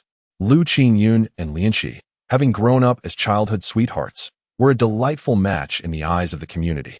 After their engagement, their relationship remained as it had always been, leading everyone to believe that Lu Qingyun was gradually recovering and beginning to prepare anew for the provincial examination. However, Lu Qingyun himself was acutely aware that he harbored inappropriate thoughts. The sting of failure and the disdainful gazes of others began to warp his perspective. Though he still yearned to achieve greatness and serve the populace, he realized that to repay his country, he must first find a way in. He began to seek connections among the noble families, hoping to leverage their influence to penetrate the upper echelons of society. He could not fathom how his talents could go unrecognized, believing that his lack of success was due to a lack of support. By a stroke of fortune, while at a tavern, he overheard a storyteller discussing Zhao Zichuan, the most notorious dandy of Chonglin. The storyteller, intimidated by Zhao's infamous reputation, dared not elaborate. Fueled by wine and indignation, Lu Qingyun rose abruptly, slamming the table and vehemently disputing the vile deeds attributed to Zhao Zichuan. To his surprise, his outburst captured the attention of others, leading to an unexpected invitation to ascend the stairs for further discourse. The other party exhibited a respectful demeanor, demonstrating a measured approach in their interactions. It was conveyed that their master held an official position within the palace. Upon witnessing Lu Qingyun's unwavering integrity and forthrightness, they regarded him as a person of commendable character. Their praise flowed freely, even extending an olive branch, promising special consideration for him in the upcoming provincial examination. Suddenly favored by such a prominent figure, Lu Qingyun found himself at a loss, uncertain whether to rejoice or lament. Nonetheless, he indeed felt greatly encouraged. Speculating that their master must be an official from the Hamlin Academy within the palace, and such recognition was truly a stroke of fortune. However, the situation was far from straightforward. As time passed, Lu Qingyun absorbed a wealth of knowledge. His curiosity regarding the exceptionally talented official grew ever stronger, and he began to acknowledge his own shortcomings, becoming increasingly humble. He pondered when he might finally meet this esteemed individual. Yet, each time he inquired, the messenger would invariably decline, saying, "Young Master Lu, do not rush. My master insists the time is not yet ripe." This continued for nearly half a year. Until one day, when the messenger returned with a letter, he announced, "Congratulations, young master. My master has declared that the time has come for your meeting." In that moment, he was completely blinded by joy, utterly oblivious to the strange smile adorning the messenger's face. In retrospect, he could not help but resent his former self for being so easily manipulated by others. Chapter 62. The High Priest of the Southern Liang entrusts as time progressed. The second and third figures gradually emerged from the paper effigies. They gazed in horror and astonishment at their own lifeless bodies, exchanging bewildered glances. Utterly unaware of the events that had transpired, they gazed at their own corpses, bound together in a perplexing manner, questioning one another in bewilderment. One among them, upon catching sight of the frenzied Lingyin, let out a terrified scream, wishing fervently to flee, yet bound by the red kelp. The body was inexorably drawn to the soul, forcing them to curl away as much as possible. At last, one person's panic ignited a restlessness among the group, and they gradually congregated, gazing incredulously at Lingyin. How serene and gentle she had been in life, always dressed in simple, pristine attire, her demeanor imbued with a gentle smile. No one had ever witnessed her in anger or seen her face flushed with rage. Yet now, disregarding her disheveled hair and tattered clothing, Lingyin's countenance was pallid, exuding an aura of death, with dark vapors lingering about her. Her eyes glowed an unnatural crimson, her visage twisted in a grimace, as if she were ready to rend apart anyone who dared approach her. They shoved and retreated from one another, regardless of their previously harmonious relations. At this moment, the bizarre scene had rendered them speechless. They temporarily forgot the grim reality of their own demise, paralyzed by fear. Only Xiao Xue stood motionless, inadvertently pushed forward. Some attempted to reach out to her, but she wriggled free from their grasp. Those who longed to distance themselves were hindered by their own lifeless bodies, gradually calming down, while the sole individual yearning for closeness found herself unable to bridge the gap. "Mother, what has happened to you? Please, do not frighten me." Little Snow was at a loss. Her eyes felt dry and painful, yet not a single tear fell. She blinked fervently, but aside from the parched sensation, there was nothing. It was as if every drop of blood had drained from her body, leaving her heart unable to beat once more. With reddened eyes and a quivering voice, she pouted innocently and murmured softly, "Sister, what has happened to my mother? Why doesn't Tishi smile at Little Snow anymore? Why doesn't Tishi hold me?" Xie Yun Yao glanced at Lu Qingyun, but remained silent. "Sister, please help me save my mother." The innocent child believed her mother to be merely ill. Unaware of her own demise, Xie Yun Yao silently took Little Snow's lifeless body from the crowd, along with her spirit. She found a place and bound Little Snow to a wooden stake with cloth strips to prevent her from being suddenly overtaken. "Why are you tying up another me?" Little Snow asked, squatting on the ground, looking at her in confusion. Xie Yun Yao gently stroked her head, her soft and silky hair suggesting that her mother often tended to it with care. "Stay here quietly and don't run off. I will explain everything shortly." Shen stood quietly behind her. Xie Yun Yao pulled Lu Qingyun from the crowd as well. He slowly walked forward, facing his parents and a multitude of neighbors. With hands brushing aside his garment, he gradually knelt down. "I am sorry, everyone. It is I who have brought harm upon you." It turned out that on that day, when he heard he could meet the esteemed Hanlin scholar, his excitement was beyond words. He was utterly captivated by this individual. If his initial motive had merely been to ingratiate himself, he soon found himself utterly enamored by the man's prodigious talents. Whether it pertained to the 4 books and 5 classics or the intricacies of astronomy and geography, this person seemed to possess an encyclopedic knowledge, effortlessly pinpointing issues with incisive clarity and offering astute counsel on the prevailing shortcomings. As he was led into the familiar, elegant chamber, the indistinct silhouettes behind the screen filled him with a sense of secret delight. However, upon circumventing the screen, the attire of the individual before him plunged him into contemplation. Dressed in a somewhat enigmatic, deep blue, flowing garment, the sunlight streaming through the windows danced upon him like restless waves of the sea, ebbing and flowing in a mesmerizing rhythm. A delicate bagua mirror hung at his waist, adorned on the reverse with exotic motifs. At first glance, the man's complexion was strikingly pale, almost lifeless, devoid of any trace of blood, with sunken eyes and profound brows, his irises a deep azure. This color bore an air of mystery, prompting Lu Qingyun to avert his gaze after a mere glance, or perhaps he simply lacked the courage to look longer. In his eyes, Lu Qingyun seemed to glimpse another vast and profound dimension. Such a person exuded a beguiling allure, dangerously captivating. Yet, it also dawned on Lu Qingyun that this attire signified he was no court scholar. Staring in disbelief at the man seated at the table, who smiled gently and gestured for him to take a seat, he could hardly fathom that the individual before him was none other than the current high priest, who was the high priest of the southern Liang, a figure universally respected, yet simultaneously feared. Since the founding of the nation, the high priest has served as the spiritual leader of the southern Liang for 3 generations. Time has passed, and the vicissitudes of life have unfolded. Yet this priest appears remarkably ageless. Although in his early 20s, he possesses a gravitas seldom seen in youth. It seems as though he is immune to the passage of time. After Lu Qingyun awkwardly took a seat, the high priest did not meander through pleasantries. He candidly articulated his purpose. Lu Qingyun distinctly recalls the look of regret upon the high priest's face, as if he genuinely feared that this precious gem, Lu Qingyun, might become tarnished. Overwhelmed with a mix of astonishment and delight, he dared not reveal his emotions, instead leaning in attentively to listen. "However, I have a small request." "Speak freely, dear sir." Confused, Lu Qingyun looked at the high priest, questioning why such an important object would be entrusted to him.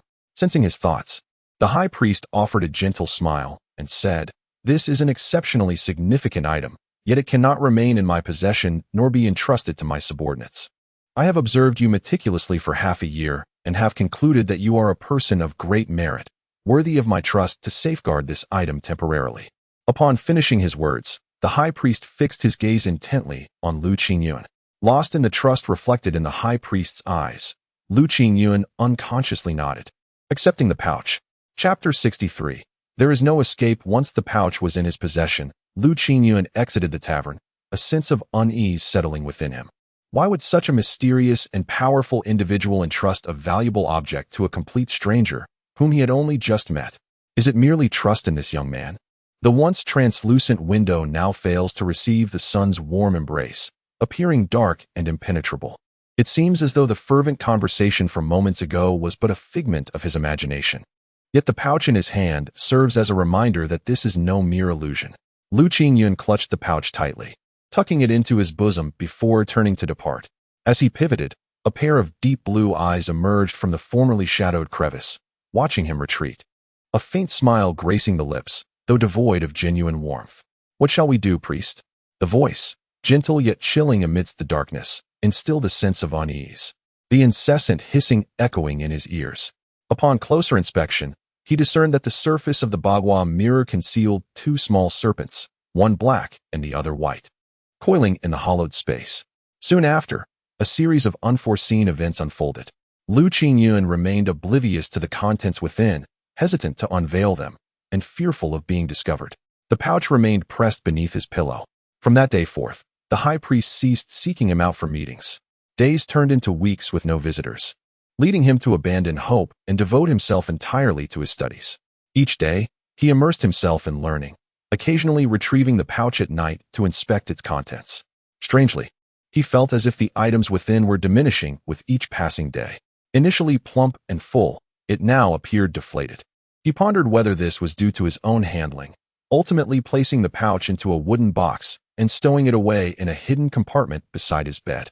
As the days passed, Xie Yun's parents frequently ventured out, and though he was engrossed in his studies, he began to sense that something was amiss. One day, as his parents prepared to leave, Xie Yun emerged from his study. "Mother and father, why have you been going out so often these past few days?" The elderly couple exchanged glances, initially reluctant to disturb Xie Yun's scholarly pursuits. Xie Yun's father, a modest physician with some skill, though lacking a formal practice, would often attend to the minor ailments of those in the vicinity before they sought remedies from the local apothecary. In his youth, Xie Yun's father had sustained an injury to his leg, and as he aged, his mobility had diminished, prompting his wife, Lu Denyang, to accompany him on his excursions. Xie Yun stood in contemplation for a considerable time, letting out a deep sigh. The cycle of life, with its inevitable aging and mortality, is indeed profoundly lamentable, yet it is beyond one's control.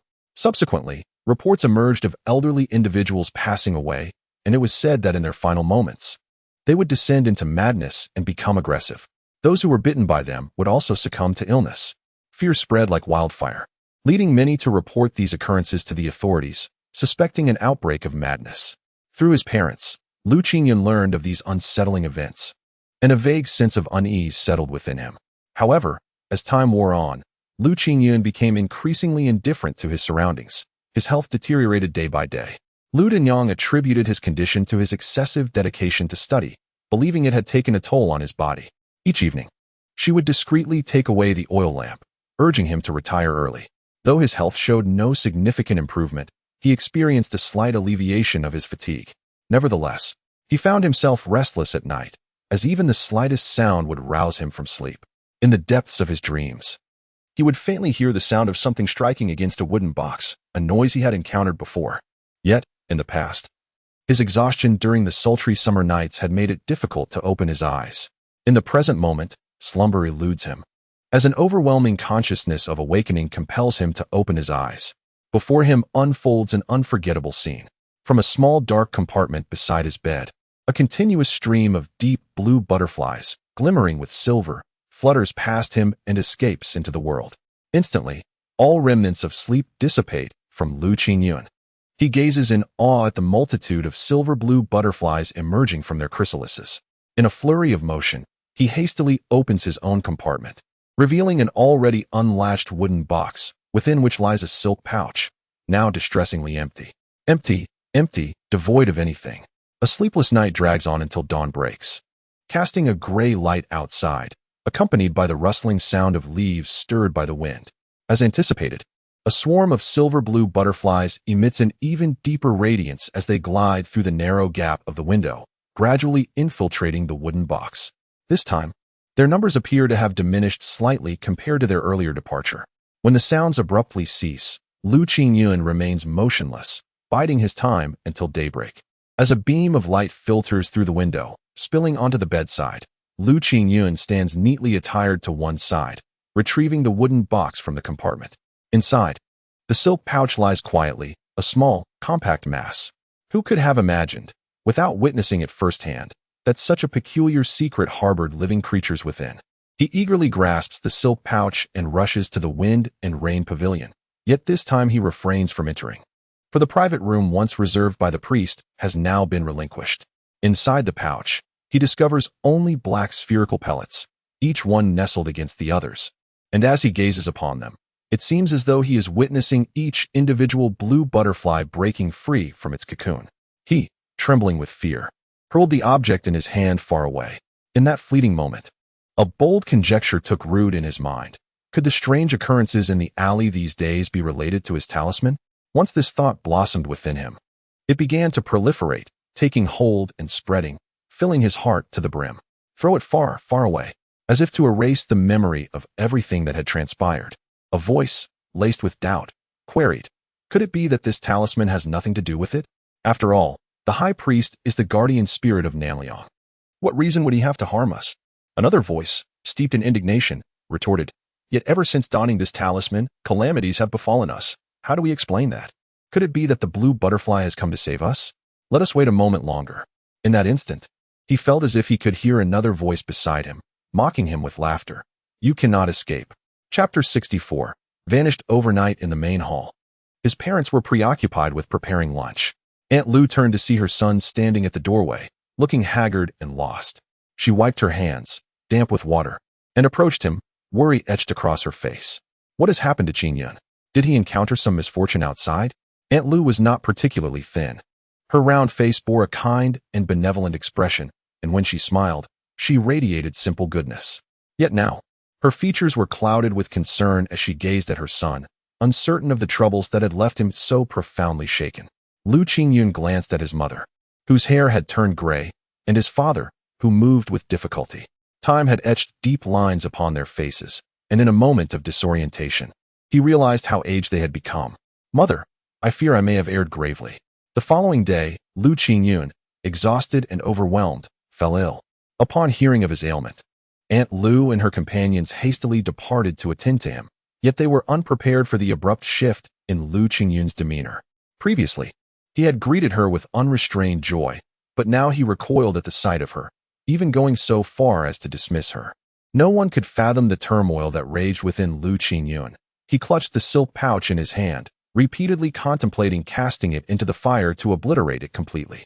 The sickness spread relentlessly, and fatalities began to mount. Some perceptive individuals sensed the impending doom and fled at the earliest opportunity, yet the grim news of death persisted. Among them was Sister Lingyi's husband, who claimed to be leaving for business. However, he never even reached the city gates, meeting his end in an alley. His corpse devoured by wild dogs, ultimately cremated. Lingyin succumbed to illness as well. It seemed as though the affliction had originated from some cause, yet had proliferated due to anxiety. From love arises fear, and from suffering emerges dread. At last, the day arrived when all were lost. In the span of a single night, they vanished without a trace. No living soul remained, and no corpses could be found.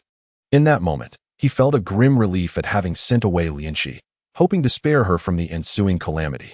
Xie Yun Yao surveyed the remaining souls, their eyes filled with bewilderment. Approaching the only deranged figure, Lingyin, he noted the crimson hue in her gaze and the dark aura that subtly emanated from her countenance. What, after all, had Blue Butterfly done to them? The red threads tightly bound Lingyin's hands as Xie Yun Yao reached out, one hand firmly grasping her brow, while the other gently untangled her disheveled hair. She scrutinized her at close range. Her mouth gaped open, bloodied and savage, eager to seize her prey like a wild beast. Yet firmly restrained by Xie Yun Yao. Xie Yun Yao caressed her face, noting there was little change, merely an excessive pallor, but upon touch, it felt withered, unlike that of a living being. The blood had drained. No wonder there was no scent of decay. Her slender, rosy fingertips delicately pinched, glimmering with a silvery sheen, inconspicuous in the darkness, but faintly shimmering like bright silver under the moonlight. Like caterpillars feeding on toxic plants, selectively storing some toxins upon their metamorphosis into butterflies. The deep green exoskeleton of the larvae disappears, yet the toxins remain within. Typically, butterflies favor daytime activity, their scales preventing the activation of internal toxins by light, thus effectively blocking illumination. However, these butterflies emerge at night, resplendent in color, lethal and deadly. The combination of differently colored scales produces a reflective effect, creating dazzling hues that can evade enemy attacks and bewilder foes.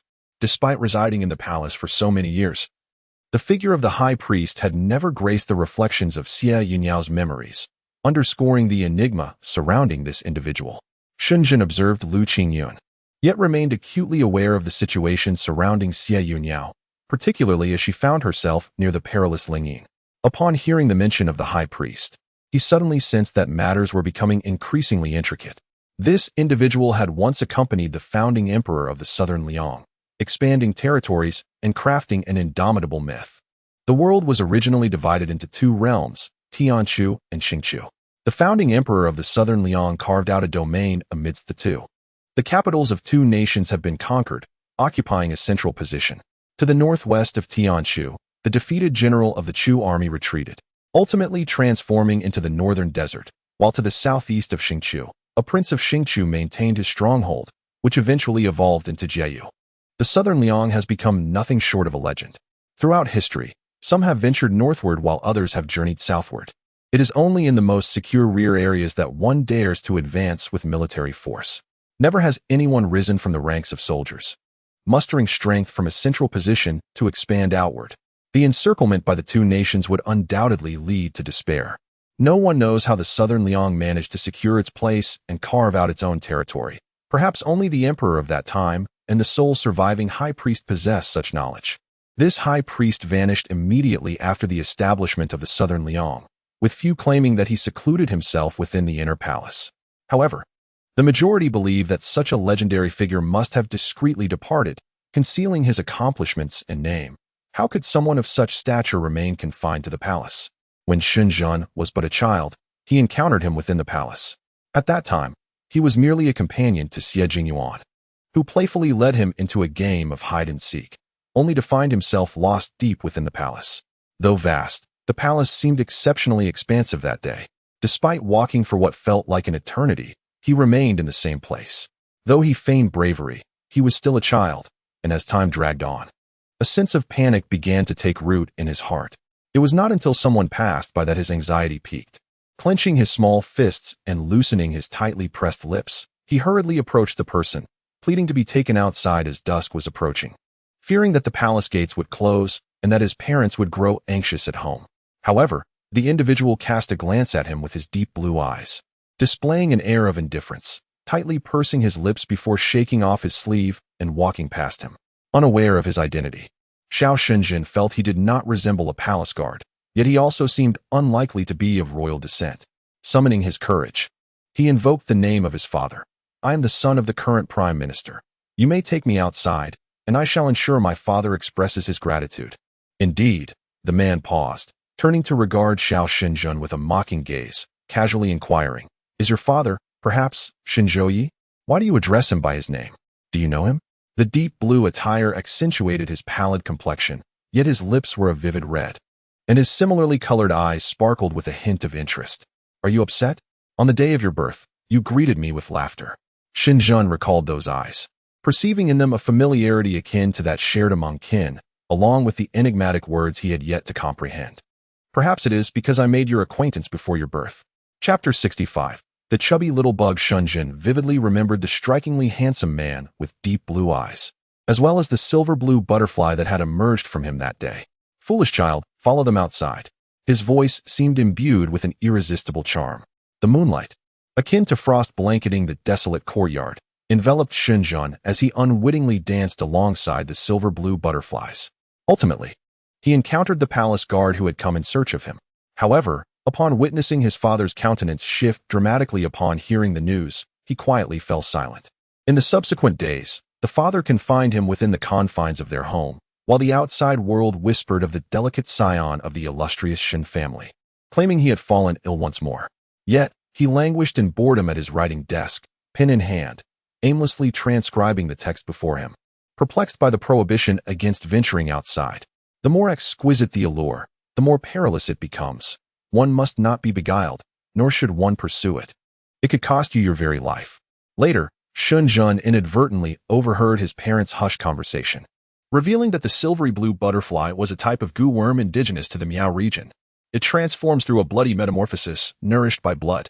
Xie Yun Yao's movements faltered as he discovered a small protrusion beneath his touch, its texture reminiscent of a common rash, yet upon closer inspection, it seemed to harbor life within.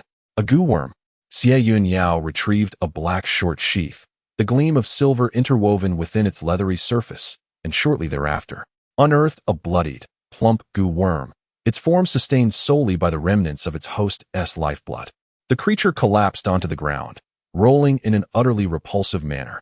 And after being severed from its host, it rapidly desiccated before the naked eye, turning to ash. The once struggling Ling Ying instantaneously lost all strength. Her form propped upright only by the bindings of the red jiao. Her visage returned to a serene calm, resembling that of an ordinary corpse. Xie Yun Yao released Ling Ying and turned to face Lu Qingyun. These goo worms are nurtured within the human body by the silvery blue butterfly. I do not comprehend why that so-called high priest has taken an interest in you. It can only be said that misfortune has befallen you. Once I extract all the goo worms, you shall journey to the underworld, calculating the passage of time. He mused that the emissaries of the underworld should have arrived by now. With so many souls lingering here, one could not help but question whether they were derelict in their duties. However, others erupted in rebellion, questioning why he should bear the burden of Lu Qingyun's avarice. Lu Qingyun's parents, with tears in their eyes, gazed upon their son. How could the elderly couple have failed to perceive the peculiarities in Lu Qingyun during his lifetime, yet remained oblivious to the root of such changes? In the narrow alley, the lives of over a dozen individuals had been extinguished due to Lu Qingyun's momentary indecision. How could the masses not feel indignant? They were but ordinary folk, leading lives that, while not opulent, were filled with earnest effort. Their figures could be seen bustling through the streets and alleys. For a handful of silver coins, they toiled from dawn till dusk, sometimes compromising their principles. Yet none had ever truly embraced malevolence. The world had merely rendered them worldly wise. Why then, were they the ones to meet untimely ends? A middle-aged man, kneeling on the ground, supported his weeping wife, tears flowing silently. Nearby, little Xue gazed at her mother with innocent bewilderment, and in that moment, she suddenly realized that she was on the verge of becoming a star in the heavens. She would never again savor the candied hawthorns her mother made. Lu Qingyun's parents approached their son, observing him kneeling in remorse, and with a sigh, ultimately chose silence. Extracted, Shen cast a glance at her, nodding in agreement. No one attended to their own corpses. The anguish of death had engulfed them, swiftly removing the remnants of their lives. When it came to little Xue, Xie Yun Yao halted Shen. She drew forth a small bamboo tube from her sleeve, containing a portion of fresh blood gathered at an unknown time. Allow me, she offered. Shen pursed her lips and took a step back. Xie Yun Yao gently brushed through Xiao Xue's disheveled hair, prompting the little girl to curl up at the sight of the short blade in her hand. Do not be afraid, it won't hurt. The plump goo worm, instead of dissipating upon being cast aside, was drawn by the scent of blood and crawled into the bamboo tube. Observing the creature's entry, Xie Yun Yao swiftly sealed the tube's opening. Once the goo worm was dealt with, everything seemed to fall into place effortlessly. Yet, an unsettling feeling lingered within Xie Yun Yao. The abrupt resolution felt too sudden, and throughout this murder, a motive had remained conspicuously absent. As the transition of Chou Yin neared, the emissaries from the underworld arrived belatedly. Gazing upon the dozen or so souls before her, they displayed little surprise. These deaths bore no connection to them, as their role was merely to guide. Besides, they had witnessed countless souls on the battlefield. However, the presence of Xie Yun Yao halted their progress, leaving the two emissaries exchanging perplexed glances. The slightly sharper-witted, ghostly envoy on the left was about to step forward to greet her when Xie Yun Yao silenced him with a fierce glance, causing him to fall instantly mute. Speak less, act more. The palpable threat sent a chill through the hearts of the two emissaries. They quickly bound the soul with a red string, preparing to escort her away. As she passed by Xie Yun Yao, she paused, asking, "Sister, where is my mother?" Xie Yun Yao cast a brief glance at the corner to her left and softly replied, "Xiao Xue, go ahead. Your mother will soon come to find you." Lu Qingyun stood at the back, his gaze fixated on Lian Shi, who leaned against the wall. Once they exited the courtyard, all the souls vanished in an instant, leaving behind only lifeless bodies. Shen and Xie Yun Yao stood side by side, gazing at the chaotic remnants strewn across the ground after the gathering.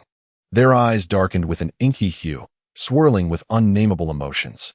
Xie Yun Yao shook his head, his gaze fixed intently on the left front. Following his line of sight, Shen caught sight of a grayish-brown hem at the corner. "Come out, they have all left." At the sound of Xie Yun Yao's call, a figure emerged. The person bore a kind expression, yet their complexion was pallid, their face etched with awkwardness, struggle, and anguish. Shen had initially thought that Ling Ying's spirit had been shattered by her, but to her surprise, it had not.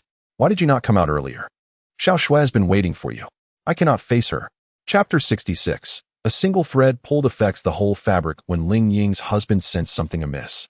He had intended to embark on a distant journey, only to meet an untimely demise in the streets, leaving no trace behind. She discreetly concealed this matter from Xiao Shui, hoping to reveal it to her once she was older. Eventually, one would become accustomed to farewells as time passed. However, unexpectedly, one night she dreamt of silver-blue butterflies and eerie laughter. The following day, after becoming bedridden, she was gripped by an overwhelming fear of losing her sanity. Despite her heart being heavy with worry, she allowed Xiao Shui to take the small cart outside, having prepared candied hawthorns the day before. Before leaving, she instructed her not to wander far, assuring her that nearby folks could keep an eye on her. As evening fell, a chill enveloped her heart. Even with the quilt tightly wrapped around her, it provided no solace, and her blood seemed to drain away rapidly. Her complexion turned ashen, her lips tinged with blue, and she clutched her palm tightly. Please, time, slow down, so that I may see my daughter once more. The moon hangs delicately over the willow treetops, casting its light through the window and illuminating the doorway. A gentle breeze weaves through layers of sheer fabric, revealing a lifeless woman lying on the bed. Before long, a tiny shadow appears on the floor. A red paper figure slowly climbs onto her, swaying and stepping lightly on her for a moment, then suddenly retreats to the headboard in silence. Outside the door, the sound of hurried footsteps echoes as Xiao Shui enters joyfully, cradling a skewer of candied hawthorn and the silver coins that Xie Yun Yao had tucked into her pocket. Mother, I have silver. Let me take you to the doctor. The fingers of the woman on the bed twitch slightly, a faint aura of darkness emanating from her face. Mother, wake up. We're going to see the doctor. Suddenly, the woman's eyes snap open, filled with a murderous crimson. At that moment, the little red paper figure, now perched on the windowsill, is trapped as a woman's desperate screams and futile struggles echo through the air. Xiao Shui, hurry. We must leave. I cannot bear to face her. Xie Yun Yao withdraws the jade pendant she had given to Xiao Shui, her eyes clouded with complex emotions. What if Xiao Shui's fate differs? She is waiting for you. If you feel remorse for her, you must not let her wait any longer. Go. Ling Ying clutches her hands anxiously. I am afraid. I fear that she will see the fear in my eyes. She is afraid too, terrified of not seeing you again. The path to the underworld is shrouded in darkness. Go and accompany her. With red-rimmed eyes, Ling Ying wipes her face with her sleeve, gathering her hair once more, the disheveled strands neatly tucked behind her ears. She adjusted her collar once more, noticing the stains of blood upon it. Her hands paused momentarily before she relinquished her grip. Xie Yun Yao observed her attempt to muster a smile. Madam, how do I appear now? Very well. She exhaled softly. I shall take my leave now. Thank you. Xie Yun Yao remained rooted in place, watching her depart until she was nearly out of sight. At that moment, Ling Ying turned around, her expression devoid of surprise or indignation, merely a subtle smile of relief gracing her lips. I already knew upon seeing the jade pendant. Regardless, I must express my gratitude for liberating so many of us. In the blink of an eye, only Xie Yun Yao and Shen remained. Xie Yun Yao tucked away the jade pendant and turned to face Shen, striding a few steps toward him. Is something amiss? Do I have something on my face? Shen, perplexed, touched his own face, finding it clean. Yet Xie Yun Yao's bright eyes, fixed upon him in silence, left him bewildered. Although Xie Yun Yao spoke not a word, her hands were not idle, as she reattached the talisman to his waist. Wear it well, it shall remain with you. Shen raised an eyebrow, glancing at the talisman at his waist, and let out a soft chuckle. He then matched his pace to Xie Yun Yao's, which was somewhat slower than usual. Within the general's residence, a dark figure slipped in like a wraith, silently infiltrating the dimly lit chamber. General, what are your orders? Shen inquired softly as he was summoned urgently to the study by Shen. Shen was busy drafting documents to be presented the following day. Find someone to report to the government office. Shen, perplexed, lifted his gaze towards Shen, wondering why he was chosen for this task. However, Shen remained focused on his writing at the desk, seemingly absorbed in his own thoughts. Ultimately, Shen could only scratch the back of his head, shake it in confusion, and turn to leave. Upon pushing the door open, he was confronted by the last person he wished to see, Cheng Ziyu. What are you doing here? Cheng Ziyu, seated by the table, leisurely raised his wine glass and offered a subtle salute to Xie Yun Yao. Before he could finish his thought, he continued, You and your little husband have spent the night away. Where have you been? He lowered his black hat, revealing a pale, yet slightly roguish face. With a scar above his brow that added a hint of mockery to his expression, Xie Yun Yao leaned against the doorframe, the corners of his almond-shaped eyes lifting with a fierce glint as he kicked the doorframe, producing a loud thud. It seemed as though he was not merely kicking the door, but targeting someone specific. "What business is it of yours? Get out here quickly."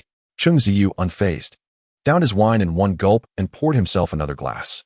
"The wine at the Shen residence is quite commendable. It was worth the visit. Would you care for a glass, Xie Yun Yao?"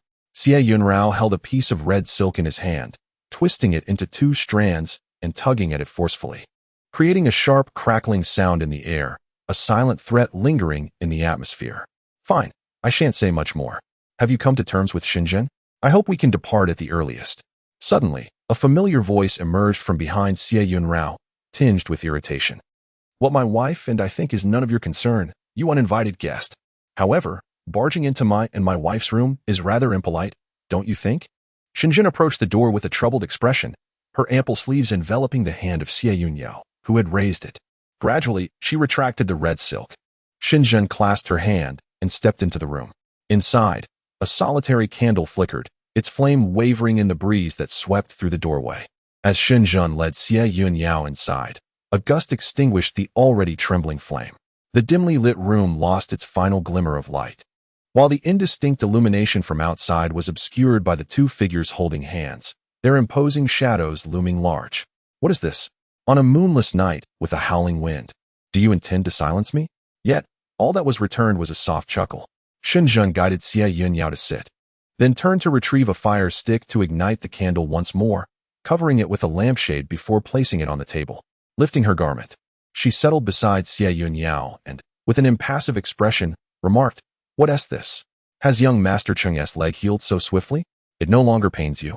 Chapter 67. Why do you favor others? The next day dawned pleasantly, with a gentle breeze and scattered clouds. Xie Yun Yao sat by the waterside pavilion, gazing at the withering lotus flowers in the pond, lost in thought. It seemed that this vibrant season was drawing to a close. Xiao Yu stood nearby, observing the young lady's tranquil demeanor as she contemplated the fading summer blooms, pouting in discontent at the revelers across the way. "My lady, when will you send him away?" Xie Yun Yao scattered fish food into the pond, attracting a swarm of koi eager for a meal, while a few playful fish leapt joyfully from the water. "Why rush? There is no need to hurry him off. He shall return regardless. It is better to keep him close and watch his antics." Time passed swiftly, and before long, a considerable amount had elapsed. As Xie Yun Yao glanced at the time, he pondered the arduous battle that Shenzhen was to face that morning, uncertain of when victory would be achieved. "Have you carefully contemplated your words for today's escort?" Shenzhen lifted his gaze. Although he did not meet Xie Jing Yuan's eyes, his demeanor remained composed and dignified, undeterred by the veiled threat in Xie Jing Yuan's tone. His gaze naturally fell upon the expansive desk, cluttered with stacks of memorials, several of which lay open at the edge, revealing their contents at a glance. Shenzhen chose to ignore the accusations contained within. "Minister Shen, you must consider this carefully. The journey to Qingzhou is fraught with peril, and your return is uncertain. I truly miss you. The court requires your presence," Xie Jing Yuan remarked, rubbing the jade ring on his finger with a sigh. Shenzhen knelt on the ground, speaking in a subdued tone. "I am but a humble military general, lacking understanding of court affairs. Now that the borders are stable, I have relinquished my military command. I beseech your majesty to grant me leave to return to Qingzhou." In the vast imperial study, silence enveloped the room, with every person holding their breath. Only the incense burner in the center continued to exude a delicate fragrance of ambergris, infusing the air with a hint of time-aged aroma. "General Shen, it is not that I am unwilling to acquiesce, but, your majesty," Li Gonggong, standing beside Xie Jing Yuan, abruptly interrupted. A frown creased Xie Jing Yuan's brow, his eyes radiating a chill that intensified his already fierce expression. In a certain sense, Xie Jing Yuan and Xie Yun Yao shared similarities, particularly in their eyes. Lord Li hastily knelt upon the ground, a venerable figure at the side of Xie Jing Yuan. Typically, he would not lack such discernment. Yet the formidable presence of the esteemed concubine outside, whose favor he could not afford to offend, loomed large.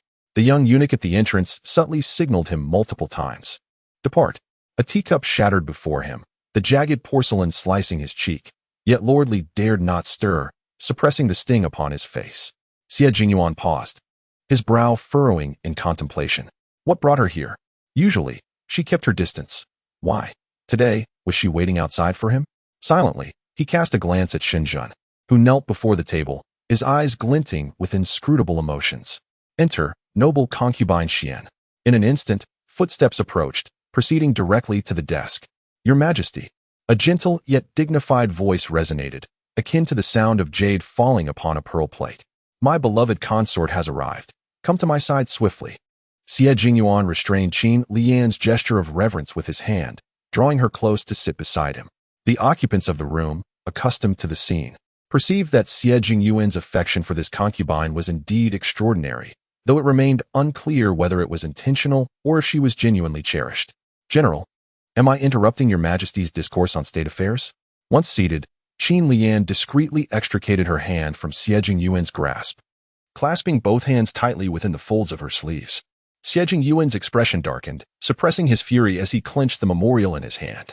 The general wishes to return to Qingzhou with his newlywed wife to pay respects to his teacher, but the journey is long, and I harbor concerns for the general's well-being. Thus, I find myself at an impasse, uncertain if my beloved consort possesses any insights. With a delicate lift of her eyelids, Qin Lian cast a fleeting glance towards Shen Yun.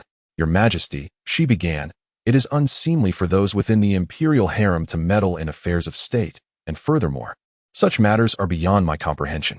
However, in a few days, it will mark the anniversary of my father's passing.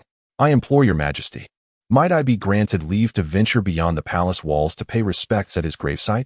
Upon hearing these words, the mirth that had graced Xie Yun Yao's countenance gradually dissipated. Shen Yun, inwardly perplexed, pondered why this noble consort, a woman with whom he had no prior acquaintance, would offer him assistance. Very well, let it be as you request, Xie Yun Yao conceded.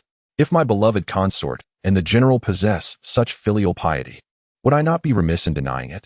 Xie Yun Yao dismissed all those present. Qin Lian rose, poised to depart, but before she could take more than a few steps, she found herself seized around the waist. What do you think you are doing? She exclaimed, her hands flailing in a frantic attempt to push Xie Yun Yao away. The composure that had previously defined Xie Yun Yao had vanished, his visage now etched with fury, his lips pressed into a thin line. He wordlessly hoisted Qin Lian onto his shoulder, wrenched open the concealed door behind the bookshelf, and strode inside. I do not wish to enter. I refuse to go in there. The mere thought of that hidden chamber filled Qin Lian with dread. It was a place of dimness and oppressive gloom. During the palace coup of yesteryear, she had been confined within its walls for a full month, bereft of warmth or sunlight. Her only companions had been the cold, unyielding luminescence of the night-luminescent pearls and the flickering, uncertain glow of candlelight.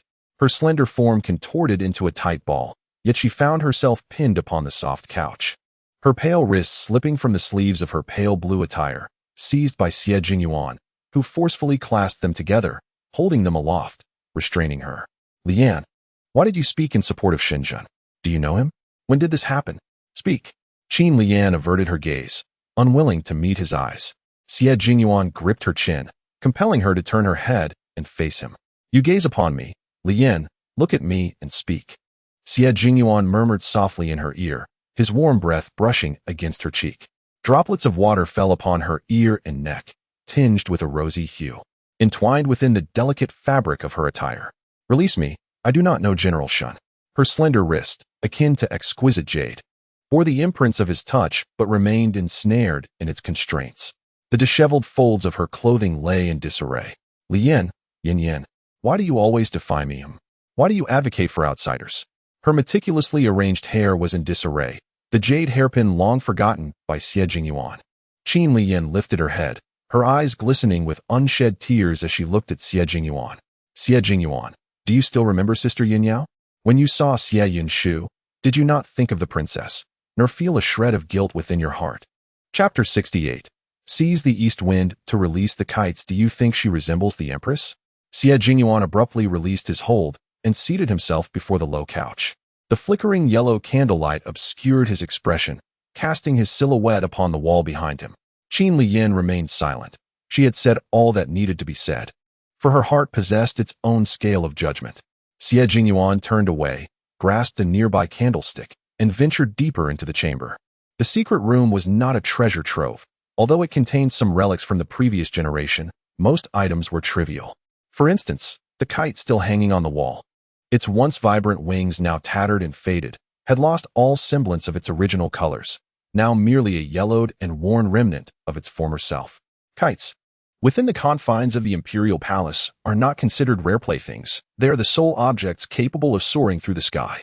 Though tethered by a string held firmly in hand, in a certain sense, they embody the aspirations of the palace's children, serving as cherished toys. Furthermore, this particular kite bears a special significance, for it was crafted clandestinely by him and the crown princess. The number of children within the palace is scarce among their generation. Apart from the crown princess and himself, only 4 others of their age remain. While he and the crown princess frolicked about, the younger ones were merely newborns, just beginning to articulate their first words or take their tentative steps. He is the only prince of school age, burdened with the weight of academic expectations. Yet he is a child who resists the rigors of study, preferring to indulge in mischief.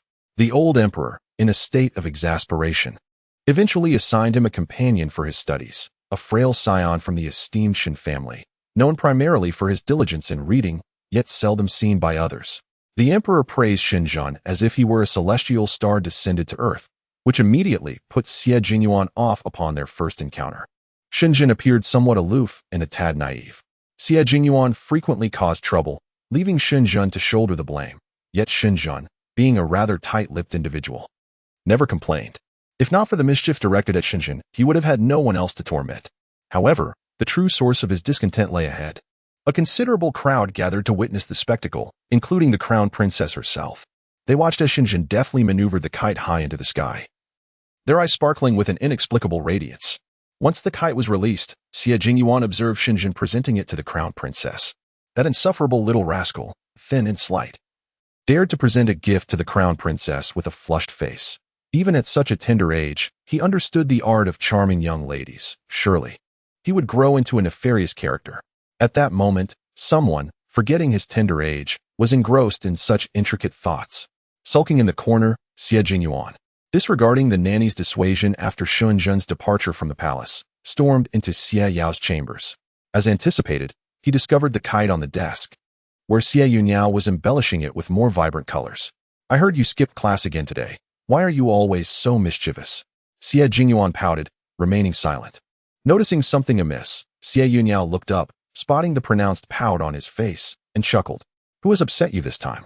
Xie Yun Yao pointed towards the kite she was holding. Who gave you this?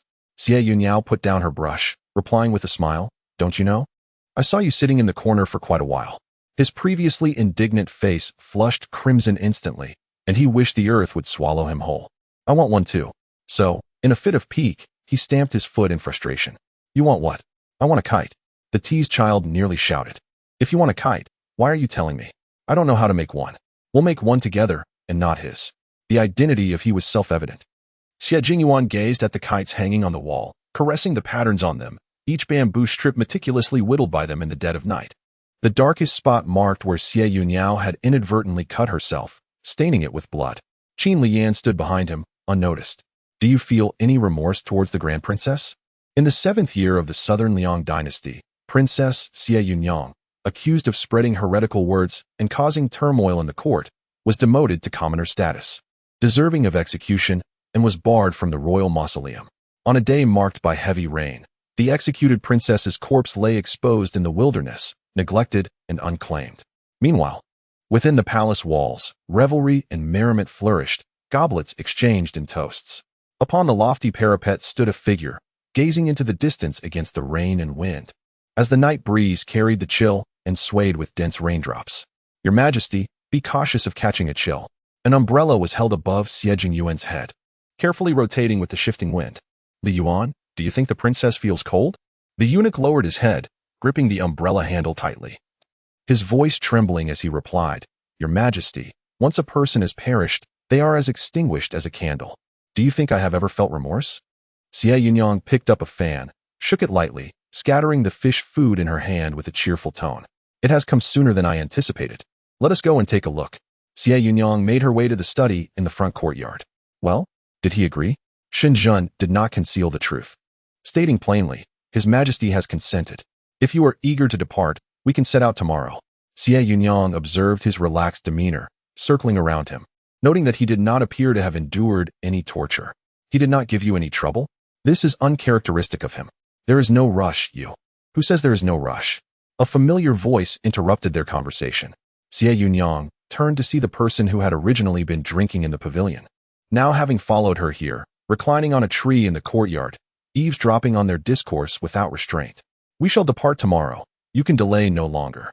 The prolonged separation of the soul and spirit inevitably carries its own perils. The longer this delay persists, the more it adversely affects her primary essence. Upon hearing this, Shen Zhen's gaze towards Xie Yun Yao tightened, infused with both inquiry and scrutiny.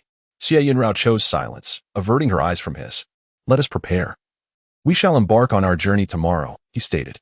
I have said there is no rush. Xie Yun Yao firmly grasped Shen Zhen's sleeve, lifting her chin defiantly. Rarely did Shen Zhen regard her with such urgency, akin to a child whose foot had been stepped upon. He reached out to gently pat her head, reassuring her. Be good, the road ahead is long, and we must first head east. Once we reach Qingzhou, we shall shake off our pursuers before proceeding north. I can hardly be bothered with you. Hasten your preparations for our departure tomorrow, Chang Ziyu remarked, observing their affectionate exchanges with a deepening gaze. His words light, but his expression clouded by unspoken worries as he looked upon the fallen blossoms scattered around.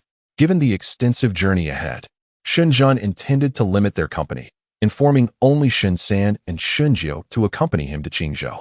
Shen San, sword in hand, listened intently to Shen Zhen's instructions, then methodically reviewed them in his mind. General, do you mean to say you will not be going to Qingzhou?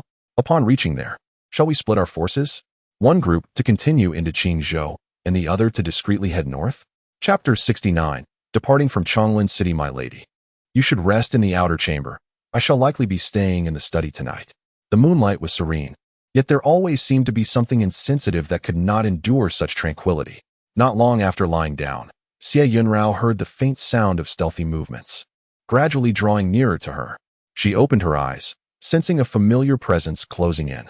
When the delicate touch fell upon her, it instantly bounced away, only to gently move beside her pillow before settling into tranquility.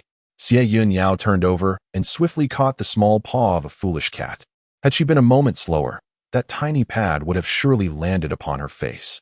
With both hands, she grasped the plump feline's furry face and gave it a good rub. Meow? Cruel human, merely jesting. Xie Yun Yao sat up and set the little black cat down. The dark figure nimbly leaped off the bed. Usually, Little Black would be out for at least 10 days of revelry. Yet this time, it had come unexpectedly in the middle of the night, likely bearing some ill tidings. After jumping down, the little black cat fidgeted on the floor, and in the darkness, a silver scroll appeared, with ink-black characters gradually manifesting upon the blank page. The souls of over a dozen individuals from Jingping Alley had mysteriously vanished last night, and 2 guides from the underworld were also unaccounted for. According to the marking imprinted on the souls, they could be tracked. Moments later, the silver scroll swiftly vanished, returning to darkness, leaving only a glowing green that met Xie Yun Yao's gaze. Her expression tightened slightly. It seemed she was competing with the underworld for souls, indicating this individual was more formidable than she had anticipated. The events of last night felt too abrupt. How could the conspirators remain idle while their plans were disrupted? Where could they be lurking, secretly observing everything? On the scales of Yunjiang, the waves crashed against the shore, the emerald tides surged with frothy crests, the snow-white waves rising in layers, unwilling to be outdone. Draped in a deep blue robe adorned with exquisite patterns of bamboo leaves and edged with snow-white trim, the man exuded an air of formidable strength, his back held straight. Suddenly, a figure clad in black appeared behind him. Priest, the task has been accomplished. Everyone has been set on their way. Xian Yuan turned, his chiseled jaw slightly raised, his deep blue eyes gazing upon the kneeling figure before him, shimmering with vibrant colors. There must be no mistakes. This is the first grand gift I have prepared for them. Yes, at the end of the river, a faint rosy glow began to emerge. The sun was about to rise, and everything was just beginning. Dim light slanted through, as the people within the residence busied themselves incessantly. Outside, a carriage was already prepared. She sensed the presence of another, or rather, she felt as though she were cradled in someone else's embrace. After hearing Little Black's revelation of the previous day, Xie Yun Yao pondered deeply. It seemed that the priest's scheme had ensnared them long ago. They would meet again, to prepare for the journey ahead. Xie Yun Yao rested her head upon a jade pillow, inhaling the familiar scent of medicinal herbs, and soon fell into a deep slumber. Unbeknownst to her, she had slept soundly the previous night, entirely unaware of the person who had joined her side.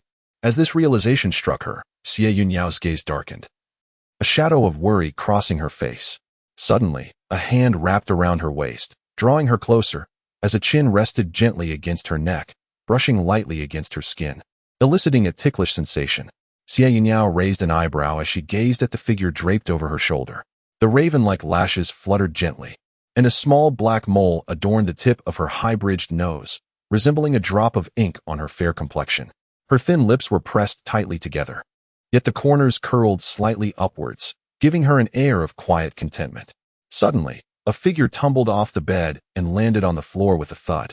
Xie Yun Yao paid no heed, her hand gracefully reaching for the garments draped over the screen, which flew into her grasp as she clad herself in them.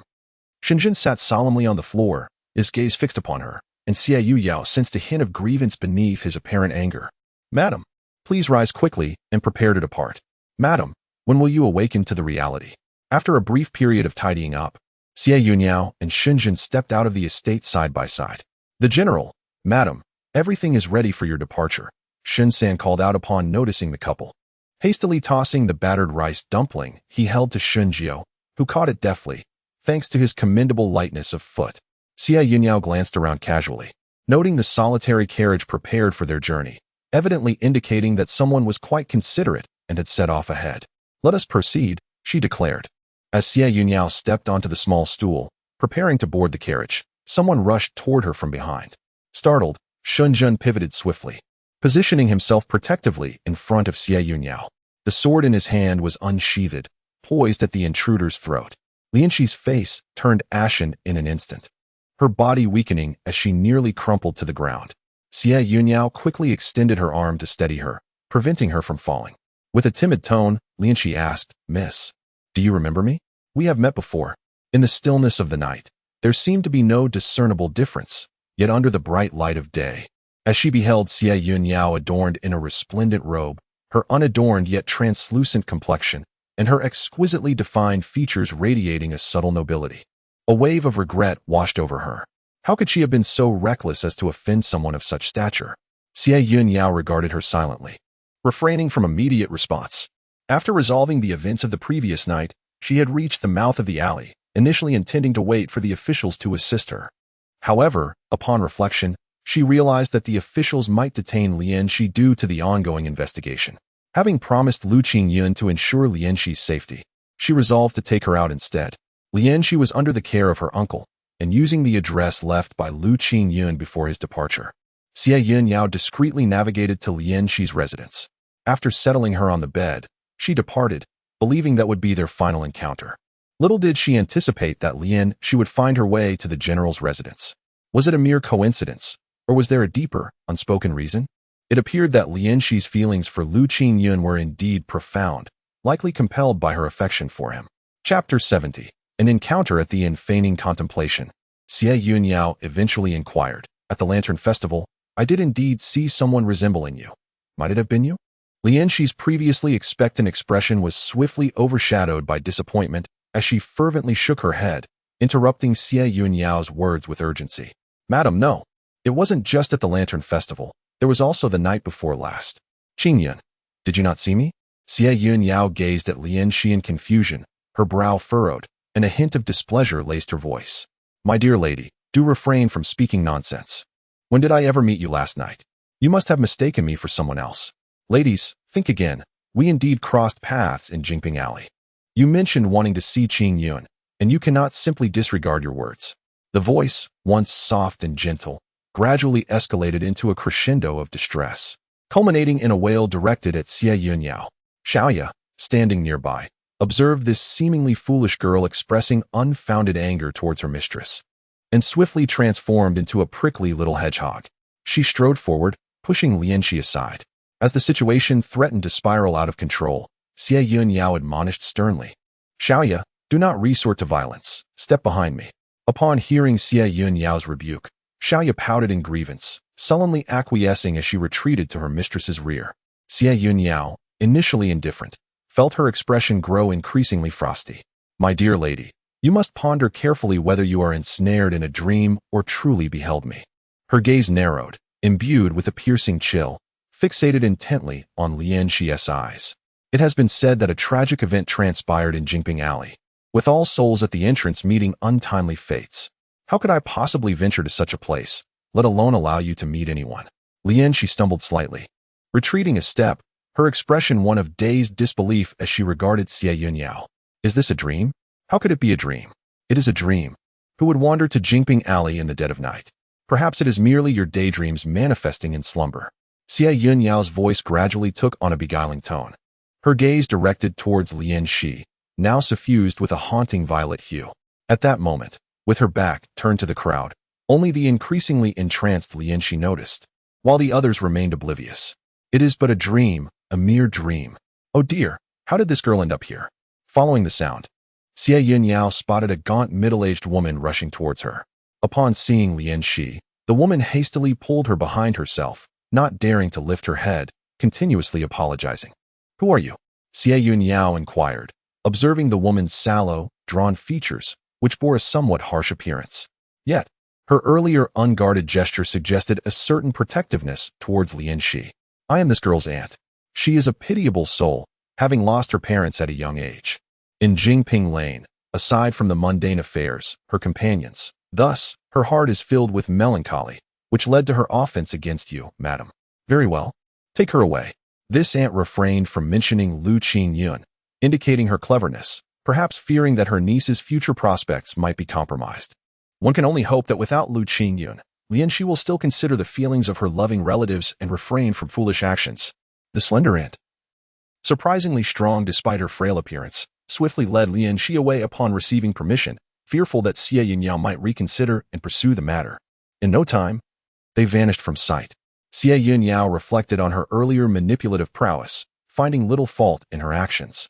Perhaps Shen was the only one present who recognized her fabrications. What thoughts must be swirling in his mind?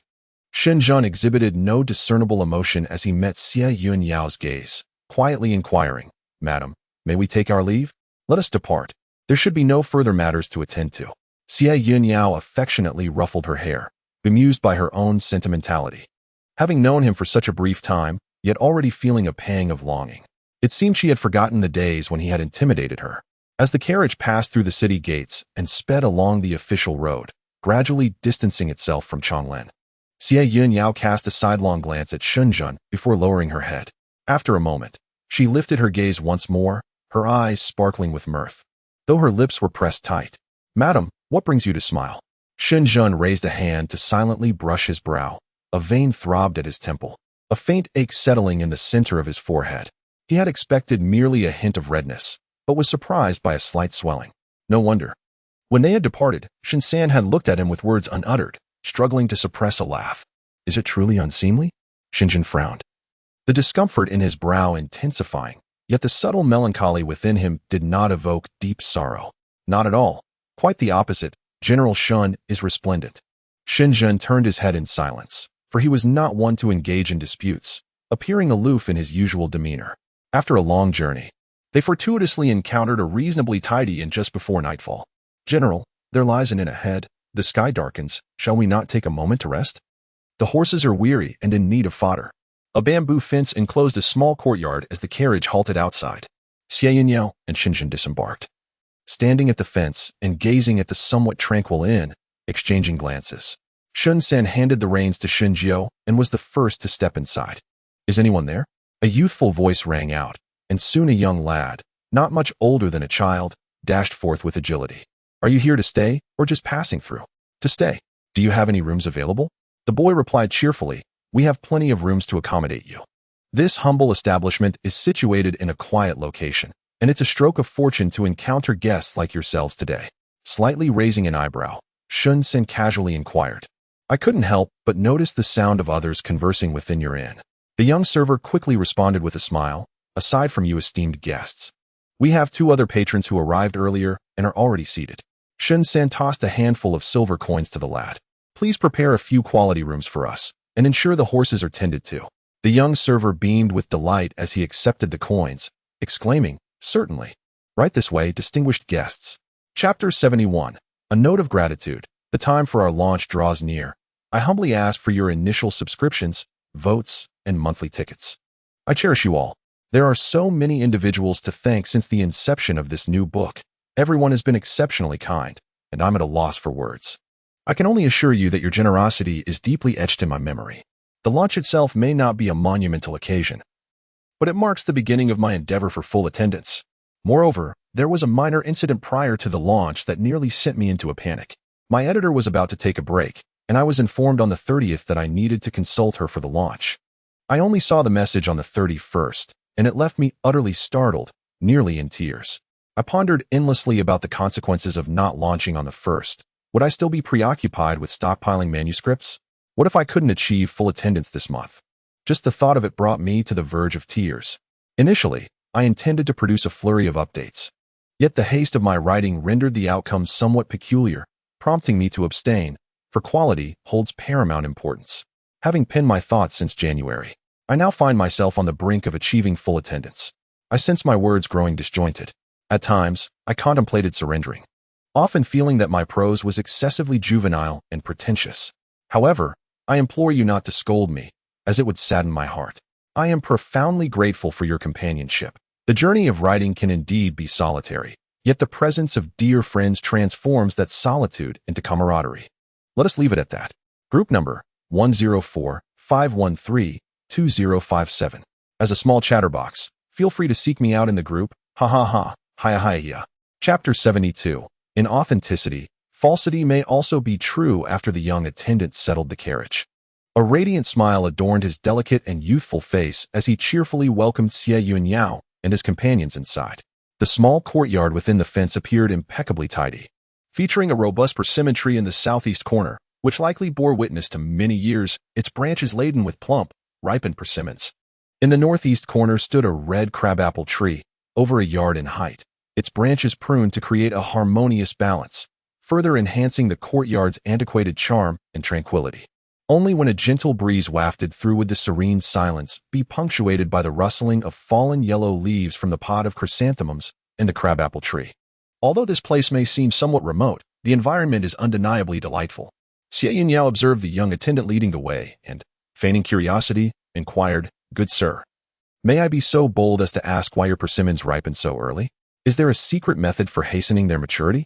The young attendant displayed no surprise, maintaining a steady tone as he remarked, "You jest, honored guest. There are no secret recipes. Perhaps it is merely a matter of different varieties, with some ripening a tad sooner. Moreover, this persimmon tree has always been so." Xie Yun Yao's lips curled into a faint smile as she gently replied, "Is that so? I see." Yet, her smile did not reach her eyes. Shen exchanged a glance with Xie Yun Yao, and they fell into silence. Although the establishment resembled the dwelling of a reclusive aristocrat, it was nonetheless infused with the essence of human life. Wisps of smoke curled from the back room, and the inn was filled with the murmur of scattered conversations. Upon entering the inn, Xie Yun Yao paused momentarily, her eyelids fluttering involuntarily, before stepping inside. Shen noticed the individuals seated prominently, smiling as they observed them, and felt no surprise. It would have been more peculiar had these two not followed. Shen, upon spotting the duo within the inn, momentarily froze, nearly exclaiming, "What brings you here? You seem to haunt this place." However, seeing the general and his lady exuding calm composure, as though they were strangers unfazed by their presence, he quelled his dissatisfaction. The young attendant swiftly wiped the table clean, and Xie Yun Yao and Shen took their seats. Shen stood nearby with a knife in hand, while Shen clutched a rice dumpling. Xie Yun Yao glanced at the menu, finding no exotic delicacies, only simple country dishes, which evoked a sense of rustic adventure. Closing the menu, she instructed the young attendant, "Bring us a selection of your signature dishes." The attendant, now empowered with direction, retreated with a beaming smile. Shen glanced at Shen and the others, gesturing towards an adjacent empty table. "Please, take a seat and rest. After we leave this establishment, we cannot anticipate how long it may take to encounter another inn."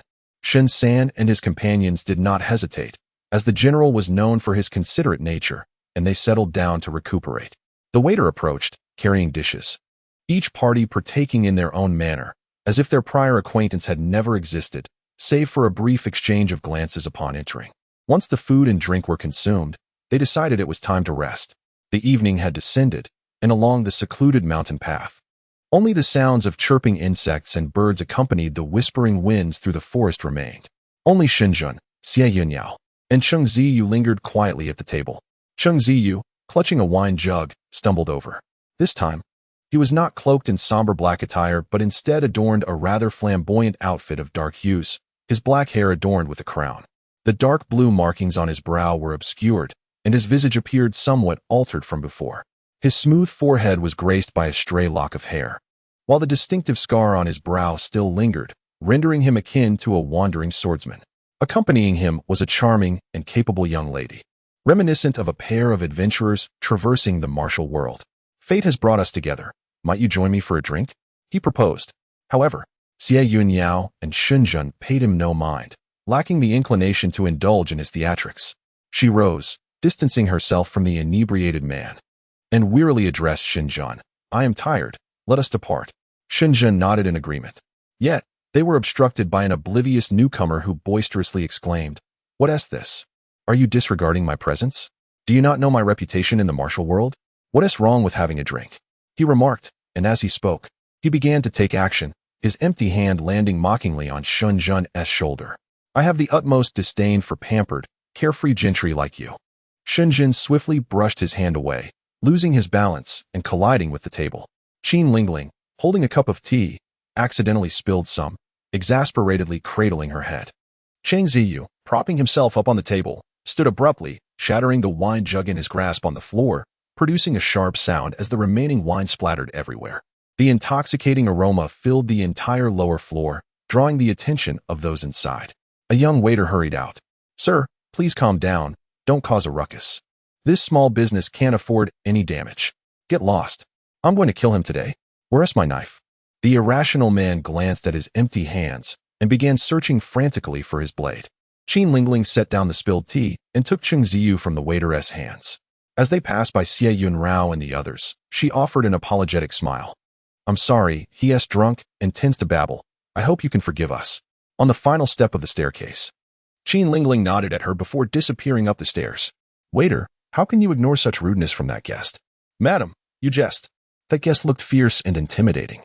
It was clear he is not someone to provoke. How could my small establishment possibly offend such a person? We could end up with our shop destroyed. So, you mean to say we are easy targets? Xie Yun Yao cast a cold glance at the young innkeeper, who awkwardly suppressed his smile, realizing his blunder and hastily offering his apologies in a clear voice. Madam, I apologize for my lack of eloquence. You are all well-mannered individuals, unlike those who incessantly shout for violence. Xie Yun Yao smiled faintly but remained silent, her gaze drifting towards a fleeting red shadow at the back door. Let it be. Ajun, let us depart. Do not allow such trivial matters to disturb our spirits. You must be weary today. I shall guide the esteemed guests, the innkeeper offered, leading them to the corridor on the second floor. As Xie Yun Yao surveyed her surroundings, she noted that the doors on either side were firmly shut, with their rooms situated in the center. The innkeeper opened the door and whispered, I have selected the finest room for you. Truly the most serene and ideal place for your enjoyment. Xie Yun Yao paid little heed to the innkeeper's praises, her focus entirely on Shen. Her eyes filled with questions. Shen, meeting her piercing gaze, instinctively averted his eyes and promptly interrupted the innkeeper's enthusiastic monologue. Thank you for your efforts. You may leave now. The innkeeper, caught off guard by the abrupt end to his passionate speech, scratched his head in confusion, bewildered by the sudden chill between the young couple, and quickly exited, closing the door with care. What is wrong? Are you dissatisfied with the room, madam? I can arrange for another, he inquired. Shen feigned ignorance, diverting the conversation. Xie Yun Yao took a step closer to him, while Shen gradually retreated until his back pressed against the door. Before her stood a person with slightly upturned and bright eyes, gazing at him. How did I convey my message to you from outside? I asked for 2 upper rooms. Is your hearing impaired? Xie Yun Yao tugged at his ear, causing the tips to flush with a sudden rush of blood, the warmth becoming somewhat intense to the touch. Upon closer inspection of Shen, although his expression remained stoic, his face and neck were suffused with a rosy hue. This child possesses many admirable qualities, yet he is easily embarrassed. How will he ever find a wife? My heart is heavy with concern. Are you blushing? At your age, how can you turn red every day? Shen Zhen cast a glance at Xie Yun Yao, his complexion more crimson than a ripe persimmon, shaking his head vigorously. An impish thought crossed Xie Yun Yao's mind as she decided to tease him. Then why is your face so flushed? Shen Zhen continued to shake his head, remaining silent. No matter what she asked, he resolutely refrained from responding. Xie Yun Yao found the situation tedious. The warmth in her hand grew increasingly intense, fearing that this child might scorch her with his embarrassment. It's not shyness. Xie Yun Yao looked at him, perplexed, trying to comprehend his insistence. Why didn't he speak up earlier? Who would believe his explanation now? It's not shyness. It's the urge to laugh. After Shen Zhen clarified, he turned his back to Xie Yun Yao and walked to the open window, where the cool mountain breeze swept in, carrying with it the freshness of the air. Xie Yun Yao pondered over the phrase the urge to laugh. Suddenly, she realized that his earlier blush was not from shyness, but from stifling laughter. Who would have thought that a renowned general would feel such a strong urge to laugh simply from having his ear touched? Xie Yun Yao felt she had stumbled upon a remarkable secret. Glancing around the room, she noted its elegant and understated decor. The pale green screen is embroidered with a picturesque scene of flowers and birds in the deep mountains. On the wall, a painting captures the eye, depicting a landscape not dissimilar to the one surrounding them, featuring a young maiden as part of the scenery, with ample blank space that does not appear desolate. A small dark red table rests beside the couch, upon which lies a chess set. As they navigate around the screen, in the inner chamber, the large bed is adorned with sky-blue draperies, each shimmering with delicate tassels that sway gently in the breeze. Gazing through the window towards the horizon, a vast landscape unfolds. Xie Yun Yao cannot help but marvel at the beauty of the scenery. Indeed, it is quite splendid. Situated at a slightly elevated position on the second floor, the view from here is expansive, revealing distant forests that undulate in waves of green under the caressing wind. If one were to seek solitude in the future, this would be a delightful haven. Amused, Xie Yun Yao chuckles to herself, pondering what she is thinking, whether she truly hopes to linger in this mortal realm. Meanwhile, Shen Zhen is meticulously examining the room's contents for any lurking dangers. After a thorough inspection, he finds nothing suspicious. The only questionable item is the mirror, casually positioned before the dressing table. Is General Shen truly so captivated by his own handsome visage, believing himself a paragon of beauty? Shen Zhen shakes his head in resignation, dusting off the mirror's surface. My lady, it is best to retire early. Xie Yun Yao's heart skips a beat, exchanging a glance with Shen Zhen, instantly realizing he has detected something amiss. She suspects that the food they just consumed may have been laced with a drug, the effects of which should soon take hold. The drama is about to unfold. Indeed, the hour is late. They should not linger. It is imperative to freshen up and rest, for they must set off at dawn. It would be ideal to resolve matters swiftly, ensuring no delays for the journey ahead. After much ado, Xie Yun Yao lay in bed while Shen Zhen rested outside, a single thin blanket covering them both. Despite the appearance of intimacy, the two were not physically close beneath the cover. Their affectionate conversation continued, resembling a pair of newlyweds on a hiking trip. Ah Zhen, must we travel such a distant place? Just think of the weariness of the journey, not to mention the potential dangers we might encounter along the way. Very well then. Soon, the room was filled with soft sounds of slumber, a gentle rhythm in the tranquil night. Suddenly, the door latch was quietly manipulated, and someone stealthily entered. Moving with the grace of a cat, they approached the bedside. Observing the two individuals breathing steadily, in a hushed tone, they tentatively inquired, "Honored guest, would you like some water?" Honored guest? The figure was none other than the young innkeeper's assistant. After a moment of silence, confirming that the occupants of the bed remained unresponsive, the boy grew bolder. Whispering into the empty space behind him, "Hua Hua, hurry out. I've already put them under my spell." A sudden gust of cool wind swept through, carrying with it a few yellowing leaves. The boy, growing impatient, approached a wall adorned with a mural behind the vanity and tapped on one of the depicted figures. "You silly painting, come out quickly. How can I manage to carry both of them alone?" "Oh dear." A voice from the painting, that of a young girl, suddenly echoed, laced with discontent. "If you want me to come out, just say so. Why do you have to hit my head?" The young boy furrowed his brow and exclaimed in frustration, "Who told you to be so slow? Hurry up, or be cautious. The effect of the drug may wear off, and they will awaken."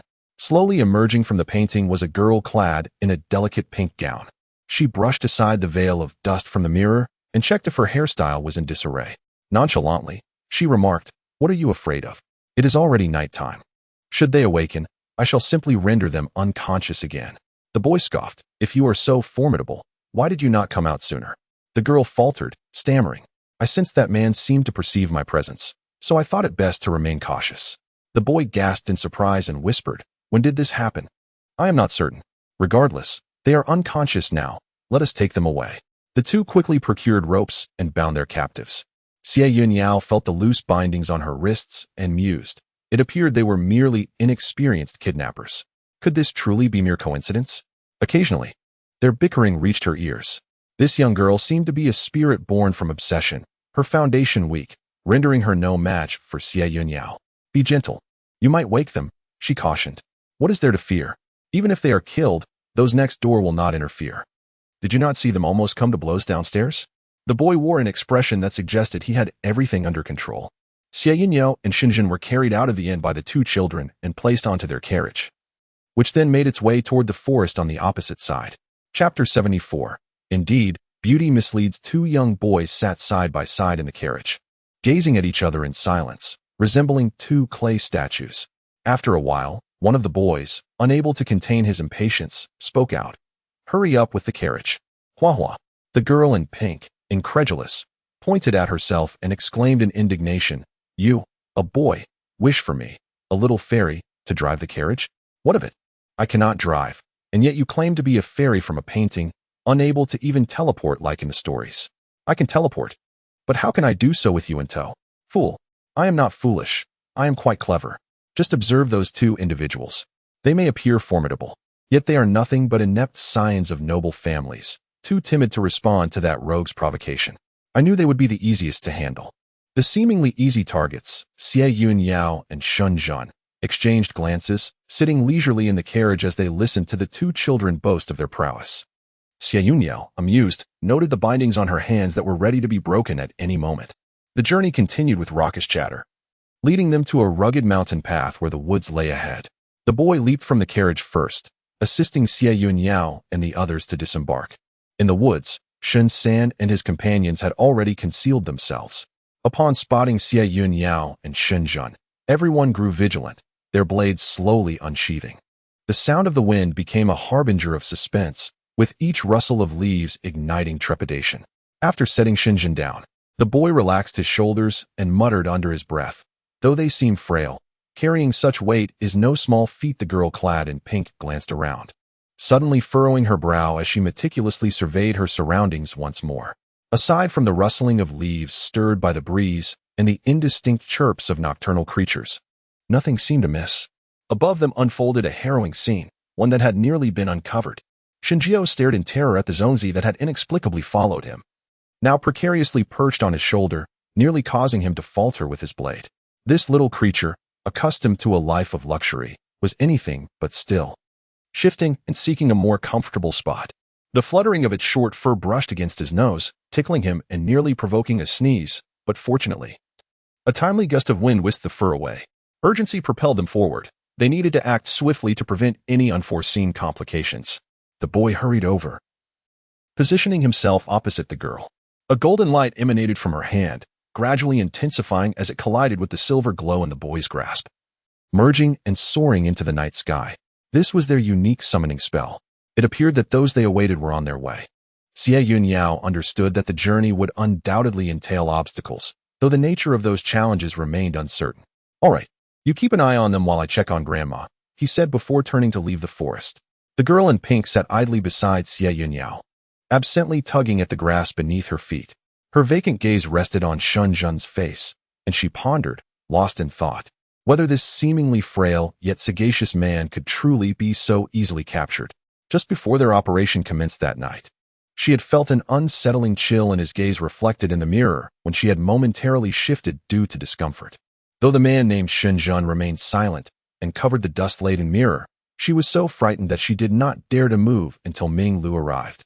As she gazed intently, she found herself drawn closer, gently reaching out to touch Shen's face and poking the small mole on his nose. "Hey, you're rather handsome. Perhaps I should steal you away and have you as my husband." Shen, perched in a tree, watched in despair as his general was being flirted with. nearly succumbing to depression. He pondered whether to intervene, fearing that his general might retaliate later. Meanwhile, the lady remained passive, while the general was being playfully touched by a young girl. Xie Yun Yao, with her eyes closed, was blissfully unaware of the unfolding events. As she quietly chanted the incantation to separate her soul from her body, she caught sight of Shun Jun being accosted by a little girl. A mixture of emotions flooded her heart. Although she wished for him to find his true partner after her departure, this girl was far too young, and it seemed unwise for Shun Jun to wait for her to mature, particularly seeing the deep furrow of concern on Shun Jun's brow. It appeared he might soon spring into action. Sensing a faint sound beside him, Shun Jun abruptly opened his eyes, a glint of cold light flashing within.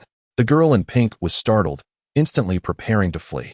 The red-scaled creature, having slipped from her grasp, swiftly ensnared her with several bindings, ultimately affixing her to the tree behind her. No demon or ghost could escape the creature's grasp unnoticed.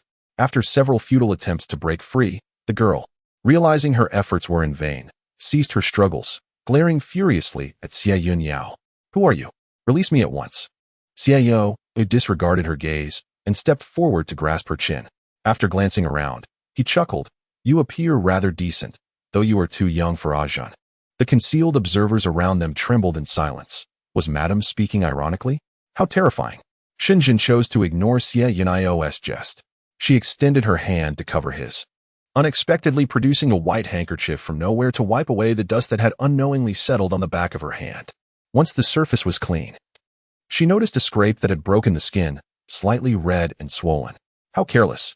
The maiden in pink behind them watched their playful exchange, biting her silver teeth in frustration. Beauty indeed leads to ruin, or else she would not have been caught. Shen Jun regarded Xie Yun Yao disapprovingly, poised to speak, when he suddenly raised a hand, signaling for silence. "Do not speak, someone approaches." Xie Yun Yao and Shen Jun concealed themselves behind a nearby tree, while the hidden figures around them became increasingly cautious in their concealment. A peculiar floral scent wafted through the air, prompting Xie Yun Yao and Shen Jun to cover their mouths and noses warily. As footsteps drew closer, Xie Yun Yao sensed an ominous presence. Where was the person?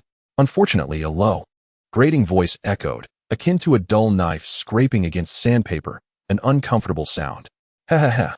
Xie Yun Yao observed the maiden in pink being throttled, her complexion turning pallid, on the brink of losing consciousness. With a swift motion, he unsheathed the red saber, directing it toward the man clad in black. The figure in black reacted swiftly, retreating in an instant, yet still sustaining a strike to his shoulder, where his garment tore open, revealing a gaping, crimson wound. The young girl in a pink outfit lay prostrate on the ground, the agony of impending death rendering her momentarily incapable of escape. The man in black noticed Xie Yun Yao and Shun Jin across from him, realizing with a start that he might not be a match for Xie Yun Yao.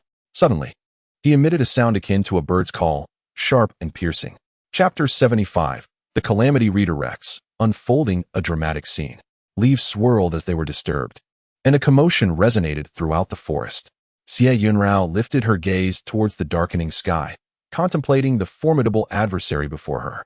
Crows soared overhead, circling above, and perched upon the treetops, revealing those who had previously concealed themselves among the branches. "Young master, are you unharmed?" Shinsen recalled Shun Jin's prior instruction not to refer to him as general while outside, and swiftly corrected himself. Shun Jin shook his head. "I am fine." The man in black, surrounded by crows, gradually approached them. His once normal eyes were now devoid of their whites, imbued with a foreboding darkness that exuded malevolence. Observing Shen Jun and his companions ensnared, he let out a maniacal laugh, declaring, "There are no prey that can escape from my grasp. You have already been delivered unto me." Xie Yun Yao regarded him with disdain, mockingly retorting, "Is that so? A mere wretch who shuns humanity dares to boast so brazenly." Initially, she believed this to be a conspiracy of assassins, preparing to cast her line for a grand catch. However, she was dismayed to find that the orchestrator of this scheme had not even made an appearance, revealing only a half-human, half-demon failure. Having consumed some demon blood and acquired rudimentary skills in summoning birds and beasts, he now presumed himself worthy of such arrogance? "Humph. I had intended to capture you alive at the behest of others, but given your utter lack of discernment, you shall meet the king of hell instead. Young ones, charge." The sky was filled with cawing black crows, rushing towards them, The crimson fish stirred up a violet tempest, sweeping across the expanse and instantly knocking down a flock of crows. However, countless others continued to surge forward relentlessly. The glint of blades and swords stood out starkly against the darkness, inadvertently drawing the attention of the avian creatures. Gradually, the ground became littered with the lifeless bodies of crows, while some individuals, caught off guard, suffered injuries from their pecking. The scent of blood only incited the crows to become more frenzied, while the figure in black, orchestrating the chaos, remained remarkably composed, continuously summoning more crows. Their eyes glowed a menacing crimson, suggesting that these crows were not merely summoned, but rather bred through nefarious means. This situation could not persist. Xie Yun Yao contemplated activating a barrier, yet feared the revelation of her identity, leaving her hesitant to act. Her gaze fell upon Xie Yu, who had casually appeared nearby, leaning against a tree, blissfully consuming something unknown. Her temples throbbed in frustration. They had secretly coordinated their efforts in the inn, intending to work together. Yet he chose to spectate instead. Such a turn of events was utterly unacceptable. Shen spun gracefully, his sword whirling as crows fell around him. Xie Yun Yao scanned her surroundings and noticed that the most severely injured among them was a somewhat frail attendant, who was surrounded by the largest cluster of crows, which continued to multiply. A flicker of concern crossed her eyes. The crimson fish surged forward, swiftly dispatching a multitude of crows, and reached the side of the attendant. Just as a crow was about to peck at the man's eyes, Xie Yun Yao lashed out with her whip, striking the crow down. Black feathers spread and drifted down onto the eyes of the attendant, who was momentarily taken aback before hastily expressing his gratitude. "Thank you, madam, for your rescue." Xie Yun Yao seized the collar of the man, a faint smile gracing her lips. "No need for apologies. My apologies for borrowing you for a moment." The attendant looked at Xie Yun Yao in confusion. "What does the madam mean?" "Ah." Xie Yun Yao swiftly drew a cut on her palm, her injured hand brandishing a red fish, while the other grasped the back of the attendant's neck, lifting him into the air. They soared towards the direction of Xie. Upon landing, it became apparent that Xie held a vibrant red persimmon in his hand, likely plucked casually from the inn's courtyard during his outing. He had initially resolved to remain uninvolved, indulging in the persimmon while observing the spectacle. Yet, the circumstances did not permit him to dictate his own fate. Indeed, as Xie Yun Yao flew the injured attendant to Xie's side, a swarm of black crows followed suit. Xie, taken aback by Xie Yun Yao's sudden arrival, discarded the persimmon and attempted to flee. However, with remarkable speed, Xie Yun Yao hurled the attendant towards him, striking Xie directly. He stumbled, missing the opportunity to escape. In an instant, the black crows encircled them. After colliding with Xie, the attendant quickly grasped the knife that lay at his feet, plunging them into chaos. Xie, in a fit of rage, shoved the attendant's guard aside, momentarily bewildered by the unfolding events, only to be struck unconscious by the back of Xie's blade. Witnessing his collapse, Xie Yun Yao observed as the black crows descended upon him like a feast. Recognizing that he had just been exploited, Xie Yun Yao could not simply disregard him. Thus, she quietly cast a protective barrier for him, placing it beneath a nearby tree. Upon her return, she discovered Xie was already preparing to flee. Attempting to escape? A mere fantasy. A raven overhead was swiftly hunted down by Xie Yun Yao, its blood splattering onto Xie. The sin of it instantly attracting a swarm of ravens towards him. "You handle these nuisances. I will take care of that individual." If she confronted the man in black directly, Xie Yun Yao feared that Shen would struggle to cope. This was merely a notification, not a discussion. After stating this, she swiftly charged towards the one summoning the ravens. The long whip of the red eel eliminated all obstructing ravens, leading her directly to the man in black. Sensing Xie Yun Yao's fierce approach, the man could only retreat hastily, yet his resolve remained unbroken as he muttered incantations under his breath. Thinking of escape? The red eel in Xie Yun Yao's hand soared forth, aimed directly at him. The man in black gasped, the dark mist in his eyes dissipating to reveal the whites of his eyes. A miscalculation. In close combat, Xie Yun Yao hardly regarded him as a threat. Within 3 exchanges, the man found himself at a disadvantage, losing the will to continue the fight and contemplating escape. As their energies clashed and they drew nearer, the man suddenly said, "Can we cease hostilities? It is not my intention to capture you. I have been commanded to do so." Without further ado, Xie Yun Yao sent him flying with a forceful strike. "Spare me your words. You clearly intended to take our lives. The man clad in black knelt partially on the ground, lifting his head to wipe the blood from the corner of his mouth, a sinister smile gradually spreading across his face. Ah, you've seen through me. Then let us perish together. Instantly, a dark mist surged forth, and all the black crows swiftly converged towards the man in black. Xie Yun Yao sensed the impending danger. As the red shark broke through the encircling darkness, sure enough, apart from the lifeless crows strewn about, the man had vanished. Perishing together is but a ruse. I merely act on another's behalf. If they seek my life, I shall not comply. May we meet again under more fortuitous circumstances. Xie Yun Yao clenched the red shark tightly, her hand trembling with rage. You foul black crow, you may have fled swiftly this time, but your fortune will not hold next time. Madam, are you unharmed? Xie Yun Yao turned to find Shen Zhen rushing towards her, concern etched on his face, his deep blue outer robe stained with crimson blood. I'm fine, but your face is injured? In chapter 76, titled Neither Blessing Nor Calamity, the previously swollen brow of General Shen was marred anew by fresh wounds. Xie Yun Yao couldn't help but place her hand on her forehead in exasperation. Perhaps beauty always invites envy. Shen Zhen felt a sting on his cheek, likely a result of being careless earlier when the black crow's claws grazed his face. He reached to wipe the blood from his cheek, but was promptly stopped by Xie Yun Yao. He had just thought to offer her a clean handkerchief to wipe her hands. Yet now he was so careless with himself. Here, take this and clean up. Otherwise, our esteemed beauty of Changlin will suffer disfigurement. Shen Zhen's brow twitched, and the expression on his face darkened slightly. However, a glimmer of hidden light sparkled in his eyes. Shen Zhen took the handkerchief and diligently wiped the bloodstains from his face. Meanwhile, Xie Yun Yao paid no heed to Cheng Ziyu's ferocious glare as he stormed away in a huff, choosing not to utter a word. In his heart, he thought, serves you right. If you had offered help sooner, none of this would have happened. Instead, you chose to stand on the sidelines and watch the drama unfold. Refusing to be drawn in, it is utterly unreasonable. Perhaps being drenched in raven blood serves as a lesson. Xie Yun Yao approached the tree and released the barrier surrounding his recently unconscious attendant. Fortunately, the invisible protective shield was imperceptible to others. The remaining attendants swiftly assisted the injured young attendant, carrying him to the back of the group. On the other side, the girl in pink, who had just escaped the brink of death, furtively observed the situation with Xie Yun Yao, believing herself unseen. She stealthily crouched down, preparing to flee, but was ensnared by the red jiao, which swiftly dragged her before Xie Yun Yao. He gripped the red jiao tightly and seized the slender neck of the girl in pink, noting the faint bruises left by the black-clad assailant's earlier grasp. This was her most vulnerable point. The chilling sensation of having one's throat constricted instilled an involuntary fear, whether in humans or other creatures. Are you still planning to run?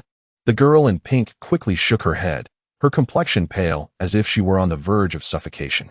Having just survived a near-death experience, she now found herself in the jaws of a tiger. I won't run anymore. I won't run, she whimpered, her legs trembling despite Xie Yun Yao's minimal force. The entire inn felt desolate. The lively atmosphere that had previously filled it now vanished. Where have your accomplices gone? The girl in pink, bound by the red jiao and unable to escape, could only shake her head in silence. As Xie Yun Yao exerted a slight pressure, the crimson shark gradually tightened its grip, the pain of her arm being constricted causing her to involuntarily cry out. The agony was overwhelming. Sister, I was wrong. Xie Yun Yao cast a glance towards the nearby table, where she sat serenely, pouring herself a cup of tea. I lack such patience. Hasten to inform me where your accomplices have gone. Aside from that foul black crow, who else instructed you to capture us? The girl in pink pouted, her expression one of innocent grievance. Sister, apart from that wicked man in black, I truly do not know who else ordered us to seize you. Moreover, we are not acquainted with him. He approached us abruptly, shattering our tranquil existence. Xie Yun Yao raised an eyebrow, signaling her to continue. Before your arrival, we were unaware of whom to capture. He merely instructed us to await those who would come to lodge here tonight. However, 2 groups have come this evening, and after some deliberation, we could only choose to apprehend those who appeared more delicate, not anticipating that we would miscalculate. The girl in pink felt a headache coming on, realizing they had entangled themselves in a significant predicament. Xie Yun Yao did not overlook the fleeting glimmer in the girl's eyes. She was lying. There was one statement she had unequivocally fabricated. After a thorough search downstairs in the inn, Shen Zhen found nothing amiss, yet he faintly perceived some sort of sound. You all, search elsewhere. Upon receiving the command, Shin-san and Shinjo promptly led the other attendants to investigate other areas. Meanwhile, the girl in pink, though visibly anxious with her complexion changing, feigned calmness. Xie Yun Yao could not help but chuckle softly. Her acting skills required refinement. Before long, someone arrived with news. Master, we have discovered others in the backyard.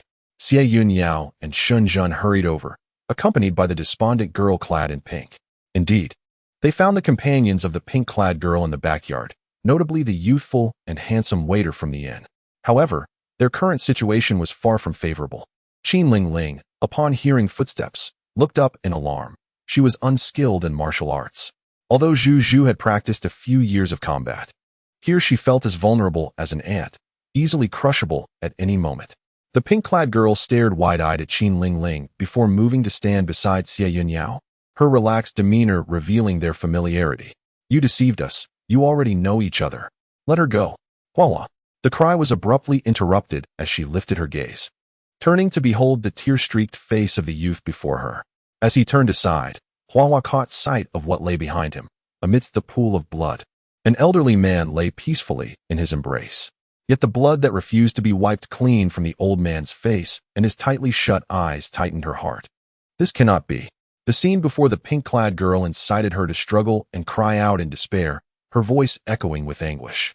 Let me go, let me go. The sorrowful wails gradually seeped into her tone.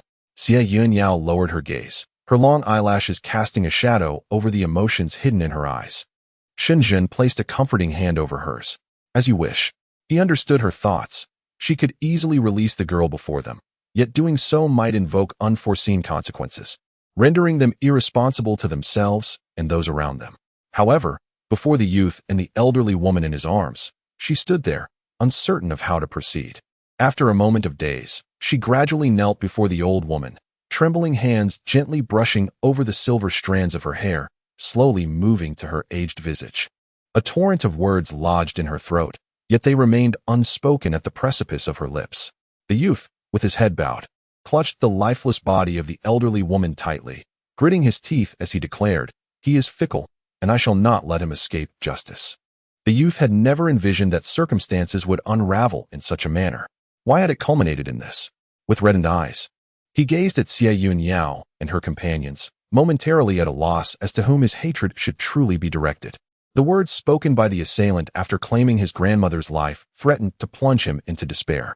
Had they not chosen this path, I would not have found you. It is merely fate that you crossed paths with them. Some encounters are either blessings or calamities. In chapter 77, he spoke with biting intensity, "You too shall not escape my wrath." Hua, gazing at her grandmother's lifeless form, was engulfed by an interminable regret.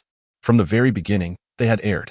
Rather than believing in a villain who had kidnapped the gentle old woman and coerced her to partake in such nefarious acts, they should have resisted from the outset, even if it meant their own demise. Upon reflection, how were they different from that cloaked figure? They had ensnared Xie Yun Yao to deliver to the assailant. And if Xie Yun Yao and Shun Jun were merely defenseless ordinary individuals, then death was the only fate that awaited them.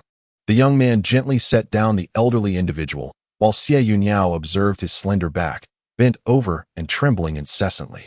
Suddenly, he drew forth a short blade from its sheath and charged towards them.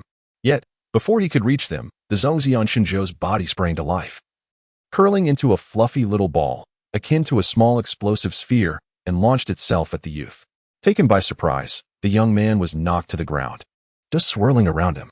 He rose, disheveled and covered in dirt, his earlier bravado dissipated, and he spat out a mouthful of blood, having bitten his tongue. However, Shinjin, observing the myriad of expressions on that small face, furrowed his brow and turned away, choosing not to let it trouble him. Noticing the general's intent to eliminate the zongzi, Shinjio hastily tucked its head into his embrace, advising it to remain hidden to avoid attracting the wrath of violence.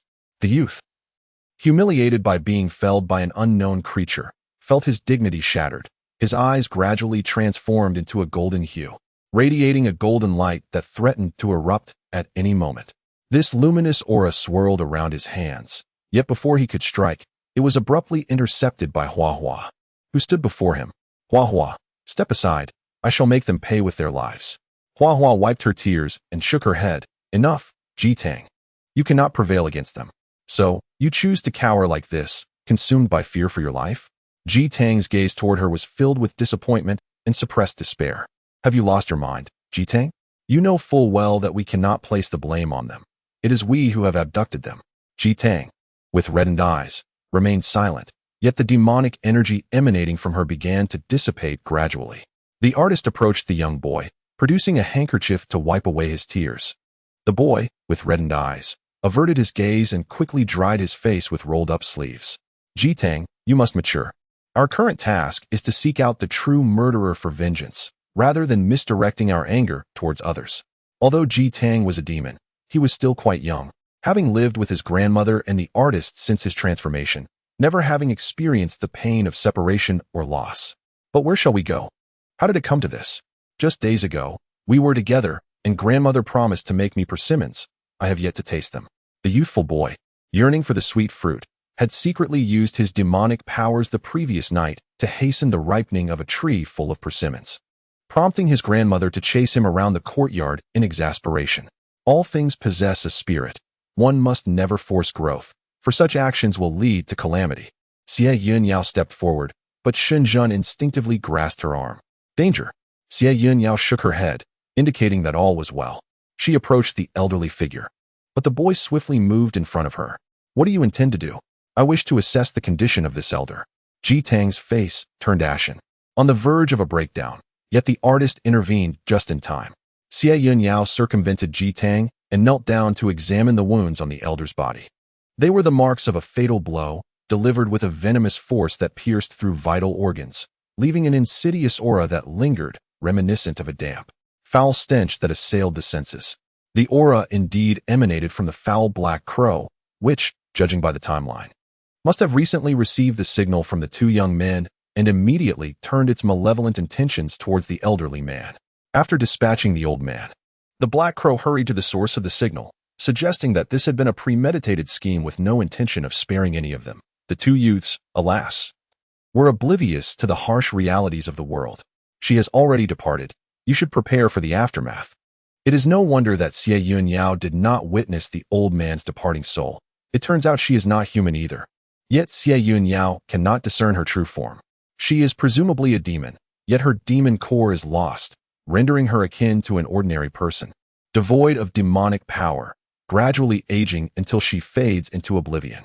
It now appears that this young man embodies the flourishing begonia of the southeast corner. Hua Hua urgently inquired, "Is there no way to save my grandmother? We are willing to pay any price. The laws governing life in the universe seem to be fair, akin to the distinctions between humans and demons and spirits. Each rebirth represents an opportunity for a different choice in existence, a chance to overturn fate. However, demons and spirits differ. When they perish, it signifies true death, long yet fragile.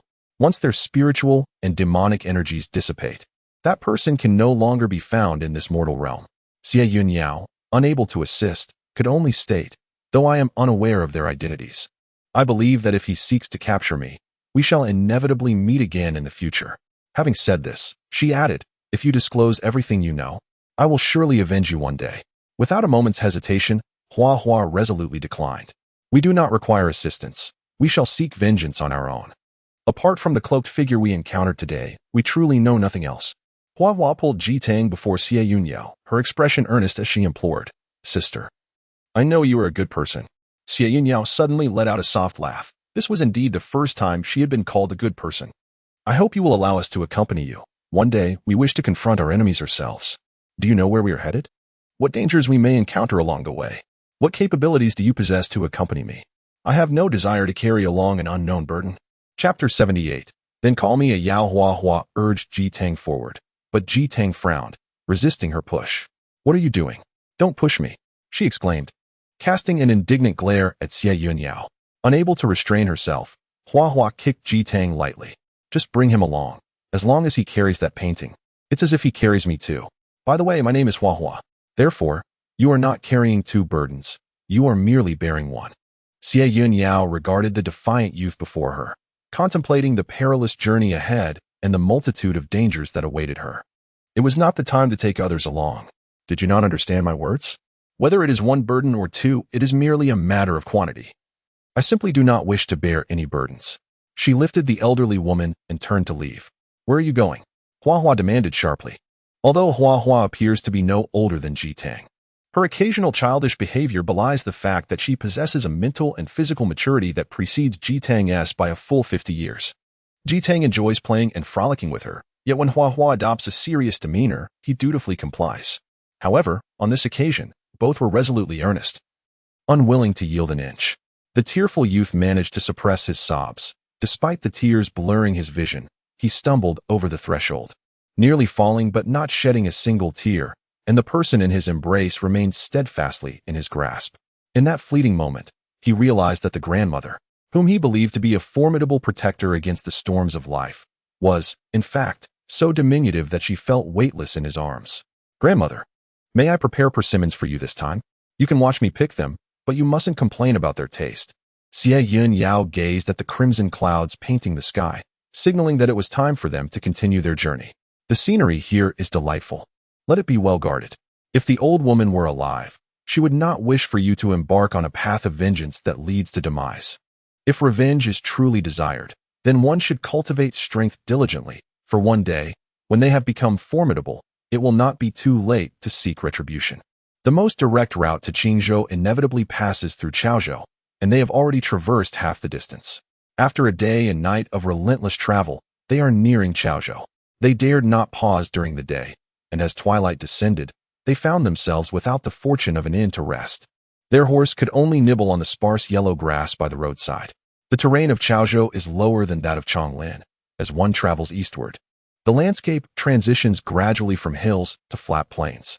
This area is expansive and, at first glance, appears quite level, rendering it an unsuitable place for concealment. Let us pause here to rest, and once the moon reaches its zenith, we shall continue our journey. Xie Yun Yao dismounted, and her horse quietly bent its head to graze. She gently caressed its mane, soothing it to eat well. Not far away, Shen handed his horse over to Shen San and turned towards Xie Yun Yao. However, before he could reach her, someone else had already stepped forward. Xie Yun Yao observed a blushing figure approaching her, a simple-minded attendant smiling earnestly. Madam, I am Kuqiao, though others call me Xiao Qiao. I am truly grateful for your rescue today. Otherwise, I would have either perished or lost my sight. There's no need for thanks. You are all attendants of Ajan, and it is my duty to protect you. Did you sustain any injuries when you struck Qingziyu? Kuqiao hastily shook his head, scratching the back of his head, and with an awkward smile, he replied, I wasn't able to assist madam at all. I was knocked unconscious instead.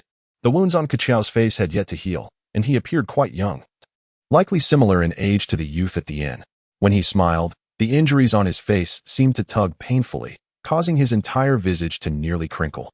Yet he bore the discomfort stoically. A faint smile graced Xie Yun Yao's lips. It appeared that Shen Zhen was always surrounded by intriguing individuals. Meanwhile, Shen Zhen stood behind them, his expression darkening ominously.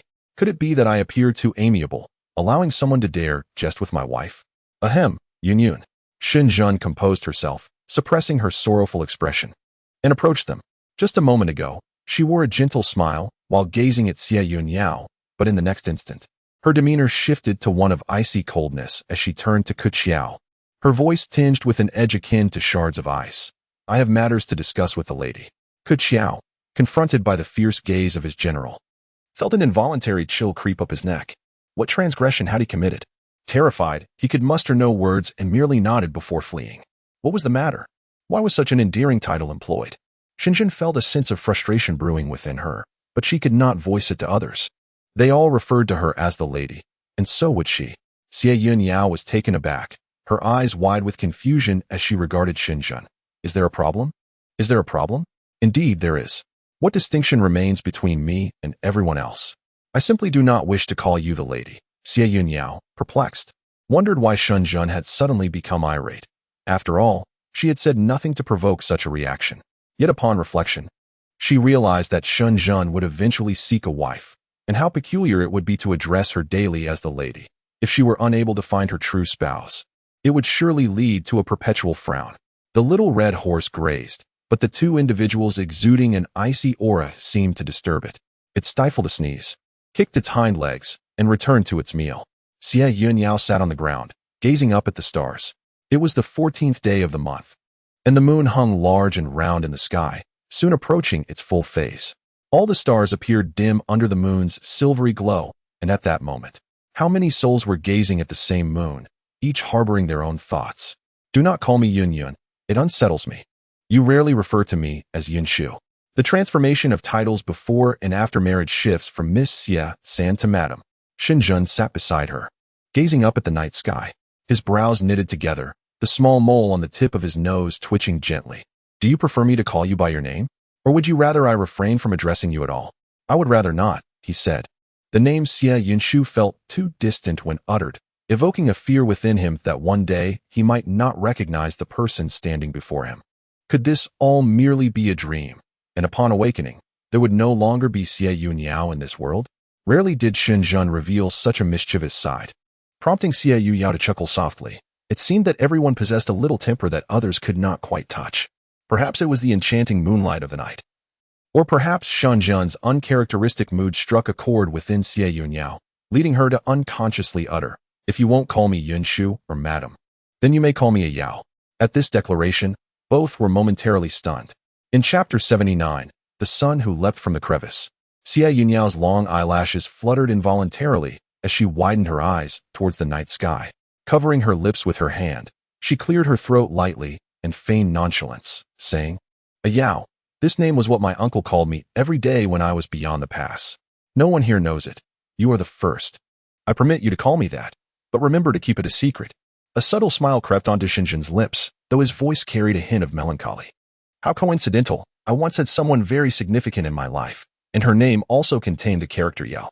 A sense of unease gripped Xie Yun Yao, her fingers plucking at the grass beneath her. What a coincidence, ha. Shen Yun turned to regard Xie Yun Yao, a faint smile playing upon his lips. His gaze lingered, the light in his eyes rivaling the stars above. Stars are drawn to the presence of the moon, though they may never converge. No one knows the vast distance that separates the faintest star from its moon, much like the person beside you. The distance between hearts is immeasurable. I find myself missing her somewhat. The somber tone resonated in her ears, and Xie Yun Yao lifted her gaze, inadvertently plunging into the starry expanse of his autumn eyes, vast and solitary. Somewhat? How much is somewhat? The night air carried a chill, the wind across the open fields possessing a distinct fragrance, lending a sharp clarity to the mind. Why do you miss her? I mean, why not visit her? Go and see her. Xie Yun Yao silently hoped it was not who she thought, for visiting her would be akin to courting death. She passed away many years ago. Xie Yun Yao started, sitting upright, and patted Shen Yun's shoulder amidst his puzzled expression. My apologies, I was unaware she had. You mustn't grieve so, for mortality is an inevitable part of life. Shen Yun gazed at the encroaching darkness of the horizon, offering no reply. Silence pervaded the air. It grows late. Let us be on our way. We must endeavor to reach Chaozhou before nightfall tomorrow, at which point I shall treat you to wine. A single bout of intoxication to dispel 1,000 sorrows. Xie Yun Yao extended her hand towards Shen Yun, who accepted her warm grasp and allowed himself to be pulled to his feet.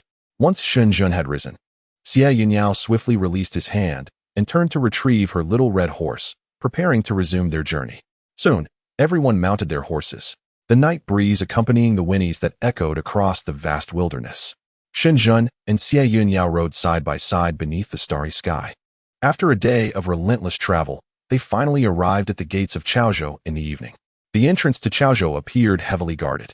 Surrounding the city were numerous individuals, forcing Xie Yun Yao and her companions to dismount and lead their horses.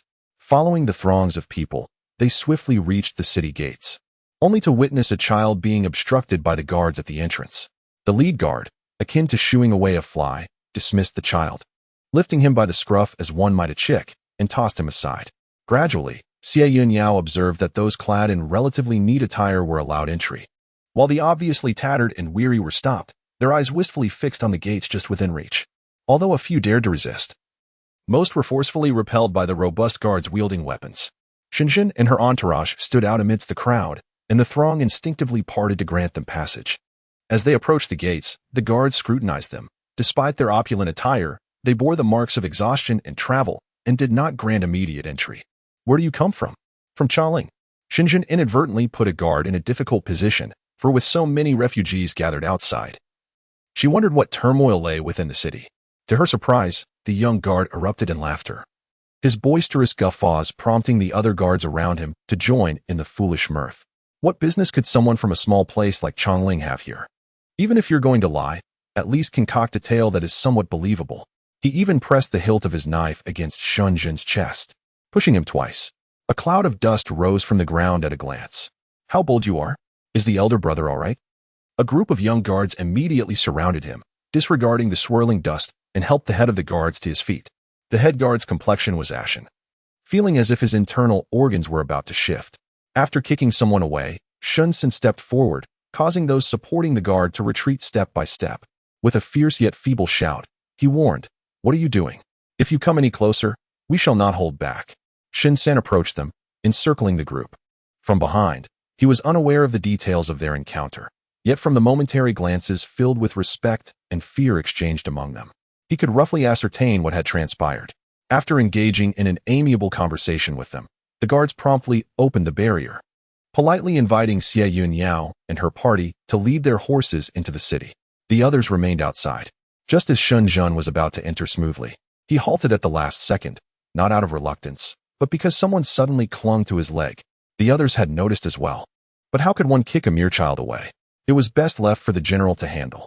Looking down, Shin Jun saw that the child who had just clung to him was now sitting on the ground, holding his leg tightly. "Let go." The voice, as frigid and piercing as winter's icicle, echoed in the child's ears. The child lowered his head, his small eyes darting around, and suddenly, his round face, resembling a dumpling, began to scrunch up. All of this filled Shin Jun with a foreboding sense of dread. Indeed, within mere moments, the anguished cries resounded.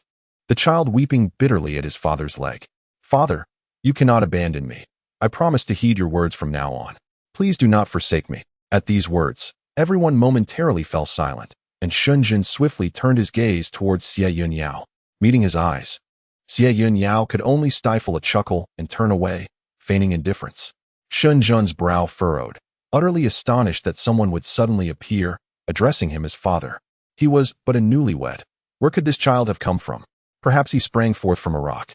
Outside the city, many were fleeing from calamity, their expressions betraying confusion as they beheld this incongruous figure atop a grand steed, eliciting a sense of trepidation. Yet, no one intervened. The times were perilous, and human nature unpredictable. It was all too common for someone to cast aside their child in such desperate circumstances. The boy, however, was daring. He wagered that the man he had grasped was a benevolent soul. Having journeyed great distances, he could not allow himself to be thwarted at the city gates. His efforts in vain. "Father, you cannot disregard me. I have finally found you." It was evident to any discerning observer that this ragged child bore no relation to the affluent company. Yet, should anyone choose to assist the boy, no guard would dare to impede them. Those stranded at the city gates were predominantly refugees from famine and plague. Typically, cities would not grant them entry. Once a precedent was set, throngs would converge, inevitably leading to greater troubles. Chapter 80. The old affliction resurfaces. Shun Jun lifted his gaze, no longer regarding the child clinging to him. His expression remained frigid, and his voice mirrored this icy demeanor. "Release me." The child, gripped by a desperate fear, clung tightly to the hem of his garment, weeping at his shins. Shinjin couldn't help but worry for his attire. Outside the city, the crowd waiting to enter stirred restlessly due to the halt. The captain of the guards displayed an anxious expression, scanning the surroundings before nudging his subordinate and whispering in his ear. The tall, gaunt guard turned pale, shaking his head incessantly. "Hurry." After a brief struggle, the thin guard, risking his own safety, cautiously approached and said, "Brother, please enter quickly. Others are still waiting for inspection, and the darkness is nearly upon us." Shin San, feeling helpless, patted the guard's shoulder. He too wished to proceed, yet the child was indeed causing a delay. The gaunt guard, with a flicker of determination in his small eyes, suggested, "Perhaps you could hand over the child to me.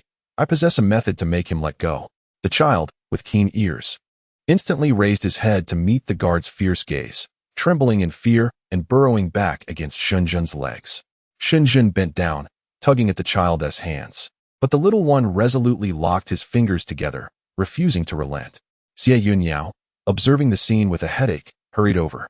The child felt a gentle squeeze on his cheeks and, upon stealthily turning his face, found himself caught by Xie Yun Yao, who was crouched before him. "If you wish to enter, I shall assist you. Now, First, extend your hand. Shen Yun felt the child gripping the hem of his garment with an unyielding intensity, tightening his hold with each passing moment.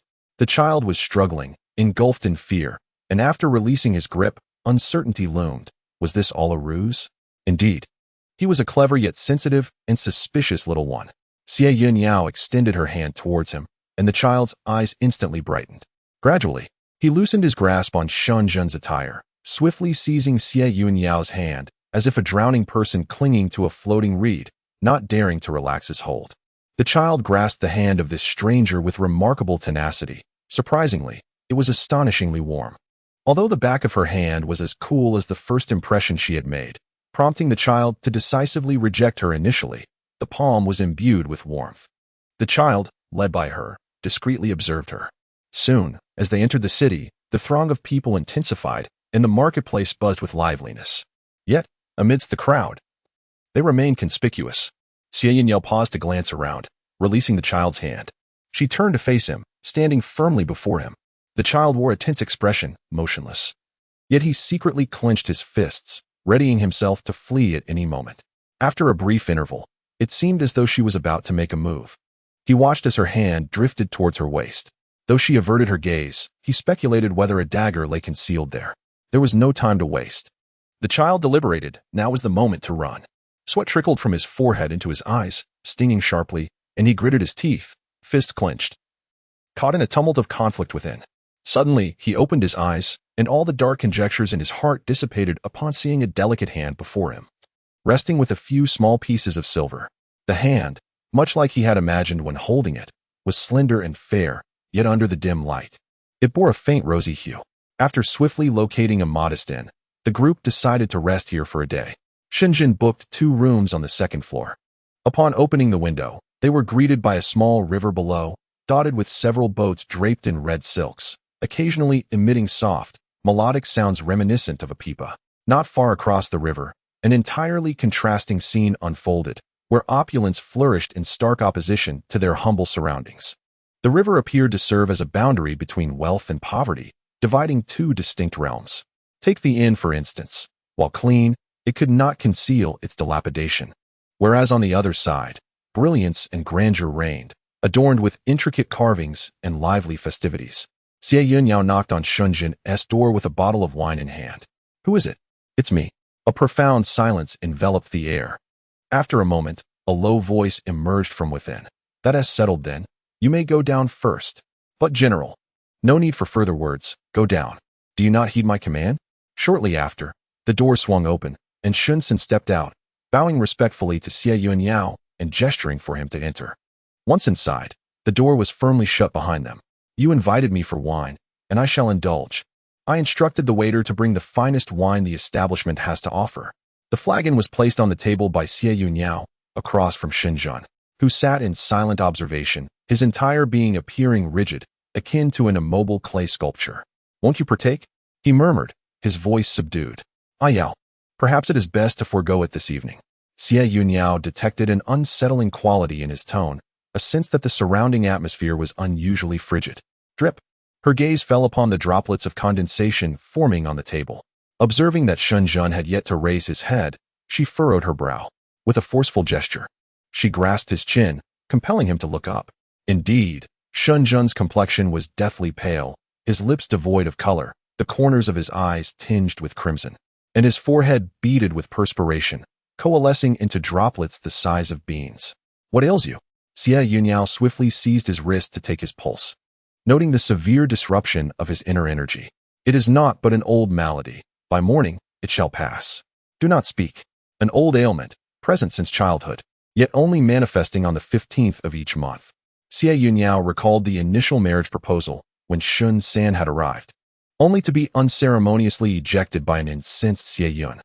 The excuse offered by the Shen residents at the time was that Shen Jin was indisposed and unable to personally propose. Now, in retrospect, she realized that day had likely been the eve of the full moon. Infusing spiritual energy, Xie Yun Yao meticulously examined him, finding no apparent anomalies. His pulse was normal. The sole discrepancy lay in the disarray of his inner energy. His heartbeat also seemed slightly accelerated. Xie Yun Yao gazed up at Shen Jin, acknowledging that the lad possessed considerable comeliness. However, he appeared exceedingly frail, as if on the precipice of departing this mortal coil, a cause for genuine concern. Even upon discovering the disarray of internal energies, the root cause remains an enigma. This persistent ailment is indeed peculiar. It not only inflicts severe pain, but also emanates a particularly heavy aura, attracting malevolent entities from outside. These spirits dare not approach, wary of the lingering souls surrounding Shen and Xie Yun Yao. Yet, it seems that there are always those undeterred by death, eager to confront their fate. A rustling sound fills the air as something ascends the window. Chapter 81. Leave me be. The curtains by the window flutter in the wind. Shrouded in the depths of night, both individuals direct their attention toward the window as Shen attempts to rise, but Xie Yun Yao gently restrains him. Whispering in his ear, "Do not move. I shall investigate what it is." Xie Yun Yao retrieves a sword from the table and cautiously approaches the window. Not far from the river, several water spirits drift, and the air is rife with restless little ghosts. Xie Yun Yao's curiosity peaks regarding the first of these apparitions to act. Suddenly, a hand grips the window, revealing a familiar face. Upon seeing the blade glimmering with cold light at his neck, the newcomer slips, nearly falling. A flicker of surprise crosses Xie Yun Yao's eyes as he swiftly grasps the stranger's sleeve, pulling him inside just in time. It was Ji Tang who narrowly escaped the fall. "What brings you here?" Ji Tang stands awkwardly in the room, brushing off the dust that clings to him. Lowering his head as he replies, "I took care of my grandmother's affairs and hurried here. I heard you were headed to Qingzhou, so I decided to come along the way. When did you catch up with us?" Xie Yun Yao was taken aback by the youth's swiftness, having followed them all the way to Chaozhou. Ji Tang chuckled slyly. "Last night, when you paused to rest, the terrain was rather expansive. How did you manage to conceal yourself?" "I didn't hide," he replied. "I quietly tailed you and mingled amongst you. I kept my head down and remained silent, so no one noticed." Xie Yun Yao then observed his attire, the exclusive uniform of Shen guards. No wonder the lad had gone unnoticed. "Then why did you sneak up here?" The guards were all quartered on the ground floor. Ji Tang could have easily blended in and followed them without risking exposure in the middle of the night. Ji Tang pursed his lips, uncomfortably replying, "I noticed some peculiar movements outside and sensed an anomaly in this room. I wanted to come up and assess the situation." The number of wandering souls and lonely spirits gathering outside was increasing, prompting Xie Yun Yao to erect a protective barrier. She paid little heed to the mindless spirits, but she feared the presence of malevolent ghouls who had lost their humanity. Xie Yun Yao glanced at Shen, realizing that he had to endure a ravaging ordeal every month. Regardless of how perilous today might be, she wondered when his chronic ailment had begun, how young he was at the time, and how frightened he must have been. How many people would have believed him when he, as a small child, recounted his experiences to family and friends, or would they have dismissed his words as mere babble? "You may leave. If you wish to follow, so be it. But if you meet your demise on the road, don't say I didn't warn you." These words were not only directed at Ji Tang, but also at the painting he carried with him. "Thank you. We seek only vengeance, and do not fear death." Xie Yun Yao gazed at Ji Tang after he finished speaking, turning away to approach the windowsill. His expression one of confusion until he noticed Ji Tang's hands bracing against the sill, poised to leap. "What are you doing?" "I'm going out," Ji Tang replied, awkwardly balancing on his toes, frozen in place. "Going out, but not through the door? You intend to jump?" Suddenly, Ji Tang heard a voice, weak yet incredulous, emanating from Xie Yun Yao, and he looked at him in disbelief. His lips trembled, opening and closing several times without producing any sound. "What is the matter? Are you possessed?" Xie Yun Yao tugged at Ji Tang's collar, pulling him toward the door. "Wait." Ji Tang leaned against the door, firmly blocking the entrance. "What exactly do you want to say? Hurry up and get lost. What are you looking at inside?" Behind the screen, Shen was in a state of utter weakness, clearly unwilling for a mere child to witness such a disheveled sight. Shen had already been sent away. There was no way this unknown youth would be allowed to remain. Ji Tang's face flushed crimson, and as he sensed being thrown out by Xie Yun Yao, he steeled his resolve and shouted, "Madam Shen, how can you hide another man in your room? Is this how you honor young Master Shen?" Xie Yun Yao stood petrified, the boyish voice ringing in her ears like thunder, leaving her mind a blank canvas. "What young Master Shen?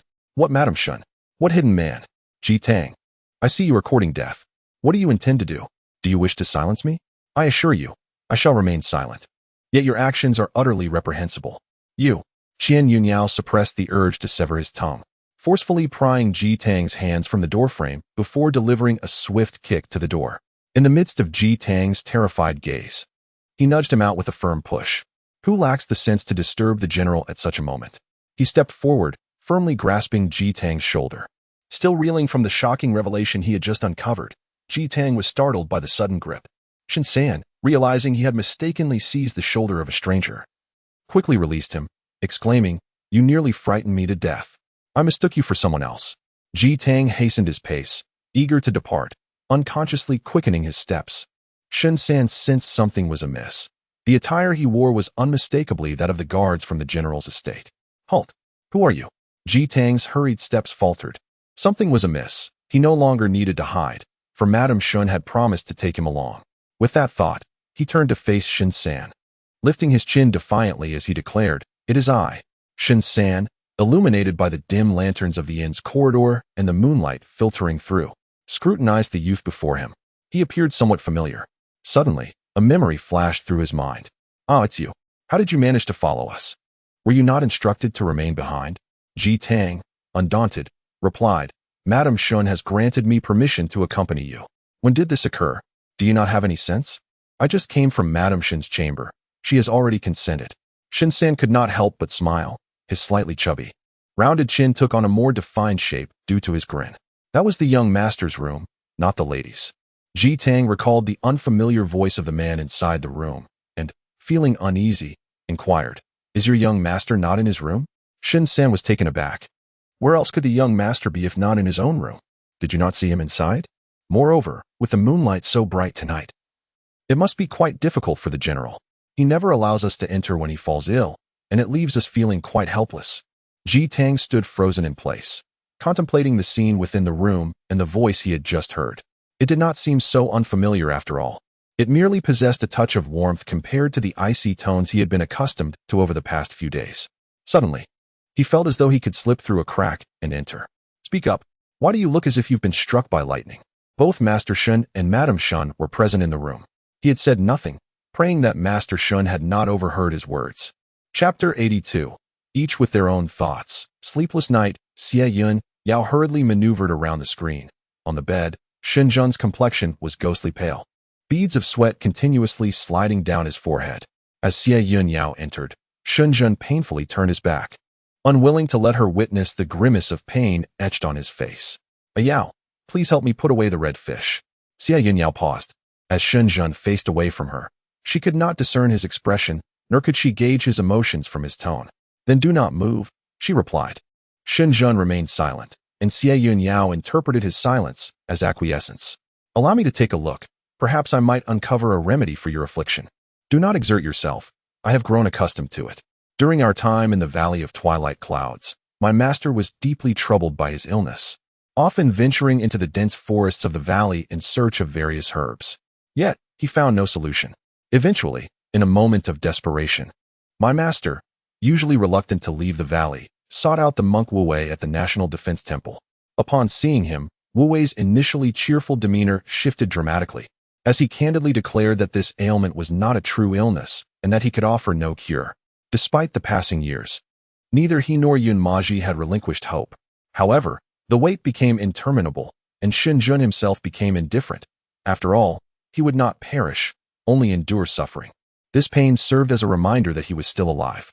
Xie Yun Yao pondered her earlier examination of his pulse, realizing that she had indeed found no anomalies, leaving her momentarily at a loss for words. In the short term, she felt powerless. The gravest challenge in medicine is to be unable to identify the root cause of an illness, rendering one unable to take action.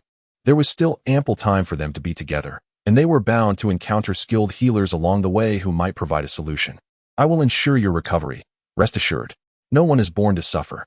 You should take some time to rest. I will stay by your side." Suddenly, Xie Yun Yao recalled the medicine that Li Ji had given her upon her departure from the Cloudy Mountain. She retrieved a small porcelain white vial from her belongings and extracted a tiny pill from within. "Shen, please take this and see if it alleviates your condition." Shen Zhen opened his eyes to see Xie Yun Yao extending a small pill towards him from behind her back. "It is said to be a pain reliever. You should give it a try and see if it alleviates your suffering." Shen Zhen did not refuse and took the pill from her hand, swallowing it whole. "You just swallowed it without hesitation? Did you not even glance at it? Are you not afraid I might have given you poison? Xie Yun Yao complained, exasperated. This foolish child, at times appearing astute, yet at others, utterly defenseless. I trust you. I truly do. Xie Yun Yao sighed silently, contemplating what merit there was to place trust in her. Time passed, and a cool breeze brushed against Xie Yun Yao, suddenly making her feel a chill. Noticing the stillness of the person beside her, her heart jolted. Shen. Xie Yun Yao quickly turned him over, and with the force, he lay flat on the bed.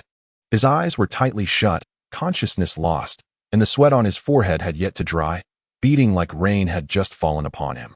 Xie Yun Yao stepped outside to request a clean basin of water and a towel from the attendant.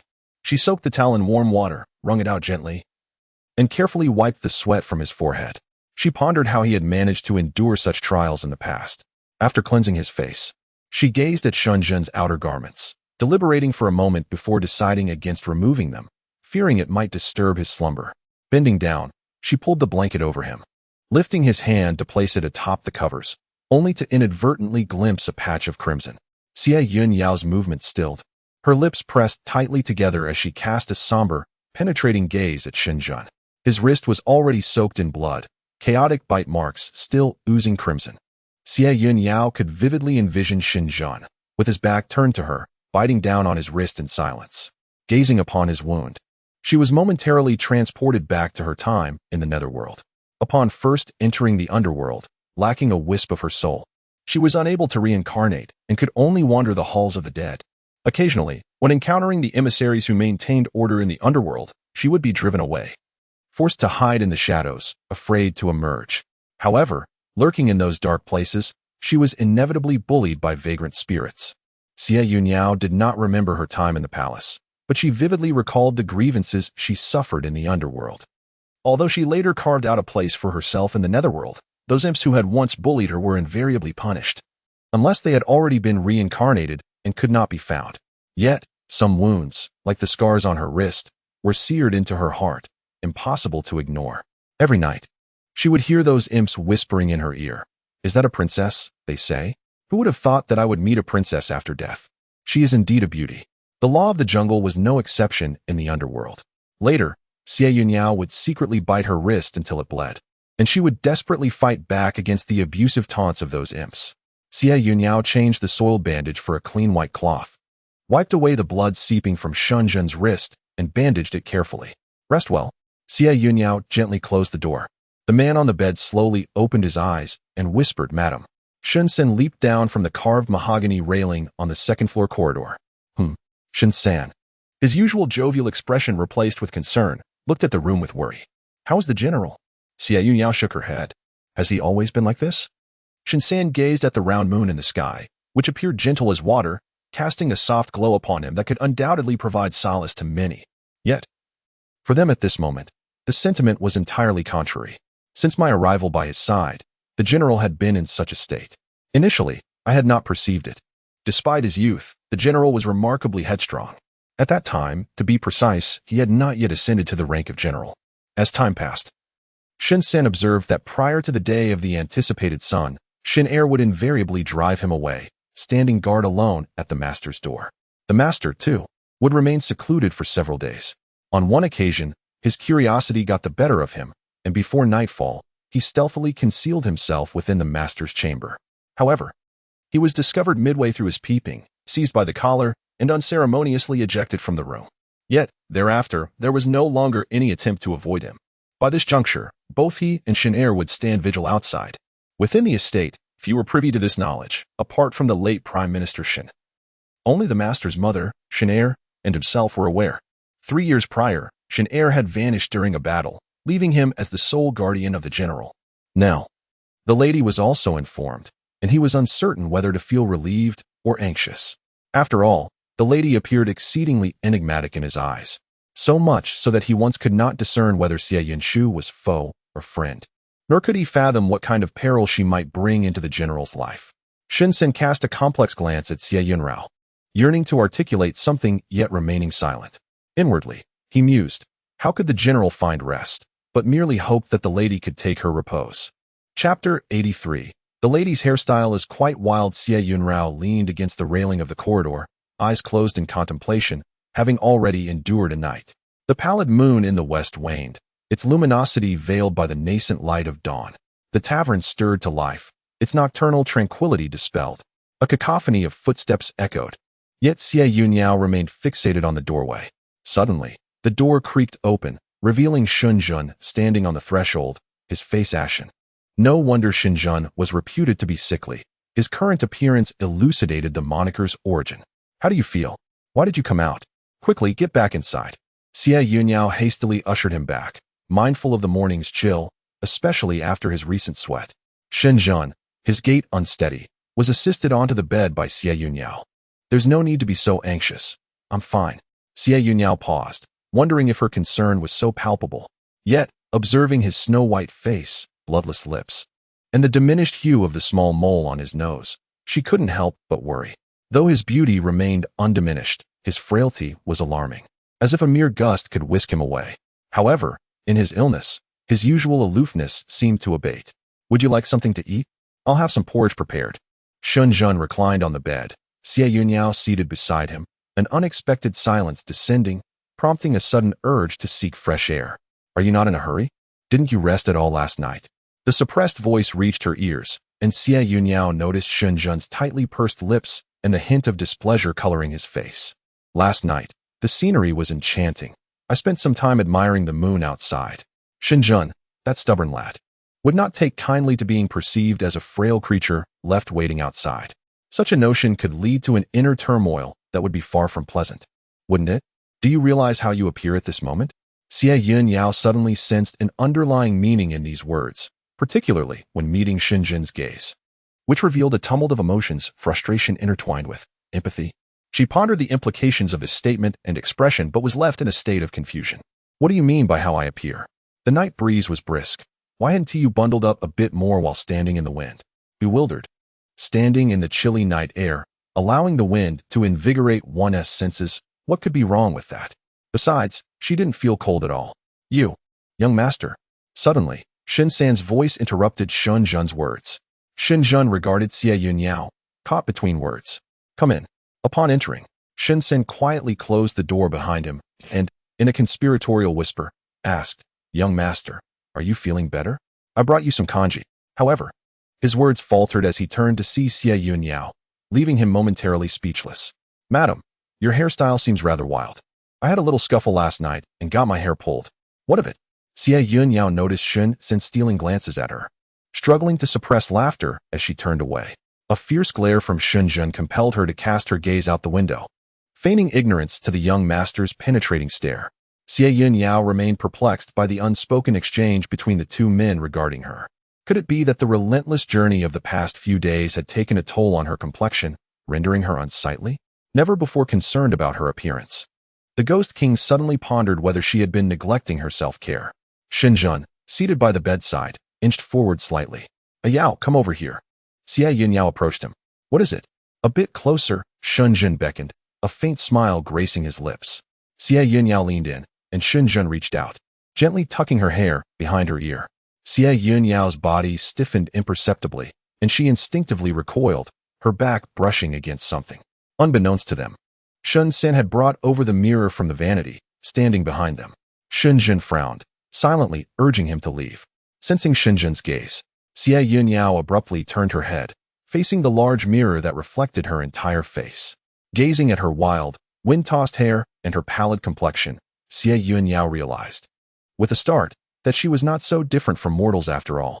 She, too, needed rest, felt the cold, and perhaps even needed to tend to her appearance. Though she hadn't consciously noticed, her body was telling her that she needed sleep and warmth, and that she should probably do something about her hair. In the mirror, the strands of hair on her forehead stood defiantly erect, swaying in the breeze. The hairpin, askew amidst her disheveled hair, combined with her pale face, presented a rather unsettling sight. Madam? Shen San inquired tentatively, clutching the mirror. Get out. Xie Yun Yao's voice had always maintained a steady tone, neither too loud nor too soft, reflecting a habit ingrained in her from a young age, a testament to her upbringing. However, this time, Shen San discerned the suppressed anger within her voice. With that, Shen San hastily fled, realizing that if he lingered, even the general could not save him. Watching Shen cheerfully return the mirror to its rightful place before making his escape, Xie Yun Yao felt a deep-seated frustration. Yet, with him gone, she had no outlet for her feelings. After all, it was unreasonable to hold a grudge against someone as frail as he was. Yao? Xie Yun Yao ignored him. But Shen Zhen was not angered. Still upset? He inquired. I am not angry, came her muffled response. Even in her current state, she could stroll through the streets, evoking laughter in others, only for them to eventually flee in tears. Shen Zhen sighed, removing Xie Yun Yao's hairpin, allowing her disheveled hair to cascade like ink. The tips carried a faint scent reminiscent of white plum blossoms after a gentle snowfall. Yao, don't move. As Xie Yun Yao was about to gather her hair, she hesitated. What is it? Shen Zhen's delicate fingers glided through her strands. Let me style your hair. Although she initially intended to refuse, the absence of Xiaoya, who usually styled her hair, left her feeling weary of the same old bond. Thus, she acquiesced. Shen Zhen's hands were gentle, wandering through her hair as Xie Yun Yao tilted her head back, feeling uncomfortable, seeking a more relaxed position. She turned away from him and rested her head on Shen Zhen's knee, the soft bedding preventing any discomfort. Shen Zhen paused momentarily. A faint light danced across the shimmering surface of the lake, filtering through the swaying treetops by the window, casting dappled shadows upon two figures within the room. A frail yet noble man reclined partially upon his bed, while a serene woman, her features imbued with a cool elegance, gently rested her head upon his lap, whispering softly. Do not play around, rise swiftly. Shen Zhen tenderly caressed her hair, only to see her freshly arranged bun come undone, the hairpin still clumsily in place. No, this is far too comfortable. Xie Yun Yao shook her head, and Shen Zhen gazed helplessly as his painstaking efforts unraveled. Then we shall style it again later. The atmosphere within the room was imbued with tranquility and harmony. The delicate arches of her brows caught the sunlight's warmth, while the fragrance of ink wafted through the air, mingling with the fabric of their garments. Hand in hand, they cherished the moments, yet strands of hair lingered playfully in front of her face. Surely, our fates are not yet fulfilled. Chapter 84. What awaits him? Xie Yun Yao examined the intricately styled bun, pleasantly surprised by its beauty. Just as she was about to commend Shen Zhen on his skill, a sudden thought struck her. How could a young man, accustomed to a life of privilege and later turned soldier, possibly possess the ability to style a woman's hair? What? Do you not like it? After resting for the morning, Shen Zhen descended from the bed, draping a garment over himself and approaching Xie Yun Yao.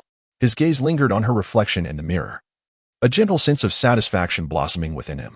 With wisps of hair artfully pinned up at the front and the sides cascading elegantly, her updo was slightly tilted yet poised, enhancing her features, making her resemble the memory he cherished of her. He was certain this hairstyle suited Xie Yun Yao, for even though her appearance had subtly changed, her inherent grace remained unchanged. Why would a grown man style a maiden's hair? Was there ever a confidant in your past who frequently implored you to style her hair? It began as a jest. Yet the gentle laughter that followed was reminiscent of a fawn frolicking in the woods or the rhythmic chimes of an ancient bell resonating in the morning, each toll echoing within her heart. Xie Yun Yao suddenly realized how much this sentiment resembled that of a secluded woman harboring grievances, and her expression darkened. She spoke in a measured tone. What is there to find amusing? Nothing particularly amusing, Shen Zhen replied. I merely feel a touch of happiness. What merits such joy? You have just emerged from suffering. Xie Yun Yao fell silent, and Shen Zhen likewise refrained from speaking. The two sat before the mirror, awaiting the moment when Xie Yun Yao would quell her ire. The stillness was shattered by Shen Zhen's cough, a reaction to the irritation in his throat. How do you feel now? Xie Yun Yao was the first to break the silence, her face stern as she inquired. Much improved, he replied. Xie Yun Yao regarded him with skepticism, her gaze laden with doubt, before turning away. Truly, I assure you. Allow me to arrange for some food to be brought in. After their midday repast, Shen Zhen stood by the window, basking in the sunlight that illuminated the verdant waters, where glimmers danced like scales. Yo. Let us set forth for Qizhou tomorrow. Xie Yun Yao placed the delicacies she had just brought in aside. Your health? She still wished to seek out a skilled physician in Chaozhou to assess Shen Zhen's condition before embarking on their journey, yet she was taken aback by Shen Zhen's urgency. My health is fine. Do not delay our travels. Xie Yun Yao stared at the crystal cake in her hand, her appetite dissipating entirely. As Shen Zhen observed her exit through the door, the words he yearned to voice lingered unspoken on his lips. Upon observing Xie Yun Yao's entrance, betraying no awareness of the impropriety of intruding upon another's chamber, he immediately inquired, You have lingered considerably. When do you anticipate departure? Scarcely had these words escaped his lips when a vermilion blur, akin to a lightning bolt, assailed him. With a delicate tap of his toes, Xie Yu retreated towards the window. The red's initial lash fell vainly, yet a subsequent strike followed swiftly. Though devoid of spiritual force, the pallid, deep gouge marring the windowsill's fretworked edge suggested that its impact upon flesh would be far from benign. Xie Yun Yao, have you lost your senses? Cease this at once. I bear tidings of import. The road to Chizhou is lengthy, and a modicum of delay is of little consequence. Furthermore, beyond Chazhou, no major metropolises invite prolonged sojourn. Upon hearing this, Xie Yu placed his teacup down, his countenance bearing a subtle expression. He harbored a growing conviction that some event would transpire were they to tarry further in Chazhou, an intuition of considerable intensity. Depart with haste. I have spoken my piece. Confer with Shenzhen with due diligence. I bid you farewell. Subsequent to Xie Yu's departure, Xie Yun Yao gazed towards the spot where he had vanished, pondering what events he held in such trepidation. In the afternoon, before long, Xie Yun Yao was startled by a cacophony erupting from without. Following the source of the clamor, Xie Yun Yao perceived a commotion unfolding in the market lane below. A throng had gathered, the scene somewhat chaotic, yet it was evident that a fracas was in progress, or rather, a unilateral assault. Through the shifting forms of the aggressors, one could discern a figure within the encirclement, huddled with head clutched in hands, pinned to the ground, and subjected to a barrage of blows. The assailants, dressed somewhat more elegantly, bore an air of superficiality, yet their mouths spewed forth coarse insults, relentlessly humiliating the individual beneath their feet. From their profanities, Xie Yun Yao gleaned some understanding of the unfolding events. It was merely a trivial matter. Yet the multitude of onlookers surrounding them, fully aware of the situation, dared not utter a word. They stood aside, whispering amongst themselves. Truly, this person was unfortunate. Indeed, such a beating could leave one incapacitated for a week or more. Among the bystanders, a particularly conspicuous young gentleman stood out, possessing a refined visage. Though his demeanor appeared somewhat sullen, marked by an unmistakable arrogance, fanning himself with a folding fan, he incessantly declared, "Beat him to a pulp." It turned out that this young man, a noble from across the lake, had been leisurely boating with friends, indulging in conviviality, when his gaze inadvertently fell upon a humble spot by the riverbank. There, he caught sight of a maiden washing clothes, and upon merely glimpsing her from afar, he was struck by her ethereal beauty. After much contemplation, he ordered his boat to dock, disregarding the jests of his companions, intent on approaching her. However, the young lady, perceiving his haughty demeanor, fled in fright, vanishing into the crowd. Returning in dismay, the young noble, still anchored by the lakeside, spotted a ferryman and inquired about the identity of the maiden he had seen by the riverbank. To his chagrin, the ferryman shook his head, stating he had been present all along and had seen no such girl. Infuriated by the ferryman's lack of discernment and the humiliation suffered before his friends, the young noble pressed for answers, prompting the ferryman to cast aside his oars and prepare to depart. As soon as he reached the shore, he was swiftly subdued by a group of individuals. Thus unfolded this scene. Xie Yun Yao observed as they finished their assault and then surrounded the young master, departing shortly thereafter. The onlookers gradually dispersed, their interest waning, leaving behind the motionless figure on the ground, still bleeding. It seemed an all too ordinary occurrence to witness someone on the brink of death in the streets. Xie Yun Yao's gaze drifted to the corner, where amidst the chaotic debris lay a ragged beggar. Or perhaps he was merely a fortunate drifter who had managed to enter the city. What awaited him? After a brief moment, the man on the ground slowly propped himself up and stood, only to collapse again within mere seconds, unable to rise once more. Ultimately, Xie Yun Yao watched as he painstakingly maneuvered his way down the stone steps by the lake, eventually crawling into his small boat. What awaited him? Chapter 85. Where to seek the lost dream. As night fell, a mist enveloped the lake, and within the thick fog, shadows occasionally flitted by. The wind dispersed the white mist, and in an instant, nothing remained. The night breeze caressed the surface of the lake, creating gentle ripples, while the small boat floated serenely, the oars resting idly beside it.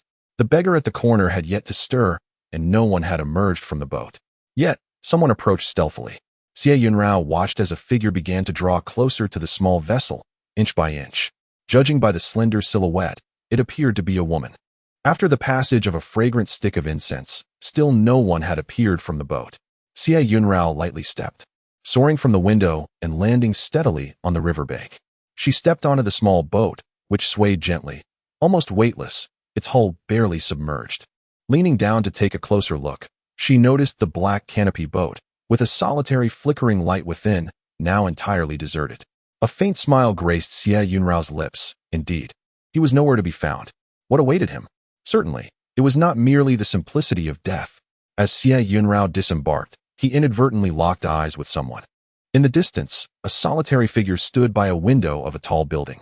Shen had initially been preoccupied with the day's events, his mood somewhat complex as he stood by the window to feel the breeze. Just then, he caught sight of a fleeting red shadow soaring from the neighboring vicinity. Shen gazed curiously at the individual who lingered momentarily on the boat before descending. Yet, in the depths of night, the collision of their gazes conveyed no discernible emotion.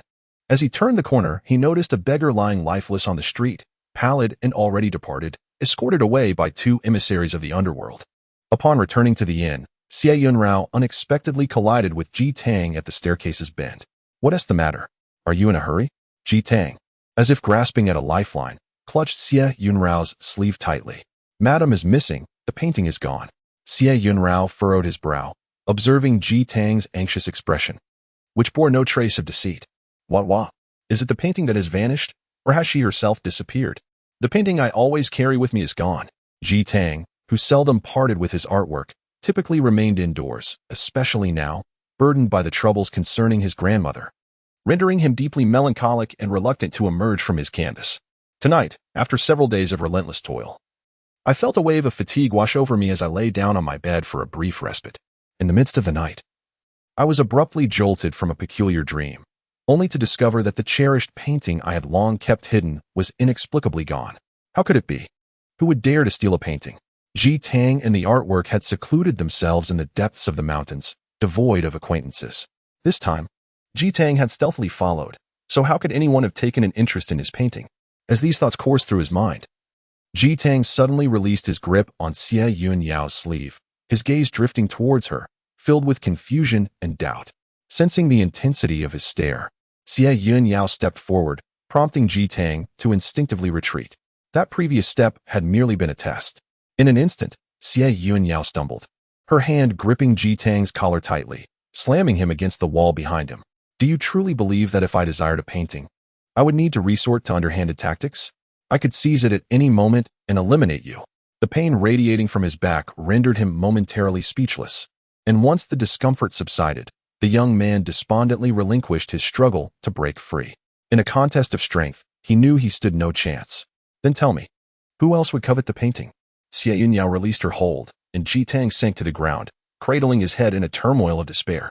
His grandmother had just passed away, and now he had lost the painting as well. He felt utterly ineffectual. "Do not be overly concerned. The painting's spirit possesses a certain ability to protect itself, at least for a while. We must venture out and search for it." Ji Tang looked at Xie Yun Yao, his mind devoid of direction. "Where could we possibly look? With every passing minute, I fear for her safety. You attempted to communicate with some sentient flora, and then we decided to split our paths." After devising a strategy, Ji Tang vanished from the spot in an instant. While Xie Yun Yao was just about to turn and leave, suddenly, a creaking sound emanated from the door on the second floor. Shen stood outside, looking at her. "Where are you going?" The lanterns in the corridor dimmed, obscuring his expression, but his voice carried more strength than it had in the morning. "There was a minor incident. I'm stepping out for a moment. You should rest well." Watching Xie Yun Yao's disappearing figure, an overwhelming sense of helplessness surged within Shen. The specter beside him quivered slightly, seemingly attuned to his emotions. However, he understood that the spirit was only influenced by Xie Yun Yao's feelings. Following the direction where the figure had vanished, Xie Yun Yao pursued the faint scent of blood lingering in the air, crossing the boundary river and arriving at a markedly different location. Here, even the most ordinary house exuded an air of opulence absent from the opposite bank. Standing at the entrance of the Jian residence, Xie Yun Yao observed the eerie aura emanating from within, along with a faint hint of blood. Even if the figure had not arrived here, something peculiar lingered in the atmosphere. Stealthily scaling the wall, Xie Yun Yao entered the Jian residence. Contrary to the desolation outside, the interior was adorned with lavish decorations. Bright and inviting, everywhere, candlelit lanterns flickered in the night breeze. If one listened closely, melodies of a cheen could be heard, accompanied by singing, and the sound of weeping. Drawn by the sounds, Xie Yun Yao ventured forth, only to be met with a captivating scene.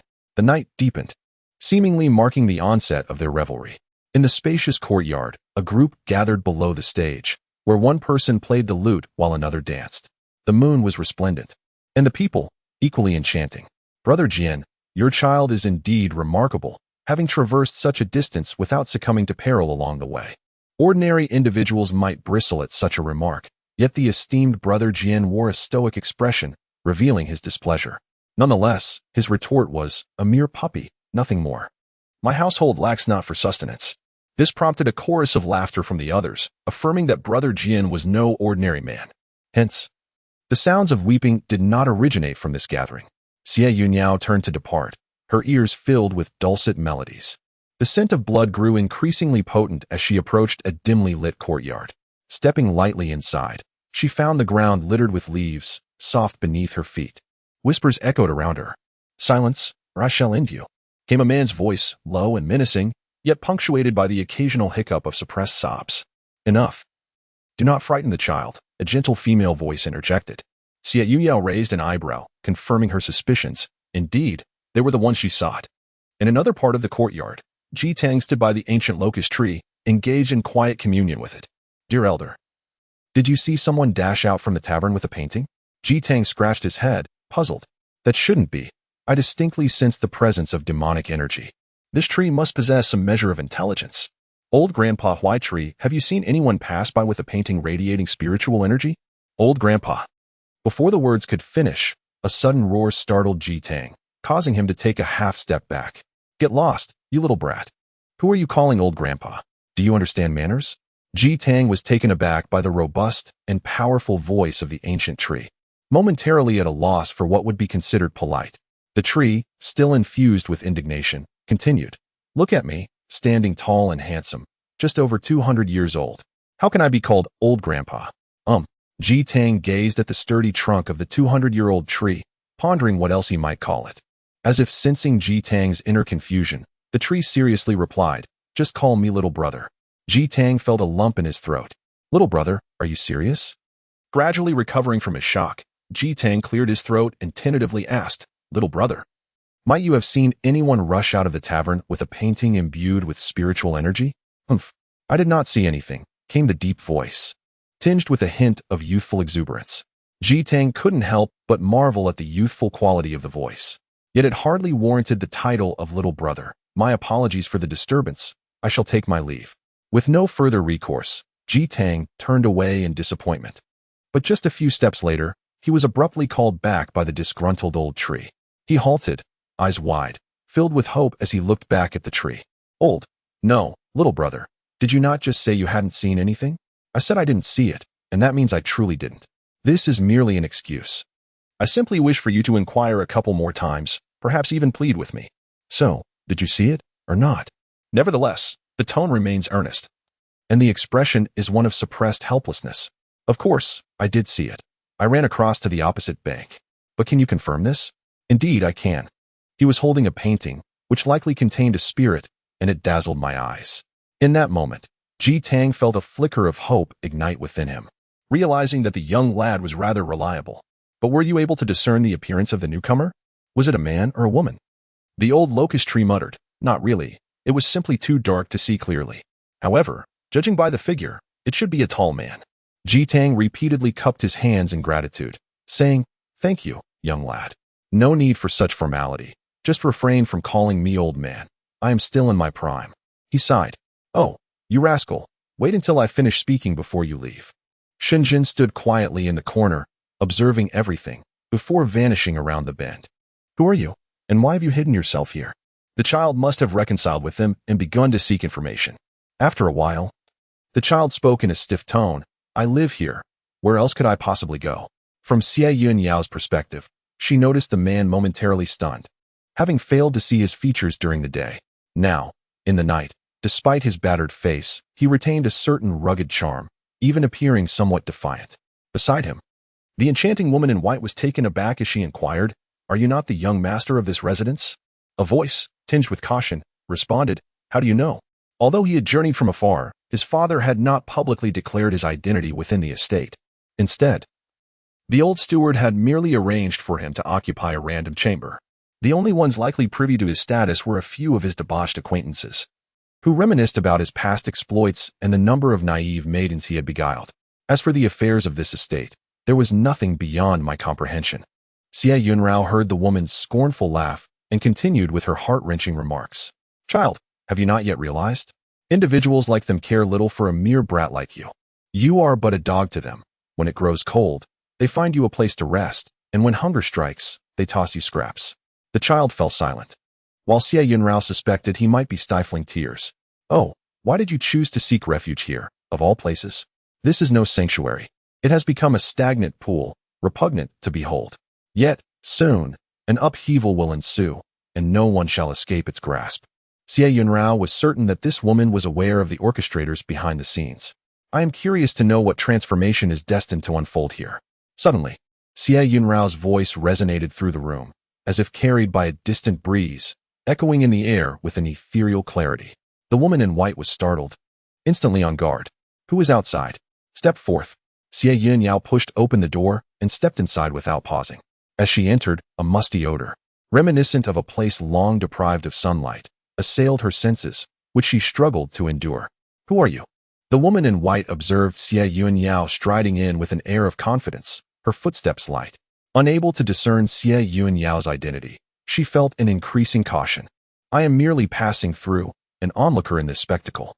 I had no intention of meddling in your affairs, yet you have audaciously reached into my pocket, compelling me to intervene." The woman in white gazed at Xie Yun Yao, perplexed. "My dear, you must be jesting. I have never encountered you before. How could I offend?" "Neither you nor those behind you?" Xie Yun Yao replied, her words piercing. The woman in white stared incredulously at her, her sharp gaze assessing how Xie Yun Yao could possess such knowledge.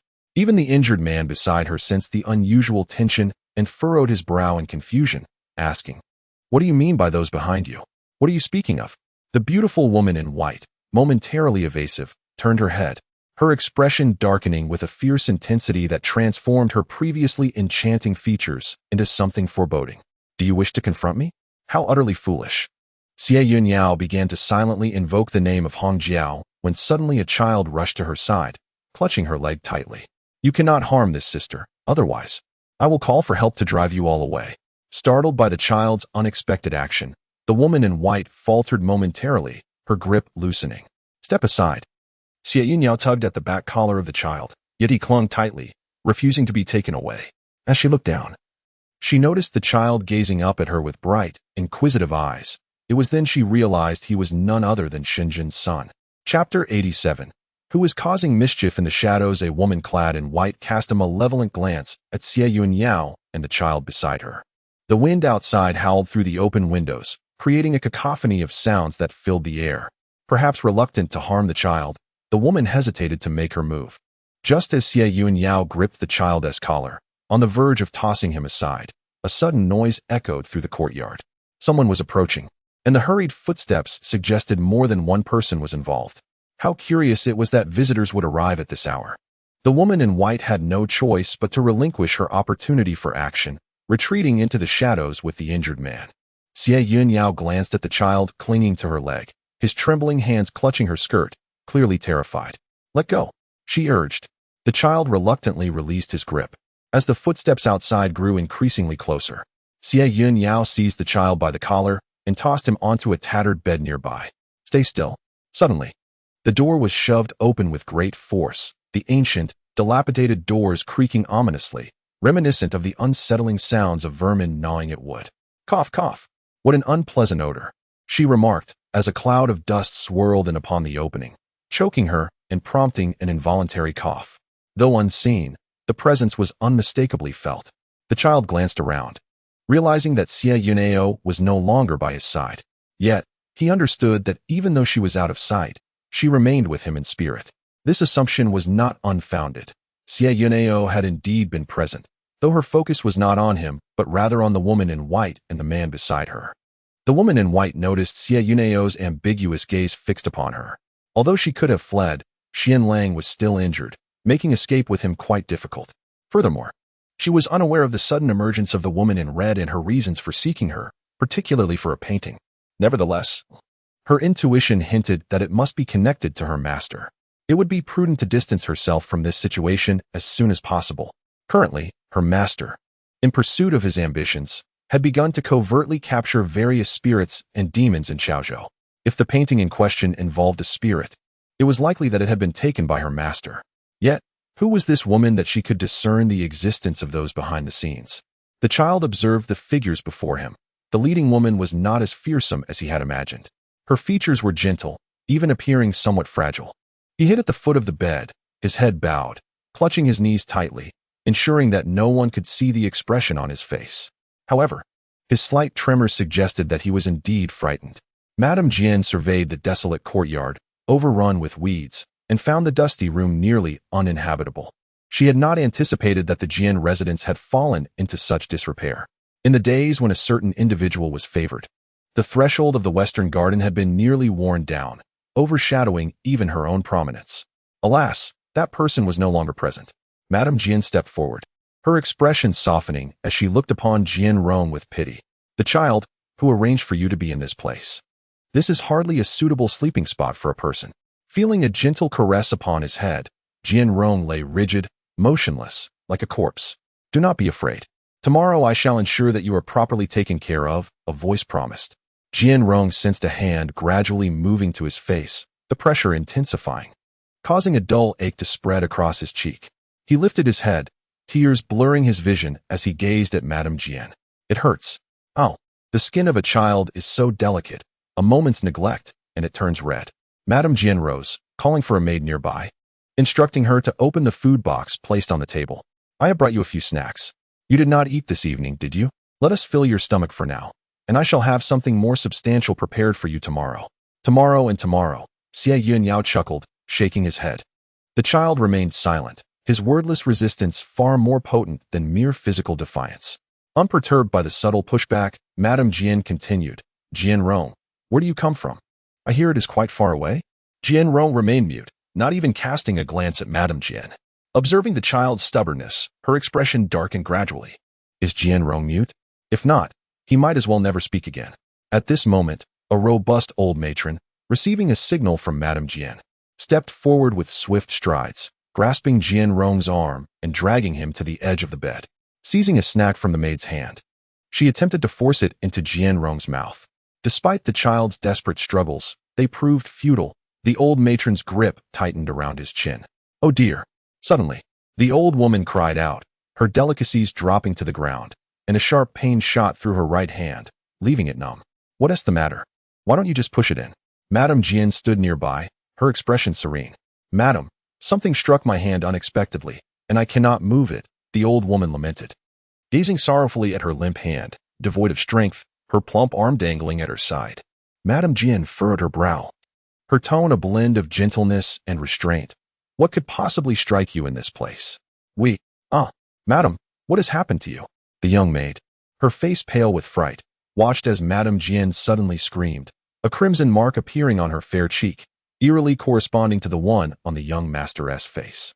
Madame Jian, unable to believe it, reached to touch her own face, her pallor intensifying. Could it be that someone was indeed hiding here? Unconsciously, her mind drifted back to many years prior when a beguiling woman had resided in this courtyard. Could it be her? Impossible. For the child does not speak of strange powers. Surely someone is covertly aiding that wretched boy. Otherwise, how could a mere child traverse such a distance unscathed to Chaozhou? Two of you, step outside and search. I wish to see who is playing tricks. Yes, madam. Two young servants rushed in from outside. Upon seeing the woman in white, Xie Yun Yao immediately fell into a state of panic. Conversely, the injured man beside her maintained an unusual calmness, shaking his head to signal her not to fear. The woman in white was not afraid of revealing herself. Rather, she feared for the safety of the man beside her from being discovered. Xie Yun Yao, unaware of the unfolding chaos, observed the two young servants searching about, their footsteps nearing the corner. Suddenly, a morsel of delicacy flew from the southeastern corner, striking one of the tall, slender servants upon the head. Ouch! The green pastry rolled across the ground, tumbling around before finally resting at the servant's feet. Who is playing tricks? Show yourself. The two turned angrily towards the direction from which the delicacy had come, rummaging through the room, raising clouds of dust in their wake. Be gentle. The place is covered in dust. Madame Jian covered her mouth and nose with a handkerchief, feeling an inexplicable heaviness in the air, as if the room had suddenly become shrouded in gloom. After a moment, the two trembling servants approached Madame Jian. Madam, we found no one. No sooner had they spoken than an entire plate of pastries toppled from a nearby table, scattering across the floor and rolling to rest at Madame Jian's feet, while the table stood deserted. Chapter 88. The master of coercion and enticement. Madame Jian gazed at the dust-covered, shattered pastries and the plate, her face pale as death. Qingxian, assist me in leaving. The young maid beside her looked scarcely better than Madame Jian, as the two servants hurried out behind them, followed closely by the elderly matron. Yet, as they rushed outside, a sudden gust of wind slammed shut all the doors and windows, sealing them tightly. The aged matron, shaken, stared at the bizarre scene behind her, murmuring, could it truly be the disturbance caused by Lady Yuan of the Western Garden? Madame Jian shot a dark glance at the old matron, warning, speak no more nonsense, or I shall have your tongue severed. Tomorrow, let us summon a sorcerer to investigate any malevolent entities that may be present, so we can address them promptly. And what of the young master from the West Garden? Lady Jian continued her stride, responding with indifference.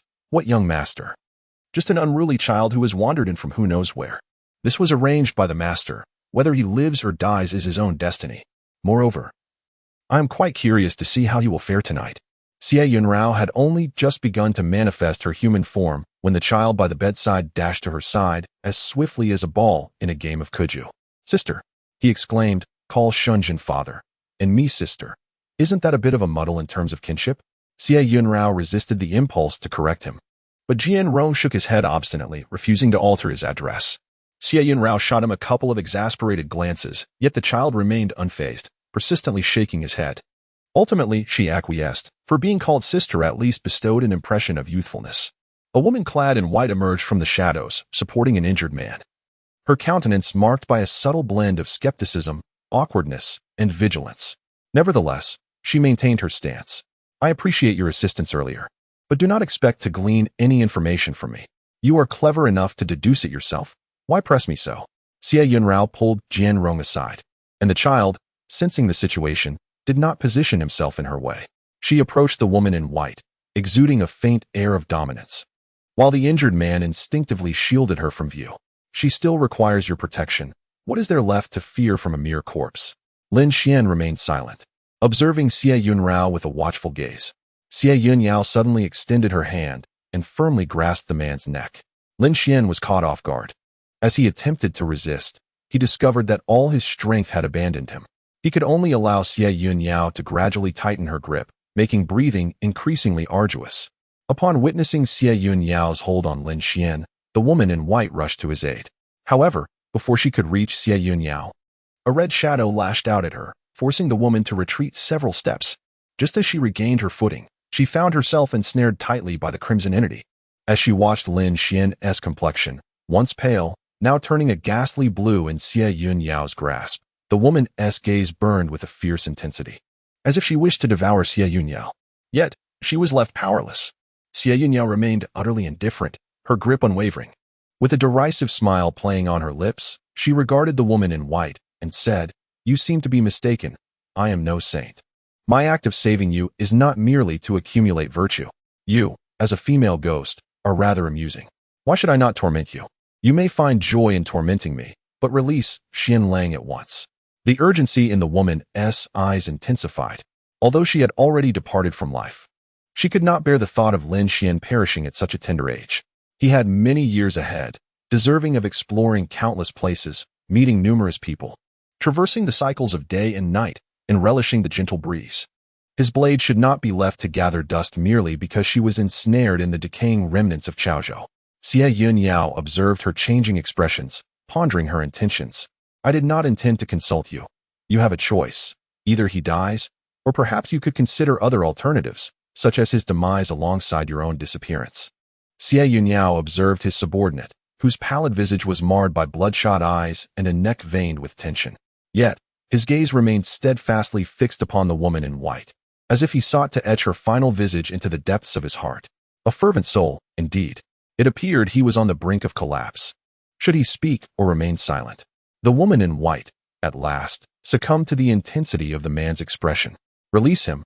I shall speak, she implored. Xie Yun Yao retrieved a porcelain vial from his bosom, extracting a small pill which he promptly placed into Lin Xian's mouth before relinquishing his grip. Do not attempt any trickery. I have administered poison to him. Should you dare to play games, I assure you he will perish before your very eyes. Lin Xian, sprawled upon the ground, struggled as air rushed into his throat, convulsing with coughs. Xie Yun Yao retracted the red-scaled creature, and the woman in white hurried to Lin Xian's side, anxiously patting his back, her eyes brimming with tears. Xianling, are you all right? She repeatedly queried. Lin Xian grasped her wrist tightly, turning his back to her as he gradually regained his composure. Once his breathing steadied, he reassured her, I am fine, truly. Despite having ingested the poison, he felt no agony.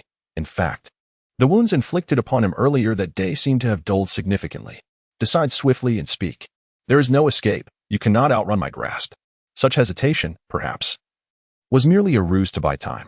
Although I have yet to behold your painting, you claim it possesses a spirit that has been taken from me by an unseen force.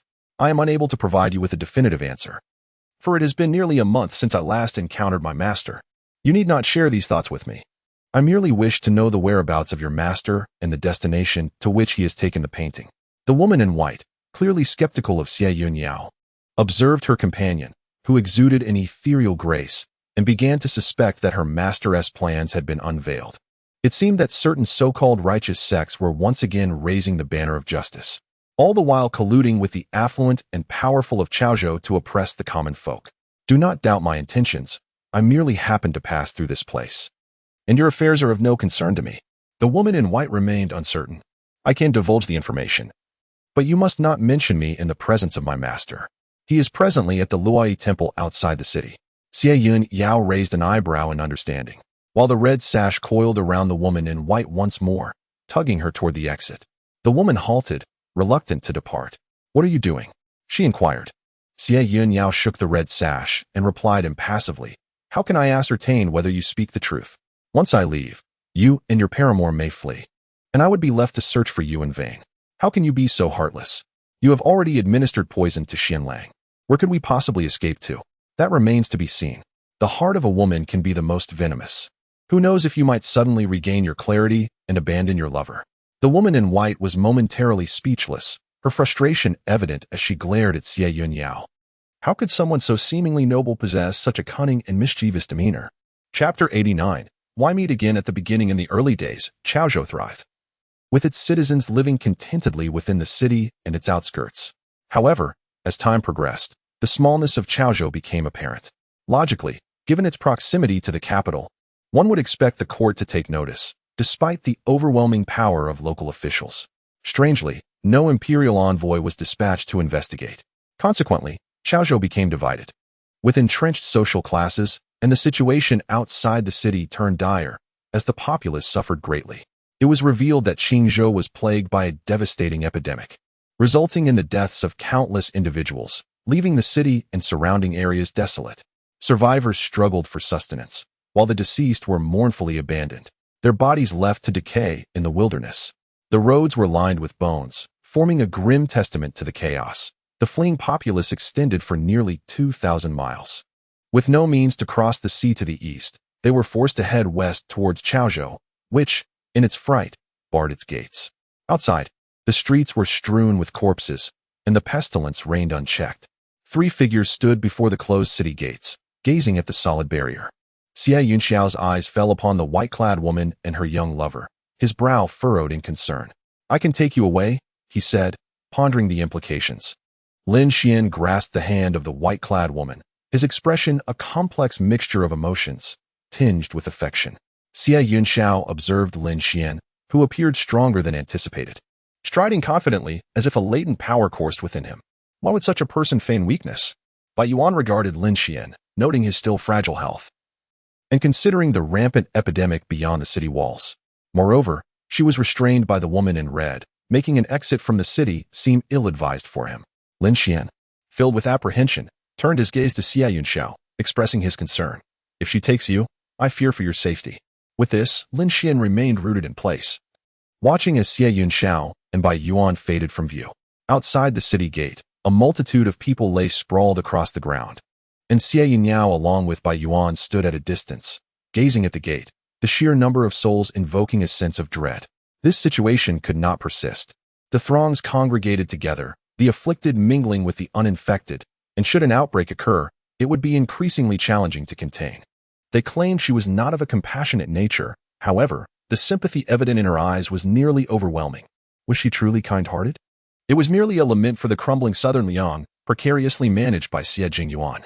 Even if the external threats were temporarily subdued, the internal decay was rampant, inviting all manner of vermin eager to seize a share of the spoils. It was utterly beyond redemption. Let us depart. Do not resort to trickery or harbor thoughts of sneaking away. I speak truthfully. I am not deceiving you. Your feelings for that lover of yours seem genuine. Yet he remains an enigma to you. You do not comprehend. Nevertheless, love in this world is not necessarily a virtuous thing. They each harbor their own interpretations of its essence. Xie Yun Yao pulled her into the depths of the forest beyond the city. The trees here stood tall, though not robust. The terrain was level, but no temple was erected in this place, it seemed. My master once mentioned that the revered Luo Yi Xianjun had numerous followers in the mortal realm, with worshippers lining up daily to offer incense, stretching all the way to the city gate. And what became of it? It fell into desolation. No one came anymore. These trees were planted only in the last century, and now they had thoroughly obstructed the path, with no one willing to tread here again. Xie Yun Yao observed her slow down with each step, ultimately deciding to pause and wait. Please, continue on. I shall wait for you to walk together. Upon arriving at the dilapidated temple, Xie Yun Yao halted. Dense fog enveloped the surroundings, and the night grew increasingly dim, with crumbling stone pillars littered with fallen leaves, in stark contrast to the vibrant trees outside. The two ancient trees flanking the entrance stood lifeless, their gnarled branches adorned with desiccated leaves, while red-eyed crows perched ominously above. They bore a striking resemblance to the foul black crows he had encountered earlier, which were under the influence of a sinister force. The crimson door was cloaked in peeling paint, and the golden door knocker had succumbed to rust. The threshold, only half intact, was missing a corner. The current state of decay still bore witness to its former grandeur, where throngs of people had once queued to enter, offering incense and bowing in reverence before departing in an orderly fashion. Inside, a weathered incense burner lay coated in dust, its embers reduced to ash. The once fragrant smoke that wafted from it could be glimpsed even from the city gate. You should enter first. Bai Yuan was ushered into the courtyard, stepping gingerly over the brittle yellow leaves, her heart fluttering with unease. Yet, strangely, she encountered no hidden traps. With trepidation, she advanced into the temple, where a stern statue loomed before her, its gaze unwavering despite having suffered considerable damage. The offerings on the altar had long since turned to ash, and cobwebs clung to every surface, dust swirling in the air. Xie Yun Yao noticed the ground, devoid of any signs of passage. Could it be that her master was indeed a spirit? No, something stirred within. A faint rustling emanated from the inner sanctum, prompting Xie Yun Yao to swiftly conceal himself. The altar, draped in tattered red cloth, concealed the source of the sound beneath it. Approaching with a deliberate gait, Xie Yun Yao swept aside the tattered scarlet cloth, revealing a visage familiar to him beneath the makeshift table. How is it that you find yourself here? Though grime obscured the delicate features of Jianrong's face, his limpid eyes remained unmistakable. His diminutive hands, coated in dust, clutched a piece of bread, its original form nearly indiscernible, hardened with age. He chewed with laborious effort, akin to a pitiable, diminutive rodent. Startled by the sudden exposure, his countenance betrayed a flicker of terror. Xie Yu swiftly discerned an anomaly. The gaze Jianrong directed towards him seemed tinged with unfamiliarity. Did he feign ignorance, or was his memory truly absent? Should it be the former, one might surmise he had been abducted. Or perhaps Jianrong possessed a complexity that belied his tender years. His unscathed passage across the epidemic-stricken lands was indeed improbable for a mere child. Yet, if the latter were true, it could only signify that those who had exploited them to gain entry into the city were not truly in league with Jianrong. Who, then, was the Jianrong residing within the Jin estate? Xie Yun Yao turned his gaze towards Bai Yuan, tightening his grip on her as he drew her closer. Have you deceived me? Bai Yuan's expression was etched with anxiousness as she beheld the child before her with incredulity. Subsequently, She had met her demise at the hands of the ostensibly benevolent yet ruthless Madame Jian, her heart brimming with resentment, confined within the confines of the West Garden. It was only when her master inadvertently stumbled upon her within the West Garden that she was liberated, whereupon she voluntarily pledged her allegiance to him, assisting in his endeavor to devastate Chaozhou, thus prolonging her stay. The West Garden had long served as her sanctuary. Her reunion with Lin Xian in his youth occurred merely 2 years prior, a chance encounter forged through an unforeseen incident. However, if given the choice, Bai Yuan wishes that she and Lin Xian would never cross paths. Chapter 90. The Enigmatic Creature, Little White Flower. Ji Tang wandered across the riverbank, beginning to regret not inquiring more from the little brother earlier. Otherwise, she would not find herself here, helpless and at a loss. The layout here differs from the compactness of the opposite bank, with houses spaced apart and poor lighting. Each residence boasts its own unique style. But unlike the vibrant lights across the river, the streets here are deserted, illuminated only by faint glimmers and distant sounds emanating from behind high walls. Ji Tang saw no peculiar plants and sat by the riverbank empty-handed.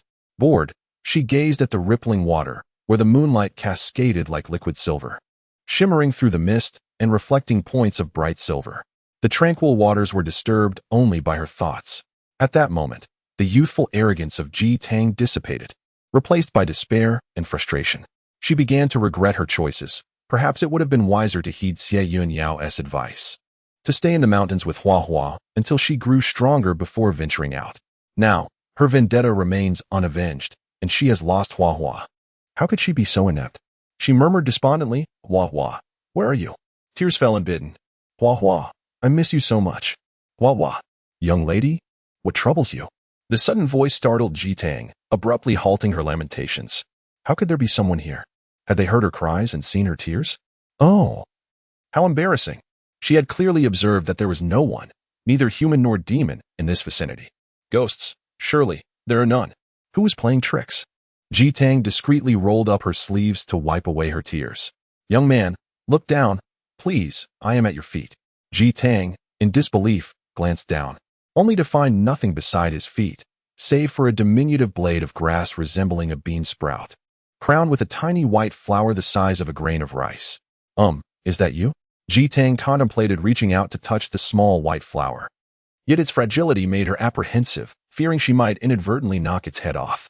The petite green grass joyfully swayed its little white flower head, prompting Ji Tang to instinctively place her hands beside it, anxious that it might lose its head without anyone to catch it.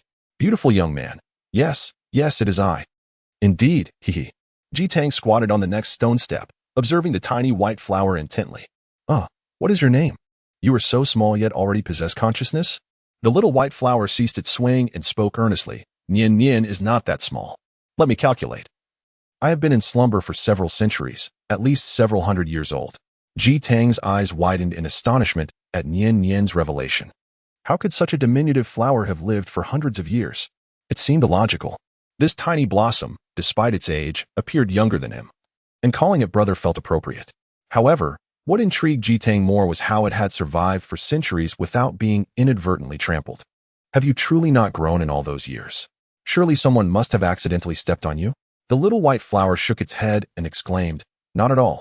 However, a sudden rainstorm recently occurred, and I, in my deep slumber, inadvertently sprouted.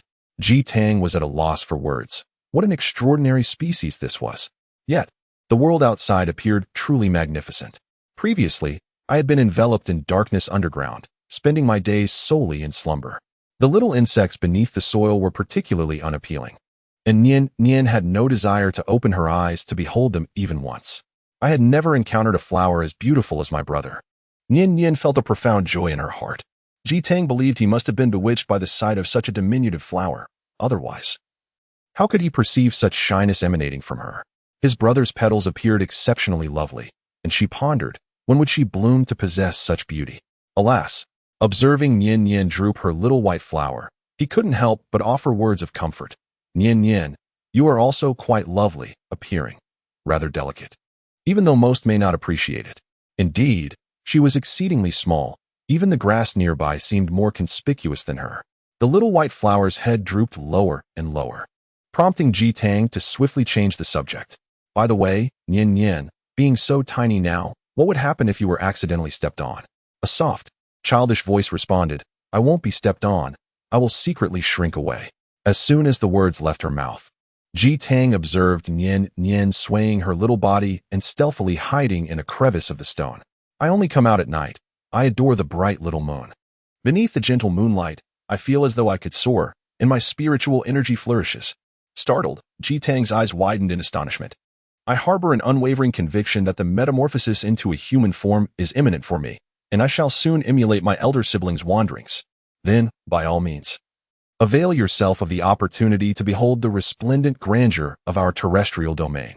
This mortal realm, replete with towering peaks and meandering streams, conceals a plethora of locales worthy of exploration and admiration. I once articulated an aspiration to escort the painting. Abruptly, Ji Tang's discourse faltered, and a veil of melancholy gradually descended upon his countenance. Nian, perceptive to the shift in atmosphere, inquired, You seem rather dispirited, young sir. Is anything amiss? With a sigh, Ji Tang lamented, I have misplaced an individual of paramount significance to me, and I am presently unable to ascertain her whereabouts. Pray, unburden yourself of this predicament, and I shall endeavor to assist in your search, Nian offered. In your nocturnal perambulations, have you perchance encountered a personage bearing an enchanted scroll, wherein the visage of one exceedingly dear to me is enshrined? Nian, her petite head adorned with pristine white blossoms, reflected pensively, bearing a painting. In the twilight hours of this very day, I believe I espied a diminutive figure traversing the riverbank from the opposite shore, a painting seemingly concealed within their grasp. A child, you say, of perhaps 5 or 6 years in age, yet exuding an aura of formidable puissance, rendering their true nature inscrutable to my perception? In a tone laden with trepidation, Ji Tang implored, and might you have discerned the direction of their departure? They appeared to have proceeded in a southeasterly direction, came the reply. Ji Tang leaped to his feet, his visage suffused with elation. My gratitude knows no bounds, Nian. I shall forthwith embark upon a search. Upon reuniting with her, I shall escort her hither to behold you. Possessing such an affinity for Flora, she is certain to hold you in the highest esteem. Excellent, young sir. But do remember to grace me with your presence once more. Ji Tang, Madam Shen, is it truly you here? Xie Yun Yao was taken aback as she beheld Ji Tang beside her, bound to a spectral figure. How could she possibly be accompanied by a female ghost? Moreover, Ji Tang held the hand of the very child she had encountered upon entering the city. We shall discuss that later. How did you come to be here? The joy on Ji Tang's face faded instantly, replaced by concern as she urgently exclaimed, Hua may have been brought here against her will. Xie Yun Yao's heart flickered with understanding. How did you come to this conclusion? Just a moment ago, a magical plant informed me that it witnessed a child carrying an enchanted painting fleeing from across the lake towards this location. I suspect it is the very thief of the painting. Xie Yun Yao comprehended the gravity of the situation. It seemed they had indeed been deceived. Targeted since their initial entrance into the city. It was a grave oversight on her part. Chapter 91. I am truly sure wrong in the distance. The dawn's light began to break, the sun quietly awakening amidst the clouds. A new day was dawning. Suddenly, the imposing crimson gates swung open, and a blood-soaked figure tumbled forth, landing at Xie Yun Yao's feet. She instinctively covered the child's eyes with one hand, her voice low and firm. Close your eyes. The child, in innocence, complied and shut their eyes. Xie Yun Yao felt the delicate lashes flutter gently against her palm. Taking a cautious step back while still holding the child, she avoided the fallen corpse, though a drop of vivid crimson blood splattered onto the white surface of her shoe. When the figure clad in gray finally ceased his rolling and lay supine, gazing skyward, Xie Yun Yao recognized, to her dismay, that this was none other than the steward of the Jian residence she had encountered at last night's banquet. A sense of foreboding crept into her heart as she cast her eyes upon the Jian manor. She retrieved a slender strip of white cloth and gently covered the child's eyes. Keep this on, do not peek. As she circumvented the steward and stepped through the grand entrance, a suffocating wave of metallic scent assaulted her senses. The guests who had gathered in the waterside pavilion the previous evening lay lifeless, each meeting their demise in a manner uniquely tragic. The surrounding maidservants and young attendants shared a similar fate, most having succumbed to a swift thrust of a blade to the throat. The middle-aged man closest to Xie Yun Yao bore a pallid complexion, his neck marked by deep, bruised imprints. A glance around revealed individuals drenched, their faces swollen and ashen. Some hung lifelessly in the center of the pavilion, their tongues grotesquely elongated. The most disgraceful sight was that of the venerable Master Jian. Disheveled and in an undignified posture, sprawled amidst a cascade of vibrant petals. His eyes were wide open, betraying the terror of whatever horrific vision he had witnessed before his demise. He appeared to have met his end with the least physical evidence of struggle, his exterior unmarred by wounds. The path was littered with corpses. The entire estate was enveloped in an eerie silence, save for the sound of their footsteps. Where shall we go? They are all dead. Ji Tang trailed closely behind Xie Yun Yao, unable to bear the sight of the blood and dismembered limbs strewn about. What profound enmity could lead to such a massacre? To the Western Garden, Xie Yun Yao replied, or we may soon encounter his remains. Upon entering the Western Garden, a corpse hanging from the eaves caught her eye. It was Madame Jian, her bloodied form suspended lifelessly within the confines of the garden. Yesterday, the one who feigned kindness while secretly displaying ferocity in the West Garden met a tragic demise there. Though it is said to be a cycle of cause and effect, a retribution that is inescapable, it seems that the one who should have taken action is this Bai Yuan, rather than anyone else. Jian Rong, step forth.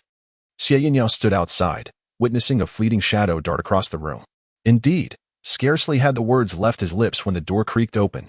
Sunlight streamed through the gap, rushing in as if eager for a sweet treat, illuminating the space with its brilliance. The weathered, reddish-brown door swung wide, revealing a small figure who emerged, tears of terror glistening on their face, while the porcelain-white skin was smeared with blood, and round, watery eyes brimmed with fear. Anyone who beheld this sight could not help but feel a pang of sympathy. Yet, juxtaposed against the lifeless body hanging in the West Garden and the pool of blood at their feet, this sole survivor, upon closer reflection, evoked a chilling dread. Wait. Why does this child resemble the one you are holding so closely? Ji Tang glanced at the obedient child in Xie Yun Yao's grasp, adorned with a blindfold, and then shifted her gaze to the nearby child whose deep-set eyes were stained with blood, bearing a similar expression of distress that was unsettling at first glance. Unable to contain herself, she exclaimed. Xie Yun Yao pulled the child behind him, while the child stealthily removed the cloth, staring in shock at the doppelganger before them. Who on earth are you? Xie Yun Yao demanded. I'm the unfamiliar Jian Rong. Ah, you've discovered my ruse, but it was intentional. I feared that without a hint you would not find me, Jian Rong replied, a wicked grin spreading across their small face as their diminutive form began to swell gradually. In the luminous glow, his visage gradually transformed from that of a child to that of an adult. His chubby cheeks became gaunt, and his jawline sharpened. A mocking smile adorned his face. Yet, this appearance bore an uncanny resemblance to the grown-up Xiao Jianrong. Who are you? Who am I? I am Jianrong. Jianrong is me. Upon hearing this, Xie Yun Yao furrowed her brows tightly and turned around, only to find that the child had vanished. Not only the child, but Ji Tang and Bai Yuan had also disappeared. A white mist enveloped her, rendering everything hazy. He could indeed draw her into his scheme. Xie Yun Yao gazed at the adult Jianrong standing before her. What do you intend to do? Hand over the painting, and we shall not interfere with one another. What if I say that the spirit within the painting is no more? Jianrong chuckled softly, his words tinged with provocation. No longer exists? Then you shall accompany her to the grave. Do not be angry, I was merely jesting. The spirit of the painting is quite well. My true intention does not lie with her, but simply to have some fun with you. It has been quite a while since Chaozhou has encountered someone as intriguing as you. Xie Yun Yao's complexion flushed crimson, her rage boiling. Was this person insane? Return the painting to me, and I may spare you. However, if you refuse to comply, I shall ensure you are taught a lesson. For not everyone can be trifled with. Jianrong's expression twisted, his countenance contemplative as he lowered his head in silence, seemingly pondering the feasibility of her words. Yet, upon raising his gaze, Xie Yun Yao discerned that he was clearly stifling a laugh, the faint amusement evident in his smile and eyes. I find it hard to believe that someone as vindictive as you would relinquish such a valuable bargaining chip. Once I've repaid you, what protection will I have? What if you go back on your word and kill me? Then, what do you propose? Well, I desire for you to witness a scene of upheaval in Chaozhou, to behold my prowess. Xie Yun Yao was taken aback by such a puerile request, akin to a child who has accomplished something significant but lacks anyone to celebrate with them. To gently pat their head and say, you're truly remarkable. Chaozhou is teeming with people. My presence or absence makes little difference. Why insist that I witness this? Moreover, I have no interest in this so-called subversive destruction. Jianrong's gaze flickered slightly as he stated with conviction, but I only wish for you to see it. Xie Yun Yao was perplexed, never having encountered such an odd and obstinate individual. You must be the master Bai Yuan mentioned. You've meticulously planned this scheme of annihilation for years, haven't you? Even if I hadn't come to Chaozhou, you would have proceeded with your plan. None of this concerns me, so why involve me? Xie Yun Yao continued. What's even more peculiar is that you've been fabricating the illusion that we might have known each other in the past. What is the purpose of this? Or perhaps, you intend to ensnare someone through me? A cryptic smile graced Jianrong's face. Oh dear, you've guessed it. But what does it matter? He's already here. Xie Yun Yao frowned in bewilderment. As the ethereal mist dissipated, she discerned a familiar figure rushing towards her. Chapter 92. An unexpected arrival. Shen had followed Ji Tang all the way to this place. Upon entering the West Garden, the sight of blood-soaked ground and scattered corpses filled him with growing unease. Even the small sword on his chest throbbed faintly. After searching the manor, Shen halted before a dilapidated courtyard, gazing at the two bold characters inscribed above, West Garden. Entering the garden, he saw Xie Yun Yao and Ji Tang standing motionless. Yao, what brings you here? Shen stopped, his already pale face turning ashen. I can assist in your search. I feared you might encounter danger. Seeing his complexion, Xie Yun Yao surmised that he must have braved the cold wind on the journey, neglecting to add sufficient clothing. How many secrets do you harbor? Xie Yun Yao suddenly hesitated to bring Shen along. His inexplicable weakness since childhood and his ability to perceive the supernatural were already considerable burdens. The recognition by the everlasting sword and the mysterious figure from Chaozhou's eagerness to involve him only suggested a perilous path ahead. However, she couldn't arbitrarily control Shen's desires. He expressed his wish to go, to witness why so many yearned for and feared the celestial realm. Forcibly stopping him would only be a temporary solution. It would be better to journey together and provide mutual support. Jianrong, what is your true intention? Even if we witness an upheaval with you, what then? Jianrong disregarded Xie Yun Yao's words, scrutinizing Shen with disbelief. He even took a few steps forward, carefully examining him. He muttered to himself, it's not him. It's actually not him. How is that conceivable? Xie Yun Yao, observing his disoriented state, seized the opportune moment and swiftly snatched away the crimson sharkskin cord that bound Bai Yuan. The crimson sharkskin whip writhed like a nimble serpent, instantly assailing Jianrong. Caught off guard, Jianrong retreated belatedly, his right arm lacerated by the crimson sharkskin, leaving a bloody gash. Hand over Huahua. Jianrong retreated to a secure distance, remaining taciturn about Huahua. Instead, he gazed at Xie Yun Yao and uttered some perplexing words. Behold Chaozhou as it is now. How does it compare to its former glory, a place of opulence and rustic simplicity? Today, internal divisions and social strata are so severe, and the collusion between officials and merchants goes unheeded. It has become thoroughly rotten. Does such a place not warrant a complete reconstruction? Seeing that no one concurred with him, he continued, when the epidemic erupted, refugees from Qingzhou fled here, only to be turned away at the gates. Go and witness how many more people die each day than the number of newborns in this city. Behind the vermilion gates, meat and wine go to waste. While on the roads, there lie the bones of those who died. Xie Yun Yao frowned. Did he utter these words to prove that he was a benevolent person who cared about the world? However, in the next sentence, Jianrong said, of course, I am not a great philanthropist either. Do not overthink my actions. I am not trying to witness the rise of any empire. Shen, observing this seemingly deranged individual, pulled Xie Yun Yao behind him and stood in front of him.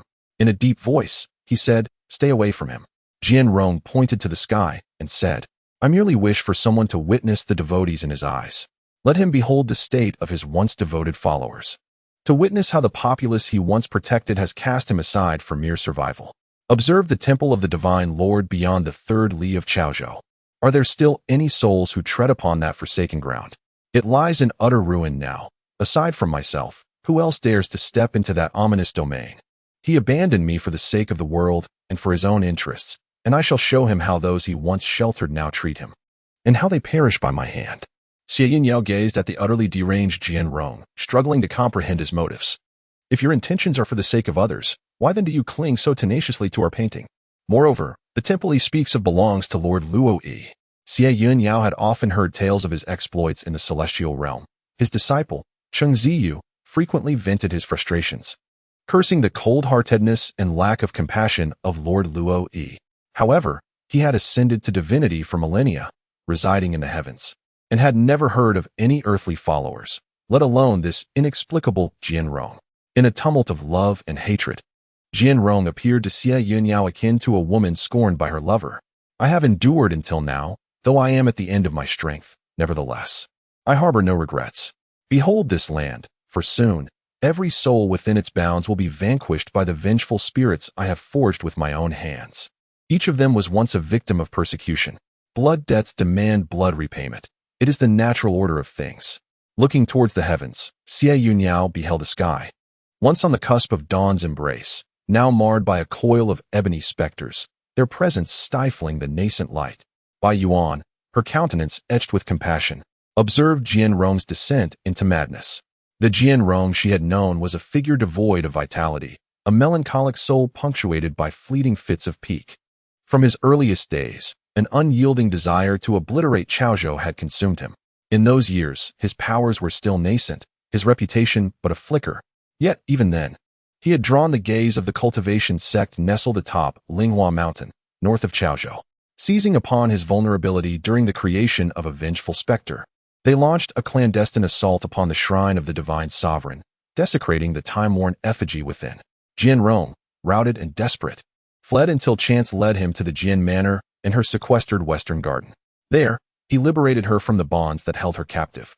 Though his demeanor was often harsh, Jianrong imparted to her the arts of cultivation, enabling her to momentarily bask in sunlight and even manifest her form in the inky depths of night. For a decade, she remained at his side, a silent witness to his capture of countless spirits, demons, and entities, stripping them of their sentience and transforming them into mere instruments of death. Yet, she alone was spared this fate. Summoning her courage, she once inquired, "Master, why have you not transformed me?" Jianrong, furrowing his brow, tapped her forehead and retorted, "Because you are foolish." Later, she overheard him murmur, as if to himself, "One must have someone by their side to share words with. This mortal realm is too desolate to bear alone." Bai Yuan was unaware of her true name until now, discovering that her master was named Jianrong. The so-called grand scheme of subversion had no retreat. He had been relentlessly forcing her towards a dead end. His previous words were mere fabrications. He had said, "Once Chaozhou is annihilated, you can go wherever you please, just do not bother me. I wish to sleep soundly." In truth, it was an eternal slumber he sought. "Master, please cease this. There is no need to sacrifice your own life." Suddenly, Jianrong turned to Bai Yuan, incredulously exclaiming, "Do you not understand me? How can you fail to comprehend my intentions?" "Master, be cautious," Bai Yuan warned, as Jianrong's gaze fell upon the long sword piercing through his chest, blood trickling from his lips. Numerous figures in white descended from the heavens, engaging in fierce combat. At this moment, standing behind Jianrong with a sword in hand was a figure clad in white, exuding an air of elegance. Bai Yuan was reminded of Lin Xian from her youth. He had always been different. While others spoke of fame and fortune, he expressed a desire to pursue the path of immortality. Eventually, Lin Xian achieved his dream of entering the realm of the immortals, creating an insurmountable distance between them, not merely the 1,000-mile journey from Chaozhou to Linghua, but an everlasting divergence in their thoughts and identities. Their long-awaited reunion was met with silence. If only life were as it was at first sight. What sorrow does the autumn wind bring to the painted fan? Now, upon encountering Lin Xian again, the silence was profound. Bai Yuan suddenly understood. Everything had been a deception. "Master."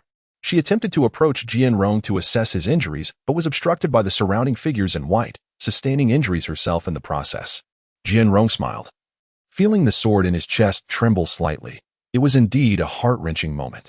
"You are the one whom Bai Yuan has been obsessively thinking about. Someone she cannot let go of even in death. Nevertheless, it is as it is." Suddenly, Jianrong withdrew, pulling the sword from his chest, and he spun to Bai Yuan's side, helping her to her feet. Blood continued to seep from his wound, his century-long cultivation reduced to ashes. It was Luo Yi who had initially guided him onto the path of immortality, only to abandon him in the end. Half a lifetime devoted to cultivating immortality. Half a lifetime to pursuing demonic powers, rejected by the mundane world. It is time for closure. "Master, do not say it is my poor judgment that has harmed you." Bai Yuan came to understand. It was never about her losing her spiritual veins, but merely a charade to draw closer to her. What a pity it is for him. Such a self-righteous individual, feigning helplessness, ferrying souls by the river for 2 long years. Bai Yuan, do not remain so stubborn. He is not a good person. Following him will only drag you into an endless abyss.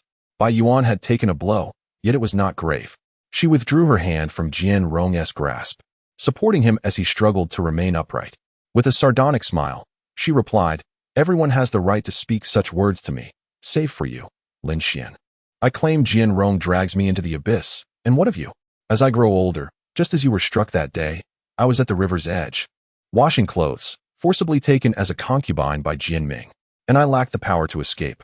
When I was wronged, poisoned, and quietly perished in the Western Garden. Where were you? Trapped in the Western Garden for 3 interminable years after death, I might have languished there for eternity, gradually losing my memories and being worn down by the relentless passage of time, ultimately descending into madness, becoming a vengeful spirit.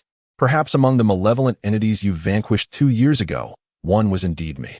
Bai Yuan interrupted his utterance. "You need not say anything. I am no fool. Today, we are foes, not friends. If you bear no sentiment for the past, then let us not speak further. Let us engage in a battle to the death. Brother, what are you waiting for? Quickly slay them, lest you wish to see them wreak havoc upon the world." A soul entangled with surrounding vengeful spirits, witnessing Lin Xian's hesitation to strike, could no longer contain his urgency. Bai Yuan glared fiercely at him, and Lin Xian steeled himself, flipping his sword and unleashing a fierce wave of sword energy directed at Jian Rong. Jian Rong forcefully shoved Bai Yuan aside, brandishing his sword defensively before him. The 2 streams of sword energy collided, generating a tremendous shockwave that sent Lin Xian stumbling backward. Though Jian Rong remained stationary, blood and spiritual energy continually flowed from his chest. "Bai Yuan, go, begin anew in the underworld." Jian Rong pushed away Bai Yuan, attempting to support himself. "Hey, you fiery little girl, do you still want the painting? I can provide it, but how about you take Bai Yuan with you?" Xie Yun Yao found herself inexplicably ensnared in the chaos, both factions viewing them as adversaries, either tearing at them or striking with swords. Ji Tang required no intervention from her, yet Shen Zhen instilled fear in Xie Yun Yao. Given his already peculiar constitution, she could do naught but remain by his side. Shen Zhen possesses considerable skill. Although his body has yet to fully recover, with the spirits in hand, he is not at a disadvantage. "I shall go over there and take a look." Upon hearing that Jian Rong intended to hand the painting to her, Xie Yun Yao began to approach Jian Rong. "Give me the painting, Bai Yuan. I shall assist you in taking it out." Lin Xian renewed his assault on Jian Rong, while Bai Yuan met him head-on. Although Bai Yuan showed no mercy, Lin Xian, recalling their past bond, refrained from delivering a lethal blow, and neither could extricate themselves from the conflict. "Little girl, I am aware of your deep ties to the underworld. I entrust this message to you. Remember to take Bai Yuan out, then notify me," allowing her to drink the Mengpa soup, thus escaping punishment and ensuring she can be reborn into a favorable existence. "I have concealed the painting. If I do not reveal its location, you shall never discover it. Moreover, you are aware that Bai Yuan is a woman of unfortunate fate. She has never committed any wrongdoing, and this massacre should not be her burden to bear." Xie Yun Yao seized Jian Rong by the collar, observing the blood seeping from his chest, and mockingly stated, "Now you are so concerned for her. You should not have acted out of selfish desire in the first place. Lord Luo Yi, I apologize, but you ought to focus on your cultivation. Once you ascend, confront him in the heavens and bring him disgrace, rather than languishing like a stray dog, forgotten in death." Jian Rong's face turned ashen, his gaunt cheeks trembling with anger. "That will not happen. He will know. You do not understand. He will surely find out." Xie Yun Yao pointed at Shen Zhen, who was embroiled in the fray, and remarked, "He is merely an ordinary person. You cannot possibly think he is the reincarnation of Lord Luo Yi, can you?" The disciple of monarch Louis, Cheng Ziyu, was concealed in this obscure location, while the monarch remained in the upper realm, showing no interest in governing the affairs of the lower realms. Jian Rong clutched his chest, where a hole had been torn. "Senior brother, you deceiver. Jian Rong, hand over the painting." Xie Yun Yao seized Jian Rong's throat, gazing at him with ruthless intent. Bai Yuan, constantly observing Jian Rong's movements, was startled to witness Xie Yun Yao's assault on Jian Rong. In a moment of panic, she was struck in the shoulder by Lin Xian's sword. Yuan Yuan, are you unharmed? Caught off guard, Lin Xian hastily withdrew his sword, fortunate that his reflexes were swift enough to prevent catastrophic consequences. Jian Rong ceased his struggles, gazing at Xie Yun Yao as he spoke. The painting resides within the Lui Shrine, in the secret chamber beneath the altar. If you fail to escort Bai Yuan out of here, I shall not forgive you. Xie Yun Yao released his grip, and Bai Yuan pushed her away, watching as Jian Rong caressed her hair before slowly closing his eyes. In the breeze, Xie Yun Yao beheld Jian Rong, clad in white robes and a jade crown, his youthful face adorned with a radiant, almost innocent smile. Senior brother. The wind swept past, dispersing him into nothingness. All vanished into the wind. Chapter 94, Becoming Another Self, 17th year of Jingyuan in southern Liang. A proclamation was issued throughout the land, announcing that the plague in Qinzhou had spread to Chaozhou. Furthermore, due to bandit raids, the Ling Wapika mortal sect intervened, saving Chaozhou in time. The officials of Chaozhou were derelict in their duties and were all beheaded as a warning to the public, and new officials were appointed. Xie Yun Yao and Shen also assisted in slaying numerous vengeful spirits during this conflict, because the vengeful spirits initially arose from the ranks of officials and wealthy merchants. The impoverished areas were able to preserve a significant portion of their population, and they dismantled the barriers between the two sides.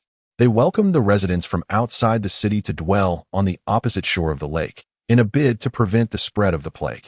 Soon after, Xie Yun Yao and her companions learned that the epidemic had receded, and a bridge had been constructed across the river. Afterward, once tranquility was restored, Xie Yun Yao took Bai Yuan to the temple.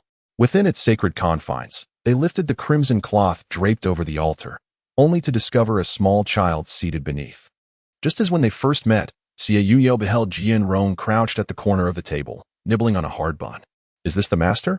Both Xie Yun Yao and Bai Yuan stood frozen, their expressions a portrait of astonishment. With reddened eyes, Bai Yuan trembled uncontrollably. I knew it. Master would never leave herself with no way out. Surely not. Bai Yuan embraced Jian Rong, tears cascading uncontrollably down her cheeks. Ji Tang observed the child's visage, her eyes widening in disbelief. This marked the third instance she had encountered such a child today. Could this little one possibly be someone of great significance? Shen had seen this child for the second time, and the little one who clung to his leg, calling him father, certainly left a lasting impression. Bai Yuan released Jian Rong, taking his tiny hand in hers, and softly implored, Master, let us depart from Chaozhou. The child gazed at Bai Yuan with innocent confusion, extending his grimy little hands, clumsily attempting to wipe away her fallen tears. Sister, please do not cry. Are you hungry? I can share my buns with you. They are sweet. Looking into the child's naive yet luminous eyes, Bai Yuan suddenly comprehended that he was, in essence, the master, yet also not the master.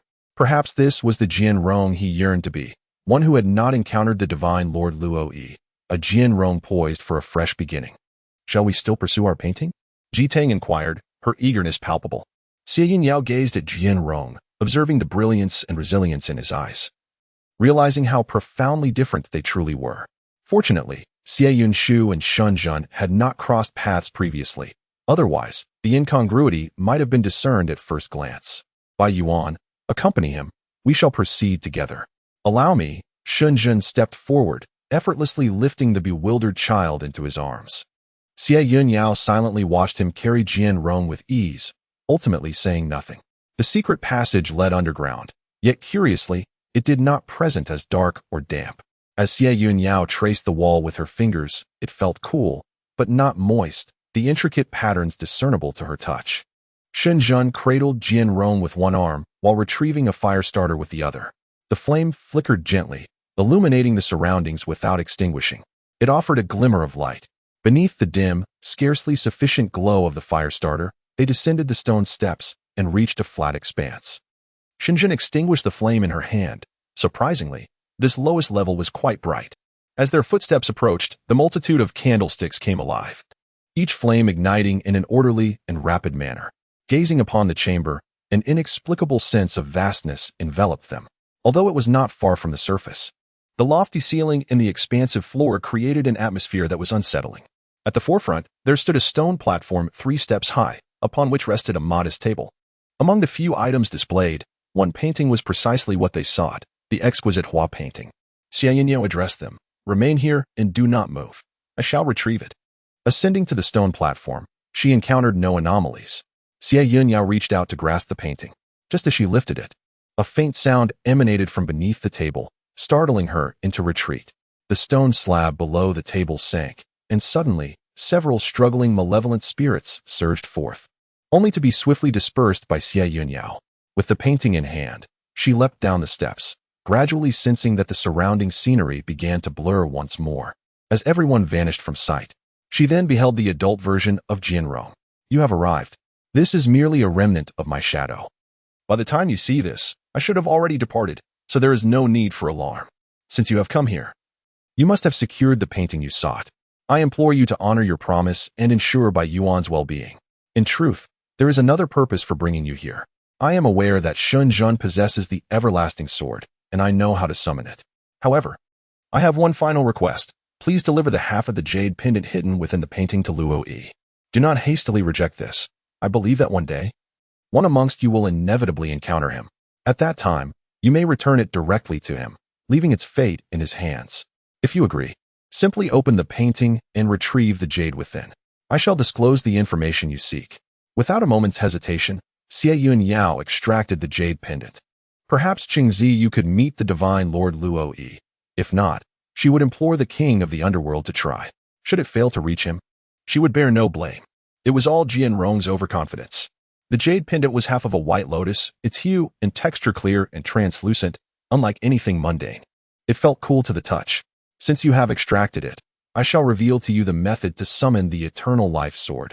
However, the ultimate success of this endeavor hinges upon the sword's recognition of its host.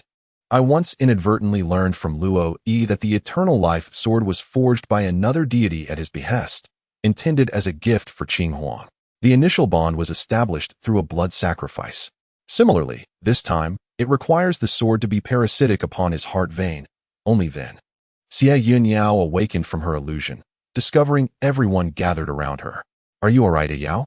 Shen Zhen inquired anxiously, having witnessed her sudden catatonia. Her eyes devoid of life, as she stood motionless despite his frantic calls. Xie Yun Yao lowered her gaze to the painting in her hands, still unopened. Hastily, she unfolded it, revealing a piece of half-broken white lotus jade nestled in the center, its tactile sensation identical to that within the illusion. It seems that Jianrong truly did not deceive her. Meeting Shen Zhen's concerned eyes, she shook her head. I am fine. Do not worry. Let us exit first. Upon leaving the dilapidated temple, Hua Huan emerged from the painting, revealing the extent of her sorrowful ignorance, having been stealthily taken away, causing Ji Tang nearly to lose her composure. I am sorry. Tang Tang. Ji Tang shook her head. There is no need for apologies.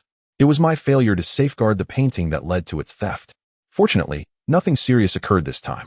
Had you been harmed, what would I have done, my sister? The term sister was one Hua Huan had longed for Ji Tang to use. Yet Ji Tang had always been reluctant to acknowledge her as such. Now, however, she complied. Hua Hua revealed a satisfied smile. Shen Zhen set down Xiao Jianrong, and Bai Yuan took Xiao Jianrong's hand, leading him before Xie Yun Yao. I am aware of what the master conveyed to you. He wishes for me to be reborn and start anew. However, as you can see, this reality diverges from his expectations. I cannot allow Xiao Jianrong to live alone. He is still so young. Xie Yun Yao gazed at her, his expression intricate. Chapter 95. Remove your clothes. Xie Yun Yao looked at the child she held by the hand, his face adorned with an expression of innocence. Little one, what is your name? The child, somewhat shy, replied, My name is Jianrong. Although everyone accepted that he was called Jianrong, hearing it from his own lips imparted a different sentiment.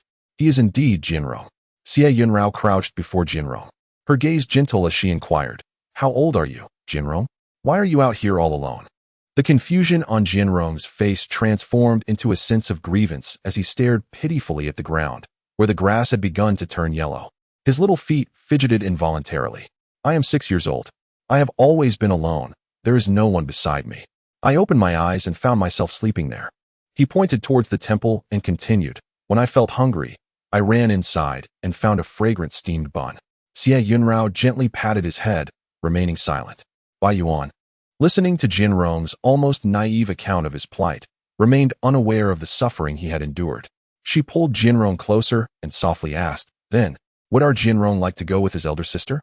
Jianrong lifted his head to gaze at his sister, who was once again shedding tears, her eyes reddened. A heavy stone seemed to press upon his heart, leaving him at a loss for words. He helplessly rose onto his tiptoes, observing Bai Yuan bend over. And in a flurry of movement, he awkwardly attempted to wipe away her falling tears. "Sister, do not cry. Are you hungry again? I am willing to walk with you," he said. Bai Yuan scooped Jian Rong into her arms, causing the young boy to flail in a panic, eager to be set down. "Sister, Jian Rong is heavy. Please do not carry me. It is tiring." Bai Yuan shook her head, insisting, "I am not tired, dear sister." She approached Xie Yun Yao, her tear-streaked face brightening with a renewed smile. "Madam, look how adorable he is. I cannot abandon him.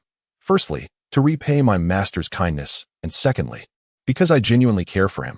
Xie Yun Yao observed the child, who remained motionless in Bai Yuan's embrace, fearful of adding to her burden. The child was remarkably astute. Although he was already 6 years old, he appeared even smaller than the Jian Rong who clung to Shun Zhen's leg that day outside the city, perhaps due to a lack of care. "You must consider this carefully," Xie Yun Yao cautioned. "I have agreed to bring you out with your master. And now you are indeed out. If you insist on not leaving, I cannot compel you. But should you miss this opportunity, seeking me again in the future may prove exceedingly difficult." Bai Yuan interjected, "I understand your meaning, but I have no regrets. If you expect me to abandon him for the underworld, how could I not be concerned?" Xie Yun Yao perceived the determination reflected in her resolute gaze. "Very well, if you insist, I shall not hinder you. However, I must inquire, have you contemplated your future intentions with her? After all, you are not human. Although you currently exist as a specter capable of traversing this realm, your cultivation remains rudimentary, preventing you from manifesting in daylight for extended periods. What will become of Jianrong? Must she dwell perpetually in the shadows alongside you?" A struggle and confusion flickered in Bai Yuan's eyes. "Furthermore, stepping back 1,000 paces, you are but a woman, and survival in the outside world is fraught with challenges. How do you intend to provide for Jianrong? Should your identity be revealed, or if you were to encounter righteous entities like Lin Xian, who vanquish demons and uphold justice, how would you protect yourself?" Confronted with Xie Yun Yao's relentless inquiries, Bai Yuan found herself at a loss, as these were considerations she had never entertained. Yet, she still believed she could care for Jianrong. After all, she was a capable woman. Surely she could tend to a child. Xie Yun Yao discerned her disbelief, but ultimately chose not to press further, for she could not fathom how Jianrong would fare alone. If Bai Yuan wished to care for her, let her do so. Thus, we shall part ways here, hoping you will both live well. Outside, the road remains devoid of north or south, sparing humanity from the sorrows of separation. Laughter from little Jianrong mingled with the playful scuffles of Hua Hua and Ji Tang. Xie Yun Yao, with a pained expression, gazed at Ji Tang and Hua Hua, her face cold as she remarked, "If you, Ji Tang, lose Hua Hua again next time, I shall not assist you in searching for her, and do not follow me." Ji Tang, feeling embarrassed, sheepishly touched the back of her head, her ears flushed as she nodded in acknowledgement. Xie Yun Yao cast a mischievous glance at Hua Hua, mockingly ridiculing Ji Tang without offering her any kindness. "How many years have you lived? You were stolen away and remained oblivious, left for an entire night without realizing you had been taken. Do you truly believe that person S disposition is akin to Ji Tang S, lying there without any distinction?" Ji Tang's eyes widened in disbelief as she stared at Hua Hua. "After all this time I've carried you, can you not recognize my embrace?" Hua Hua obediently repressed her smile, for she had been rescued by them, and thus felt compelled to follow Xie Yun Yao, naturally needing to be compliant. Moreover, she understood that Xie Yun Yao and the others originally intended to rest well in Chaozhou, only to be disrupted by the two of them, particularly young Master Shen, whose face had turned pale with anger, revealed a sickly pallor on his originally delicate and refined visage. In her heart, Hua Hua silently lit a candle for Shen Zhen. Xie Yun Yao shook her head. "Listen to me. We shall depart tomorrow. I have matters to discuss with you shortly." Ji Tang and Hua Hua trailed behind, observing their debate on the timing of their departure, astonished by Xie Yun Yao's rapid change of demeanor. Moments earlier, she had been sternly admonishing them, and now she was amiably discussing the journey with young Master Shen. Despite her evident concern for his health, she awkwardly sought an excuse. "I have something to tell you." The two exchanged glances, wondering if it was merely a tender exchange between spouses. "Goodness." Shen Zhen gazed at Xie Yun Yao, sensing an unspoken urgency, as if something significant was about to transpire. Upon returning to the inn, they were met with a scene of disarray. Fortunately, Shen and the others had remained behind to safeguard the establishment, and the innkeeper had been rescued in time. However, the waiter and the chef had fled. Ultimately, Hua and Jitang took it upon themselves to prepare a few simple dishes in the kitchen. In the past, during their time in the deep mountains, their grandmother would teach them to cook basic meals to satisfy their cravings. The second floor had suffered minimal damage, and the rooms remained as orderly as they had been prior to their departure. Seated at the table, Xun Jun felt Xie Yun Yao's scrutinizing gaze upon him. After several moments of silent appraisal, Xie Yun Yao fixed his eyes on Xun Jun and boldly declared, "Take off your clothes. I want to see you." Xun Jun stared at Xie Yun Yao in astonishment, bewildered by the request. A faint flush crept across his pale face. Observing the unusual rosy hue on Xun Jun's cheeks, Xie Yun Yao pondered whether his previous statement had been somewhat inappropriate. With a playful demeanor, Xie Yun Yao approached Xun Jun, feigning indifference while patting his back. "Why are you, a grown man, feeling shy? It's merely taking off your shirt. Besides, it's not like you haven't been seen before. You've even been touched. So, what are you waiting for? Go on." Understanding Xie Yun Yao's earnestness, Xun Jun refrained from further inquiry and lowered his head to untie his garment, removing his shirt. Xie Yun Yao, feeling slightly awkward about watching a handsome man undress, stood up to secure the door and all the windows, preventing the chill from seeping in. Once Xun Jun had shed his shirt, Xie Yun Yao's mind drifted back to the words that Jian Rong had spoken to her within the illusion. He stated that the method of awakening the eternal life sword varies depending on the duration of its parasitism within the host. It is essential to observe whether there are any changes in the small sword upon Xun Jun's chest. Once the eternal life sword enters the body of its contracted partner, it enters a dormant state, requiring a specific awakening process to gain its recognition before it can be wielded effectively. This was the first time Xie Yun Yao had encountered the eternal life sword, and upon observing it again, she noted no alterations. It remained a dark, tattoo-like emblem. It had only been less than half a month since it had lain dormant within him. Fortunately, the process was not overly complicated. It merely required the fundamental step of allowing a drop of his blood to fall onto the sword's intricate patterns, thereby establishing a connection of the spirit. After Xie Yun Yao finished speaking, Shen, without any hesitation, made a small incision on his chest. The blood pooled upon the blade, forming droplets that cascaded onto the patterns. Both Xie Yun Yao and Xun Jun gazed intently at the eternal life sword. It was not merely a matter of shedding blood. One must also silently recite the name of the sword within their heart to forge a communicative link. However, as moments ticked by, Xie Yun Yao could only see Xun Jun's fair, well-defined chest rising and falling with each breath, while the dark patterns of the small sword showed no signs of change. There was a possibility that if she acted swiftly, she could have sent Bai Yuan away and then attempted to summon the eternal life sword, which would inadvertently have played into Jian Rong's hands. Observing Xie Yun Yao furrowed in distress and frustration, Xun Jun comforted her, suggesting, "Could it be that the blood is insufficient? Perhaps I should try again."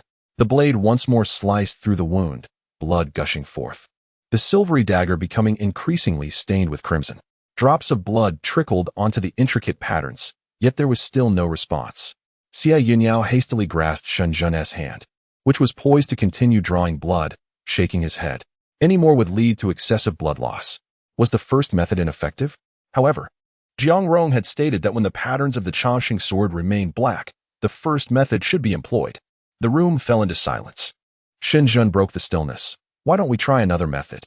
Xie Yun Yao was reluctant to resort to the final method unless absolutely necessary, for it was hardly a favorable approach. Just as they were preparing to attempt the second method, a faint sound emerged from outside the door. Xun Jun and Xie Yun Yao paused, locking eyes and exchanging glances. Xie Yun Yao then motioned for Xun Jun to remain still and slowly approached the door, dagger in hand. Upon swiftly opening the door, a shadow suddenly leaped inside. With its yellow fluff, the creature moved with such rapidity and flamboyance. The dumpling had transformed from its previous appearance, now resembling a plump cat, and its entire form was akin to that of a small infant. Upon seeing it, Xie Yun Yao even pondered that it was time to make it a set of clothes. After all, what child roams about unclothed? The dumpling dashed to the side of Xun Jun's bed, chattering excitedly. Xun Jun and it stared at each other, utterly lost in translation. As it babbled and attempted to leap onto Xun Jun, Xie Yu swiftly picked up the dumpling and tossed it aside. It was surprising to discover it was still a rather mischievous spirit. Before turning around, the little Zongzi, with its mischievous intent, still attempted to rush forward. Unfazed, Xie Yun Yao promptly bound it with a red cord, securing it to the corner of the table. The pitiful little Zongzi gazed longingly at Shen, anxiously pacing in circles, its tiny hands tugging at the red cord in frustration. Observing the Zongzi's peculiar behavior, Shen remarked to Xie Yun Yao, "Io, release it. I believe it may possess some knowledge." Instantly, Xie Yun Yao recalled the way this little creature had once guarded the Chongqing sword. Perhaps there was indeed a connection that could aid in awakening the sword, allowing it to resonate with Shen. Standing before the table, Xie Yun Yao looked down at the Zongzi, its youthful visage reminiscent of Shen yet distinctly childlike, and felt a pang of guilt for seemingly bullying a child. "Little Zongzi, tell me, do you possess the means to help me awaken the Chongqing sword? If so, simply nod your head." The little Zongzi nodded vigorously, its head bobbing like a rattle drum. Xie Yun Yao quickly pressed down on its tiny head, signaling that it was enough, before releasing it. Once freed from the red cord, the little Zongzi dashed away like a wild horse, swiftly seeking refuge in Shen's embrace. However, it was soon captured again by Xie Yun Yao's quick reflexes. Shen's heart was still bleeding, and the Zongzi, oblivious to the gravity of the situation, leaped into his arms, its fine fur easily drifting onto the wound. Xie Yun Yao, with a stern expression, admonished, "Do not jump around carelessly. You are too heavy. Sit right here." The little Zongzi, scratching its head in confusion, settled beside Shen. Suddenly, its eyes sparkled with excitement as it leaped onto the table, facing Shen with intensity. After a sequence of peculiar gestures, the small hand touched its forefinger to the center of its brow, and its entire being gradually became enveloped in a silvery blue luminescence. Xie Yun Yao watched it intently, never imagining that it was a terrestrial spirit born of a sword soul.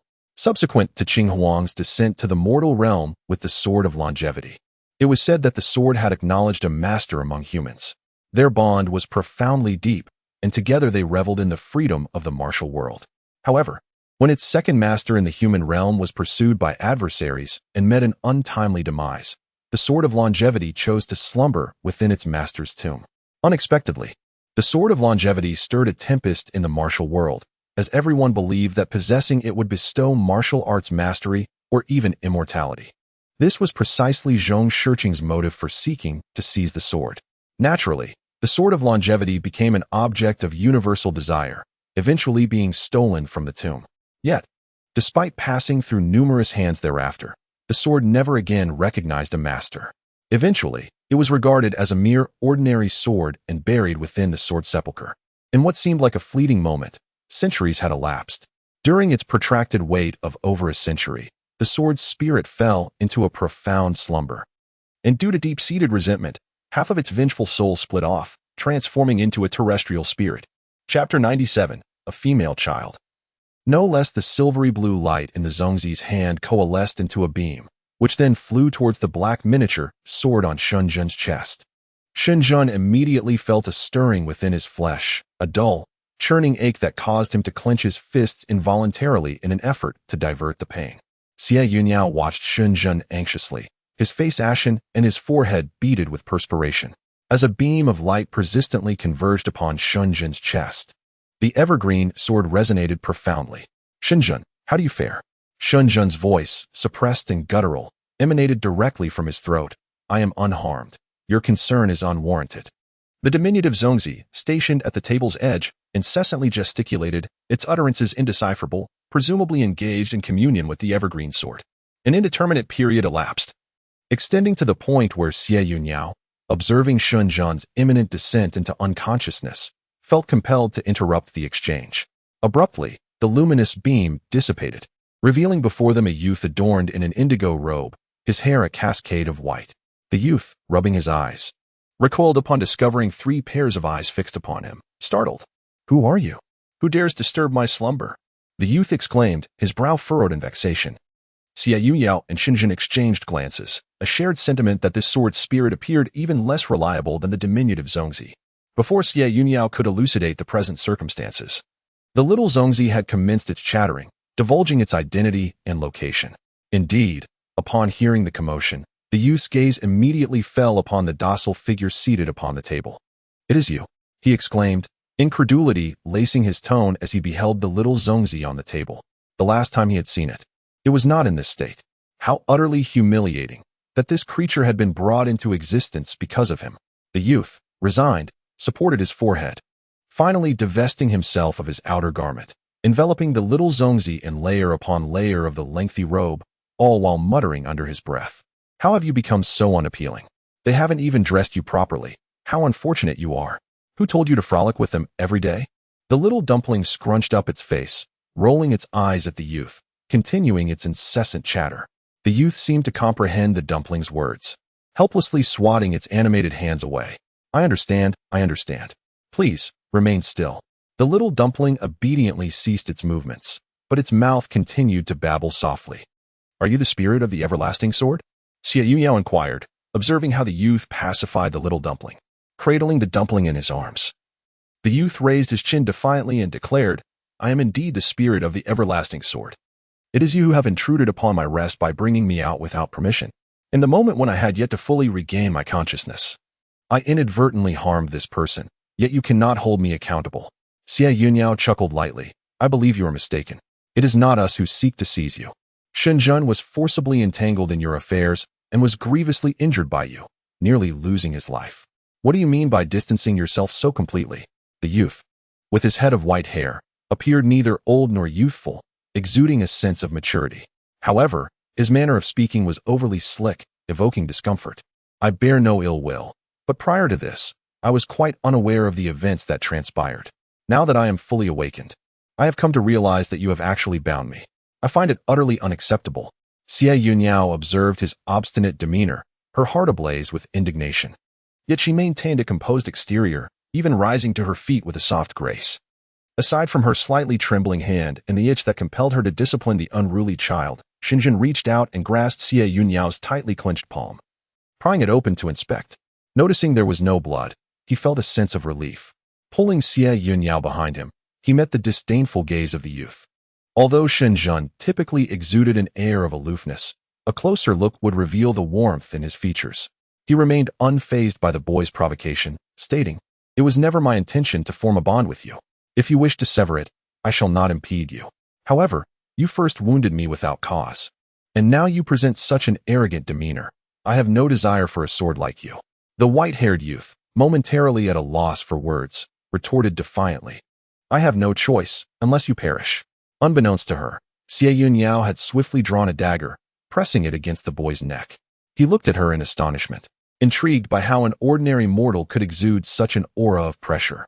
After all, he was merely a spirit, and a small dagger posed no genuine threat to him. Why, then, did he feel fear? Shen will not perish, but your fate remains uncertain. Upon hearing this, the boy dismissively replied, If I die, it shall not survive either. Is that so? Yet, when your previous master perished, you did not follow suit. The moment those words left Shen's lips, the sword spirit's expression shifted dramatically, its ethereal form weakening perceptibly. How could you presume I do not wish to accompany you? It is merely that our spirit companions can only choose slumber, unable to depart. In this protracted wait, I have effectively perished, otherwise. Do you think that foolishly innocent one would have come into being? That innocent soul has already nestled against the young man's shoulder, fast asleep.